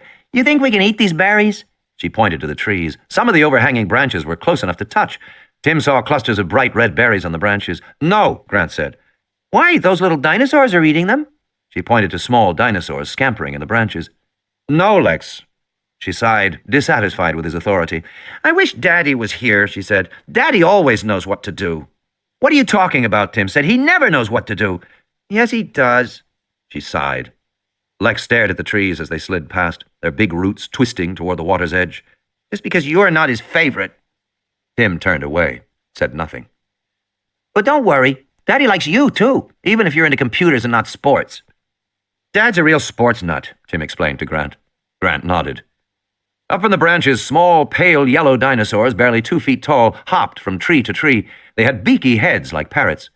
You know what they call those? Tim said. Microceratops. Big deal, Lex said. I thought you might be interested. Only very young boys, she said, are interested in dinosaurs. Says who? Daddy. Tim started to yell, but Grant raised his hand. Kids, he said, shut up. Why? Lex said. I can do what I want if I... Then she fell silent, because she heard it too. It was a blood-curdling shriek from somewhere downriver. Well, where the hell is the damned Rex? Muldoon said, talking into the radio. Because we don't see him here. They were back at the sauropod compound, looking out at the trampled grass where the hadrosaurs had stampeded. The tyrannosaur was nowhere to be found. Checking now, Arnold said, and clicked off. Muldoon turned to Gennaro. Checking now, he repeated sarcastically. Why the hell didn't he check before? Why didn't he keep track of him? I don't know, Gennaro said. He's not showing up, Arnold said a moment later. What do you mean he's not showing up? He's not on the monitors. Motion sensors aren't finding him. Hell, Muldoon said. So much for the motion sensors. You see Grant and the kids? Motion sensors aren't finding them either. Well, what are we supposed to do now? Muldoon said. Wait, Arnold said. Look! Look! Directly ahead, the big dome of the aviary rose above them. Grant had seen it only from a distance. Now he realized it was enormous, 1/4 of a mile in diameter or more. The pattern of geodesic struts shone dully through the light mist, and his first thought was that the glass must weigh a ton. Then as they came closer, he saw there wasn't any glass, just struts. A thin mesh hung inside the elements. It isn't finished, Lex said. I think it's meant to be open like that, Grant said. Then all the birds can fly out. Not if they're big birds, Grant said. The river carried them beneath the edge of the dome. They stared upward. Now they were inside the dome, still drifting down the river. But within minutes, the dome was so high above them that it was hardly visible in the mist. Grant said, I seem to remember there's a second lodge here. Moments later, he saw the roof of a building over the tops of the trees to the north. You want to stop? Tim said. Maybe there's a phone, or motion sensors. Grant steered toward the shore. We need to try to contact the control room. It's getting late. They clambered out, slipping on the muddy bank, and Grant hauled the raft out of the water. Then he tied the rope to a tree, and they set off through a dense forest of palm trees. Aviary. I just don't understand, John Arnold said, speaking into the phone. I don't see the Rex, and I don't see Grant and the kids anywhere either. He sat in front of the consoles and gulped another cup of coffee. All around him, the control room was strewn with paper plates and half-eaten sandwiches. Arnold was exhausted. It was 8 a.m. on Saturday. In the 14 hours since Nedry destroyed the computer that ran Jurassic Park, Arnold had patiently pulled systems back online, one after another. All the park systems are back and functioning correctly. The phones are working. I've called for a doctor for you. On the other end of the line, Malcolm coughed. Arnold was talking to him in his room at the lodge. But you're having trouble with the motion sensors? Well, I'm not finding what I'm looking for. Like the Rex? He's not reading at all now. He started north about 20 minutes ago, following along the edge of the lagoon, and then I lost him. I don't know why, unless he's gone to sleep again. And you can't find Grant and the kids? No. I think it's quite simple, Malcolm said. The motion sensors cover an inadequate area. Inadequate? Arnold bristled. They cover 92% of the land area, I remember, Malcolm said. But if you put the remaining areas up on the board, I think you'll find that the 8% is topologically unified, meaning that those areas are contiguous. In essence, an animal can move freely anywhere in the park and escape detection by following a maintenance road or the jungle river or the beaches or whatever. Even if that were so, Arnold said, the animals are too stupid to know that. It's not clear how stupid the animals are, Malcolm said. You think that's what Grant and the kids are doing? Arnold said. Definitely not, Malcolm said, coughing again. Grant's no fool. He clearly wants to be detected by you. He and the kids are probably waving at every motion sensor in sight. But maybe they have other problems we don't know about. Or maybe they're on the river. I can't imagine they'd be on the river. The banks are very narrow. It's impossible to walk along there. Would the river bring them all the way back here? Yes, but it's not the safest way to go, because it passes through the aviary. Why wasn't the aviary on the tour? Malcolm said. We've had problems setting it up. Originally, the park was intended to have a treetop lodge built high above the ground where visitors could observe the pterodactyls at flight level. We've got 4 dactyls in the aviary now. Actually, they're pterodactyls, which are big fish-eating dactyls. What about them? Well, while we finished the lodge, we put the dactyls in the aviary to acclimate them. But that was a big mistake. It turns out our fish hunters are territorial. Territorial? Fiercely territorial, Arnold said. They fight among themselves for territory, and they'll attack any other animal that comes into the area they've marked out. Attack? It's impressive, Arnold said. The dactyls glide to the top of the aviary, fold up their wings, and dive. A 30-pound animal will strike a man on the ground like a ton of bricks. They were knocking the workmen unconscious, cutting them up pretty badly. That doesn't injure the dactyls? Not so far. So if those kids are in the aviary, they're not, Arnold said. At least I hope they're not. Is that the lodge? Lex said. What a dump. Beneath the aviary dome, Terratop's Lodge was built high above the ground on big wooden pylons in the middle of a stand of fir trees. But the building was unfinished and unpainted. The windows were boarded up. The trees and the lodge were splattered with broad white streaks. I guess I didn't finish it for some reason, Grant said, hiding his disappointment. He glanced at his watch. Come on, let's go back to the boat. The sun came out as they walked along, making the morning more cheerful. Grant looked at the latticework shadows on the ground from the dome above. He noticed that the ground and the foliage were spattered with broad streaks of the same white chalky substance that had been on the building. And there was a distinctive sour odor in the morning air.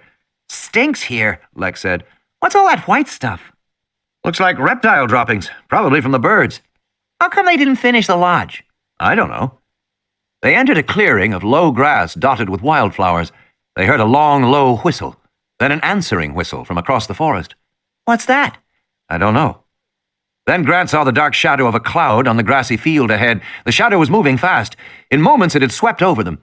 He looked up and saw an enormous dark shape gliding above them, blotting out the sun. Yow, Lex said. Is it a pterodactyl? Yes, Tim said. Grant didn't answer. He was entranced by the sight of the huge flying creature. In the sky above, the pterodactyl gave a low whistle and wheeled gracefully, turning back toward them. How come they're not on the tour? Tim said. Grant was wondering the same thing. The flying dinosaurs were so beautiful, so graceful as they moved through the air. As Grant watched, he saw a second pterodactyl appear in the sky, and a third, and a fourth. Maybe because they didn't finish the lodge, Lex said. Grant was thinking these weren't ordinary pterodactyls. They were too large. They must be pterodactyls, big flying reptiles from the early Cretaceous. When they were high, these looked like small airplanes. When they came lower, he could see the animals had 15-foot wingspans, furry bodies, and heads like crocodiles. They ate fish, he remembered. South America and Mexico. Lex shaded her eyes and looked up at the sky. Can they hurt us? I don't think so. They eat fish. One of the dactyls spiraled down, a flashing dark shadow that whooshed past them with a rush of warm air and a lingering sour odor. Wow, Lex said. They're really big. And then she said, Are you sure they can't hurt us? Pretty sure. A second dactyl swooped down, moving faster than the first. It came from behind, streaked over their heads. Grant had a glimpse of its toothy beak and the furry body. It looked like a huge bat, he thought. But Grant was impressed with the frail appearance of the animals. Their huge wingspans, the delicate pink membranes stretched across them, so thin they were translucent, everything reinforced the delicacy of the dactyls. Ow! Lex shouted, grabbing her hair. He bit me! He what? Grant said. He bit me! He bit me! When she took her hand away, he saw blood on her fingers. Up in the sky, 2 more dactyls folded their wings, collapsing into small, dark shapes that plummeted toward the ground. They made a kind of scream as they hurtled downward. Come on, Grant said, grabbing their hands. They ran across the meadow, hearing the approaching scream, and he flung himself on the ground at the last moment, pulling the kids down with him as the 2 dactyls whistled and squeaked past them, flapping their wings. Grant felt claws tear the shirt along his back. Then he was up, pulling Lex back onto her feet and running with Tim a few feet forward, while overhead 2 more birds wheeled and dove toward them, screaming. At the last moment, he pushed the kids to the ground, and the big shadows flapped past. Ugh, Lex said, disgusted. He saw that she was streaked with white droppings from the birds. Grant scrambled to his feet. Come on! He was about to run when Lex shrieked in terror. He turned back and saw that one of the dactyls had grabbed her by the shoulders with its hind claws. The animal's huge, leathery wings, translucent in the sunlight, flapped broadly on both sides of her. The dactyl was trying to take off, but Lex was too heavy, and while it struggled, it repeatedly jabbed at her head with its long, pointed jaw. Lex was screaming, waving her arms wildly. Grant did the only thing he could think to do. He ran forward and jumped up, throwing himself against the body of the dactyl. He knocked it onto its back on the ground and fell on top of the furry body. The animal screamed and snapped. Grant ducked his head away from the jaws and pushed back as the giant wings beat around his body. It was like being in a tent in a windstorm. He couldn't see, he couldn't hear. There was nothing but the flapping and shrieking and the leathery membranes. The clawed legs scratched frantically at his chest. Lex was screaming. Grant pushed away from the dactyl, and it squeaked and gibbered as it flapped its wings and struggled to turn over to right itself. Finally, it pulled in its wings like a bat and rolled over, lifted itself up on its little wing claws, and began to walk that way. He paused, astonished. It could walk on its wings. Lederer's speculation was right. But then the other dactyls were diving down at them, and Grant was dizzy, off balance, and in horror he saw Lex run away, her arms over her head, Tim shouting at the top of his lungs. The first of them swooped down, and she threw something, and suddenly the dactyl whistled and climbed. The other dactyls immediately climbed and chased the first into the sky. The fourth dactyl flapped awkwardly into the air to join the others. Grant looked upward, squinting to see what had happened. The three dactyls chased the first, screaming angrily. They were alone in the field. "What happened?" Grant said. They got my glove, Lex said. My Daryl Strawberry special. They started walking again. Tim put his arm around her shoulders. Are you all right? Of course, stupid, she said, shaking him off. She looked upward. I hope they choke and die, she said. Yeah, Tim said. Me too. Up ahead, they saw the boat on the shore. Grant looked at his watch. It was 8:30. He now had 2.5 hours to get back. Lex cheered as they drifted beyond the silver aviary dome. Then the banks of the river closed in on both sides, the trees meeting overhead once more. The river was narrower than ever, in some places only 10 feet wide, and the current flowed very fast. Lex reached up to touch the branches as they went past. Grant sat back in the raft and listened to the gurgle of the water through the warm rubber. They were moving fast now, the branches overhead slipping by more rapidly. It was pleasant. It gave a little breeze in the hot confines of the overhanging branches, and it meant they would get back that much sooner. Grant couldn't guess how far they'd come, but it must be several miles at least from the sauropod building where they had spent the night, perhaps 4 or 5 miles, maybe even more. That meant they might be only an hour's walk from the hotel once they left the raft. But after the aviary, Grant was in no hurry to leave the river again. For the moment, they were making good time. I wonder how Ralph is, Lex said. He's probably dead or something. I'm sure he's fine. I wonder if he'd let me ride him. She sighed, sleepy in the sun. That would be fun, to ride Ralph. Tim said to Grant, Remember back at the Stegosaurus last night? Yes? How come you asked them about frog DNA? Because of the breeding, Grant said. They can't explain why the dinosaurs are breeding, since they irradiate them and since they're all females. Right. Well, irradiation is notoriously unreliable and probably doesn't work. I think that'll eventually be shown here. But there is still the problem of the dinosaurs being female. How can they breed when they're all female? Right, Tim said. Well, across the animal kingdom, sexual reproduction exists in extraordinary variety. Tim's very interested in sex, Lex said. They both ignored her. For example, Grant said, many animals have sexual reproduction without ever having what we would call sex. The male releases a spermatophore, which contains the sperm, and the female picks it up at a later time. This kind of exchange does not require quite as much physical differentiation between male and female as we usually think exists. Male and female are more alike in some animals than they are in human beings. Tim nodded. But what about the frogs? Grant heard sudden shrieks from the trees above as the Microceratopsians scattered in alarm, shaking the branches. The big head of the Tyrannosaur lunged through the foliage from the left, the jaws snapping at the raft. Lex howled in terror, and Grant paddled away toward the opposite bank, but the river here was only 10 feet wide. The Tyrannosaur was caught in the heavy growth. It butted and twisted its head and roared. Then it pulled its head back. Through the trees that lined the riverbank, they saw the huge dark form of the Tyrannosaur moving north, looking for a gap in the trees that lined the bank. The Microceratopsians had all gone to the opposite bank, where they shrieked and scampered and jumped up and down. In the raft, Grant, Tim, and Lex stared helplessly as the Tyrannosaur tried to break through again. But the trees were too dense along the banks of the river. The Tyrannosaur again moved downstream ahead of the boat and tried again, shaking the branches furiously. But again it failed. Then it moved off, heading farther downstream. I hate him, Lex said. Grant sat back in the boat, badly shaken. If the Tyrannosaur had broken through, there was nothing he could have done to save them. The river was so narrow that it was hardly wider than the raft. It was like being in a tunnel. The rubber gunnels often scraped on the mud as the boat was pulled along by the swift current. He glanced at his watch. Almost 9. The raft continued downstream. Hey, Lex said.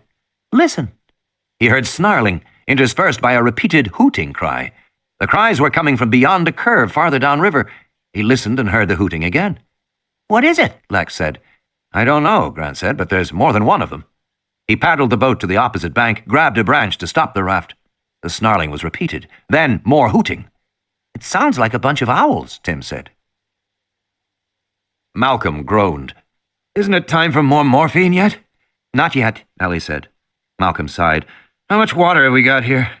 I don't know. There's plenty of running water from the tap. No, I mean, how much stored? Any? Ellie shrugged. None. Go into the rooms on this floor, Malcolm said, and fill the bathtubs with water. Ellie frowned. Also, Malcolm said, have we got any walkie-talkies? Flashlights, matches, sterno stoves, things like that? I'll look around. You planning for an earthquake? Something like that, Malcolm said. Malcolm effect implies catastrophic changes. But Arnold says all the systems are working perfectly. That's when it happens, Malcolm said. Ellie said, You don't think much of Arnold, do you? He's all right. He's an engineer. Wu's the same. They're both technicians. They don't have intelligence. They have what I call thin intelligence. They see the immediate situation. They think narrowly, and they call it being focused. They don't see the surround. They don't see the consequences. That's how you get an island like this, from thin intelligent thinking, because you cannot make an animal and not expect it to act alive, to be unpredictable, to escape. But they don't see that. Don't you think it's just human nature? Ellie said. God, no, Malcolm said. That's like saying scrambled eggs and bacon for breakfast is human nature. It's nothing of the sort. It's uniquely Western training. And much of the rest of the world is nauseated by the thought of it. He winced in pain. Oh, the morphine's making me philosophical. You want some water? No. I'll tell you the problem with engineers and scientists. Scientists have an elaborate line of bullshit about how they are seeking to know the truth about nature, which is true, but that's not what drives them. Nobody is driven by abstractions like seeking truth. Scientists are actually preoccupied with accomplishment, so they are focused on whether they can do something. They never stop to ask if they should do something. They conveniently define such considerations as pointless. If they don't do it, someone else will. Discovery, they believe, is inevitable, so they just try to do it first. That's the game in science. Even pure scientific discovery is an aggressive, penetrative act. It takes big equipment, and it literally changes the world afterward.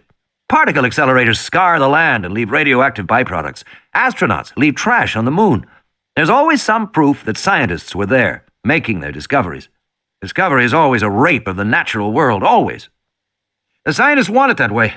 They have to stick their instruments in, they have to leave their mark. They can't just watch. They can't just appreciate. They can't just fit into the natural order. They have to make something unnatural happen. That is the scientist's job. And now we have whole societies that try to be scientific. He sighed and sank back. Ellie said, Don't you think you're overstating? What does one of your excavations look like a year later? Pretty bad, she admitted. You don't replant? You don't restore the land after you dig? No. Why not? She shrugged. There's no money, I guess. There's only enough money to dig, but not to repair. Well, we're just working in the Badlands. Just the Badlands, Malcolm said, shaking his head. Just trash, just byproducts, just side effects. I'm trying to tell you that scientists want it this way. They want byproducts and trash and scars and side effects. It's a way of reassuring themselves. It's built into the fabric of science, and it's increasingly a disaster. Then what's the answer? Get rid of the thin-intelligent ones. Take them out of power. But then we'd lose all the advances. What advances? Malcolm said irritably. The number of hours women devote to housework has not changed since 1930, despite all the advances. All the vacuum cleaners, washer dryers, trash compactors, garbage disposals, wash and wear fabrics. Why does it still take as long to clean the house as it did in 1930? Ellie said nothing. Because there haven't been any advances, Malcolm said. Not really. 30,000 years ago, when men were doing cave paintings at Lascaux, they worked 20 hours a week to provide themselves with food and shelter and clothing. The rest of the time they could play or sleep or do whatever they wanted. And they lived in a natural world with clean air, clean water, beautiful trees and sunsets. Think about it, 20 hours a week, 30,000 years ago.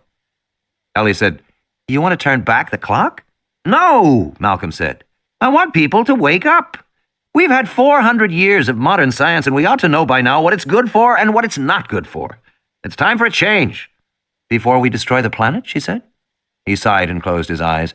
Oh, dear, he said. That's the last thing I would worry about. In the dark tunnel of the jungle river, Grant went hand over hand, holding branches, moving the raft cautiously forward. He still heard the sounds, and finally he saw the dinosaurs. Aren't those the ones that are poison? Yes, Grant said. Dilophosaurus. Standing on the riverbank were two Dilophosaurs. The 10-foot-tall bodies were spotted yellow and black. Underneath, the bellies were bright green, like lizards. Twin red curving crests ran along the top of the head from the eyes to the nose, making a V shape above the head. The bird-like quality was reinforced by the way they moved, bending to drink from the river, then rising to snarl and hoot. Lex whispered, "Should we get out and walk?" Grant shook his head no. The Dilophosaurs were smaller than the Tyrannosaur, small enough to slip through the dense foliage at the banks of the river. They seemed quick as they snarled and hooted at each other. But we can't get past them in the boat, Lex said. They're poison. "We have to," Grant said, "somehow." The Dilophosaurs continued to drink and hoot. They seemed to be interacting with each other in a strangely ritualistic, repetitive way.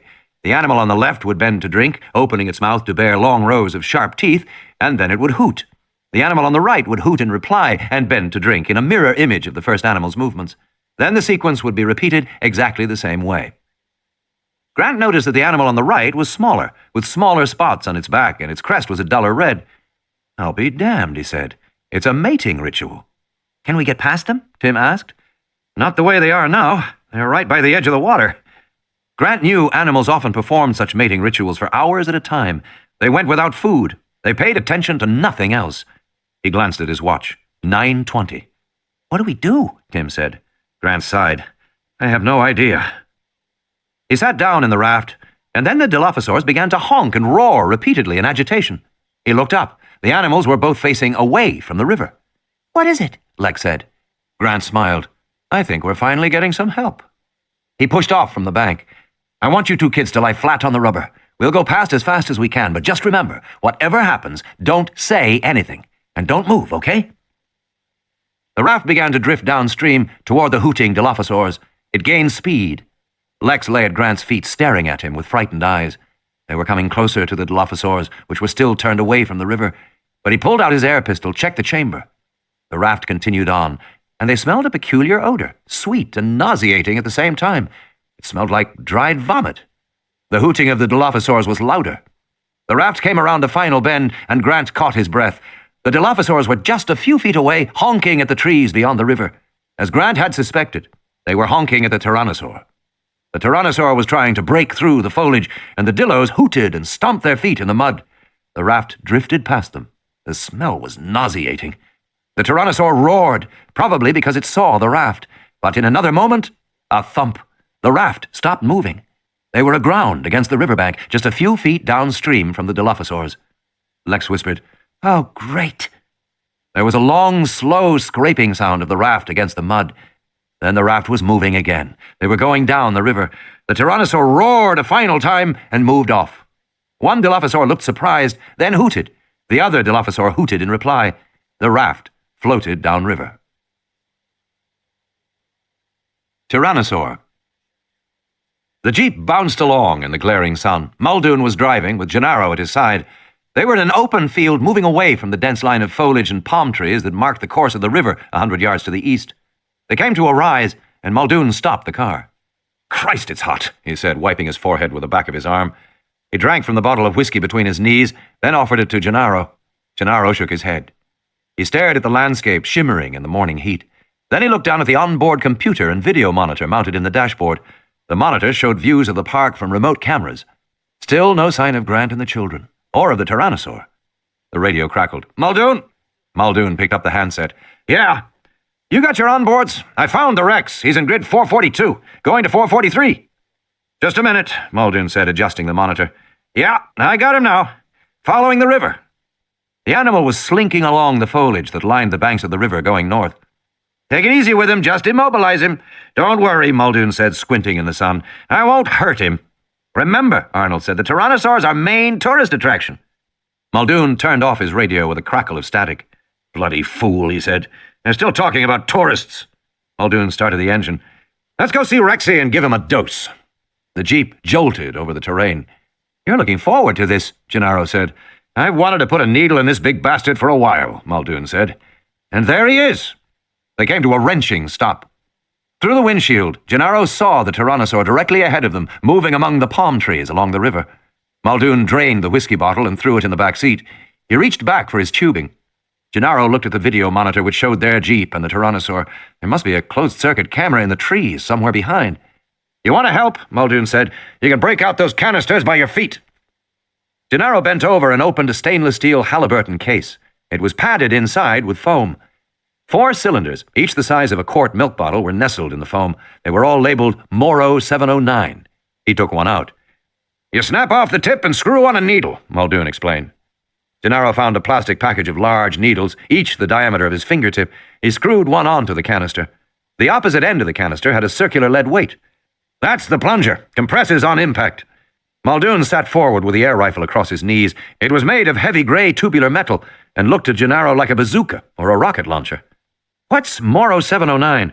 Standard animal trank, Muldoon said. Zoos around the world use it. We'll try 1,000 cc's to start. Muldoon cracked open the chamber, which was large enough to insert his fist. He slipped the canister into the chamber and closed it. That should do it, Muldoon said. Standard elephant gets about 200 cc's, but they're only 2 or 3 tons each. Tyrannosaurus rex is 8 tons, and a lot meaner. That matters to the dose. Why? Animal dose is partly body weight and partly temperament. You shoot the same dose of 709 into an elephant, a hippo, and a rhino, you'd immobilize the elephant so it just stands there like a statue. You'll slow down the hippo so it gets kind of sleepy, but it keeps moving. And the rhino will just get fighting mad. But on the other hand, you chase a rhino for more than 5 minutes in a car and he'll drop dead from adrenaline shock. Strange combination of tough and delicate. Muldoon drove slowly toward the river, moving closer to the tyrannosaur. But those are all mammals. We know a lot about handling mammals because zoos are built around the big mammalian attractions. Lions, tigers, bears, elephants. We know a lot less about reptiles. And nobody knows anything about dinosaurs. The dinosaurs are new animals. You consider them reptiles? Gennaro said. No, Muldoon said, shifting gears. Dinosaurs don't fit existing categories. He swerved to avoid a rock. Actually, what we find is that dinosaurs were as variable as mammals are today. Some dinos are tame and cute, and some are mean and nasty. Some of them see well, and some of them don't. Some of them are stupid, and some of them are very, very intelligent. Like the raptors? Gennaro said. Muldoon nodded. Raptors are smart, very smart. Believe me, all the problems we have so far, he said, are nothing compared with what we'd have if the raptors ever got out of their holding pen. I think this is as close as we can get to our Rexy. Up ahead, the tyrannosaur was poking its head through the branches, peering toward the river, trying to get through. Then the animal moved a few yards downstream to try again. Wonder what he sees in there, Gennaro said. Hard to know, Muldoon said. Maybe he's trying to get to the microceratopsians that scramble around in the branches. They'll run him a merry chase. Muldoon stopped the jeep about 50 yards away from the tyrannosaur and turned the vehicle around. He left the motor running. Get behind the wheel, Muldoon said, and put your seatbelt on. He took another canister and hooked it onto his shirt. Then he got out. Gennaro slid behind the wheel. You done this very often before? Muldoon belched. Never. I'll try to get him just behind the auditory meatus. We'll see how it goes from there. He walked 10 yards behind the jeep and crouched down in the grass on one knee. He steadied the big gun against his shoulder and flipped up the thick telescopic sight. Muldoon aimed at the tyrannosaur, which still ignored them. There was a burst of pale gas, and Gennaro saw a white streak shoot forward in the air toward the tyrannosaur, but nothing seemed to happen. Then the tyrannosaur turned slowly, curiously, to peer at them. It moved its head from side to side, as if looking at them with alternate eyes. Muldoon had taken down the launcher and was loading the second canister. You hit him? Gennaro said. Muldoon shook his head. Missed. Damn laser sights. See if there's a battery in the case. A what? Gennaro said. A battery, Muldoon said. It's about as big as your finger, gray markings. Gennaro bent over to look in the steel case. He felt the vibration of the jeep, heard the motor ticking over. He didn't see a battery. The tyrannosaur roared. To Gennaro, it was a terrifying sound, rumbling from the great chest cavity of the animal, bellowing out over the landscape. He sat up sharply and reached for the steering wheel, put his hand on the gear shift. On the radio, he heard a voice say, Muldoon, this is Arnold. Get out of there. Over. I know what I'm doing, Muldoon said. The tyrannosaur charged. Muldoon stood his ground. Despite the creature racing toward him, he slowly and methodically raised his launcher, aimed, and fired. Once again, Gennaro saw the puff of smoke and the white streak of the canister going toward the animal. Nothing happened. The tyrannosaur continued to charge. Now Muldoon was on his feet and running, shouting, Go! Go! Gennaro put the jeep in gear, and Muldoon threw himself onto the side door as the jeep lurched forward. The tyrannosaur was closing rapidly, and Muldoon swung the door open and climbed inside. Go! Damn it, go! Gennaro floored it. The jeep bounced precariously, the front end nosing so high they saw only sky through the windshield, then slamming down again toward the ground and racing forward again. Gennaro headed for a stand of trees to the left, until in the rearview mirror he saw the tyrannosaur give a final roar and turn away. Gennaro slowed the car. Jesus! Muldoon was shaking his head. I could have sworn I hit him the second time. I'd say you missed, Gennaro said. Needle must have broken off before the plunger injected. Admit it, you missed. Yeah, Muldoon said. He sighed. I missed. Battery was dead in the damned laser sights. My fault. I should have checked it after it was out all last night. Let's go back and get more canisters. The jeep headed north toward the hotel. Muldoon picked up the radio. Control? Yes? We're heading back to base. The river was now very narrow and flowing swiftly. The raft was going faster all the time. It was starting to feel like an amusement park ride. Whee! Lex yelled, holding onto the gunwale. Faster, faster! Grant squinted, looking forward. The river was still narrow and dark, but farther ahead he could see the trees ended, and there was bright sunlight beyond, and a distant roaring sound. The river seemed to end abruptly in a peculiar flat line. The raft was going still faster, rushing forward. Grant grabbed for his paddles. What is it? It's a waterfall, Grant said. The raft swept out of the overhanging darkness into brilliant morning sunlight and raced forward on the swift current toward the lip of the waterfall. The roar was loud in their ears. Grant paddled as strongly as he could, but he only succeeded in spinning the boat in circles. It continued inexorably toward the lip. Lex leaned toward him. I can't swim! Grant saw that she did not have her life vest clasped, but there was nothing he could do about it. With frightening speed, they came to the edge, and the roar of the waterfall seemed to fill the world. Grant jammed his oar deep into the water, felt it catch and hold right at the lip. The rubber raft shuddered in the current, but they did not go over. Grant strained against the oar, and looking over the edge, saw the sheer drop of 50 feet down to the surging pool below. And standing in the surging pool, waiting for them, was the Tyrannosaur. Lex was screaming in panic, and then the boat spun, and the rear end dropped away, spilling them out into air and roaring water, and they fell sickeningly. Grant flailed his arms in the air, and the world went suddenly silent and slow. It seemed to him he fell for long minutes. He had time to observe Lex, clutching her orange jacket, falling alongside him. He had time to observe Tim, looking down at the bottom. He had time to observe the frozen white sheet of the waterfall. He had time to observe the bubbling pool beneath him as he fell slowly, silently toward it. Then, with a stinging slap, Grant plunged into cold water, surrounded by white boiling bubbles. He tumbled and spun and glimpsed the leg of the Tyrannosaur as he swirled past it, swept down through the pool and out into the stream beyond. Grant swam for the shore, clutched warm rock, slipped off, caught a branch, and finally pulled himself out of the main current. Gasping, he dragged himself on his belly onto the rocks and looked at the river just in time to see the brown rubber raft tumble past him.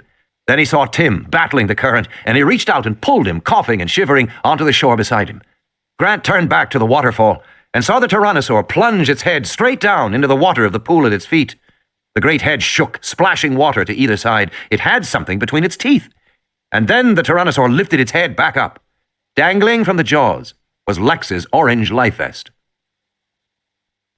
A moment later, Lex bobbed to the surface beside the dinosaur's long tail. She lay face down in the water, her little body swept downstream by the current. Grant plunged into the water after her, was again immersed in the churning torrent. A moment later, he pulled her up onto the rocks, a heavy, lifeless weight. Her face was gray. Water poured from her mouth. Grant bent over her to give her mouth to mouth, but she coughed. Then she vomited yellow-green liquid and coughed again. Her eyelids fluttered. "Hi," she said. She smiled weakly. "We did it." Tim started to cry. She coughed again. "Will you stop it? What are you crying for?" "Because—" "We were worried about you," Grant said. Small flecks of white were drifting down the river. The Tyrannosaur was tearing up the life vest. Still turned away from them, facing the waterfall. But at any moment the animal might turn and see them. "Come on, kids," he said. "Where are we going?" Lex said, coughing. "Come on." He was looking for a hiding place. Downstream he saw only an open, grassy plain affording no protection. Upstream was a dinosaur. Then Grant saw a dirt path by the river. It seemed to lead up toward the waterfall. And in the dirt he saw the clear imprint of a man's shoe, leading up the path. The Tyrannosaur finally turned around, growling and looking out toward the grassy plain. It seemed to have figured out that they had gotten away. It was looking for them downstream. Grant and the kids ducked among the big ferns that lined the riverbanks. Cautiously, he led them upstream. "Where are we going?" Lex said. "We're going back." "I know." They were closer to the waterfall now, the roar much louder. The rocks became slippery, the path muddy. There was a constant hanging mist. It was like moving through a cloud. The path seemed to lead right into the rushing water, but as they came closer, they saw that it actually went behind the waterfall.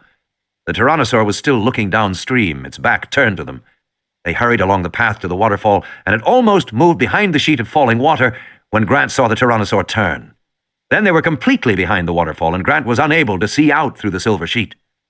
Grant looked around in surprise. There was a little recess here, hardly larger than a closet, and filled with machinery, humming pumps and big filters and pipes. Everything was wet and cold. Did he see us? Lex said. She had to shout over the noise of the falling water. Where are we? What is this place? Did he see us? Just a minute, Grant said. He was looking at the equipment. This was clearly parked machinery, and there must be electricity to run it. So perhaps there was also a telephone for communication. He poked among the filters and pipes. What are you doing? Lex shouted. Looking for a telephone. It was now nearly 10 a.m. They had just a little more than an hour to contact the ship before it reached the mainland. In the back of the recess, he found a metal door marked Maint 04, but it was firmly locked. Next to it was a slot for a security card. Alongside the door, he saw a row of metal boxes. He opened the boxes one after another, but they contained only switches and timers, no telephone, and nothing to open the door. He almost missed the box to the left of the door. On opening it, he found a 9-button keypad covered with spots of green mold, but it looked as if it was a way to open the door, and he had the feeling that on the other side of that door was a phone. Scratched in the metal of the box was the number 1023. He punched it in. With a hiss, the door came open, gaping darkness beyond, concrete steps leading downward. On the back wall, he saw stenciled Maint Vehicle 04-22 Charger, and an arrow pointing down the stairs. Could it really mean there was a car? Come on, kids. Forget it, Lex said. I'm not going in there. Come on, Lex, Tim said. Forget it, Lex said. There's no lights or anything. I'm not going. Never mind, Grant said. There wasn't time to argue. Stay here and I'll be right back. End of Side 9. Side 10. Where are you going? Lex said, suddenly alarmed. Grant stepped through the door. It gave an electronic beep and snapped shut behind him on a spring. Grant was plunged into total darkness. After a moment of surprise, he turned to the door and felt its damp surface. There was no knob, no latch. He turned to the walls on either side of the door, feeling for a switch, a control box, anything at all. There was nothing. He was fighting panic when his fingers closed over a cold metal cylinder. He ran his hands over a swelling edge, a flat surface, a flashlight. He clicked it on, and the beam was surprisingly bright. He looked back at the door, but saw that it would not open. He would have to wait for the kids to unlock it. Meantime, he started for the steps. They were damp and slippery with mold, and he went down carefully. Part way down the stairs, he heard a sniffing and the sound of claws scratching on concrete. He took out his dart pistol and proceeded cautiously. The steps bent around the corner, and as he shone his light, an odd reflection glinted back. And then, a moment later, he saw it. A car. It was an electric car like a golf cart, and it faced a long tunnel that seemed to stretch away for miles. A bright red light glowed by the steering wheel of the car, so perhaps it was charged. Grant heard the sniffing again, and he wheeled and saw a pale shape rise up toward him, leaping through the air, its jaws open, and without thinking, Grant fired. The animal landed on him, knocking him down, and he rolled away in fright, his flashlight swinging wildly, but the animal didn't get up, and he felt foolish when he saw it. It was a velociraptor, but very young, less than a year old. It was about 2 feet tall, the size of a medium dog, and it lay on the ground, breathing shallowly, the dart sticking from beneath its jaw. It was probably too much anesthetic for its body weight, and Grant pulled the dart out quickly. The velociraptor looked at him with slightly glazed eyes. Grant had a clear feeling of intelligence from this creature, a kind of softness which contrasted strangely with the menace he had felt from the adults in the pen. He stroked the head of the velociraptor, hoping to calm it. He looked down at the body, which was shivering slightly as a tranquilizer took hold. And then he saw it was a male. A young juvenile, and a male. There was no question what he was seeing. This velociraptor had been bred in the wild. Excited by this development, he hurried back up the stairs to the door. With his flashlight, he scanned the flat, featureless surface of the door and the interior walls. As he ran his hands over the door, it slowly dawned on him that he was locked inside and unable to open it unless the kids had the presence of mind to open it for him. He could hear them, faintly, on the other side of the door. Dr. Grant! Lex shouted, pounding the door. Dr. Grant! Take it easy, Tim said. He'll be back. But where did he go? Listen, Dr. Grant knows what he's doing, Tim said. He'll be back in a minute. He should come back now, Lex said. She bunched her fists on her hips, pushed her elbows wide. She stamped her foot angrily. And then, with a roar, the Tyrannosaur's head burst through the waterfall toward them. Tim stared in horror as the big mouth gaped wide. Lex shrieked and threw herself on the ground. The head swung back and forth and pulled out again. But Tim could see the shadow of the animal's head on the sheet of falling water. He pulled Lex deeper into the recess, just as the jaws burst through again, roaring, the thick tongue flicking in and out rapidly. Water sprayed in all directions from the head. Then it pulled out again. Lex huddled next to Tim, shivering. "I hate him," she said. She huddled back, but the recess was only a few feet deep, and crammed with machinery. There wasn't any place for them to hide. The head came through the water again, but slowly this time, and the jaw came to rest on the ground. The Tyrannosaur snorted, flaring its nostrils, breathing the air, but the eyes were still outside the sheet of water. Tim thought, he can't see us. He knows we're in here, but he can't see through the water. The Tyrannosaur sniffed. "What is he doing?" Lex said again. "Shh." With a low growl, the jaws slowly opened, and the tongue snaked out. It was thick and blue-black, with a little forked indentation at the tip. It was 4 feet long and easily reached back to the far wall of the recess. The tongue slid with a rasping scrape over the filter cylinders. Tim and Lex pressed back against the pipes. The tongue moved slowly to the left, then to the right, slapping wetly against the machinery. The tip curled around the pipes and valves, sensing them. Tim saw that the tongue had muscular movements, like an elephant's trunk. The tongue drew back along the right side of the recess. It dragged against Lex's legs. "Ew," Lex said. The tongue stopped.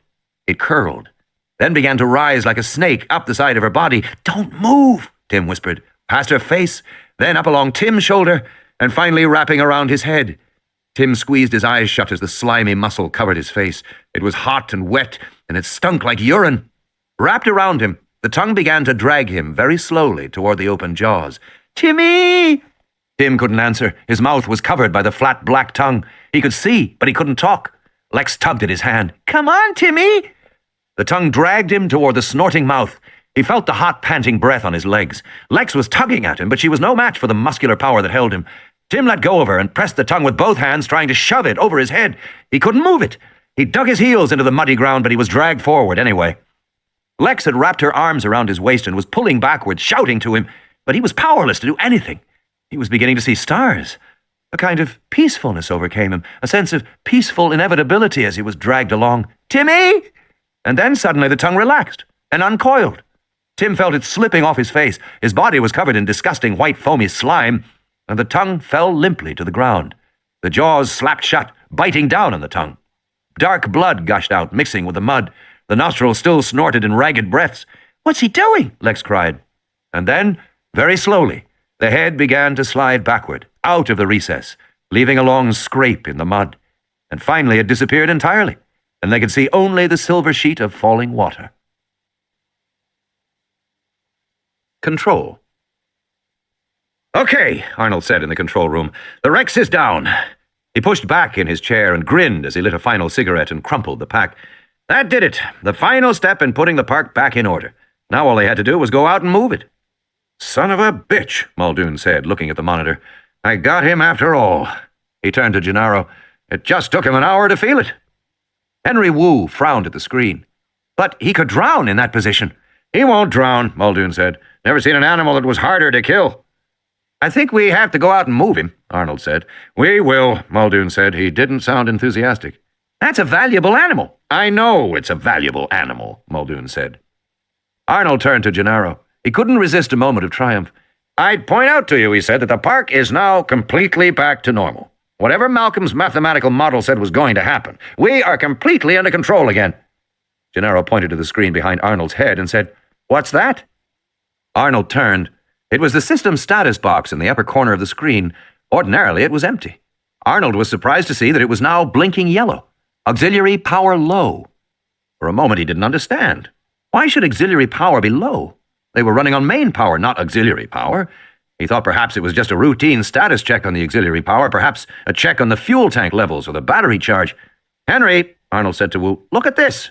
Wu said, "Why are you running on auxiliary power?" "I'm not," Arnold said. "It looks like you are." "I can't be."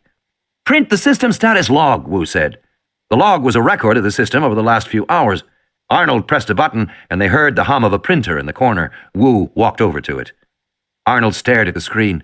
The box now turned from flashing yellow to red, and the message now read, "Auxiliary power fail." Numbers began to count backward from 20. "What the hell is going on?" Arnold said.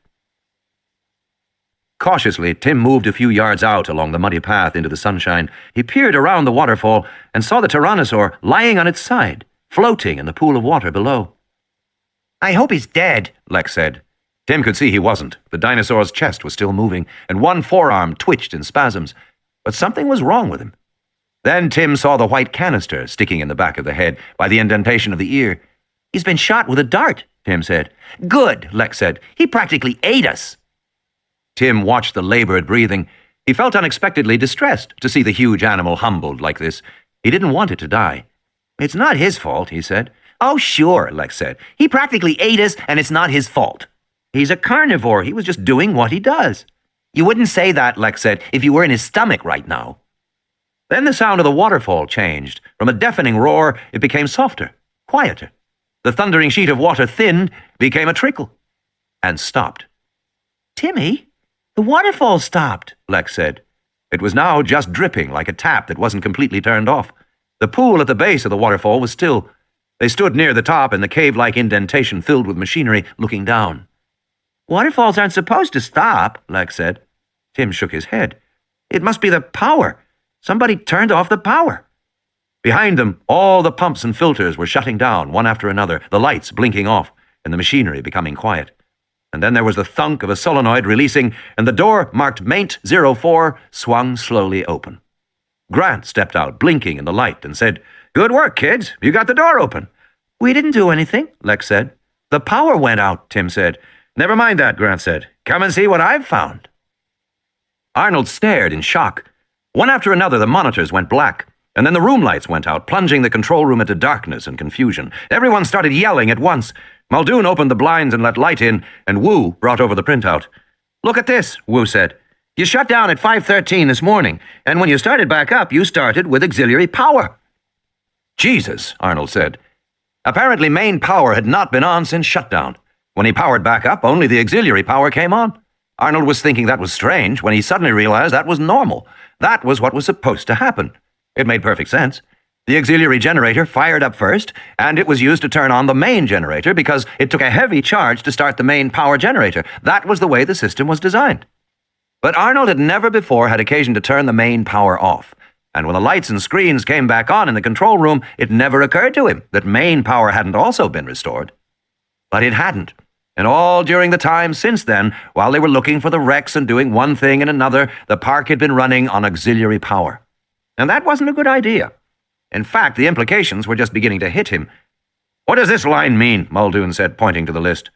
05 hours, 14 minutes, 57 seconds. Warning, fence status, NB. Operative, auxiliary power, AV09. "It means a system status warning was sent to the monitors in the control room," Arnold said, "concerning the fences. Did you see that warning?" Arnold shook his head. "No, I must have been talking to you in the field. Anyway, no, I didn't see it." "What does it mean, warning fence status?" "Well, I didn't know it at the time, but we were running on backup power," Arnold said. "And backup doesn't generate enough amperage to power the electrified fences, so they were automatically kept off." Muldoon scowled. "The electrified fences were off?" "Yes. All of them, since 5 this morning for the last 5 hours?" "Yes. Including the velociraptor fences?" Arnold sighed. "Yes." "Jesus Christ," Muldoon said. 5 hours! Those animals could be out." And then, from somewhere in the distance, they heard a scream. Muldoon began to talk very fast. He went around the room, handing out the portable radios. "Mr. Arnold is going to the maintenance shed to turn on main power. Dr. Wu, stay in the control room. You're the only other one who can work the computers.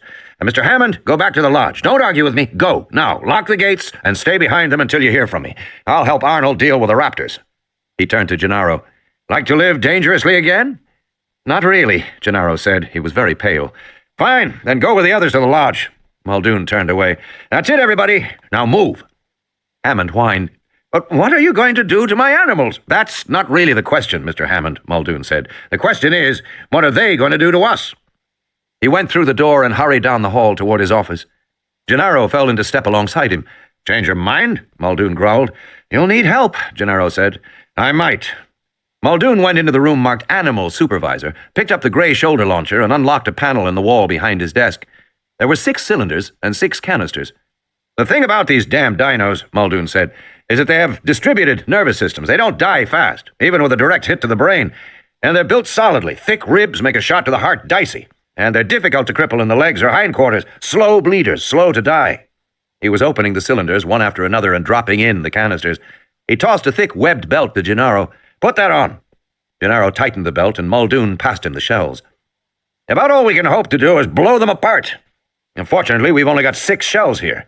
There's 8 raptors in that fenced compound. Let's go. Stay close. You have the shells. Muldoon went out and ran along the hallway, looking down over the balcony to the path leading toward the maintenance shed. Gennaro was puffing alongside him. They got to the ground floor and went out through the glass doors, and Muldoon stopped.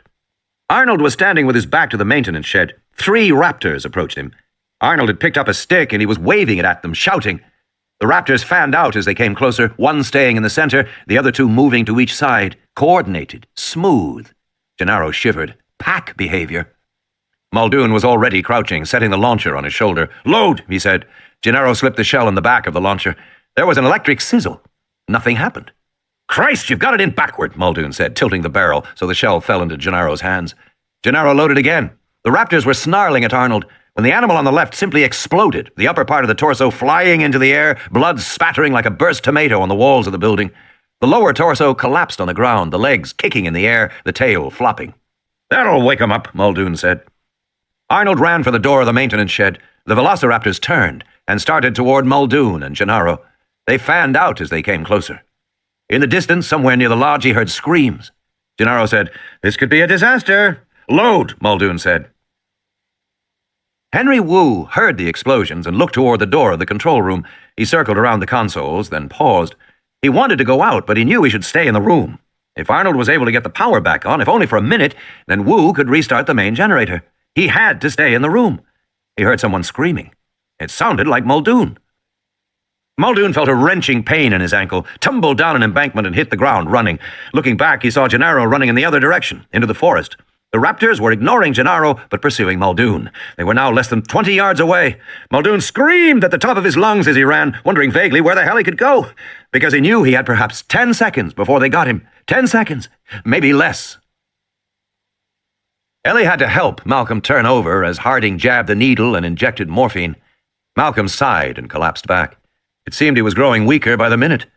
Over the radio, they heard tinny screaming and muffled explosions coming from the visitor center. Hammond came into the room and said, "How is he?" "He's holding," Harding said, "a bit delirious." "I am nothing of the sort," Malcolm said. "I am utterly clear." They listened to the radio. "It sounds like a war out there." "The raptors got out," Hammond said. "Did they?" Malcolm said, breathing shallowly. "How could that possibly happen?" "It was a system screw-up. Arnold didn't realize that the auxiliary power was on, and the fences cut out." "Did they?" "Go to hell, you supercilious bastard!" "If I remember," Malcolm said, "I predicted fence integrity would fail." Hammond sighed and sat down heavily. "Damn it all," he said, shaking his head. "It must surely not have escaped your notice that at heart what we are attempting here is an extremely simple idea. My colleagues and I determined several years ago that it was possible to clone the DNA of an extinct animal and to grow it. That seemed to us a wonderful idea. It was a kind of time travel, the only time travel in the world. Bring them back alive, so to speak. And since it was so exciting, and since it was possible to do it, we decided to go forward. We got this island, and we proceeded. It was all very simple." "Simple," Malcolm said. Somehow he found the energy to sit up in the bed. "Simple? Simple? You're a bigger fool than I thought you were, and I thought you were a very substantial fool." Ellie said, "Dr. Malcolm," and tried to ease him back down, but Malcolm would have none of it. He pointed toward the radio, the shouts and the cries. "What is that going on out there?" he said. "That's your simple idea. Simple. You create new life forms about which you know nothing at all. Your Dr. Wu does not even know the names of the things he is creating. He cannot be bothered with such details as what the thing is called, let alone what it is. You create many of them in a very short time. You never learn anything about them, yet you expect them to do your bidding, because you made them and you therefore think you own them. You forget that they are alive. They have an intelligence of their own, and they may not do your bidding. And you forget how little you know about them, how incompetent you are to do the things that you so frivolously call simple. Dear God," he sank back, coughing. "You know what's wrong with scientific power," Malcolm said. "It's a form of inherited wealth. And you know what assholes congenitally rich people are. It never fails." Hammond said, "What is he talking about?" Harding made a sign, indicating delirium. Malcolm cocked his eye. "I will tell you what I am talking about," he said. "Most kinds of power require a substantial sacrifice by whoever wants the power. There is an apprenticeship, a discipline lasting many years. Whatever kind of power you want, president of the company, black belt in karate, spiritual guru, whatever it is you seek, you have to put in the time, the practice, the effort. You must give up a lot to get it. It has to be very important to you. And once you have attained it, it is your power. It can't be given away. It resides in you. It is literally the result of your discipline. Now, what is interesting about this process is that by the time someone has acquired the ability to kill with his bare hands, he has also matured to the point where he won't use it unwisely. So that kind of power has a built-in control. The discipline of getting the power changes you so that you won't abuse it. But scientific power is like inherited wealth, attained without discipline. You read what others have done, and you take the next step. You can do it very young. You can make progress very fast. There is no discipline lasting many decades. There is no mastery. Old scientists are ignored. There is no humility before nature. There is only a get-rich-quick, make-a-name-for-yourself-fast philosophy. Cheat, lie, falsify, it doesn't matter. Not to you or to your colleagues. No one will criticize you. No one has any standards. They are all trying to do the same thing, to do something big, and do it fast. And because you can stand on the shoulders of giants, you can accomplish something quickly. You don't even know exactly what you have done. But already you have reported it, patented it, and sold it. And the buyer will have even less discipline than you. The buyer simply purchases the power like any commodity. The buyer doesn't even conceive that any discipline might be necessary. Hannan said, "Do you know what he is talking about?" Ellie nodded. "I haven't a clue," Hannan said. I'll make it simple, Malcolm said. A karate master does not kill people with his bare hands. He does not lose his temper and kill his wife. The person who kills is the person who has no discipline, no restraint, and who has purchased his power in the form of a Saturday night special. And that is the kind of power that science fosters and permits. And that is why you think that to build a place like this is simple. "It was simple," Hammond insisted. Then why did it go wrong? Dizzy with tension, John Arnold threw open the door to the maintenance shed and stepped into the darkness inside. Jesus, it was black. He should have realized the lights would be out. He felt the cool air, the cavernous dimensions of the space, extending 2 floors below him. He had to find the catwalk. He had to be careful or he'd break his neck. The catwalk. He groped like a blind man until he realized it was futile. Somehow he had to get light into the shed. He went back to the door and cracked it open 4 inches. That gave enough light, but there was no way to keep the door open. Quickly, he kicked off his shoe and stuck it in the door. He went toward the catwalk, seeing it easily. He walked along the corrugated metal, hearing the difference in his feet, one loud, one soft, but at least he could see. Up ahead was a stairway leading down to the generators. Another 10 yards. Darkness. The light was gone. Arnold looked back to the door and saw the light was blocked by the body of a velociraptor. The animal bent over and carefully sniffed the shoe. Henry Wu paced. He ran his hands over the computer consoles. He touched the screens. He was in constant movement. He was almost frantic with tension. He reviewed the steps he would take. He must be quick. The first screen would come up and he would press... "Woo!" the radio hissed. He grabbed for it. "Yes, I'm here. Got any bloody power yet?" It was Muldoon. There was something odd about his voice, something hollow. "No," Wu said. He smiled, glad to know Muldoon was alive. "I think Arnold made it to the shed," Muldoon said. "After that, I don't know." "Where are you?" Wu said. "I'm stuffed." "What?" "Stuffed in a bloody pipe," Muldoon said. "And I'm very popular at the moment." Wedged in a pipe was more like it, Muldoon thought. There had been a stack of drainage pipes piled behind the visitor center, and he'd backed himself into the nearest one, scrambling like a poor bastard. Meter pipes, very tight fit for him, but they couldn't come in after him. At least, not after he'd shot the leg off one, when the nosy bastard came too close to the pipe. The raptor had gone howling off, and the others were now respectful. His only regret was that he hadn't waited to see the snout at the end of the tube before he'd squeezed the trigger. But he might still have his chance, because there were 3 or 4 outside, snarling and growling around him. "Yes, very popular," he said into the radio. Wu said, "Does Arnold have a radio?" "Don't think so," Muldoon said. "Just sit tight, wait it out." He hadn't seen what the other end of the pipe was like. He'd backed in too quickly, and he couldn't see now. He was wedged tight. He could only hope that the far end wasn't open. Christ, he didn't like the thought of one of those bastards taking a bite of his hindquarters. Arnold backed away down the catwalk.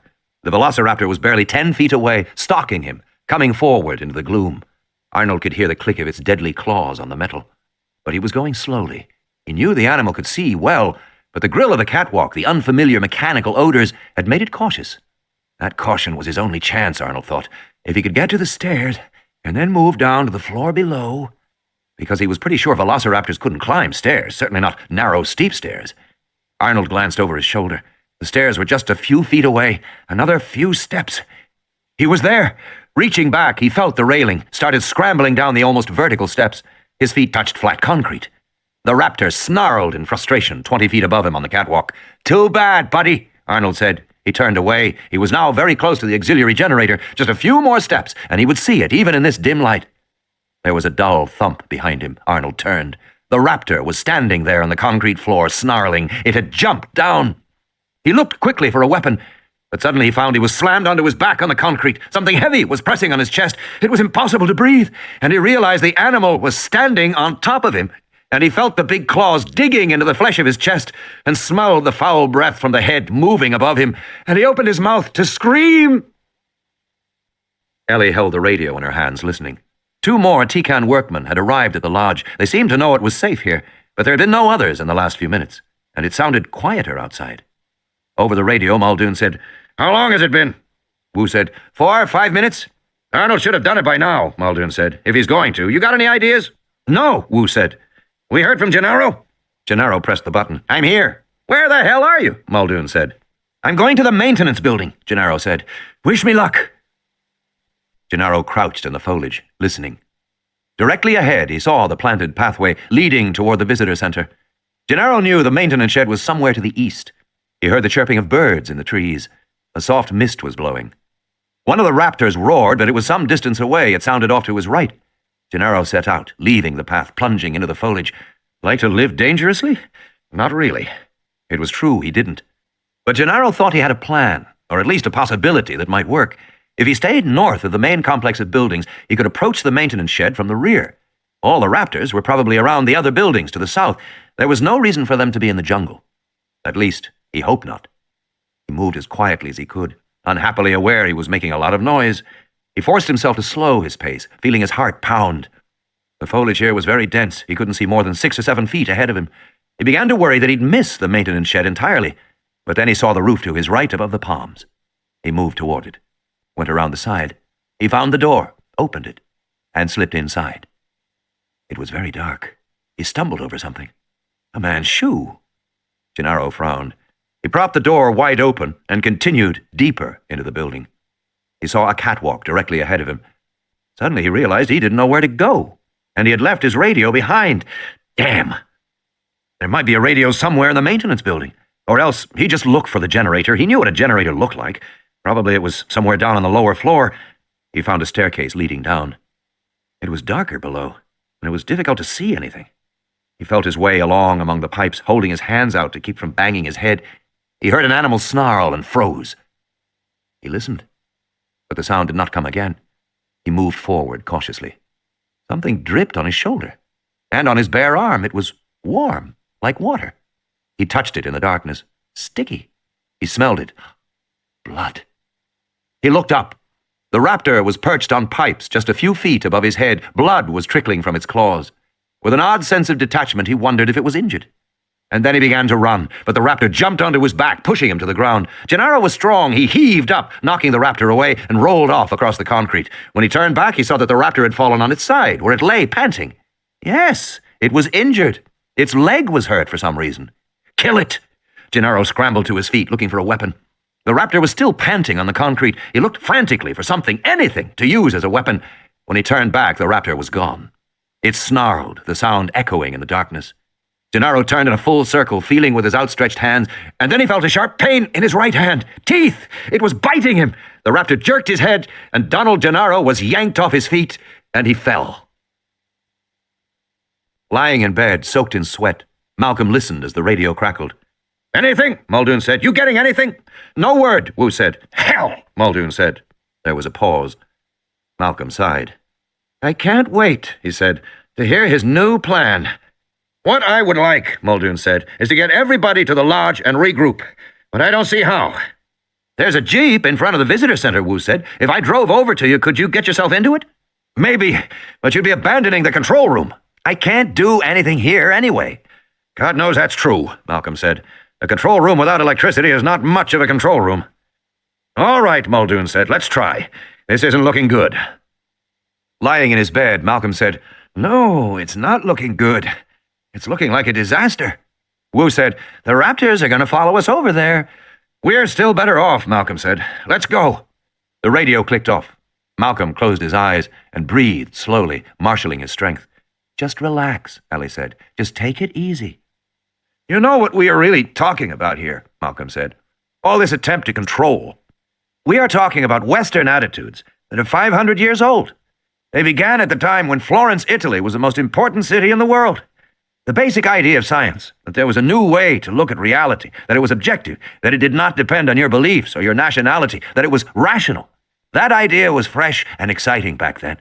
It offered promise and hope for the future, and it swept away the old medieval system, which was hundreds of years old. The medieval world of feudal politics and religious dogma and hateful superstitions fell before science. But in truth, this was because the medieval world didn't really work anymore. It didn't work economically, it didn't work intellectually, and it didn't fit the new world that was emerging. Malcolm coughed. But now, he continued, science is the belief system that is hundreds of years old. And like the medieval system before it, science is starting not to fit the world anymore. Science has attained so much power that its practical limits begin to be apparent. Largely through science, billions of us live in one small world, densely packed and intercommunicating, but science cannot help us decide what to do with that world or how to live. Science can make a nuclear reactor, but it cannot tell us not to build it. Science can make pesticide, but cannot tell us not to use it. And our world starts to seem polluted in fundamental ways, air and water and land, because of ungovernable science. He sighed. This much is obvious to everyone. There was a silence. Malcolm lay with his eyes closed, his breathing labored. No one spoke, and it seemed to Ellie that Malcolm had finally fallen asleep. Then he sat up again, abruptly. At the same time, the great intellectual justification of science has vanished. Ever since Newton and Descartes, science has explicitly offered us the vision of total control. Science has claimed the power to eventually control everything through its understanding of natural laws. But in the 20th century, that claim has been shattered beyond repair. First, Heisenberg's uncertainty principle set limits on what we could know about the subatomic world. Oh, well, we say, none of us lives in a subatomic world. It doesn't make any practical difference as we go through our lives. Then Gödel's theorem set similar limits to mathematics, the formal language of science. Mathematicians used to think that their language had some special inherent trueness that derived from the laws of logic. Now we know that what we call reason is just an arbitrary game. It's not special in the way we thought it was. And now chaos theory proves that unpredictability is built into our daily lives. It is as mundane as the rainstorm we cannot predict. And so the grand vision of science, hundreds of years old, the dream of total control, has died in our century. And with it, much of the justification, the rationale for science to do what it does, and for us to listen to it. Science has always said that it may not know everything now, but it will know eventually. But now we see that isn't true. It is an idle boast, and foolish, and as misguided as the child who jumps off a building because he believes he can fly. This is very extreme, Hannan said, shaking his head. We are witnessing the end of the scientific era. Science, like other outmoded systems, is destroying itself. As it gains in power, it proves itself incapable of handling the power, because things are going very fast now. 50 years ago, everyone was gaga over the atomic bomb. That was power. No one could imagine anything more. Yet a bare decade after the bomb, we began to have genetic power, and genetic power is far more potent than atomic power, and it will be in everyone's hands. It will be in kits for backyard gardeners, experiments for school children, cheap labs for terrorists and dictators. And that will force everyone to ask the same question. What should I do with my power? Which is the very question science says it cannot answer. So what will happen? Ellie said. Malcolm shrugged. A change. What kind of change? All major changes are like death, he said. You can't see the other side until you were there. And he closed his eyes. The poor man, Hannan said, shaking his head. Malcolm sighed. Do you have any idea, he said, how unlikely it is that you, or any of us, will get off this island alive? Sixth iteration. System recovery may prove impossible. Ian Malcolm. Return. Its electric motor whirring, the cart raced forward down the dark underground tunnel. Grant drove his foot to the floor. The tunnel was featureless except for the occasional air vent above, shaded to protect against rainfall, and thus permitting little light to enter. But he noticed that there were crusty white animal droppings in many places. Obviously, lots of animals had been in here. Sitting beside him in the cart, Lex shone the flashlight to the back where the velociraptor lay. Why is it having trouble breathing? Because I shot it with a tranquilizer, he said. Is it going to die? She said. I hope not. Why are we taking it? Lex said. To prove to the people back at the center that the dinosaurs are really breeding, Grant said. How do you know they're breeding? Because this one is young, Grant said, and because it's a boy dinosaur. Is it? Lex said, peering along the flashlight beam. Yes. Now shine that light forward, will you? He held out his wrist, turning the watch to her. What does it say? It says 10:15. Okay. Tim said, that means we only have 45 minutes to contact the boat. We should be close, Grant said. I figure we should be almost to the visitor center right now. He wasn't sure, but he sensed the tunnel was gently tilting upward, leading them back to the surface, and wow, Tim said. They burst out into daylight with shocking speed. There was a light mist blowing, partially obscuring the building that loomed directly above them. Grant saw at once that it was the visitor center. They had arrived right in front of the garage. Yay! Lex shouted. We did it! Yay! She bounced up and down in the seat as Grant parked the cart in the garage. Along one wall were stacked animal cages. They put the velociraptor in one with a dish of water. Then they started climbing the stairs to the ground floor entrance to the visitor center. I'm going to get a hamburger and French fries, chocolate milkshake. No more dinosaurs. Yay! They came to the lobby, and they opened the door. And they fell silent. In the lobby of the visitor center, the glass doors had been shattered, and a cold gray mist blew through the cavernous main hall. A sign that read, "When dinosaurs ruled the earth," dangled from one hinge, creaking in the wind. The big Tyrannosaur robot was upended and lay with its legs in the air, its tubing and metal innards exposed. Outside, through the glass, they saw rows of palm trees, shadowy shapes in the fog. Tim and Lex huddled against the metal desk of the security guard. Grant took the guard's radio and tried all the channels. "Hello, this is Grant. Is anybody there? Hello, this is Grant." Lex stared at the body of the guard lying on the floor to the right. She couldn't see anything but his legs and feet.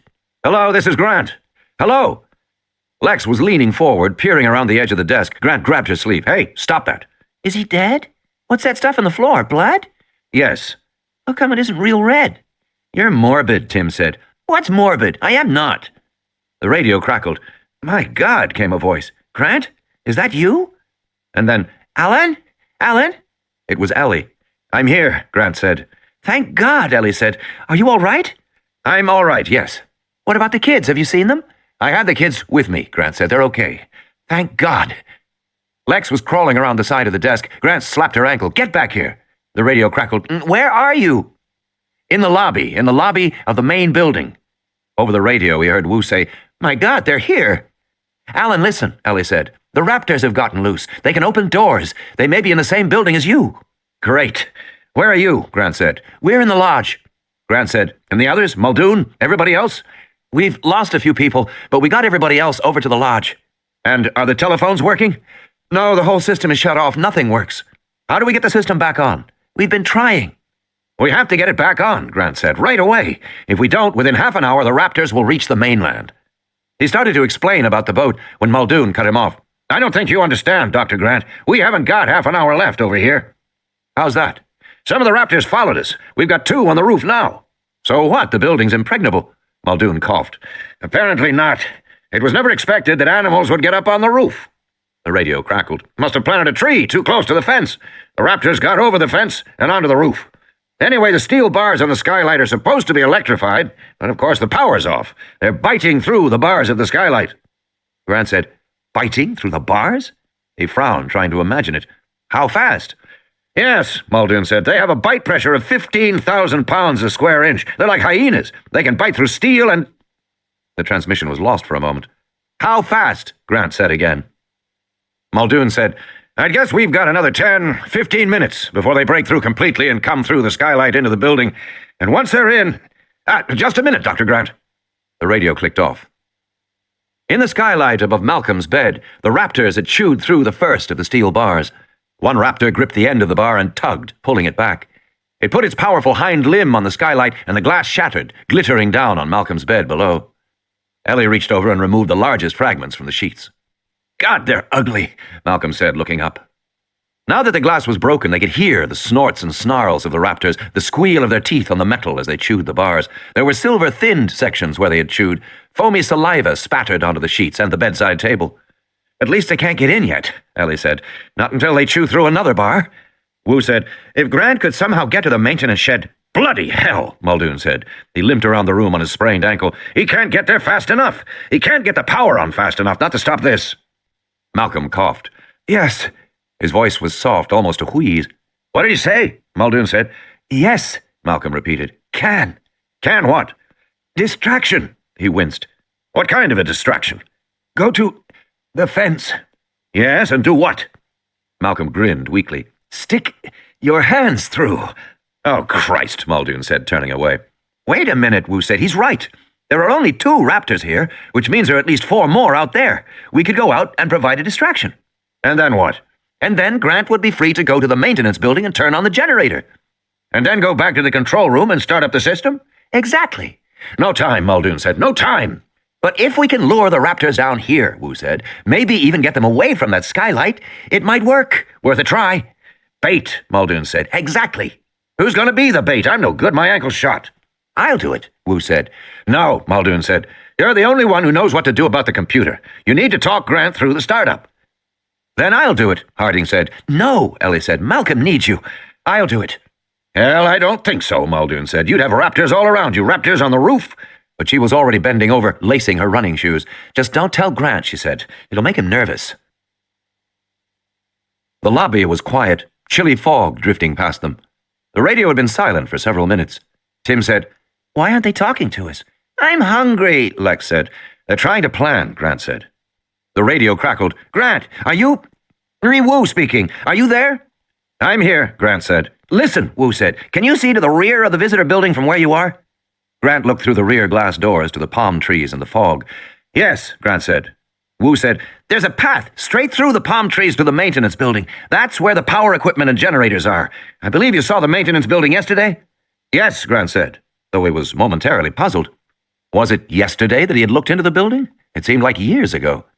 "Now listen," Wu said. "We think we can get all the raptors down here by the lodge, but we aren't sure, so be careful. Give us 5 minutes." "Okay," Grant said. "You can leave the kids in the cafeteria, and they should be all right. Take the radio with you when you go." "Okay." "Turn it off before you leave so it doesn't make any noise outside, and call me when you get to the maintenance building." "Okay." Grant turned the radio off. Lex crawled back. "Are we going to the cafeteria?" she said. "Yes," Grant said. They got up and started walking through the blowing mist in the lobby. "I want a hamburger," Lex said. "I don't think there's any electricity to cook with." "Then ice cream." "Tim, you'll have to stay with her and help her." "I will." "I've got to leave for a while," Grant said. "I know." They moved to the cafeteria entrance. On opening the door, Grant saw square dining room tables and chairs, swinging stainless steel doors beyond. Nearby, a cash register and a rack with gum and candy. "Okay, kids, I want you to stay here no matter what. Got it?" "Leave us the radio," Lex said. "I can't. I need it. Just stay here. I'll only be gone about 5 minutes, okay?" "Okay." Grant closed the door. The cafeteria became completely dark. Lex clutched his hand. "Turn on the lights," she said. "I can't," Tim said. "There's no electricity." But he pulled down his night vision goggles. "That's fine for you. What about me?" "Just hold my hand. We'll get some food." He led her forward. In phosphorescent green, he saw the tables and chairs. To the right, the glowing green cash register and the rack with gum and candy. He grabbed a handful of candy bars. "I told you," Lex said. "I want ice cream, not candy." "Take these anyway." "Ice cream, Tim." Okay. Tim stuffed the candy bars in his pocket and led Lex deeper into the dining room. She tugged on his hand. "I can't see spit," she said. "Just walk with me. Hold my hand. Then slow down." Beyond the tables and chairs was a pair of swinging doors with little round windows in them. They probably led to the kitchen. He pushed one door open, and it held wide. Ellie Sattler stepped outside the front door to the lodge and felt the chilly mist on her face and legs. Her heart was thumping, even though she knew she was completely safe behind the fence. Directly ahead, she saw the heavy bars in the fog.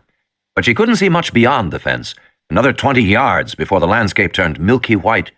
And she didn't see any raptors at all. In fact, the gardens and trees were almost eerily silent. "Hey!" she shouted into the fog tentatively. Muldoon leaned against the doorframe. "I doubt that'll do it," he said. "You got to make a noise." He hobbled out carrying a steel rod from the construction inside. He banged the rod against the bars like a dinner gong. "Come and get it! Dinner is served!" "Very amusing," Ellie said. She glanced nervously toward the roof. She saw no raptors. "They don't understand English," Muldoon grinned, "but I imagine they get the general idea." She was still nervous and found his humor annoying. She looked toward the visitor building cloaked in the fog. Muldoon resumed banging on the bars. At the limit of her vision, almost lost in the fog, she saw a ghostly pale animal. A raptor. "First customer," Muldoon said. The raptor disappeared, a white shadow, and then came back, but it did not approach any closer, and it seemed strangely incurious about the noise coming from the lodge. She was starting to worry. Unless she could attract the raptors to the lodge, Grant would be in danger. "You're making too much noise," Ellie said. "Bloody hell," Muldoon said. "Well, you are." "I know these animals." "You're drunk," she said. "Let me handle it." "And how will you do that?" She didn't answer him. She went to the gate. "They say the raptors are intelligent." "They are. At least as intelligent as chimps." "They have good hearing?" "Yes, excellent." "Maybe they'll know this sound," she said, and opened the gate. The metal hinges, rusted from the constant mist, creaked loudly. She closed it again, opened it with another creak. She left it open. "I wouldn't do that," Muldoon said. "You're going to do that? Let me get the launcher." "Get the launcher." He sighed, remembering. "Gennaro has the shells." "Well then," she said, "keep an eye out." And she went through the gate, stepping outside the bars. Her heart was pounding so hard she could barely feel her feet on the dirt. She moved away from the fence, and it disappeared frighteningly fast in the fog. Soon it was lost behind her. Just as she had expected, Muldoon began shouting to her in drunken agitation. "God damn it, girl! Don't you do that!" he bellowed. "Don't call me girl," she shouted back. "I'll call you any damn thing I want," Muldoon shouted. She wasn't listening. She was turning slowly, her body tense, watching from all sides. She was at least 20 yards from the fence now, and she could see the mist drifting like a light rain past the foliage. She stayed away from the foliage. She moved through a world of shades of gray. The muscles in her legs and shoulders ached from the tension. Her eyes strained to see. "Do you hear me, damn it?" Muldoon bellowed. How good are these animals, she wondered. Good enough to cut off my retreat? There wasn't much distance back to the fence, not really. They attacked. There was no sound. The first animal charged from the foliage at the base of a tree to the left. It sprang forward, and she turned to run. The second attacked from the other side, clearly intending to catch her as she ran, and it leapt into the air, claws raised to attack, and she darted like a broken field runner, and the animal crashed down in the dirt. Now she was running flat out, not daring to look back, her breath coming in deep gasps, seeing the bars of the fence emerge from the haze, seeing Muldoon throw the gate wide, seeing him reaching for her, shouting to her, grabbing her arm and pulling her through so hard she was yanked off her feet and fell to the ground, and she turned in time to see first one, then two, then three animals hit the fence and snarl. "Good work!" Muldoon shouted. He was taunting the animals now, snarling back, and it drove them wild. They flung themselves at the fence, leaping forward, and one of them nearly made it over the top. "Christ, that was close! These bastards can jump!" She got to her feet, looking at the scrapes and bruises, the blood running down her leg. All she could think was 3 animals here and 2 on the roof. That meant one was still missing, somewhere. "Come on, help me," Muldoon said. "Let's keep them interested." Grant left the visitor center and moved quickly forward into the mist. He found the path among the palm trees and followed it north. Up ahead, the rectangular maintenance shed emerged from the fog. There was no door that he could see at all. He walked on around the corner. At the back, screened by planting, Grant saw a concrete loading dock for trucks. He scrambled up to face a vertical, rolling door of corrugated steel. It was locked. He jumped down again and continued around the building. Farther ahead to his right, Grant saw an ordinary door. It was propped open with a man's shoe. Grant stepped inside and squinted in the darkness. He listened. Heard nothing. He picked up his radio and turned it on. "This is Grant," he said. "I'm inside." Wu looked up at the skylight. The 2 raptors still peered down into Malcolm's room, but they seemed distracted by the noises outside. He went to the lodge window. Outside, the 3 velociraptors continued to charge the fence. Ellie was running back and forth safely behind the bars, but the raptors no longer seemed to be seriously trying to get her. Now they almost seemed to be playing, circling back from the fence, rearing up and snarling, then dropping down low to circle again and finally charge. Their behavior had taken on the distinct quality of display rather than serious attack. "Like birds," Muldoon said, "putting on a show." Wu nodded. "They're intelligent. They see they can't get her. They're not really trying." The radio crackled. "Side." Wu gripped the radio. "Say again, Dr. Grant?" "I'm inside," Grant said. "Dr. Grant, you're in the maintenance building?" "Yes," Grant said, and he added, "Maybe you should call me Alan." "All right, Alan, if you're standing just inside the east door, you see a lot of pipes and tubing." Wu closed his eyes, visualizing it. "Straight ahead is a big, recessed well in the center of the building that goes 2 stories underground. To your left is a metal walkway with railings." "I see it." "Go along the walkway." "I'm going." Faintly, the radio carried the clang of his footsteps on metal. After you go 20 or 30 feet, you will see another walkway going right. I see it, Grant said. Follow that walkway. Okay. As you continue, Wu said, you will come to a ladder on your left, going down into the pit. I see it. Go down the ladder. There was a long pause. Wu ran his fingers through his damp hair. Muldoon frowned tensely. Okay, I'm down the ladder, Grant said. Good, Wu said. Now, straight ahead of you should be 2 large yellow tanks that are marked flammable. They say inflammable, and then something underneath in Spanish. Those are the ones, Wu said. Those are the 2 fuel tanks for the generator. One of them has been run dry, and so we have to switch over to the other. If you look at the bottom of the tanks, you'll see a white pipe coming out. 4-inch PVC? Yes, PVC. Follow that pipe as it goes back. Okay, I'm following it. Ow! What happened? Nothing, I hit my head. There was a pause. Are you all right? Yeah, fine, just hurt my head. Stupid. Keep following the pipe. Okay, Grant said. He sounded irritable.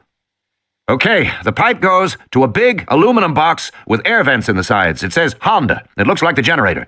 Yes, Wu said, that's the generator. If you walk around to the side, you'll see a panel with 2 buttons. I see them. Yellow and red? That's right, Wu said. Press the yellow one first, and while you hold it down, press the red one. Right. There was another pause. It lasted almost a minute. Wu and Muldoon looked at each other.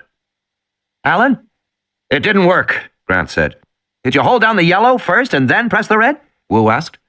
Yes, I did, Grant said. He sounded annoyed. I did exactly what you told me to do. There was a hum, and then a click, click, click very fast, and then the hum stopped, and nothing after that. Try it again. I already did, Grant said. It didn't work. Okay, just a minute. Wu frowned. It sounds like the generator is trying to fire up, but it can't for some reason. Alan, I'm here. Go around to the back of the generator to where the plastic pipe runs in. Okay. A pause. Then Grant said, the pipe goes into a round black cylinder that looks like a fuel pump. That's right, Wu said. That's exactly what it is. It's the fuel pump. Look for a little valve at the top. A valve? It should be sticking up at the top with a little metal tab that you can turn. I found it, but it's on the side, not the top. Okay, twist it open. Air is coming out. Good, wait until... Now liquid is coming out. It smells like gas. Okay, close the valve. Wu turned to Muldoon, shaking his head. Pump lost its prime. Alan? Yes? Try the buttons again. A moment later, Wu heard the faint coughing and sputtering as the generator turned over, and then the steady chugging sound as it caught. It's on, Grant said. Good work, Alan, good work. Now what? Grant said. He sounded flat, dull. The lights haven't even come on in here. Go back to the control room, and I'll talk you through restoring the systems manually. That's what I have to do now? Yes. Okay, Grant said. I'll call you when I get there. There was a final hiss and silence. Alan? The radio was dead. Tim went through the swinging doors at the back of the dining room and entered the kitchen. A big stainless steel table in the center of the room, a big stove with lots of burners to the left, and beyond that, big walk-in refrigerators. Tim started opening the refrigerators, looking for ice cream. Smoke came out in the humid air as he opened each one. How come the stove is on? Lex said, releasing his hand. It's not on. They all have little blue flames. Those are pilot lights. What are pilot lights? They had an electric stove at home. Never mind, Tim said, opening another refrigerator, but it means I can cook you something. In this next refrigerator, he found all kinds of stuff. Cartons of milk and piles of vegetables and a stack of T-bone steaks. Fish. You still want ice cream? I told you, didn't I? The next refrigerator was huge. A stainless steel door with a wide horizontal handle. He tugged on the handle, pulled it open, and saw a walk-in freezer. It was a whole room, and it was freezing cold. Timmy, will you wait a minute? He said, annoyed. I'm trying to find your ice cream. Timmy, something's here. She was whispering, and for a moment the last 2 words didn't register. Then Tim hurried back out of the freezer, seeing the edge of the door wreathed in glowing green smoke. Lex stood by the steel work table. She was looking back to the kitchen door. He heard a low hissing sound like a very large snake. The sound rose and fell softly. It was hardly audible. It might even be the wind. But he somehow knew it wasn't. Timmy, she whispered, I'm scared. He crept forward to the kitchen door and looked out. In the darkened dining room, he saw the orderly green rectangular pattern of the tabletops, and moving smoothly among them, silent as a ghost, except for the hissing of its breath, was a velociraptor. In the darkness of the maintenance room, Grant felt along the pipes, moving back toward the ladder. It was difficult to make his way in the dark, and somehow he found the noise of the generator disorienting. He came to the ladder, and it started back up, when he realized there was something else in the room besides generator noise. Grant paused, listening. It was a man shouting. It sounded like Gennaro. "Where are you?" Grant shouted. "Over here," Gennaro said. "In the truck." Grant couldn't see any truck. He squinted in the darkness. He looked out of the corner of his eye. He saw green, glowing shapes moving in the darkness. Then he saw the truck, and he turned toward it. End of Side 10. Side 11. Tim found the silence chilling. The velociraptor was 6 feet tall and powerfully built, although its strong legs and tail were hidden by the tables. Tim could see only the muscular upper torso, the 2 forearms held tightly alongside the body, the claws dangling. He could see the iridescent speckled pattern on the back. The velociraptor was alert. As it came forward, it looked from side to side, moving its head with abrupt, bird-like jerks. The head also bobbed up and down as it walked, and the long, straight tail dipped, which heightened the impression of a bird. A gigantic, silent bird of prey. The dining room was dark, but apparently the raptor could see well enough to move steadily forward. From time to time it would bend over, lowering its head below the tables. Tim heard a rapid sniffing sound. Then the head would snap up, alertly, jerking back and forth like a bird's. Tim watched until he was sure the velociraptor was coming toward the kitchen. Was it following their scent? All the books said dinosaurs had a poor sense of smell, but this one seemed to do just fine. Anyway, what did books know? Here was the real thing. Coming toward him. He ducked back into the kitchen. "Is something out there?" Lex said. Tim didn't answer. He pushed her under a table in the corner behind a large waste bin. He leaned close to her and whispered fiercely, "Stay here!" And then he ran for the refrigerator. He grabbed a handful of cold steaks and hurried back to the door. He quietly placed the first of the steaks on the floor, then moved back a few steps and put down the second. Through his goggles, he saw Lex peeping around the bin. He waved her back. He placed the third steak and the fourth, moving deeper into the kitchen. The hissing was louder, and then the clawed hand gripped the door, and the big head peered cautiously around. The velociraptor paused at the entrance to the kitchen. Tim stood in a half-crouch at the back of the room near the far leg of the steel work table, but he had not had time to conceal himself. His head and shoulders still protruded over the tabletop. He was in clear view of the velociraptor. Slowly, Tim lowered his body, sinking beneath the table. The velociraptor jerked its head around, looking directly at Tim. Tim froze. He was still exposed, but he thought, "Don't move." The velociraptor stood motionless in the doorway, sniffing. "It's darker here," Tim thought. "He can't see so well. It's making him cautious." But now he could smell the musty odor of the big reptile, and through his goggles, he saw the dinosaur silently yawn, throwing back its long snout, exposing rows of razor-sharp teeth. The velociraptor stared forward again, jerking its head from side to side. The big eyes swiveled in the bony sockets. Tim felt his heart pounding. Somehow it was worse to be confronted by an animal like this in a kitchen instead of the open forest. The size, the quick movements, the pungent odor, the hissing breath. Up close, it was a much more frightening animal than the tyrannosaur. The tyrannosaur was huge and powerful, but it wasn't especially smart. The velociraptor was man-sized, and it was clearly quick and intelligent. Tim feared the searching eyes almost as much as the sharp teeth. The velociraptor sniffed. It stepped forward, moving directly toward Lex. It must smell her somehow. Tim's heart thumped. The velociraptor stopped. It bent over slowly. "He's found the snake." Tim wanted to bend down to look below the table, but he didn't dare move. He stood frozen in a half-crouch, listening to the crunching sound. The dinosaur was eating it, bones and all. The raptor raised its slender head and looked around. It sniffed. It saw the second steak. It moved quickly forward. It bent down. Silence. The raptor didn't eat it. The head came back up. Tim's legs burned from the crouch, but he didn't move. Why hadn't the animal eaten the second steak? A dozen ideas flashed through his mind. It didn't like the taste of beef. It didn't like the coldness. It didn't like the fact that the meat wasn't alive. It smelled a trap. It smelled Lex. It smelled Tim. It saw Tim. The velociraptor moved very quickly now. It found the third steak, dipped its head, looked up again, and moved on. Tim held his breath. The dinosaur was now just a few feet from him. Tim could see the small twitches in the muscles of the flanks. He could see the crusted blood on the claws of the hand. He could see the fine pattern of striations within the spotted pattern and the folds of skin in the neck below the jaw. The velociraptor sniffed. It jerked its head and looked right at Tim. Tim nearly gasped with fright. Tim's body was rigid, tense. He watched as the reptile eye moved, scanning the room. Another sniff. "He's got me," Tim thought. Then the head jerked back to look forward, and the animal went on toward the fifth steak. Tim thought, "Lex, please don't move. Please don't move. Whatever you do, please don't." The velociraptor sniffed the steak and moved on.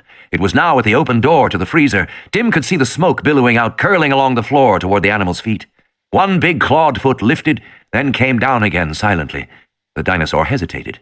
Too cold, Tim thought. He won't go in there, it's too cold. He won't go in, he won't go in, he won't go in. The dinosaur went in. The head disappeared, then the body, then the stiff tail. Tim sprinted, flinging his weight against the stainless steel door of the locker, slamming it shut. It slammed on the tip of the tail, the door wouldn't shut.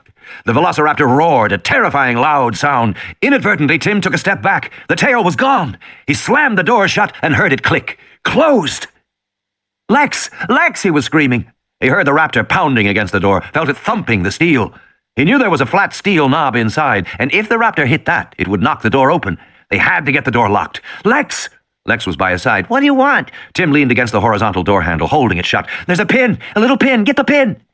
The velociraptor roared like a lion, the sound muffled by the thick steel. It crashed its whole body against the door. I can't see anything, Lex shouted. The pin was dangling beneath the door handle, swinging on a little metal chain. It's right there! I can't see it, she screamed. And then Tim realized she wasn't wearing the goggles. Feel for it! He saw her little hand reaching up, touching his, groping for the pin, and with her so close to him he could feel how frightened she was, her breath in little panicky gasps as she felt for the pin, and the velociraptor slammed against the door, and it opened. God, it opened! But the animal hadn't expected that, and had already turned back for another try, and Tim slammed the door shut again. Lex scrambled back, reached up in the darkness. I have it, Lex cried, clutching the pin in her hand, and she pushed it through the hole. It slid out again. From the top! Put it in from the top! She held it again, lifting it on the chain, swinging it over the handle and down into the hole. Locked! The velociraptor roared. Tim and Lex stepped back from the door as the dinosaur slammed into it again. With each impact, the heavy steel wall hinges creaked, but they held.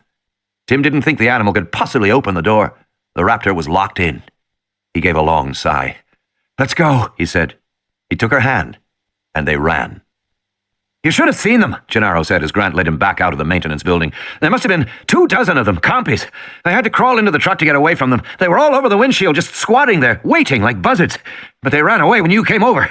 Scavengers, Grant said. They won't attack anything that's moving or looks strong. They attack things that are dead, or almost dead. Anyway, unmoving. They were going up the ladder now, back toward the entrance door. What happened to the raptor that attacked you? Grant said. I don't know, Gennaro said. Did it leave? I didn't see. I got away, I think because it was injured. I think Muldoon shot it in the leg and it was bleeding while it was in here. Then, I don't know, maybe it went back outside. Maybe it died in here, I didn't see. And maybe it's still in here, Grant said. Wu stared out the lodge window at the raptors beyond the fence. They still seemed playful, making mock attacks at Ellie. The behavior had continued for a long time now, and it occurred to him that it might be too long. It almost seemed as if they were trying to keep Ellie's attention, in the same way that she was trying to keep theirs. The behavior of the dinosaurs had always been a minor consideration for Wu, and rightly so. Behavior was a second-order effect of DNA, like protein enfolding. You couldn't really predict behavior, and you couldn't really control it, except in very crude ways, like making an animal dependent on a dietary substance by withholding an enzyme. But in general, behavioral effects were simply beyond the reach of understanding. You couldn't look at a DNA sequence and predict behavior. It was impossible. And that had made Wu's DNA work purely empirical. It was a matter of tinkering, the way a modern workman might repair an antique grandfather clock. You were dealing with something out of the past, something constructed of ancient materials and following ancient rules. You couldn't be certain why it worked as it did. And it had been repaired and modified many times already by forces of evolution over eons of time. So, like the workman who makes an adjustment and then sees if the clock runs any better, Wu would make an adjustment and then see if the animals behaved any better. And he only tried to correct gross behavior, uncontrolled butting of the electrical fences or rubbing the skin raw on tree trunks. Those were the behaviors that sent him back to the drawing board.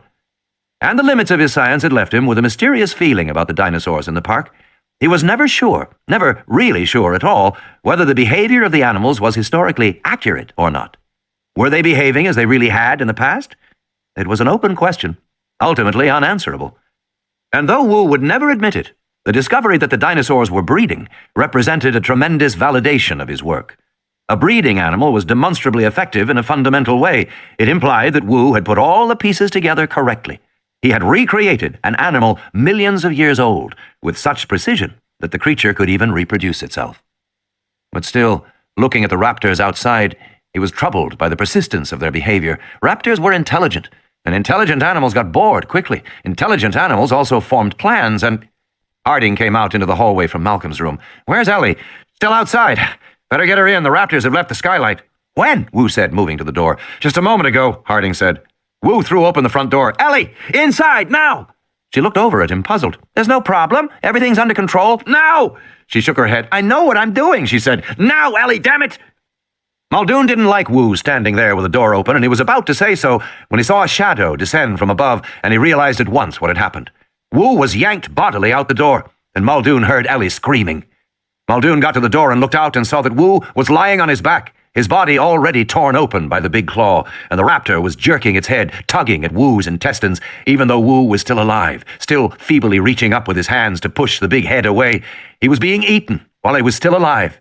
And then Ellie stopped screaming and started to run alongside the inside of the fence, and Muldoon slammed the door shut, dizzy with horror. It had happened so fast. Harding said, "He jumped down from the roof." Muldoon nodded. He went to the window and looked out, and he saw that the 3 raptors outside the fence were now running away. But they weren't following Ellie. They were going back, toward the visitor center.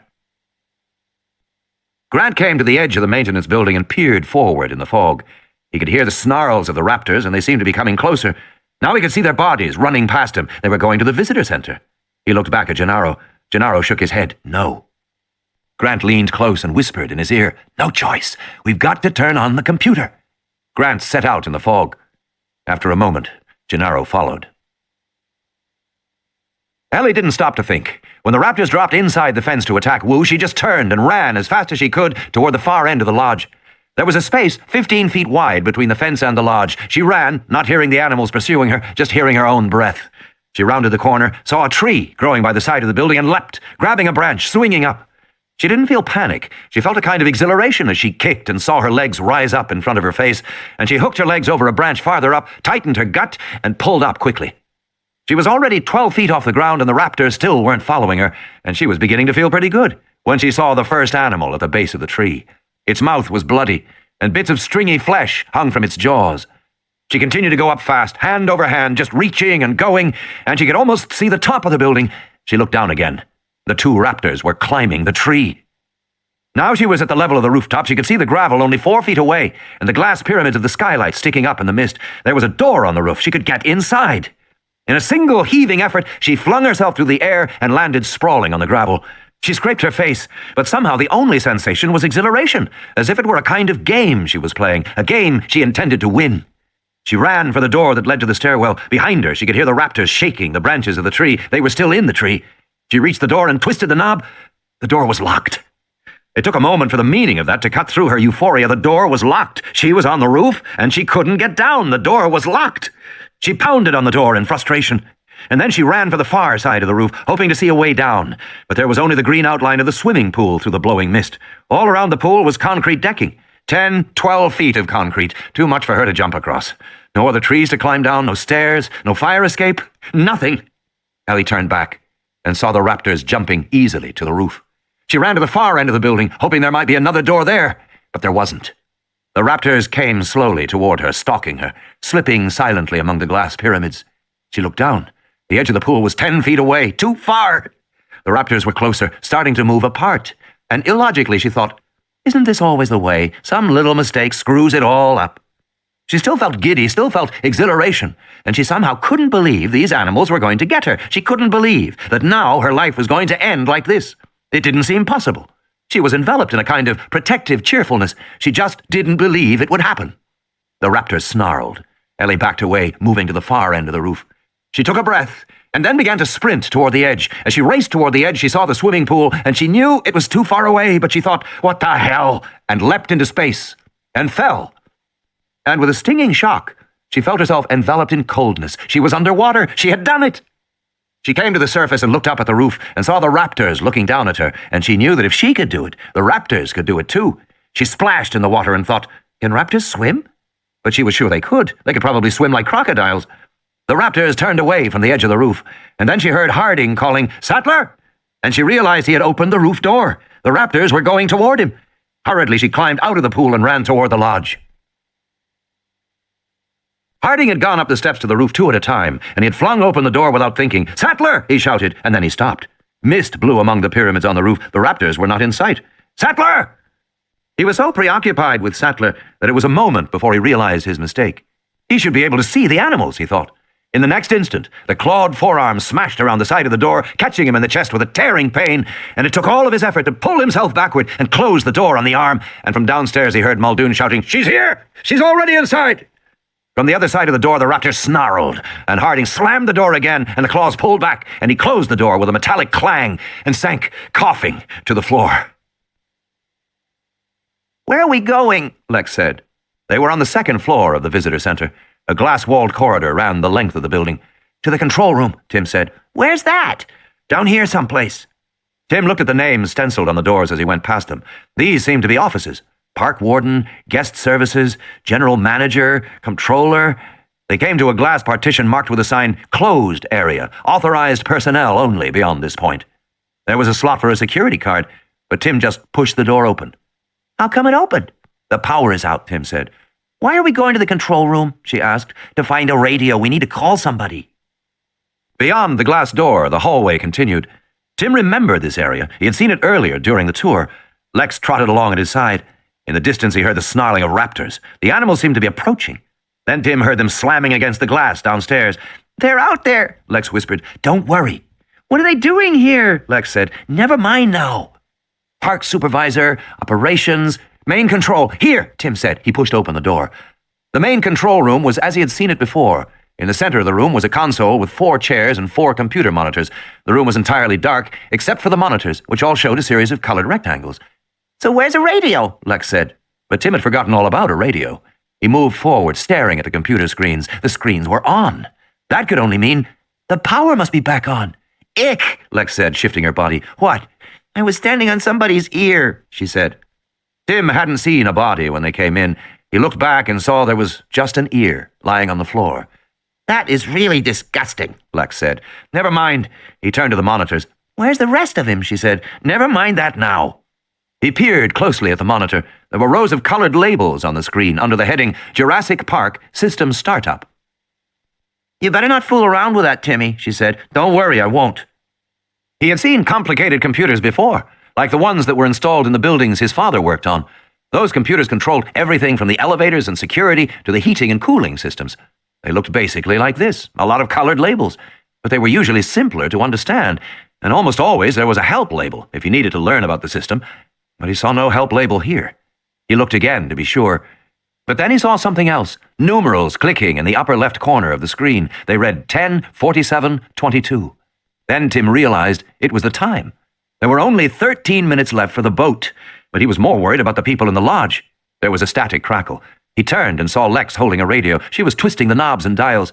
How does it work? She said. I can't make it work. Give me that. It's mine. I found it. Give it to me, Lex. I get to use it first. Lex! Suddenly the radio crackled. What the hell is going on? Said Muldoon's voice. Surprised, Lex dropped the radio on the floor. Grant ducked back, crouching among the palm trees. Through the mist ahead, he could see the raptors hopping and snarling and butting their heads against the glass of the visitor center. But between snarls, they would fall silent and cock their heads as if listening to something distant. And then they would make little whimpering sounds. What are they doing? Gennaro said. Looks like they're trying to get into the cafeteria, Grant said. What's in the cafeteria? I left the kids there, Grant said. Can they break through that glass? I don't think so, no. Grant watched, and now he heard the crackle of a distant radio. And the raptors began hopping in a more agitated way. One after another, they began jumping higher and higher, until finally he saw the first of them leap lightly onto the second-floor balcony, and from there move inside the second floor of the visitor center. In the control room on the second floor, Tim snatched up the radio which Lex had dropped. He pressed the button. Hello? Hello? Is that you, Tim? It was Muldoon's voice. It's me, yes. Where are you? In the control room. The power is on. That's great, Tim, Muldoon said.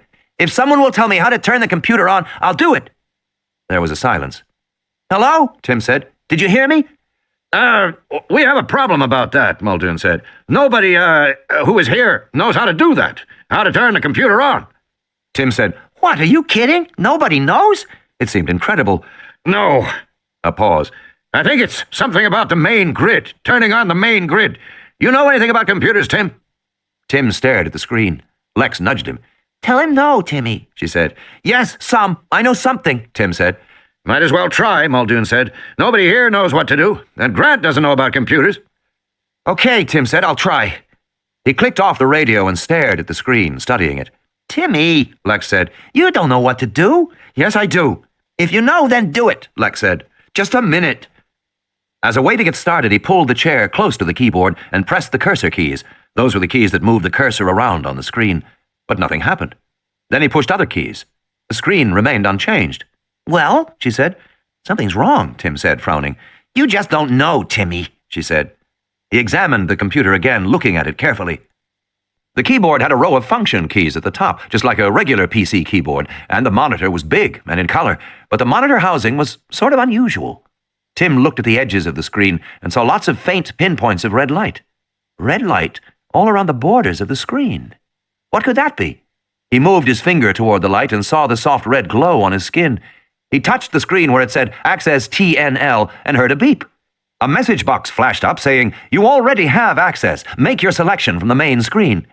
A moment later, the message box disappeared and the original screen flashed back up. What happened? Lex said. What did you do? You touched something. Of course, he thought. He had touched the screen. It was a touch screen. The red lights around the edges must be infrared sensors. Tim had never seen such a screen, but he'd read about them in magazines. He touched Reset Revert. Instantly, the screen changed. He got a new message. "The computer is now reset. Make your selection from the main screen." Over the radio, they heard the sound of raptors snarling. I want to see, Lex said. You should try view. No, Lex. Well, I want view, she said, and before he could grab her hand, she had pressed view. The screen changed. Now the heading at the top said Subroutines View, Video Interface Environmental Watch. Other labeled boxes arrayed underneath designated video monitors at various locations in the park. Uh-oh, she said. Lex, will you cut it out? Look, she said, it worked. Ha! Around the room, the monitors showed quickly changing views of different parts of the park. Most of the images were misty gray because of the exterior fog, but one showed the outside of the lodge with a raptor on the roof, and then another switched to an image in bright sunlight showing the bow of a ship. Bright sunlight. What was that? Tim said, leaning forward. What? That picture? But the image had already changed, and now they were seeing the inside of the lodge, one room after another, and then he saw Malcolm lying in a bed. Stop it, Lex said. I see them. Tim touched the screen in several places and got submenus, then more submenus. Wait, Lex said, you're confusing it. Will you shut up? You don't know anything about computers. Now he had a list of monitors on the screen. One of them was marked Safari Lodge, LV2-4. Another was Remote Shipboard, VND. He pressed the screen several times. Video images came up on monitors around the room. One showed the bow of the supply ship and the ocean ahead. In the distance, Tim saw land, buildings along a shore and a harbor. He recognized the harbor because he had flown over it in a helicopter the day before. It was Punta Arenas.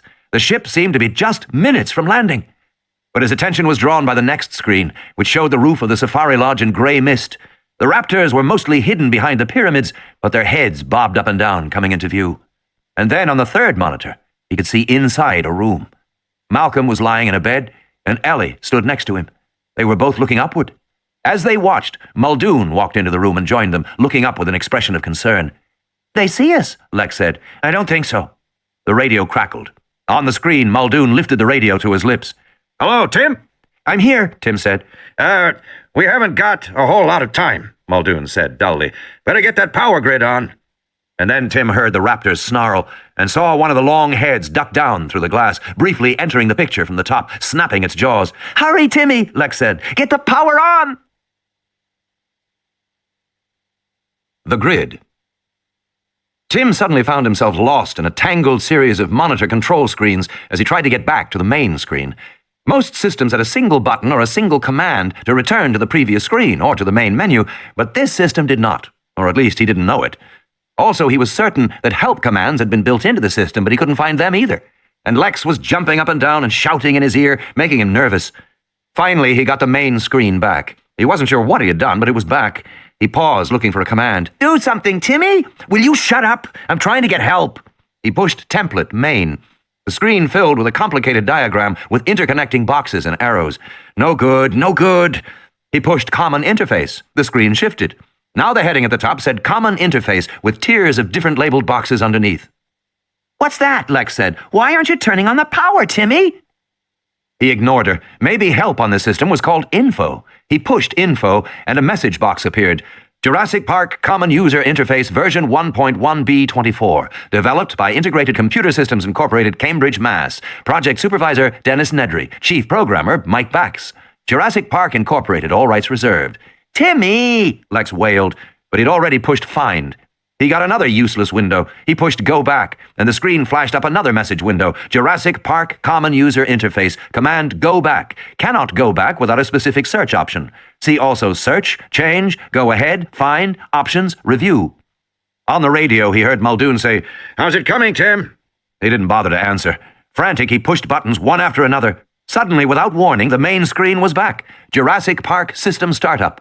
And below it, a score of labeled boxes. He studied the screen. Electrical main and set grids DNL both looked like they might have something to do with the grids. He noticed that safety stroke health and critical locks might be important too. He heard the growl of the raptors. He had to make a choice. He pressed set grids DNL and groaned when he saw the resulting readout. Rows of labeled boxes and figures under two main boxed headings, custom parameters and standard parameters. He didn't know what to do. He pushed standard parameters and got another screen.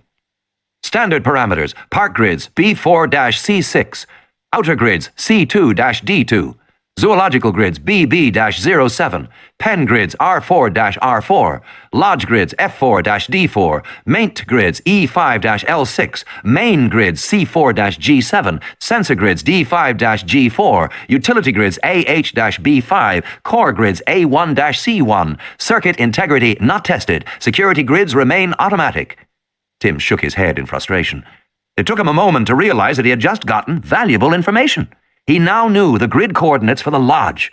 He pushed grid F4, and the screen flashed, Power Grid F4, Safari Lodge. Command cannot be executed. Error-505. Power incompatible with command error. Refer manual pages 4.09 to 4.11. It's not working, Lex said. I know. He pushed another button. The screen flashed again. Power Grid D4, Safari Lodge. Command cannot be executed. Error-505. Power incompatible with command error. Refer manual pages 4.09 to 4.11. Tim tried to stay calm, to think it through. For some reason, he was getting a consistent error message whenever he tried to turn on a grid. It was saying the power was incompatible with the command he was giving. But what did that mean? Why was power incompatible? Timmy, Lex said, tugging at his arm. Not now, Lex. Yes, now, she said, and she pulled him away from the screen in the console, and then he heard the snarling of raptors. It was coming from the hallway. In the skylight above Malcolm's bed, the raptors had almost bitten through the second metal bar. They could now poke their heads entirely through the shattered glass and lunge and snarl at the people below. Then after a moment they would pull back and resume chewing on the metal. Malcolm said, "It won't be long now. 3, 4 minutes." He pressed the button on the radio. "Tim, are you there? Tim?" There was no answer. Tim slipped out the door and saw the velociraptor down at the far end of the corridor, standing by the balcony. He stared in astonishment. How had it gotten out of the freezer? Then as he watched, a second raptor suddenly appeared on the balcony, and he understood. The raptor hadn't come from the freezer at all. It had come from outside. It had jumped from the ground below. The second raptor landed silently, perfectly balanced on the railing. Tim couldn't believe it.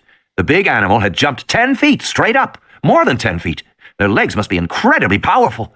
Lex whispered, "I thought you said they couldn't—" Shh! Tim was trying to think, but he watched with a kind of fascinated dread as the third raptor leapt to the balcony. The animals milled aimlessly in the corridor for a moment, and then they began to move forward in single file, coming toward him and Lex. Quietly, Tim pushed against the door at his back to re-enter the control room. But the door was stuck. He pushed harder. "We're locked out," Lex whispered. "Look!" She pointed to the slot for the security card alongside the door. A bright red dot glowed. Somehow the security doors had been activated.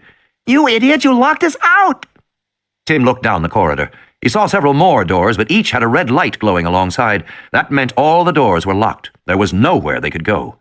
Then he saw a slumped shape on the floor at the far end of the corridor. It was a dead guard. A white security card was clipped to his belt. "Come on," he whispered. They ran for the guard. Tim got the card and turned back, but of course the raptors had seen them. They snarled and blocked the way back to the control room. They began to spread out, fanning out in the hallway to surround Tim and Lex. Their heads began to duck rhythmically. They were going to attack. Tim did the only thing he could do. Using the card, he opened the nearest door off the hallway and pushed Lex through. As the door began to close slowly behind them, the raptors hissed and charged. Lodge.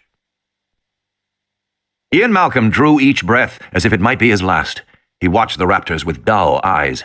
Harding took his blood pressure, frowned, took it again. Ellie Sattler was wrapped in a blanket, shivering and cold. Muldoon sat on the floor, propped against the wall. Hammond was staring upward, not speaking. They all listened to the radio. "What happened to Tim?" Hammond said. "Still no word?" "I don't know." Malcolm said, "Ugly, aren't they? Truly ugly." Hammond shook his head. "Who could have imagined it would turn out this way?" Ellie said, "Apparently Malcolm did." "I didn't imagine it," Malcolm said. "I calculated it." Hammond sighed. "No more of this, please. He's been saying I told you so for hours, but nobody wanted this to happen." "It isn't a matter of wanting it or not," Malcolm said, eyes closed. He spoke slowly through the drugs. "It's a matter of what you think you can accomplish. When the hunter goes out in the rainforest to seek food for his family, does he expect to control nature? No. He imagines that nature is beyond him, beyond his understanding, beyond his control. Maybe he prays to nature, to the fertility of the forest that provides for him. He prays because he knows he doesn't control it. He's at the mercy of it. But you decide you won't be at the mercy of nature. You decide you'll control nature. And from that moment on, you're in deep trouble because you can't do it. Yet you have made systems that require you to do it. And you can't do it. And you never have. And you never will. Don't confuse things. You can make a boat, but you can't make the ocean. You can make an airplane, but you can't make the air. Your powers are much less than your dreams of reason would have you believe." "He's lost me," Hammond said with a sigh. "Where did Tim go? He seems such a responsible boy." "I'm sure he's trying to get control of the situation," Malcolm said, "like everybody else. And Grant, too. What happened to Grant?" Grant reached the rear door to the visitor center, the same door he had left 20 minutes before. He tugged on the handle. It was locked. Then he saw the little red light. The security doors were reactivated. Damn! He ran around to the front of the building and went through the shattered front doors into the main lobby, stopping by the guard desk where he had been earlier. He could hear the dry hiss of his radio. He went to the kitchen, looking for the kids, but the kitchen door was open, the kids gone. He went upstairs, but came to the glass panel marked closed area, and the door was locked. He needed a security card to go farther. Grant couldn't get in. From somewhere inside the hallway, he heard the raptors snarling. The leathery reptile skin touched Tim's face. The claws tore his shirt, and Tim fell onto his back, shrieking in fright. "Timmy!" Lex yelled. Tim scrambled to his feet again. The baby velociraptor perched on his shoulder, chirping and squeaking in panic. Tim and Lex were in the white nursery. There were toys on the floor, a rolling yellow ball, a doll, a plastic rattle. "It's the baby raptor," Lex said, pointing to the animal gripping Tim's shoulder. The little raptor burrowed its head into Tim's neck. The poor thing was probably starving, Tim thought. Lex came closer, and the baby hopped onto her shoulder. It rubbed against her neck. "Why is it doing that?" she said. "Is it scared?" "I don't know," Tim said. She passed the raptor back to Tim. The baby was chirping and squeaking and hopping up and down on his shoulder excitedly. It kept looking around, head moving quickly. No doubt about it, the little thing was worked up, and "Tim," Lex whispered. The door to the hallway hadn't closed behind them after they had entered the nursery. Now the big velociraptors were coming through, first one, then a second one. Clearly agitated, the baby chirped and bounced on Tim's shoulder. Tim knew he had to get away. Maybe the baby would distract him. After all, it was a baby raptor. He plucked the little animal from his shoulder and threw it across the room. The baby scurried between the legs of the adults. The first raptor lowered its snout, sniffed at the baby delicately. Tim took Lex's hand and pulled her deeper into the nursery. He had to find a door, a way to get out. There was a high, piercing shriek. Tim looked back to see the baby in the jaws of the adult. A second velociraptor came forward and tore at the limbs of the infant, trying to pull it from the mouth of the first. The two raptors fought over the baby as it squealed. Blood splattered in large drops onto the floor. "They ate him," Lex said. The raptors fought over the remains of the baby, rearing back and butting heads. Tim found a door. It was unlocked, and went through, pulling Lex after him. They were in another room, and from the deep green glow, he realized it was a deserted DNA extraction laboratory, the rows of stereo microscopes abandoned, the high-resolution screens showing frozen, giant black and white images of insects. The flies and gnats that had bitten dinosaurs millions of years ago, sucking the blood that now had been used to recreate dinosaurs in the park. They ran through the laboratory, and Tim could hear the snorts and snarls of the raptors pursuing them, coming closer. And then he went to the back of the lab and through a door that must have had an alarm, because in the narrow corridor, an intermittent siren sounded shrilly, and the lights overhead flashed on and off. Running down the corridor, Tim was plunged into darkness, then light again, then darkness. Over the sound of the alarm, he heard the raptors snort as they pursued him. Lex was whimpering and moaning. Tim saw another door ahead, with a blue biohazard sign, and he slammed into the door and moved beyond it, and suddenly he collided with something big, and Lex shrieked in terror. "Take it easy, kids," a voice said. Tim blinked in disbelief. Standing above him was Dr. Grant. and next to him was Mr. Gennaro. Outside in the hallway, it had taken Grant nearly 2 minutes to realize that the dead guard down in the lobby probably had a security card. He'd gone back and gotten it and entered the upper corridor, moving quickly down the hallway. He had followed the sound of the raptors and found them fighting in the nursery. He was sure the kids would have gone to the next room and had immediately run to the extractions lab, and there he'd met the kids. Now the raptors were coming toward them. The animals seemed momentarily hesitant, surprised by the appearance of more people. Grant pushed the kids into Gennaro's arms and said, "Take them back someplace safe, but through there," Grant said, pointing over his shoulder to a far door. "Take them to the control room if you can. You should all be safe there." "What are you going to do?" Gennaro said. The raptors stood near the door. Grant noticed that they waited until all the animals were together, and then they moved forward as a group, pack hunters. He shivered. "I have a plan," Grant said. "Now go on." Gennaro led the kids away. The raptors continued slowly toward Grant, moving past the supercomputers, past the screens that still blinked endless sequences of computer-deciphered code. The raptors came forward without hesitation, sniffing the floor, repeatedly ducking their heads. Grant heard the door click behind him and glanced over his shoulder. Everybody was standing on the other side of the glass door watching him. Gennaro shook his head. Grant knew what it meant. There was no door to the control room beyond. Gennaro and the kids were trapped in there. It was up to him now. Grant moved slowly, edging around the laboratory, leading the raptors away from Gennaro and the kids. He could see another door nearer the front, which was marked to laboratory. Whatever that meant. He had an idea, and he hoped he was right. The door had a blue biohazard sign. The raptors were coming closer. Grant turned and slammed into the door and moved beyond it into a deep, warm silence. He turned. Yes, he was where he wanted to be, in the hatchery, beneath infrared lights, long tables with rows of eggs, and a low, clinging mist. The rockers on the tables clicked and whirred in a steady motion. The mist poured over the sides of the tables and drifted to the floor, where it disappeared, evaporated. Grant ran directly to the rear of the hatchery, into a glass-walled laboratory with ultraviolet light. His clothing glowed blue.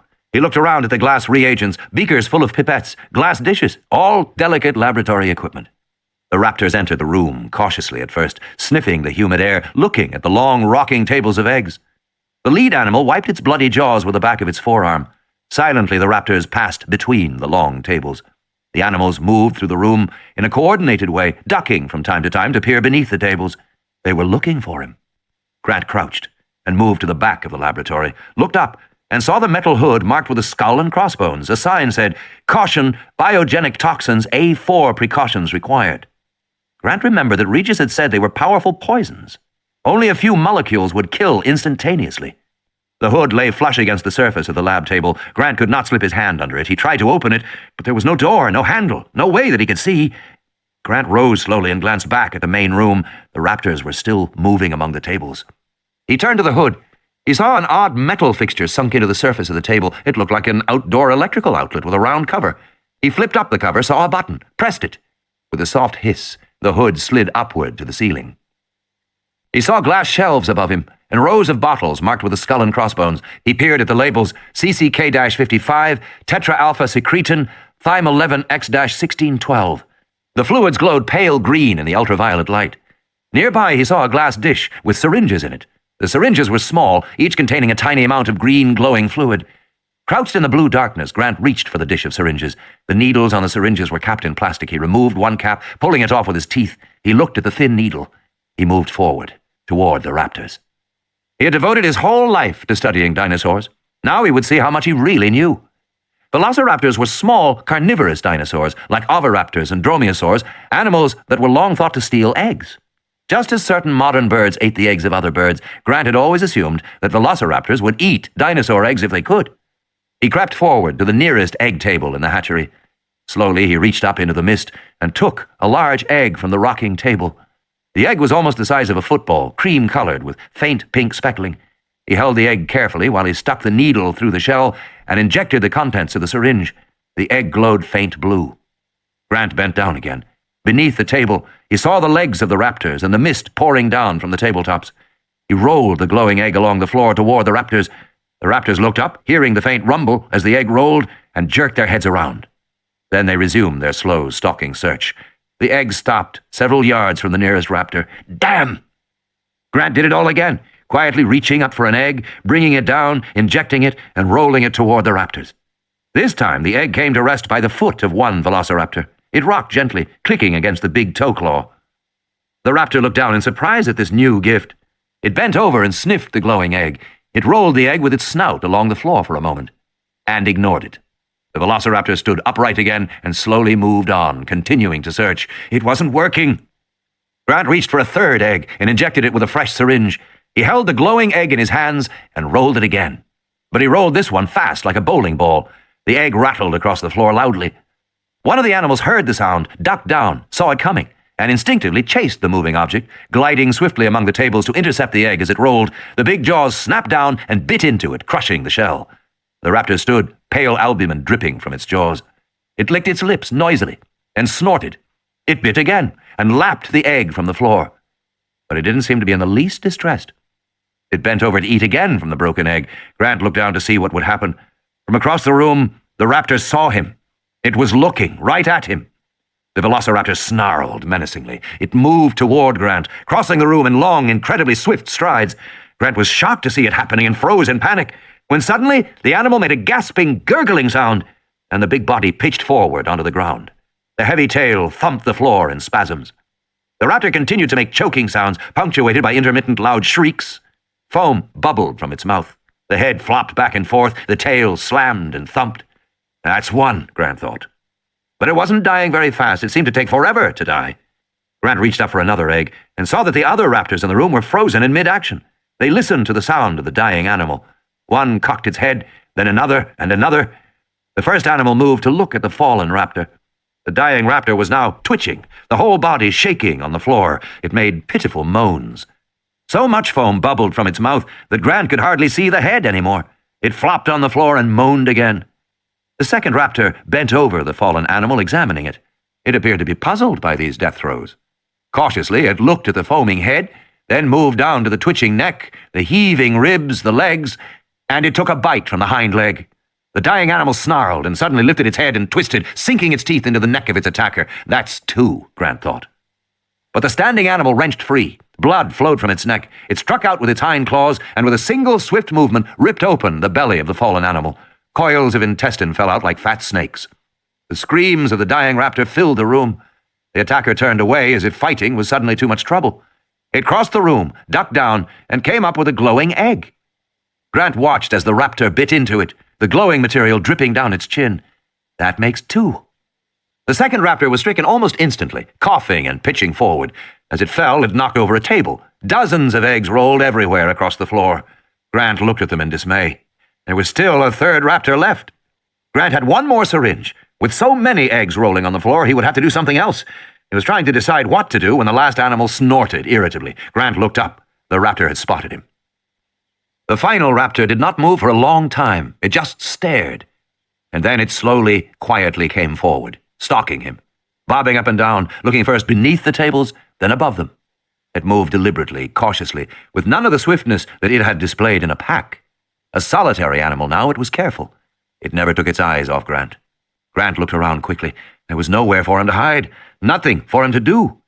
Grant's gaze was fixed on the raptor, moving slowly, laterally. Grant moved too. He tried to keep as many tables as he could between himself and the advancing animal. Slowly, he moved to the left. The raptor advanced in the dark red gloom of the hatchery. Its breath came in soft hisses through flared nostrils. Grant felt eggs breaking beneath his feet, the yolk sticking to the soles of his shoes. He crouched down, felt the bulge of the radio in his pocket. The radio! He pulled it from his pocket and turned it on. "Hello, this is Grant." "Alan?" Ellie's voice. "Alan?" "Listen," he said softly, "just talk." "Alan, is that you?" "Talk," he said again, and he pushed the radio across the floor away from him, toward the advancing raptor.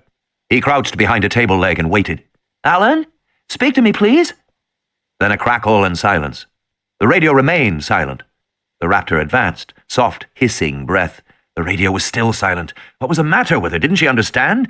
In the darkness, the raptor came closer. "Alan?" The tinny voice from the radio made the big animal pause.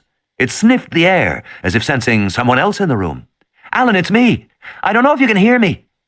The raptor now turned away from Grant and moved toward the radio. "Alan, please." Why hadn't he pushed the radio farther away? The raptor was going toward it, but it was close. The big foot came down very near him. Grant could see the pebbled skin, the soft green glow, the streaks of dried blood on the curved claw. He could smell the strong reptile odor. "Alan, listen to me. Alan!"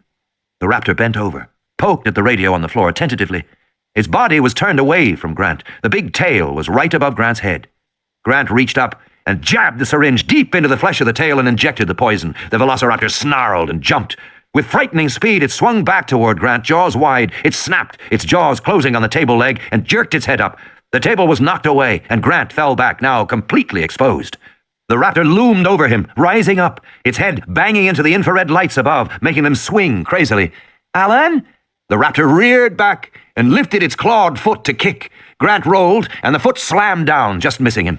He felt a searing, sharp pain along his shoulder blades, the sudden warm flow of blood over his shirt. He rolled across the floor, crushing eggs, smearing his hands, his face. The raptor kicked again, smashing down on the radio, spattering sparks. It snarled in rage and kicked a third time, and Grant came to the wall, nowhere else to go, and the animal raised its foot a final time and toppled backward. The animal was wheezing. Foam came from its mouth. Gennaro and the kids came into the room. Grant signaled them to stay back. The girl looked at the dying animal and said softly, "Wow." Gennaro helped Grant to his feet. They all turned and ran for the control room. Control. Tim was astonished to find the screen in the control room was now flashing on and off. Lex said, "What happened?" Some of the labels were flashing: security main, monitor main, command main, electrical main, master main, zoological main, set grids DNL, access TNL, critical locks, status main, control pass-through, telecom RSD, safety stroke health. Tim saw Dr. Grant staring at the screen and gingerly moving his hand toward the keyboard. "I don't know about computers," Grant said, shaking his head. But Tim was already sliding into the seat. He touched the screen rapidly. On the video monitors, he could see the boat moving closer to Punta Arenas. It was now only about 200 yards from the dock. On the other monitor, he saw the lodge with the raptors hanging down from the ceiling. On the radio, he heard their snarls. "Do something, Timmy," Lex said. He pushed Set Grids DNL, even though it was flashing. The screen answered, "Warning, command execution aborted, auxiliary power low." "What does that mean?" Tim said. Gennaro snapped his fingers. "That happened before. It means auxiliary power is low. You have to turn on main power." "I do?" He pushed electrical main. Another screen came up, headed electrical main control modules with rows of numbered labels underneath. Tim groaned. "What are you doing now?" Grant said. The whole screen was starting to flash. Tim pushed main. Nothing happened. The screen continued to flash. Tim pushed main grid P. He felt sick to his stomach with fear. Main power grid not active, stroke, auxiliary power only. The screen was still flashing. He pushed main set 1. Main power activated. All the lights in the room came on. All the monitor screens stopped flashing. "Hey, all right!" Tim pressed reset grids. Nothing happened for a moment. He glanced at the video monitors, then back at the main screen. "Which grid do you want to reset? Park, maint, security, lodge, other?" Grant said something that Tim didn't hear. He only heard the tension in his voice. He was looking at Tim, worried. Tim felt his heart thumping in his chest. Lex was yelling at him. He didn't want to look at the video monitor anymore. He could hear the sound of the bars bending in the lodge and the raptors snarling. He heard Malcolm say, "Dear God." He pushed lodge. Specify grid number to reset. For a frozen, interminable moment, he couldn't remember the number. But then he remembered F4, and he pressed that. Activating lodge grid F4 now. On the video monitor, he saw an explosion of sparks sputtering down from the ceiling of the hotel room. The monitor flared white. Lex shouted, "What did you do?" But almost immediately the image came back and they could see that the raptors were caught between the bars, writhing and screaming in a hot cascade of sparks, while Muldoon and the others cheered, their voices tinny over the radio. "That's it," Grant said, slapping Timmy on the back. "That's it! You did it!" They were all standing and jumping up and down when Lex said, "What about the ship?" "The what?" "The ship," she said, and pointed to the screen. On the monitor, the buildings beyond the bow of the ship were much larger and moving to the right as the ship turned left and prepared to dock. He saw crewmen heading out to the bow, preparing to tie up. Tim scrambled back to his seat and stared at the startup screen. He studied the screen. Telecom VBB and Telecom RSD both looked like they might have something to do with telephones. He pressed Telecom RSD. "You have 23 waiting calls and/or messages. Do you wish to receive them now?" He pushed no. "Maybe the ship was one of the waiting calls," Lex said. "Maybe that way you could get the phone number." He ignored her. "Enter the number you wish to call or press F7 for directory." He pushed F7 and suddenly names and numbers spilled over the screen, an enormous directory. It wasn't alphabetical, and it took a while to scan it visually before he found what he was looking for. VSL Ann B, parenthesis Freddy, end parenthesis, 708-3902. Now all he had to do was figure out how to dial. He pushed a row of buttons at the bottom of the screen. Dial now or dial later. He pushed dial now. We're sorry, your call cannot be completed as dialed. Error -598. Please try again. He tried it again. He heard a dial tone. Then the tone of the numbers being automatically dialed in rapid succession. Is that it? Grant said. Pretty good, Timmy, Lex said, but they're almost there. On the screen they could see the prow of the ship closing on the Punta Arenas dock. They heard a high-pitched squeal. And then a voice said, hello, John, this is Freddie. Do you read me over? Tim picked up a phone on the console but heard only a dial tone. Hello, John, this is Freddie. Over? Answer it, Lex said. Now they were all picking up phones, lifting every receiver in sight, but they heard only dial tones. Finally, Tim saw a phone mounted on the side of the console with a blinking light. Hello, Control, this is Freddie. Do you read me over? Tim grabbed the receiver. Hello, this is Tim Murphy, and I need you to, say again. Didn't get that, John. Don't land the boat. Do you hear me? There was a pause. Then a puzzled voice said, sounds like some damn kid. Tim said, don't land the ship. Come back to the island. The voices sounded distant and scratchy. Did he? Name was Murphy? And another voice said, I didn't get name. Tim looked frantically at the others. Gennaro reached for the phone. Let me do this. Can you get his name? There was the sharp crackle of static. Got to be a joke or else, frigging ham operator, something. Tim was working on the keyboard. There was probably some kind of a way to find out who Freddie was. Can you hear me? Gennaro said into the phone. If you can't hear me, answer me now, over. Son, came the drawled reply, we don't know who the hell you are, but you're not funny, and we're about to dock, and we've got work to do. Now identify yourself properly or get off this channel. Tim watched as the screen printed out, Farrell, Frederick D., Captain. Try this for identification, Captain Farrell, Gennaro said. If you don't turn that boat around and return to this island immediately, you will be found in violation of Section 509 of the Uniform Maritime Act. You will be subject to revocation of license, penalties in excess of $50,000, and 5 years in jail. Do you hear that? There was a silence. Do you copy that, Captain Farrell? And then, distantly, they heard a voice say, I copy.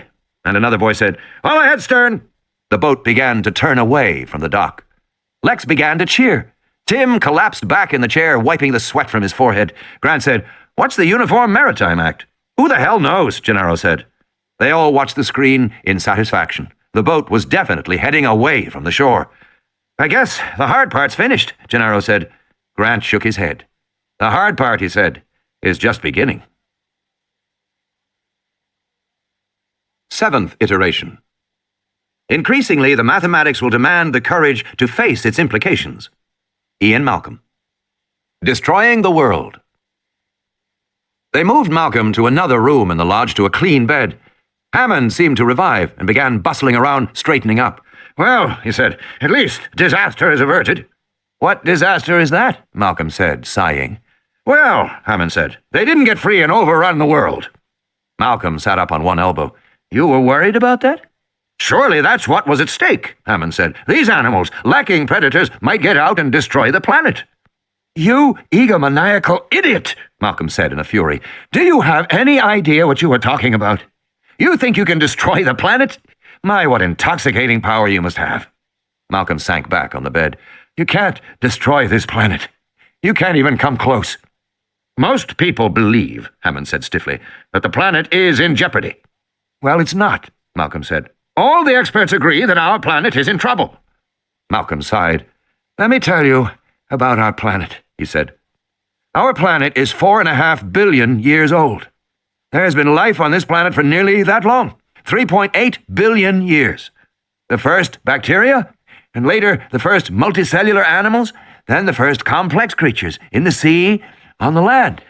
Then the great sweeping ages of animals, the amphibians, the dinosaurs, the mammals, each lasting millions upon millions of years. Great dynasties of creatures arising, flourishing, dying away. All this happening against a background of continuous and violent upheaval. Mountain ranges thrust up and eroded away, cometary impacts, volcanic eruptions, oceans rising and falling, whole continents moving. Endless, constant, and violent change. Even today, the greatest geographical feature on the planet comes from two great continents colliding, buckling, to make the Himalayan mountain range over millions of years. The planet has survived everything in its time. It will certainly survive us. Hannan frowned. Just because it lasted a long time, he said, doesn't mean it is permanent. If there was a radiation accident, Suppose there was, Malcolm said. Let's say we had a bad one, and all the plants and animals died, and the earth was clicking hot for 100,000 years. Life would survive somewhere, under the soil, or perhaps frozen in Arctic ice. And after all those years, when the planet was no longer inhospitable, life would again spread over the planet. The evolutionary process would begin again. It might take a few billion years for life to regain its present variety. And of course it would be very different from what it is now. But the Earth would survive our folly. Life would survive our folly. Only we, Malcolm said, think it wouldn't. Hannan said, well, if the ozone layer gets thinner, There will be more ultraviolet radiation reaching the surface. So what? well, it'll cause skin cancer. Malcolm shook his head. Ultraviolet radiation is good for life. It's powerful energy. It promotes mutation, change. Many forms of life will thrive with more UV radiation. And many others will die out, Hannan said. Malcolm sighed. You think this is the first time such a thing has happened? Don't you know about oxygen? I know it's necessary for life. It is now, Malcolm said, but oxygen is actually a metabolic poison. It's a corrosive gas like fluorine, which is used to etch glass. And when oxygen was first produced as a waste product by certain plant cells, say around 3 billion years ago, it created a crisis for all other life on our planet. Those plant cells were polluting the environment with a deadly poison. They were exhaling a lethal gas and building up its concentration. A planet like Venus has less than 1% oxygen. On Earth, the concentration of oxygen was going up rapidly, 5, 10, eventually 21%. Earth had an atmosphere of pure poison, incompatible with life. Hammond looked irritated. So what is your point? That modern pollutants will be incorporated too? No, Malcolm said. My point is that life on Earth can take care of itself. In the thinking of a human being, 100 years is a long time. 100 years ago, we didn't have cars and airplanes and computers and vaccines. It was a whole different world. But to the Earth, 100 years is nothing. 1,000,000 years is nothing. This planet lives and breathes on a much vaster scale. We can't imagine its slow and powerful rhythms, and we haven't got the humility to try. We have been residents here for the blink of an eye. If we are gone tomorrow, the Earth will not miss us. And we very well might be gone, Hammond said, huffing. Yes, Malcolm said, we might. So what are you saying, we shouldn't care about the environment? No, of course not. Then what? Malcolm coughed and stared into the distance. Let's be clear. The planet is not in jeopardy. We are in jeopardy. We haven't got the power to destroy the planet or to save it. But we might have the power to save ourselves. End of Side 11. Side 12. Under control. 4 hours had passed. It was afternoon, the sun was falling.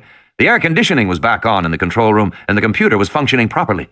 As near as they could determine, out of 24 people on the island, 8 were dead, and 6 more were missing. The visitor center and the safari lodge were both secure, and the northern perimeter seemed to be clear of dinosaurs. They had called authorities in San Jose for help. The Costa Rican National Guard was on its way, as well as an air ambulance to carry Malcolm to a hospital. But over the telephone, the Costa Rican Guard had been distinctly cautious. Undoubtedly, calls would go back and forth between San Jose and Washington before help was finally sent to the island. And now it was growing late in the day. If the helicopters did not arrive soon, they would have to wait until morning. In the meantime, there was nothing to do but wait.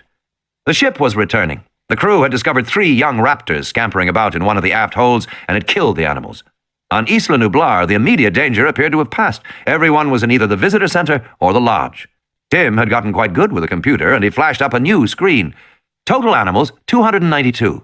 Tyrannosaurs expected, 2. Found, 1, version 4.1. Myosaurs expected, 22. Found, 20, version unknown. Stegosaurs expected, 4. Found, 1, version 3.9. Triceratops expected, 8. Found, 6, version 3.1.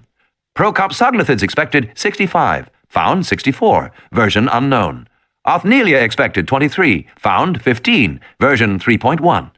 Velociraptors expected, 37. Found, 27, version unknown.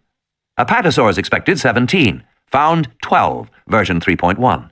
Hadrosaurs expected, 11. Found, 5, version 3.1. Dilophosaurs expected, 7. Found, 4, version 4.3. Pterosaurs expected, 6. Found, 5, version 4.3. Hypsilophodontids expected 34, found 14, version unknown. Euplocephalids expected 16, found 9, version 4.0. Styracosaurs expected 18, found 7, version 3.9. Microceratops expected 22, found 13, version 4.1. Total expected 292, total found 203. What the hell is it doing now? Gennaro said. Now it says there are fewer animals. Grant nodded. Probably. Ellie said, Jurassic Park is finally coming under control. Meaning what? Equilibrium. Grant pointed to the monitors. On one of them, the Hypsilophodonts leapt into the air as a pack of velociraptors entered the field from the west. The fences have been down for hours, Grant said. The animals are mingling with each other, populations reaching equilibrium, a true Jurassic equilibrium. I don't think it was supposed to happen, Gennaro said. The animals were never supposed to mix. Well, they are. On another monitor, Grant saw a pack of raptors racing at full speed across an open field toward a 4-ton hadrosaur. The hadrosaur turned to flee, and one of the raptors jumped onto its back, biting into the long neck, while the others raced forward, circled around it, nipped at its legs, leapt up to slash at the belly with their powerful claws. Within minutes, 6 raptors had brought down the larger animal. Grant stared silently. Ellie said, Is it the way you imagined? I don't know what I imagined, he said. He watched the monitor. No, not exactly. Muldoon said quietly, You know, it appears all the adult raptors are out right now. Grant didn't pay much attention at first. He just watched the monitors, the interaction of the great animals. In the south, the stegosaur was swinging its spiked tail, warily circling the baby tyrannosaur, which watched it, bemused, and occasionally lunged forward to nip ineffectually at the spikes. In the western quadrant, the adult triceratopsians were fighting among themselves, charging and locking horns. One animal already lay wounded and dying. Muldoon said, We've got about an hour of good daylight left, Dr. Grant, if you want to try and find that nest. Right, Grant said, I do. I was thinking, Muldoon said, that when the Costa Ricans come, they will probably imagine this island to be a military problem, something to destroy as soon as possible. Damn right, Gennaro said. They'll bomb it from the air, Muldoon said. Perhaps napalm, perhaps nerve gas as well, but from the air. I hope they do, Gennaro said. This island is too dangerous. Every animal on this island must be destroyed, and the sooner the better. Grant said, That's not satisfactory. He got to his feet. Let's get started. I don't think you understand, Alan, Gennaro said. It's my opinion that this island is too dangerous. It must be destroyed. Every animal on this island must be destroyed. And that's what the Costa Rican Guard will do. I think we should leave it in their capable hands. Do you understand what I'm saying? Perfectly, Grant said again. Then what's your problem? Gennaro said. It's a military operation. Let them do it. Grant's back ached where the raptor had clawed him. No, he said. We have to take care of it. Leave it to the experts, Gennaro said. Grant remembered how he had found Gennaro just 6 hours earlier, huddled and terrified in the cab of a truck in the maintenance building. And suddenly he lost his temper and slammed the lawyer up against the concrete wall. Listen, you little bastard! You have a responsibility to this situation and you're going to start living up to it. I am, Gennaro said, coughing. No, you're not. You've shirked your responsibility all along from the very beginning. The hell, you sold investors on an undertaking you didn't fully understand.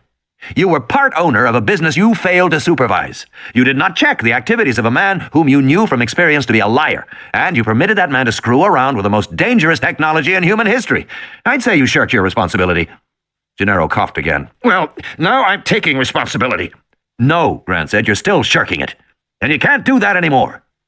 He released Gennaro, who bent over, gasping for breath. Grant turned to Muldoon.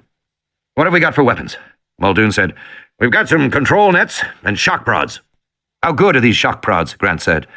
They're like bang sticks for sharks. They have an explosive capacitor tip, delivers a shock on contact, high voltage, low amps. Not fatal, but it's definitely incapacitating. That's not going to do it, Grant said. Not in the nest. What nest? Gennaro said, coughing. The raptor nest, Ellie said. The raptor nest? Grant was saying, Have you got any radio collars? I'm sure we do, Muldoon said. Get one. And is there anything else it can be used for defense? Muldoon shook his head. Well, get whatever you can. Muldoon went away. Grant turned to Gennaro. Your island is a mess, Mr. Gennaro. Your experiment is a mess. It has to be cleaned up. But you can't do that until you know the extent of the mess. And that means finding the nests on the island, especially the raptor nests. They'll be hidden. We have to find them and inspect them and count the eggs. We have to account for every animal born on this island. Then we can burn it down. But first, we have a little work to do. Ellie was looking at the wall map, which now showed the animal ranges. Tim was working the keyboard. She pointed to the map. The raptors are localized in the southern area, down where the volcanic steam fields are. Maybe they like the warmth. Is there any place to hide down there? Turns out there is, she said. There's massive concrete waterworks to control flooding in the southern flatlands. Big underground area, water and shade. Grant nodded. Then that's where they'll be. Ellie said, I think there's an entrance from the beach, too. She turned to the consoles and said, Tim, show us the cutaways on the waterworks. Tim wasn't listening. Tim? He was hunched over the keyboard. Just a minute, he said. I found something. What is it? It's an unmarked storage room. I don't know what's there. Then it might have weapons, Grant said. They were all behind the maintenance building, unlocking a steel storm door, lifting it up into the sunlight to reveal concrete steps going down into the earth. Dan Arnold, Muldoon said as he hobbled down the steps. He must have known this was here all along. Maybe not, Grant said. He didn't try to go here. Well, then, Hannan knew. Somebody knew. Where is Hannan now? Still in the lodge. They reached the bottom of the stairs and came upon rows of gas masks hanging on the wall in plastic containers. They shone their flashlights deeper into the room and saw several heavy glass cubes, 2 feet high with steel caps. Grant could see small, dark spheres inside the cubes. It was like being in a room full of giant pepper mills, he thought. Muldoon opened the cap of one, reached in, and withdrew a sphere. He turned it in the light, frowning. I'll be damned.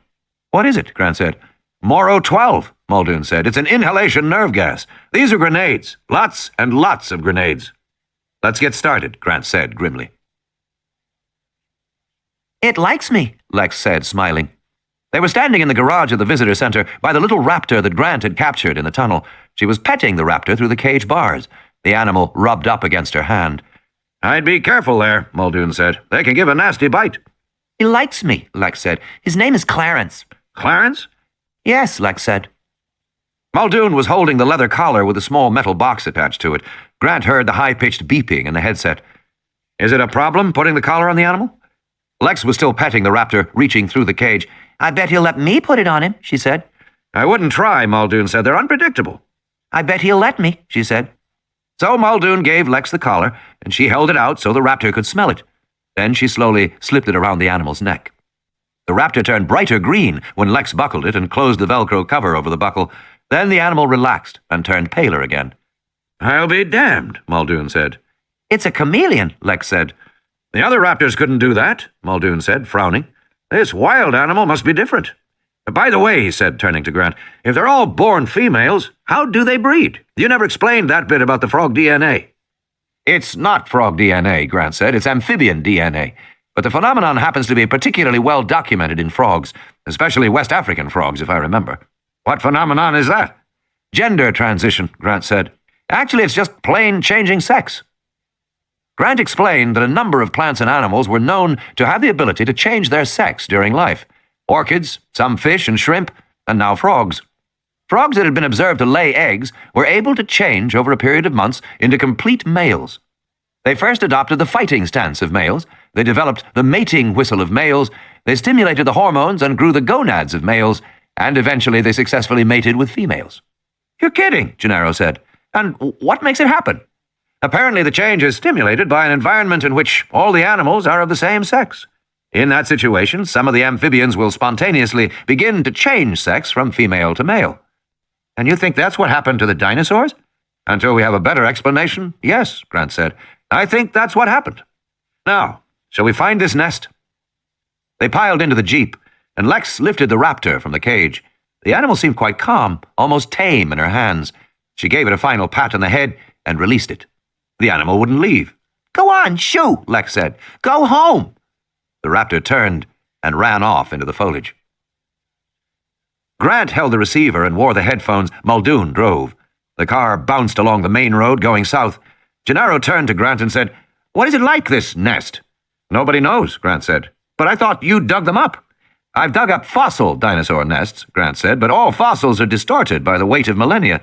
We've made some hypotheses, some suppositions, but nobody really knows what the nests were like." Grant listened to the beeps and signaled Muldoon to head farther west. It looked more and more as if Ellie had been correct. The nest was in the southern volcanic fields. Grant shook his head. "You have to realize, we don't know all the details about the nesting behavior of living reptiles like crocodiles and alligators. They're difficult animals to study." But it was known that in the case of American alligators, only the female guarded the nest, awaiting the time of hatching. The bull alligator spent days in early spring lying beside the female in a mating pair, blowing bubbles on her cheeks to bring her to receptivity, finally causing her to lift her tail and allow him to insert his penis. By the time the female built her nest 2 months later, the male was long gone. The female guarded her cone-shaped 3-foot-high nest ferociously, and when the hatchlings began to squeak and emerge from their shells, she often helped break open the eggs, then nudged them toward the water, sometimes carrying them in her mouth. So, adult alligators protect the young? Yes, Grant said, and there is also a kind of group protection. Young alligators make a distinctive distress cry, and it brings any adult who hears it, parent or not, to their assistance, with a full-fledged violent attack. Not a threat display, a full-on attack. Oh. Gennaro fell silent. But dinos aren't reptiles, Muldoon said laconically. Exactly. The dinosaur nesting pattern could be much more closely related to that of any of a variety of birds. So you actually mean you don't know, Gennaro said, getting annoyed. You don't know what the nest is like? No, Grant said, I don't. Well, Gennaro said, so much for the damned experts. Grant ignored him. Already he could smell the sulfur, and up ahead he saw the rising steam of the volcanic fields. The ground was hot, Gennaro thought as he walked forward. It was actually hot, and here and there mud bubbled and spat up from the ground, and the reeking sulphurous steam hissed in great shoulder-high plumes. He felt as if he were walking through hell. He looked at Grant, walking along with a headset on, listening to the beeps. Grant in his cowboy boots and his jeans and his Hawaiian shirt, apparently very cool. Gennaro didn't feel cool. He was frightened to be in this stinking, hellish place with a velociraptor somewhere around. He didn't understand how Grant could be so calm about it. Or the woman, Sattler. She was walking along too, just looking calmly around. Doesn't this bother you? Gennaro said. I mean, worry you? We've got to do it, Grant said. He didn't say anything else. They all walked forward among the bubbling steam vents. Gennaro fingered the gas grenades that he had clipped to his belt. He turned to Ellie. Why isn't he worried about it? Maybe he is, she said, but he's also thought about this for his whole life. Gennaro nodded and wondered what that would be like. Whether there was anything he had waited his whole life for. He decided there wasn't anything. Grant squinted in the sunlight. Ahead, through veils of steam, an animal crouched, looking at them. Then it scampered away. Was that the raptor? Ellie said. I think so. Or another one. Juvenile, anyway. She said, leading us on? Maybe. Ellie had told him how the raptors had played at the fence to keep her attention, while another climbed onto the roof. If true, such behavior implied a mental capacity that was beyond nearly all forms of life on Earth. Classically, the ability to invent and execute plans was believed to be limited to only 3 species: chimpanzees, gorillas, and human beings. Now there was the possibility that a dinosaur might be able to do such a thing too. The raptor appeared again, darting into the light, then jumping away with a squeak. It really did seem to be leading them on. Gennaro frowned. How smart are they? He said. If you think of them as birds, Grant said, then you have to wonder. Some new studies show the gray parrot has as much symbolic intelligence as a chimpanzee, and chimpanzees can definitely use language. Now researchers are finding that parrots have the emotional development of a 3-year-old child, but their intelligence is unquestioned. Parrots can definitely reason symbolically. But I've never heard of anybody killed by a parrot, Gennaro grumbled. Distantly, they could hear the sound of the surf on the island shore. The volcanic fields were behind them now, and they faced a field of boulders. The little raptor climbed up onto one rock and then abruptly disappeared. Where did it go? Ellie said. Grant was listening to the earphones. The beeping stopped. He's gone. They hurried forward and found in the midst of the rocks a small hole, like a rabbit hole. It was perhaps 2 feet in diameter. As they watched, the juvenile raptor reappeared, blinking in the light. Then it scampered away. No way, Gennaro said. No way I'm going down there. Grant said nothing. He and Ellie began to plug in equipment. Soon he had a small video camera attached to a handheld monitor. He tied the camera to a rope, turned it on, and lowered it down the hole. You can't see anything that way, Gennaro said. Let it adjust, Grant said. There was enough light along the upper tunnel for them to see smooth dirt walls, and then the tunnel opened out suddenly, abruptly. Over the microphone they heard a squeaking sound, then a lower trumpeting sound, more noises coming from many animals. Sounds like the nest all right, Ellie said. But you can't see anything, Gennaro said. He wiped the sweat off his forehead. No, Grant said, but I can hear. He listened for a while longer, and then hauled the camera out and set it on the ground. Let's get started. He climbed up toward the hole. Ellie went to get a flashlight and a shock stick. Grant pulled the gas mask on over his face and crouched down awkwardly, extending his legs backward. You can't be serious about going down there, Gennaro said. Grant nodded. It doesn't thrill me. I'll go first, then Ellie, then you come after. Now, wait a minute, Gennaro said in sudden alarm. Why don't we drop these nerve gas grenades down the hole, then go down afterward? Doesn't that make more sense? Ellie, you got the flashlight? She handed the flashlight to Grant. What about it? Gennaro said. What do you say? I'd like nothing better, Grant said. He backed down toward the hole. You ever seen anything die from poison gas? No. It generally causes convulsions, bad convulsions. Well, I'm sorry if it's unpleasant, but look, Grant said. We're going into this nest to find out how many animals have hatched. If you kill the animals first, and some of them fall on the nests in their spasms, that will ruin our ability to see what was there, so we can't do that. But you made these animals, Mr. Gennaro. I didn't. Your money did. Your efforts did. You helped create them. They're your creation. And you can't just kill them because you feel a little nervous now. I'm not a little nervous, Gennaro said. I'm scared shit. Follow me, Grant said. Ellie handed him a shock stick. He pushed backward through the hole and grunted. Tight fit. Grant exhaled and extended his arms forward in front of him, and there was a kind of whoosh, and he was gone. The hole gaped, empty and black. What happened to him? Gennaro said, alarmed. Ellie stepped forward and leaned close to the hole, listening at the opening. She clicked the radio, said softly, Alan? There was a long silence. Then they heard, faintly, I'm here. Is everything all right, Alan? Another long silence. When Grant finally spoke, his voice sounded distinctly odd, almost awestruck.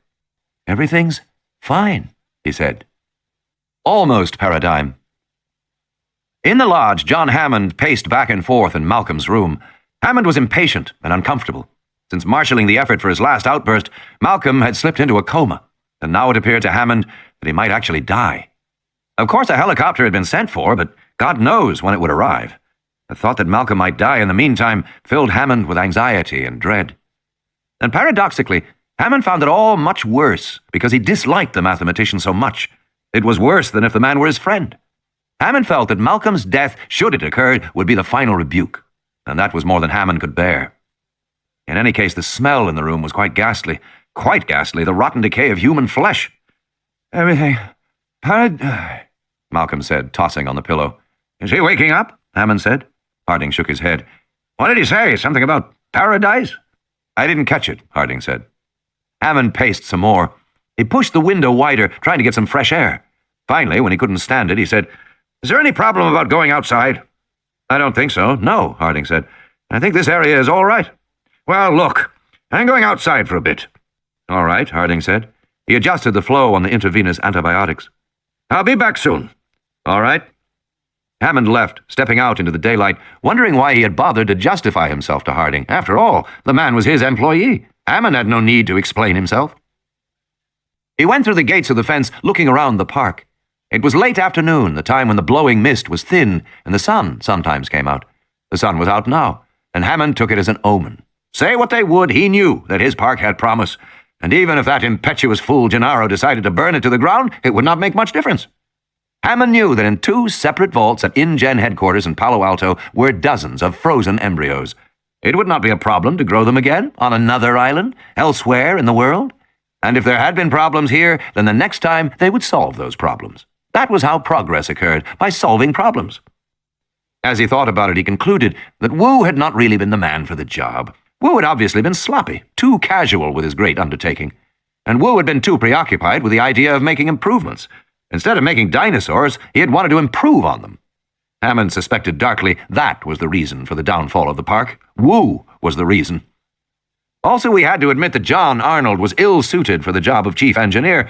Arnold had impressive credentials, but at this point in his career he was tired, and he was a fretful worrier. He hadn't been organized, and he had missed things, important things. In truth, neither Wu nor Arnold had the most important characteristic, Hammond decided, the characteristic of vision.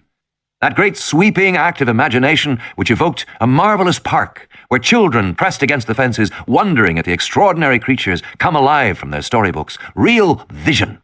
The ability to see the future. The ability to marshal resources to make that future vision a reality. No, neither Wu nor Arnold was suited to that task. And for that matter, Ed Regis had been a poor choice too. Harding was at best an indifferent choice. Muldoon was a drunk. Hammond shook his head. He would do better next time. Lost in his thoughts, he headed toward his bungalow, following the little path that ran north from the visitor center. He passed one of the workmen who nodded curtly. Hammond did not return the nod. he found the Tican workman to be uniformly insolent. To tell the truth, the choice of this island off Costa Rica had also been unwise. He would not make such obvious mistakes again. When it came, the roar of the dinosaur seemed frighteningly close. Hannan spun so quickly he fell on the path, and when he looked back he thought he saw the shadow of the juvenile T-Rex moving in the foliage beside the flagstone path, moving toward him.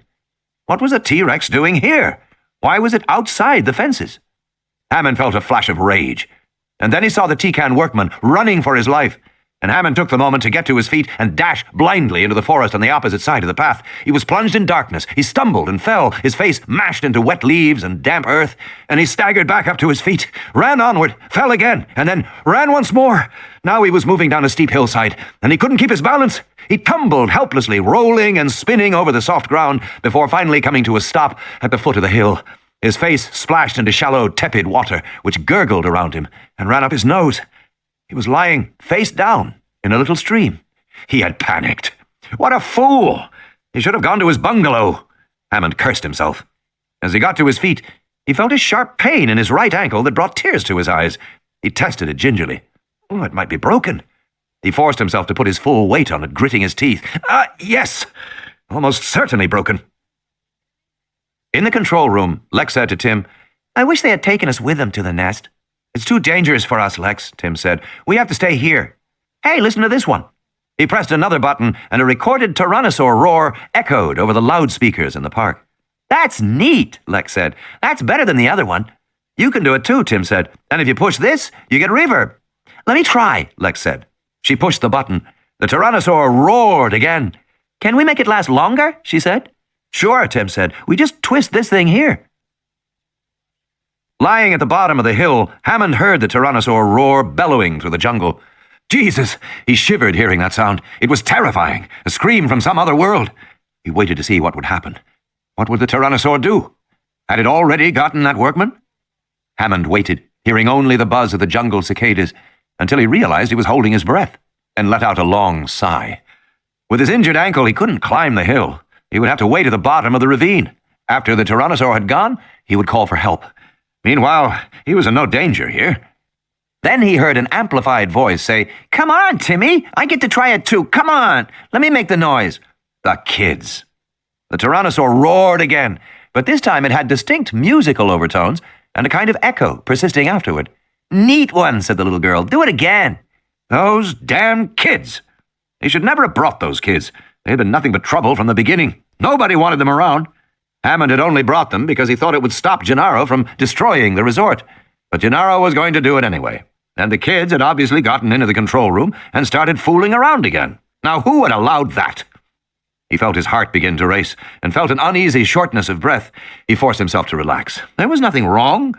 Although he could not climb the hill, he could not be more than 100 yards from his own bungalow and the visitor center. Hammond sat down in the damp earth, listening to the sounds in the jungle around him. And then, after a while, he began to shout for help. Malcolm's voice was no louder than a whisper. "Everything looks different on the other side," he said. Harding leaned close to him. "On the other side?" He thought that Malcolm was talking about dying. "When it shifts," Malcolm said. "Shifts?" Malcolm didn't answer. His dry lips moved. "Paradigm," he said finally. "Paradigm shifts?" Harding said. He knew about paradigm shifts. For the last 2 decades, they had been the fashionable way to talk about scientific change. Paradigm was just another word for a model, but as scientists used it, the term meant something more, a world view, a larger way of seeing the world. Paradigm shifts were said to occur whenever science made a major change in its view of the world. Such changes were relatively rare, occurring about once a century. Darwinian evolution had forced a paradigm shift. Quantum mechanics had forced a smaller shift. "No," Malcolm said. "Not paradigm. Beyond." "Beyond paradigm?" Harding said. "Don't care about what anymore." Harding sighed. Despite all efforts, Malcolm was rapidly slipping into a terminal delirium. His fever was higher, and they were almost out of his antibiotics. "What don't you care about?" "Anything," Malcolm said, "because everything looks different on the other side." And he smiled. Descent. "You're crazy," Gennaro said to Ellie Sattler, watching as she squeezed backward into the rabbit hole, stretching her arms forward. "You're crazy to do that." She smiled. "Probably," she said. She reached forward with her outstretched hands and pushed backward against the sides of the hole, and suddenly she was gone. The hole gaped black. Gennaro began to sweat. He turned to Muldoon, who was standing by the jeep. "I'm not doing this," he said. "Yes, you are. I can't do this. I can't." "They're waiting for you," Muldoon said. "You have to." "Christ only knows what's down there," Gennaro said. "I'm telling you, I can't do it." "You have to." Gennaro turned away, looked at the hole, looked back. "I can't. You can't make me." "I suppose not," Muldoon said. He held up the stainless steel prod. "Ever felt a shock stick?" "No." "Doesn't do much," Muldoon said. "Almost never fatal. Generally knocks you flat. Perhaps loosens your bowels. But it doesn't usually have any permanent effect, at least not on dinos. But then people are much smaller." Gennaro looked at the stick. "You wouldn't." "I think you better go down and count those animals," Muldoon said. "And you better hurry." Gennaro looked back at the hole, at the black opening, a mouth in the earth. Then he looked at Muldoon, standing there, large and impassive. Gennaro was sweating and light-headed. He started walking toward the hole. From a distance it appeared small, but as he came closer it seemed to grow larger. "That's it," Muldoon said. Gennaro climbed backward into the hole, but he began to feel too frightened to continue that way. The idea of backing into the unknown filled him with dread. So at the last minute he turned around and climbed head-first into the hole, extending his arms forward and kicking his feet, because at least he would see where he was going. He pulled the gas mask over his face. And suddenly he was rushing forward, sliding into blackness, seeing the dirt walls disappear into darkness before him, and then the walls became narrower, much narrower, terrifyingly narrow, and he was lost in the pain of a squeezing compression that became steadily worse and worse, that crushed the air out of his lungs, and he was only dimly aware that the tunnel tilted slightly upward along the path, shifting his body, leaving him gasping and seeing spots before his eyes, and the pain was extreme. And then suddenly the tunnel tilted downward again, and it became wider, and Gennaro felt rough surfaces, concrete, and cold air. His body was suddenly free and bouncing, tumbling on concrete, and then he fell. Voices in the darkness. Fingers touching him, reaching forward from the whispered voices. The air was cold, like a cave. "Okay?" "He looks okay, yes." "He's breathing?" "Fine." A female hand caressing his face. It was Ellie. "Can you hear?" she whispered. "Why is everybody whispering?" he said. "Because." She pointed. Gennaro turned, rolled, got slowly to his feet. He stared as his vision grew accustomed to the darkness. But the first thing that he saw gleaming in the darkness was eyes. Glowing green eyes, dozens of eyes, all around him. He was on a concrete ledge, a kind of embankment about 7 feet above the floor. Large steel junction boxes provided a makeshift hiding place, protecting them from the view of the 2 full-sized velociraptors that stood directly before them, not 5 feet away. The animals were dark green, with brownish tiger stripes. They stood upright, balancing on their stiff, extended tails. They were totally silent, looking around watchfully with large, dark eyes. At the feet of the adults, baby velociraptors skittered and chirped. Farther back in the darkness, juveniles tumbled and played, giving short snarls and growls. Gennaro did not dare to breathe. 2 raptors. Crouched on the ledge, he was only a foot or 2 above the animal's head height. The raptors were edgy, their heads jerking nervously up and down. From time to time they snorted impatiently. Then they moved off, turning back toward the main group. As his eyes adjusted, Gennaro could now see that they were in some kind of an enormous underground structure. But it was man-made. There were seams of poured concrete and the nubs of protruding steel rods. And within this vast echoing space were many animals. Gennaro guessed at least 30 raptors, perhaps more. "It's a colony," Grant said, whispering. 4 or 6 adults, the rest juveniles and infants. At least 2 hatchings, 1 last year and 1 this year. These babies look about 4 months old, probably hatched in April. One of the babies, curious, scampered up on the ledge and came toward them, squeaking. It was now only 10 feet away. "Oh, Jesus," Gennaro said. But immediately one of the adults came forward, raised its head, and gently nudged the baby to turn back. The baby chittered a protest, then hopped up to stand on the snout of the adult. The adult moved slowly, allowing the baby to climb over its head, down its neck, onto its back. From that protected spot, the infant turned and chirped noisily at the 3 intruders. The adult still did not seem to notice them at all. "I don't get it," Gennaro whispered. "Why aren't they attacking?" Grant shook his head. "They must not see us, and there aren't any eggs at the moment. Makes them more relaxed." "Relaxed?" Gennaro said. "How long do we have to stay here?" "Long enough to do the count," Grant said. As Grant saw it, there were 3 nests, attended by 3 sets of parents. The division of territory was centered roughly around the nests, although the offspring seemed to overlap and run into different territories. The adults were benign with the young ones and tougher with the juveniles, occasionally snapping at the older animals when their play got too rough. At that moment, a juvenile raptor came up to Ellie and rubbed his head against her leg. She looked down and saw the leather collar with the black box. It was damp in one place, and it had chafed the skin of the young animal's neck. The juvenile whimpered. In the big room below, one of the adults turned curiously toward the sound. "You think I can take it off?" she asked. "Just do it quickly." "Okay," she said, squatting beside the small animal. It whimpered again. The adults snorted, bobbed their heads. Ellie petted the little juvenile, trying to soothe it, to silence its whimpering. She moved her hands toward the leather collar, lifted back the Velcro tab with a tearing sound. The adults jerked their heads. Then one began to walk toward her. "Oh, shit," Gennaro said under his breath. "Don't move," Grant said. "Stay calm." The adult walked past them, its long, curved toes clicking on the concrete. The animal paused in front of Ellie, who stayed crouched by the juvenile behind a steel box. The juvenile was exposed, and Ellie's hand was still on the collar. The adult raised its head and sniffed the air. The adult's big head was very close to her hand, but he could not see her because of the junction box. A tongue flicked out tentatively. Grant reached for a gas grenade, plucked it from his belt, held his thumb on the pin. Gennaro put out a restraining hand, shook his head, nodded to Ellie. She wasn't wearing her mask. Grant set the grenade down, reached for the shock prod. The adult was still very close to Ellie. Ellie eased the leather strap off. The metal of the buckle clinked on concrete. The adult's head jerked fractionally and then cocked to one side, curious. It was moving forward again to investigate when the little juvenile squeaked happily and scampered away. The adult remained by Ellie. Then finally it turned and walked back to the center of the nest. Gennaro gave a long exhalation. "Jesus, can we leave?" "No," Grant said, "but I think we can get some work done now." In the phosphorescent green glow of the night vision goggles, Grant peered down into the room from the ledge, looking at the first nest. It was made of mud and straw, formed into a broad, shallow basket shape. He counted the remains of 14 eggs.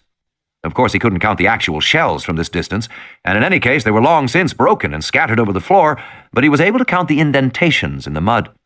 Apparently, the raptors made their nests shortly before the eggs were laid, and the eggs left a permanent impression in the mud. He also saw evidence that at least one had broken. He credited 13 animals. The second nest had broken in half, but Grant estimated it had contained 9 eggshells. The third nest had 15 eggs, but it appeared that 3 eggs had been broken early. "What's that total?" Gennaro said. 34 born, Grant said. "And how many do you see?" Grant shook his head. The animals were running all over the cavernous interior space, darting in and out of the light. "I've been watching," Ellie said, shining her light down at her notepad. "You'd have to take photos to be sure, but the snout markings of the infants are all different. My count is 33. "And juveniles?" 22, but Alan, do you notice anything funny about them?" "Like what?" Grant whispered. "How they arrange themselves spatially. They're falling into some kind of a pattern or arrangement in the room." Grant frowned. He said, "It's pretty dark." "No, look. Look for yourself. Watch the little ones. When they are playing, they tumble and run every which way, but in between, when the babies are standing around, notice how they orient their bodies. They face either that wall or the opposite wall. It's like they line up." "I don't know, Ellie. You think there's a colony metastructure, like bees?" "No, not exactly," she said. "It's more subtle than that. It's just a tendency." "And the babies do it?" "No, they all do it. The adults do it too. Watch them. I'm telling you, they line up." Grant frowned. It seemed as if she was right. The animals engaged in all sorts of behavior, but during pauses, moments when they were watching or relaxing, they seemed to orient themselves in particular ways, almost as if there were invisible lines on the floor. "Beats me," Grant said. "Maybe there's a breeze." "I don't feel one, Alan." "What are they doing? Some kind of social organization expressed as spatial structure?" "That doesn't make sense," she said, "because they all do it." Gennaro flipped up his watch. "I knew this thing would come in handy one day." Beneath the watch face was a compass. Grant said, "You have much use for that in court?" "No," Gennaro shook his head. "My wife gave it to me," he explained, "for my birthday." He peered at the compass. "Well," he said, "they're not lined up according to anything. I guess they're sort of northeast, southwest, something like that." Ellie said, "Maybe they're hearing something, turning their heads so they can hear." Grant frowned. "Or maybe it's just ritual behavior," she said, "species-specific behavior that serves to identify them to one another. But maybe it doesn't have any broader meaning. Ellie sighed. Or maybe they're weird. Maybe dinosaurs are weird. Or maybe it's a kind of communication. Grant was thinking the same thing. Bees could communicate spatially by doing a kind of dance. Perhaps dinosaurs could do the same thing. Gennaro watched them and said, "Why don't they go outside? They're nocturnal." "Yes, but it almost seems like they're hiding." Grant shrugged. In the next moment, the infants began to squeak and hop excitedly. The adults watched curiously for a moment, and then, with hoots and cries that echoed in the dark cavernous space, all the dinosaurs wheeled and ran, heading down the concrete tunnel into the darkness beyond. Hammond.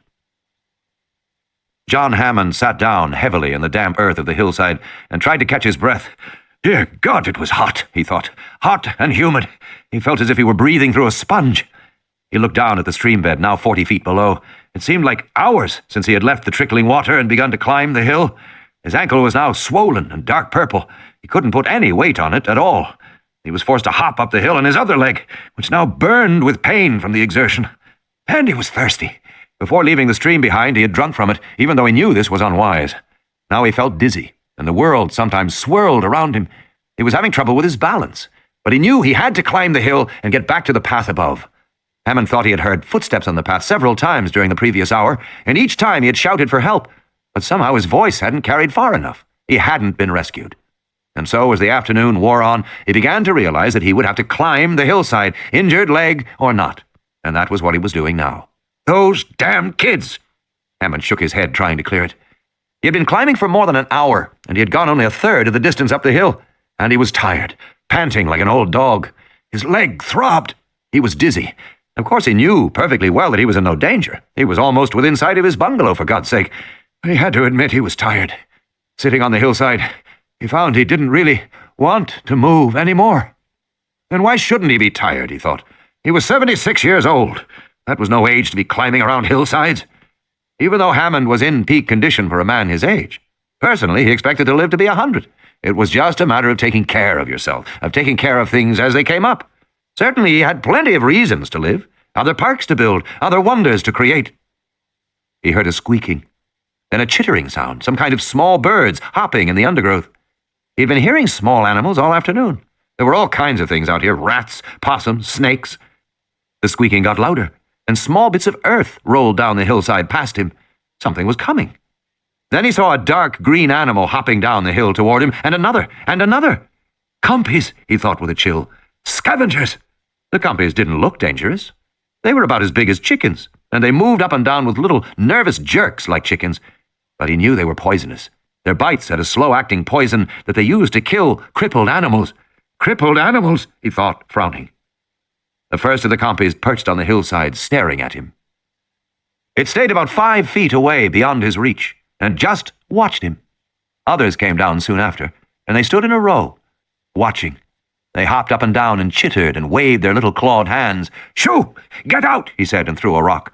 The compies backed away, but only a foot or two. They weren't afraid. They seemed to know he couldn't hurt them. Angrily, Hammond tore a branch from a tree and swiped at them with it. The compies dodged, nipped at the leaves, squeaked happily. They seemed to think he was playing a game. He thought again about the poison. He remembered that one of the animal handlers had been bitten by a compy in a cage. The handler had said the poison was like a narcotic. Peaceful, dreamy, no pain. You just wanted to go to sleep. The hell with that, he thought. Hammond picked up a rock, aimed carefully, and threw it, striking one compy flat in the chest. The little animal shrieked in alarm as it was knocked backward and rolled over its tail. The other animals immediately backed away. Better. Hammond turned away and started to climb the hill once more. Holding branches in both hands, he hopped on his left leg, feeling the ache in his thigh. He had not gone more than 10 feet when one of the compies jumped onto his back. He flung his arms wildly, knocking the animal away, but lost his balance and slid back down the hillside. As he came to a stop, a second compy sprang forward and took a tiny nip from his hand. He looked with horror, seeing the blood flow over his fingers. He turned and began to scramble up the hillside again. Another compy jumped onto his shoulder, and he felt a brief pain as it bit the back of his neck. He shrieked and smacked the animal away.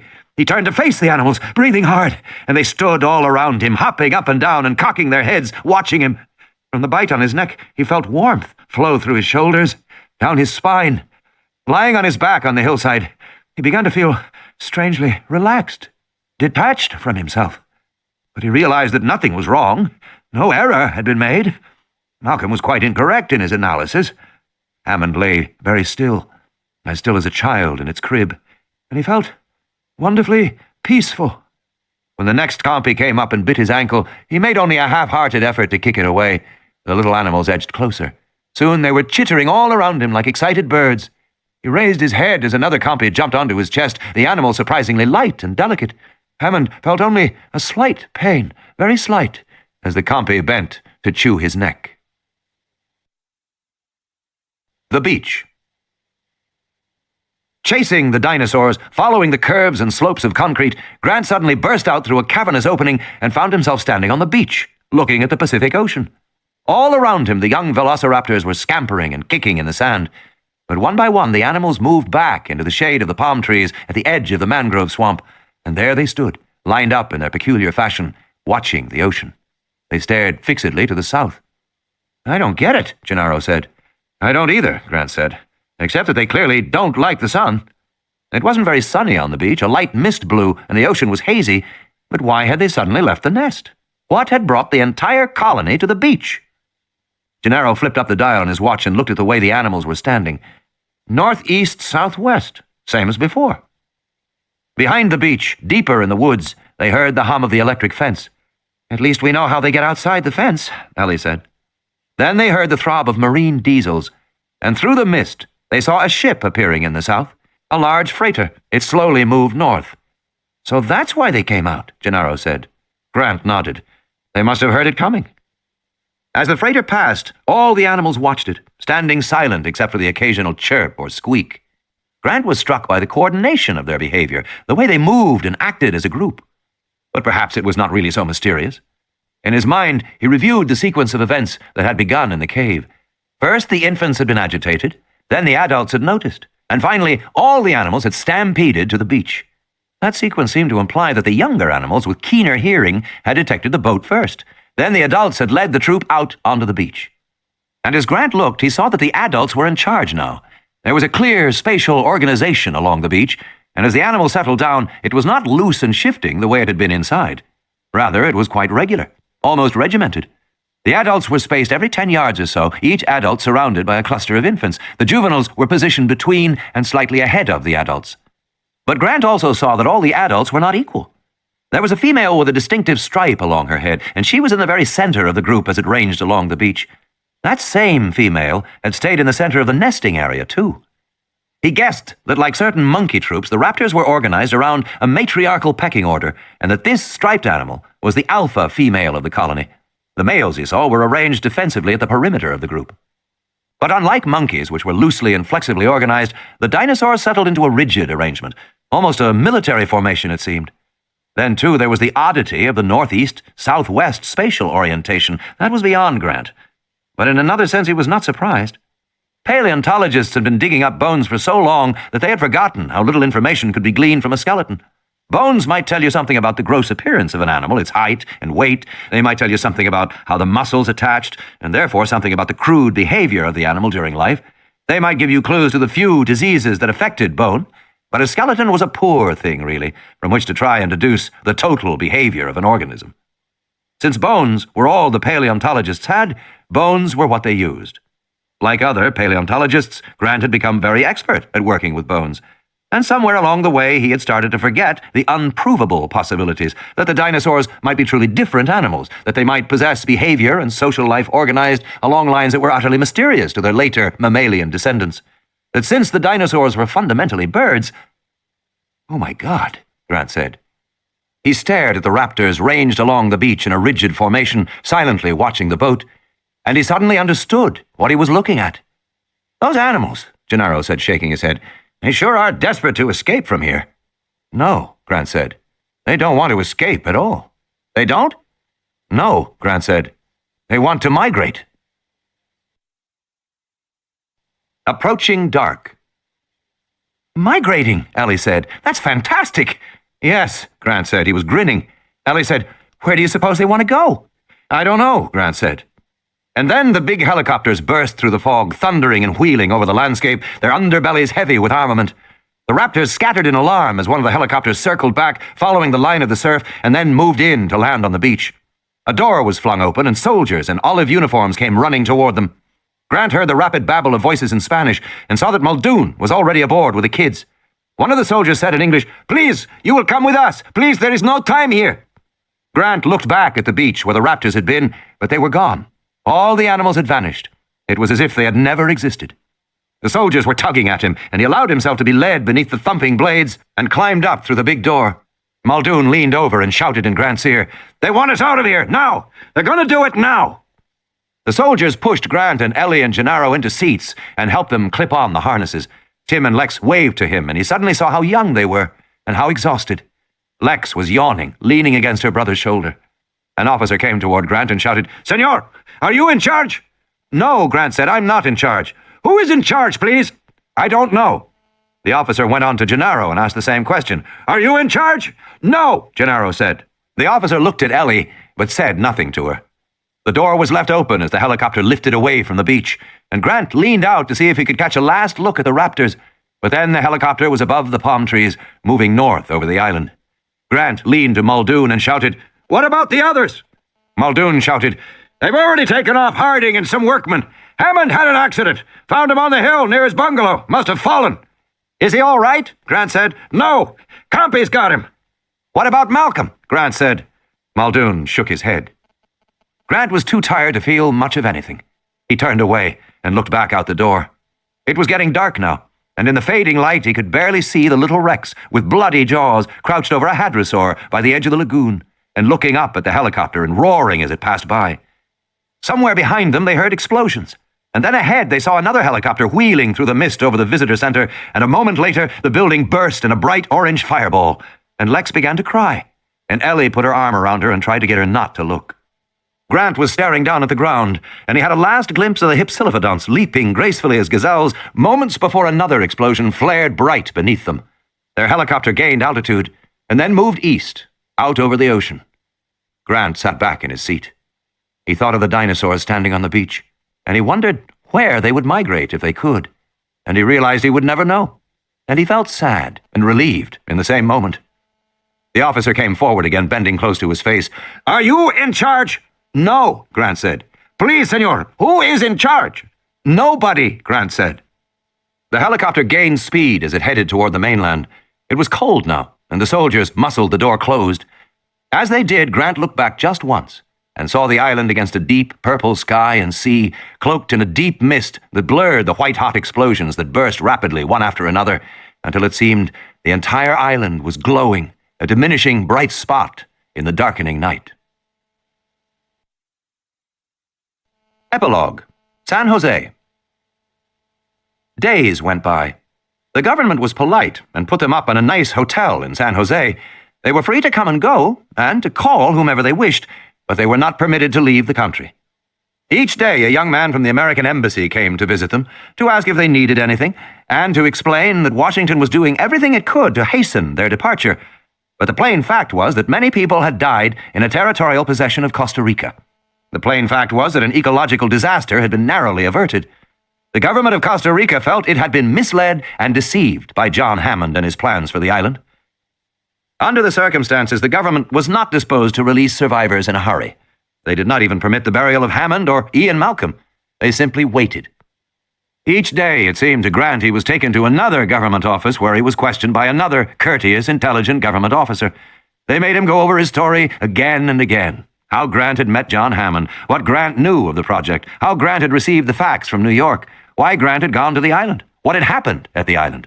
The same details again and again, day after day, the same story. For a long time, Grant thought they must believe he was lying to them, and that there was something they wanted him to tell, although he could not imagine what it was. Yet in some odd way, they seemed to be waiting. Finally, he was sitting around the swimming pool of the hotel one afternoon, watching Tim and Lex splash, when an American in khakis walked up. "We've never met," the American said. "My name is Marty Gutierrez. I'm a researcher here at the Carrara station." Grant said, "You were the one who found the original specimen of the Procompsognathus." "That's right, yes." Gutierrez sat next to him. "You must be eager to go home." "Yes," Grant said. "I have only a few days left to dig before the winter sets in. In Montana, you know, the first snow usually comes in August." Gutierrez said, Is that why the Hannan Foundation supported northern digs? Because intact genetic material from dinosaurs was more likely to be recovered from cold climates? That's what I presume, yes. Gutierrez nodded. He was a clever man, Mr. Hammond. Grant said nothing. Gutierrez sat back in the pool chair.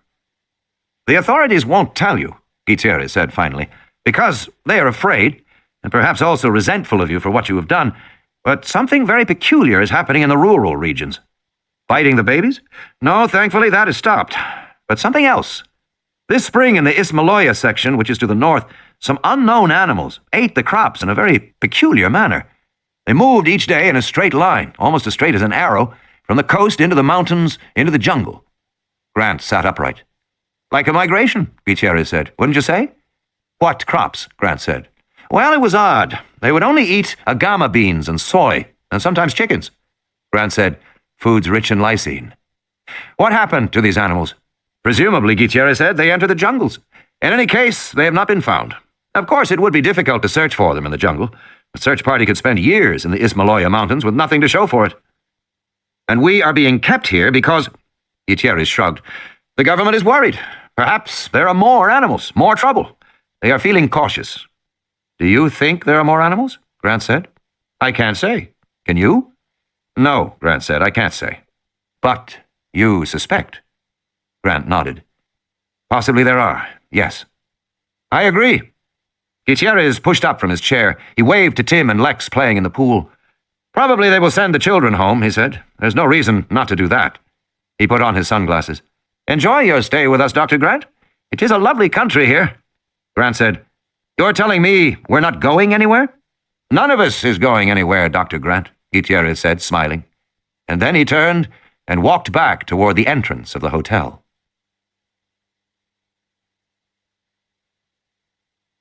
That was Jurassic Park by Michael Crichton, read by William Roberts.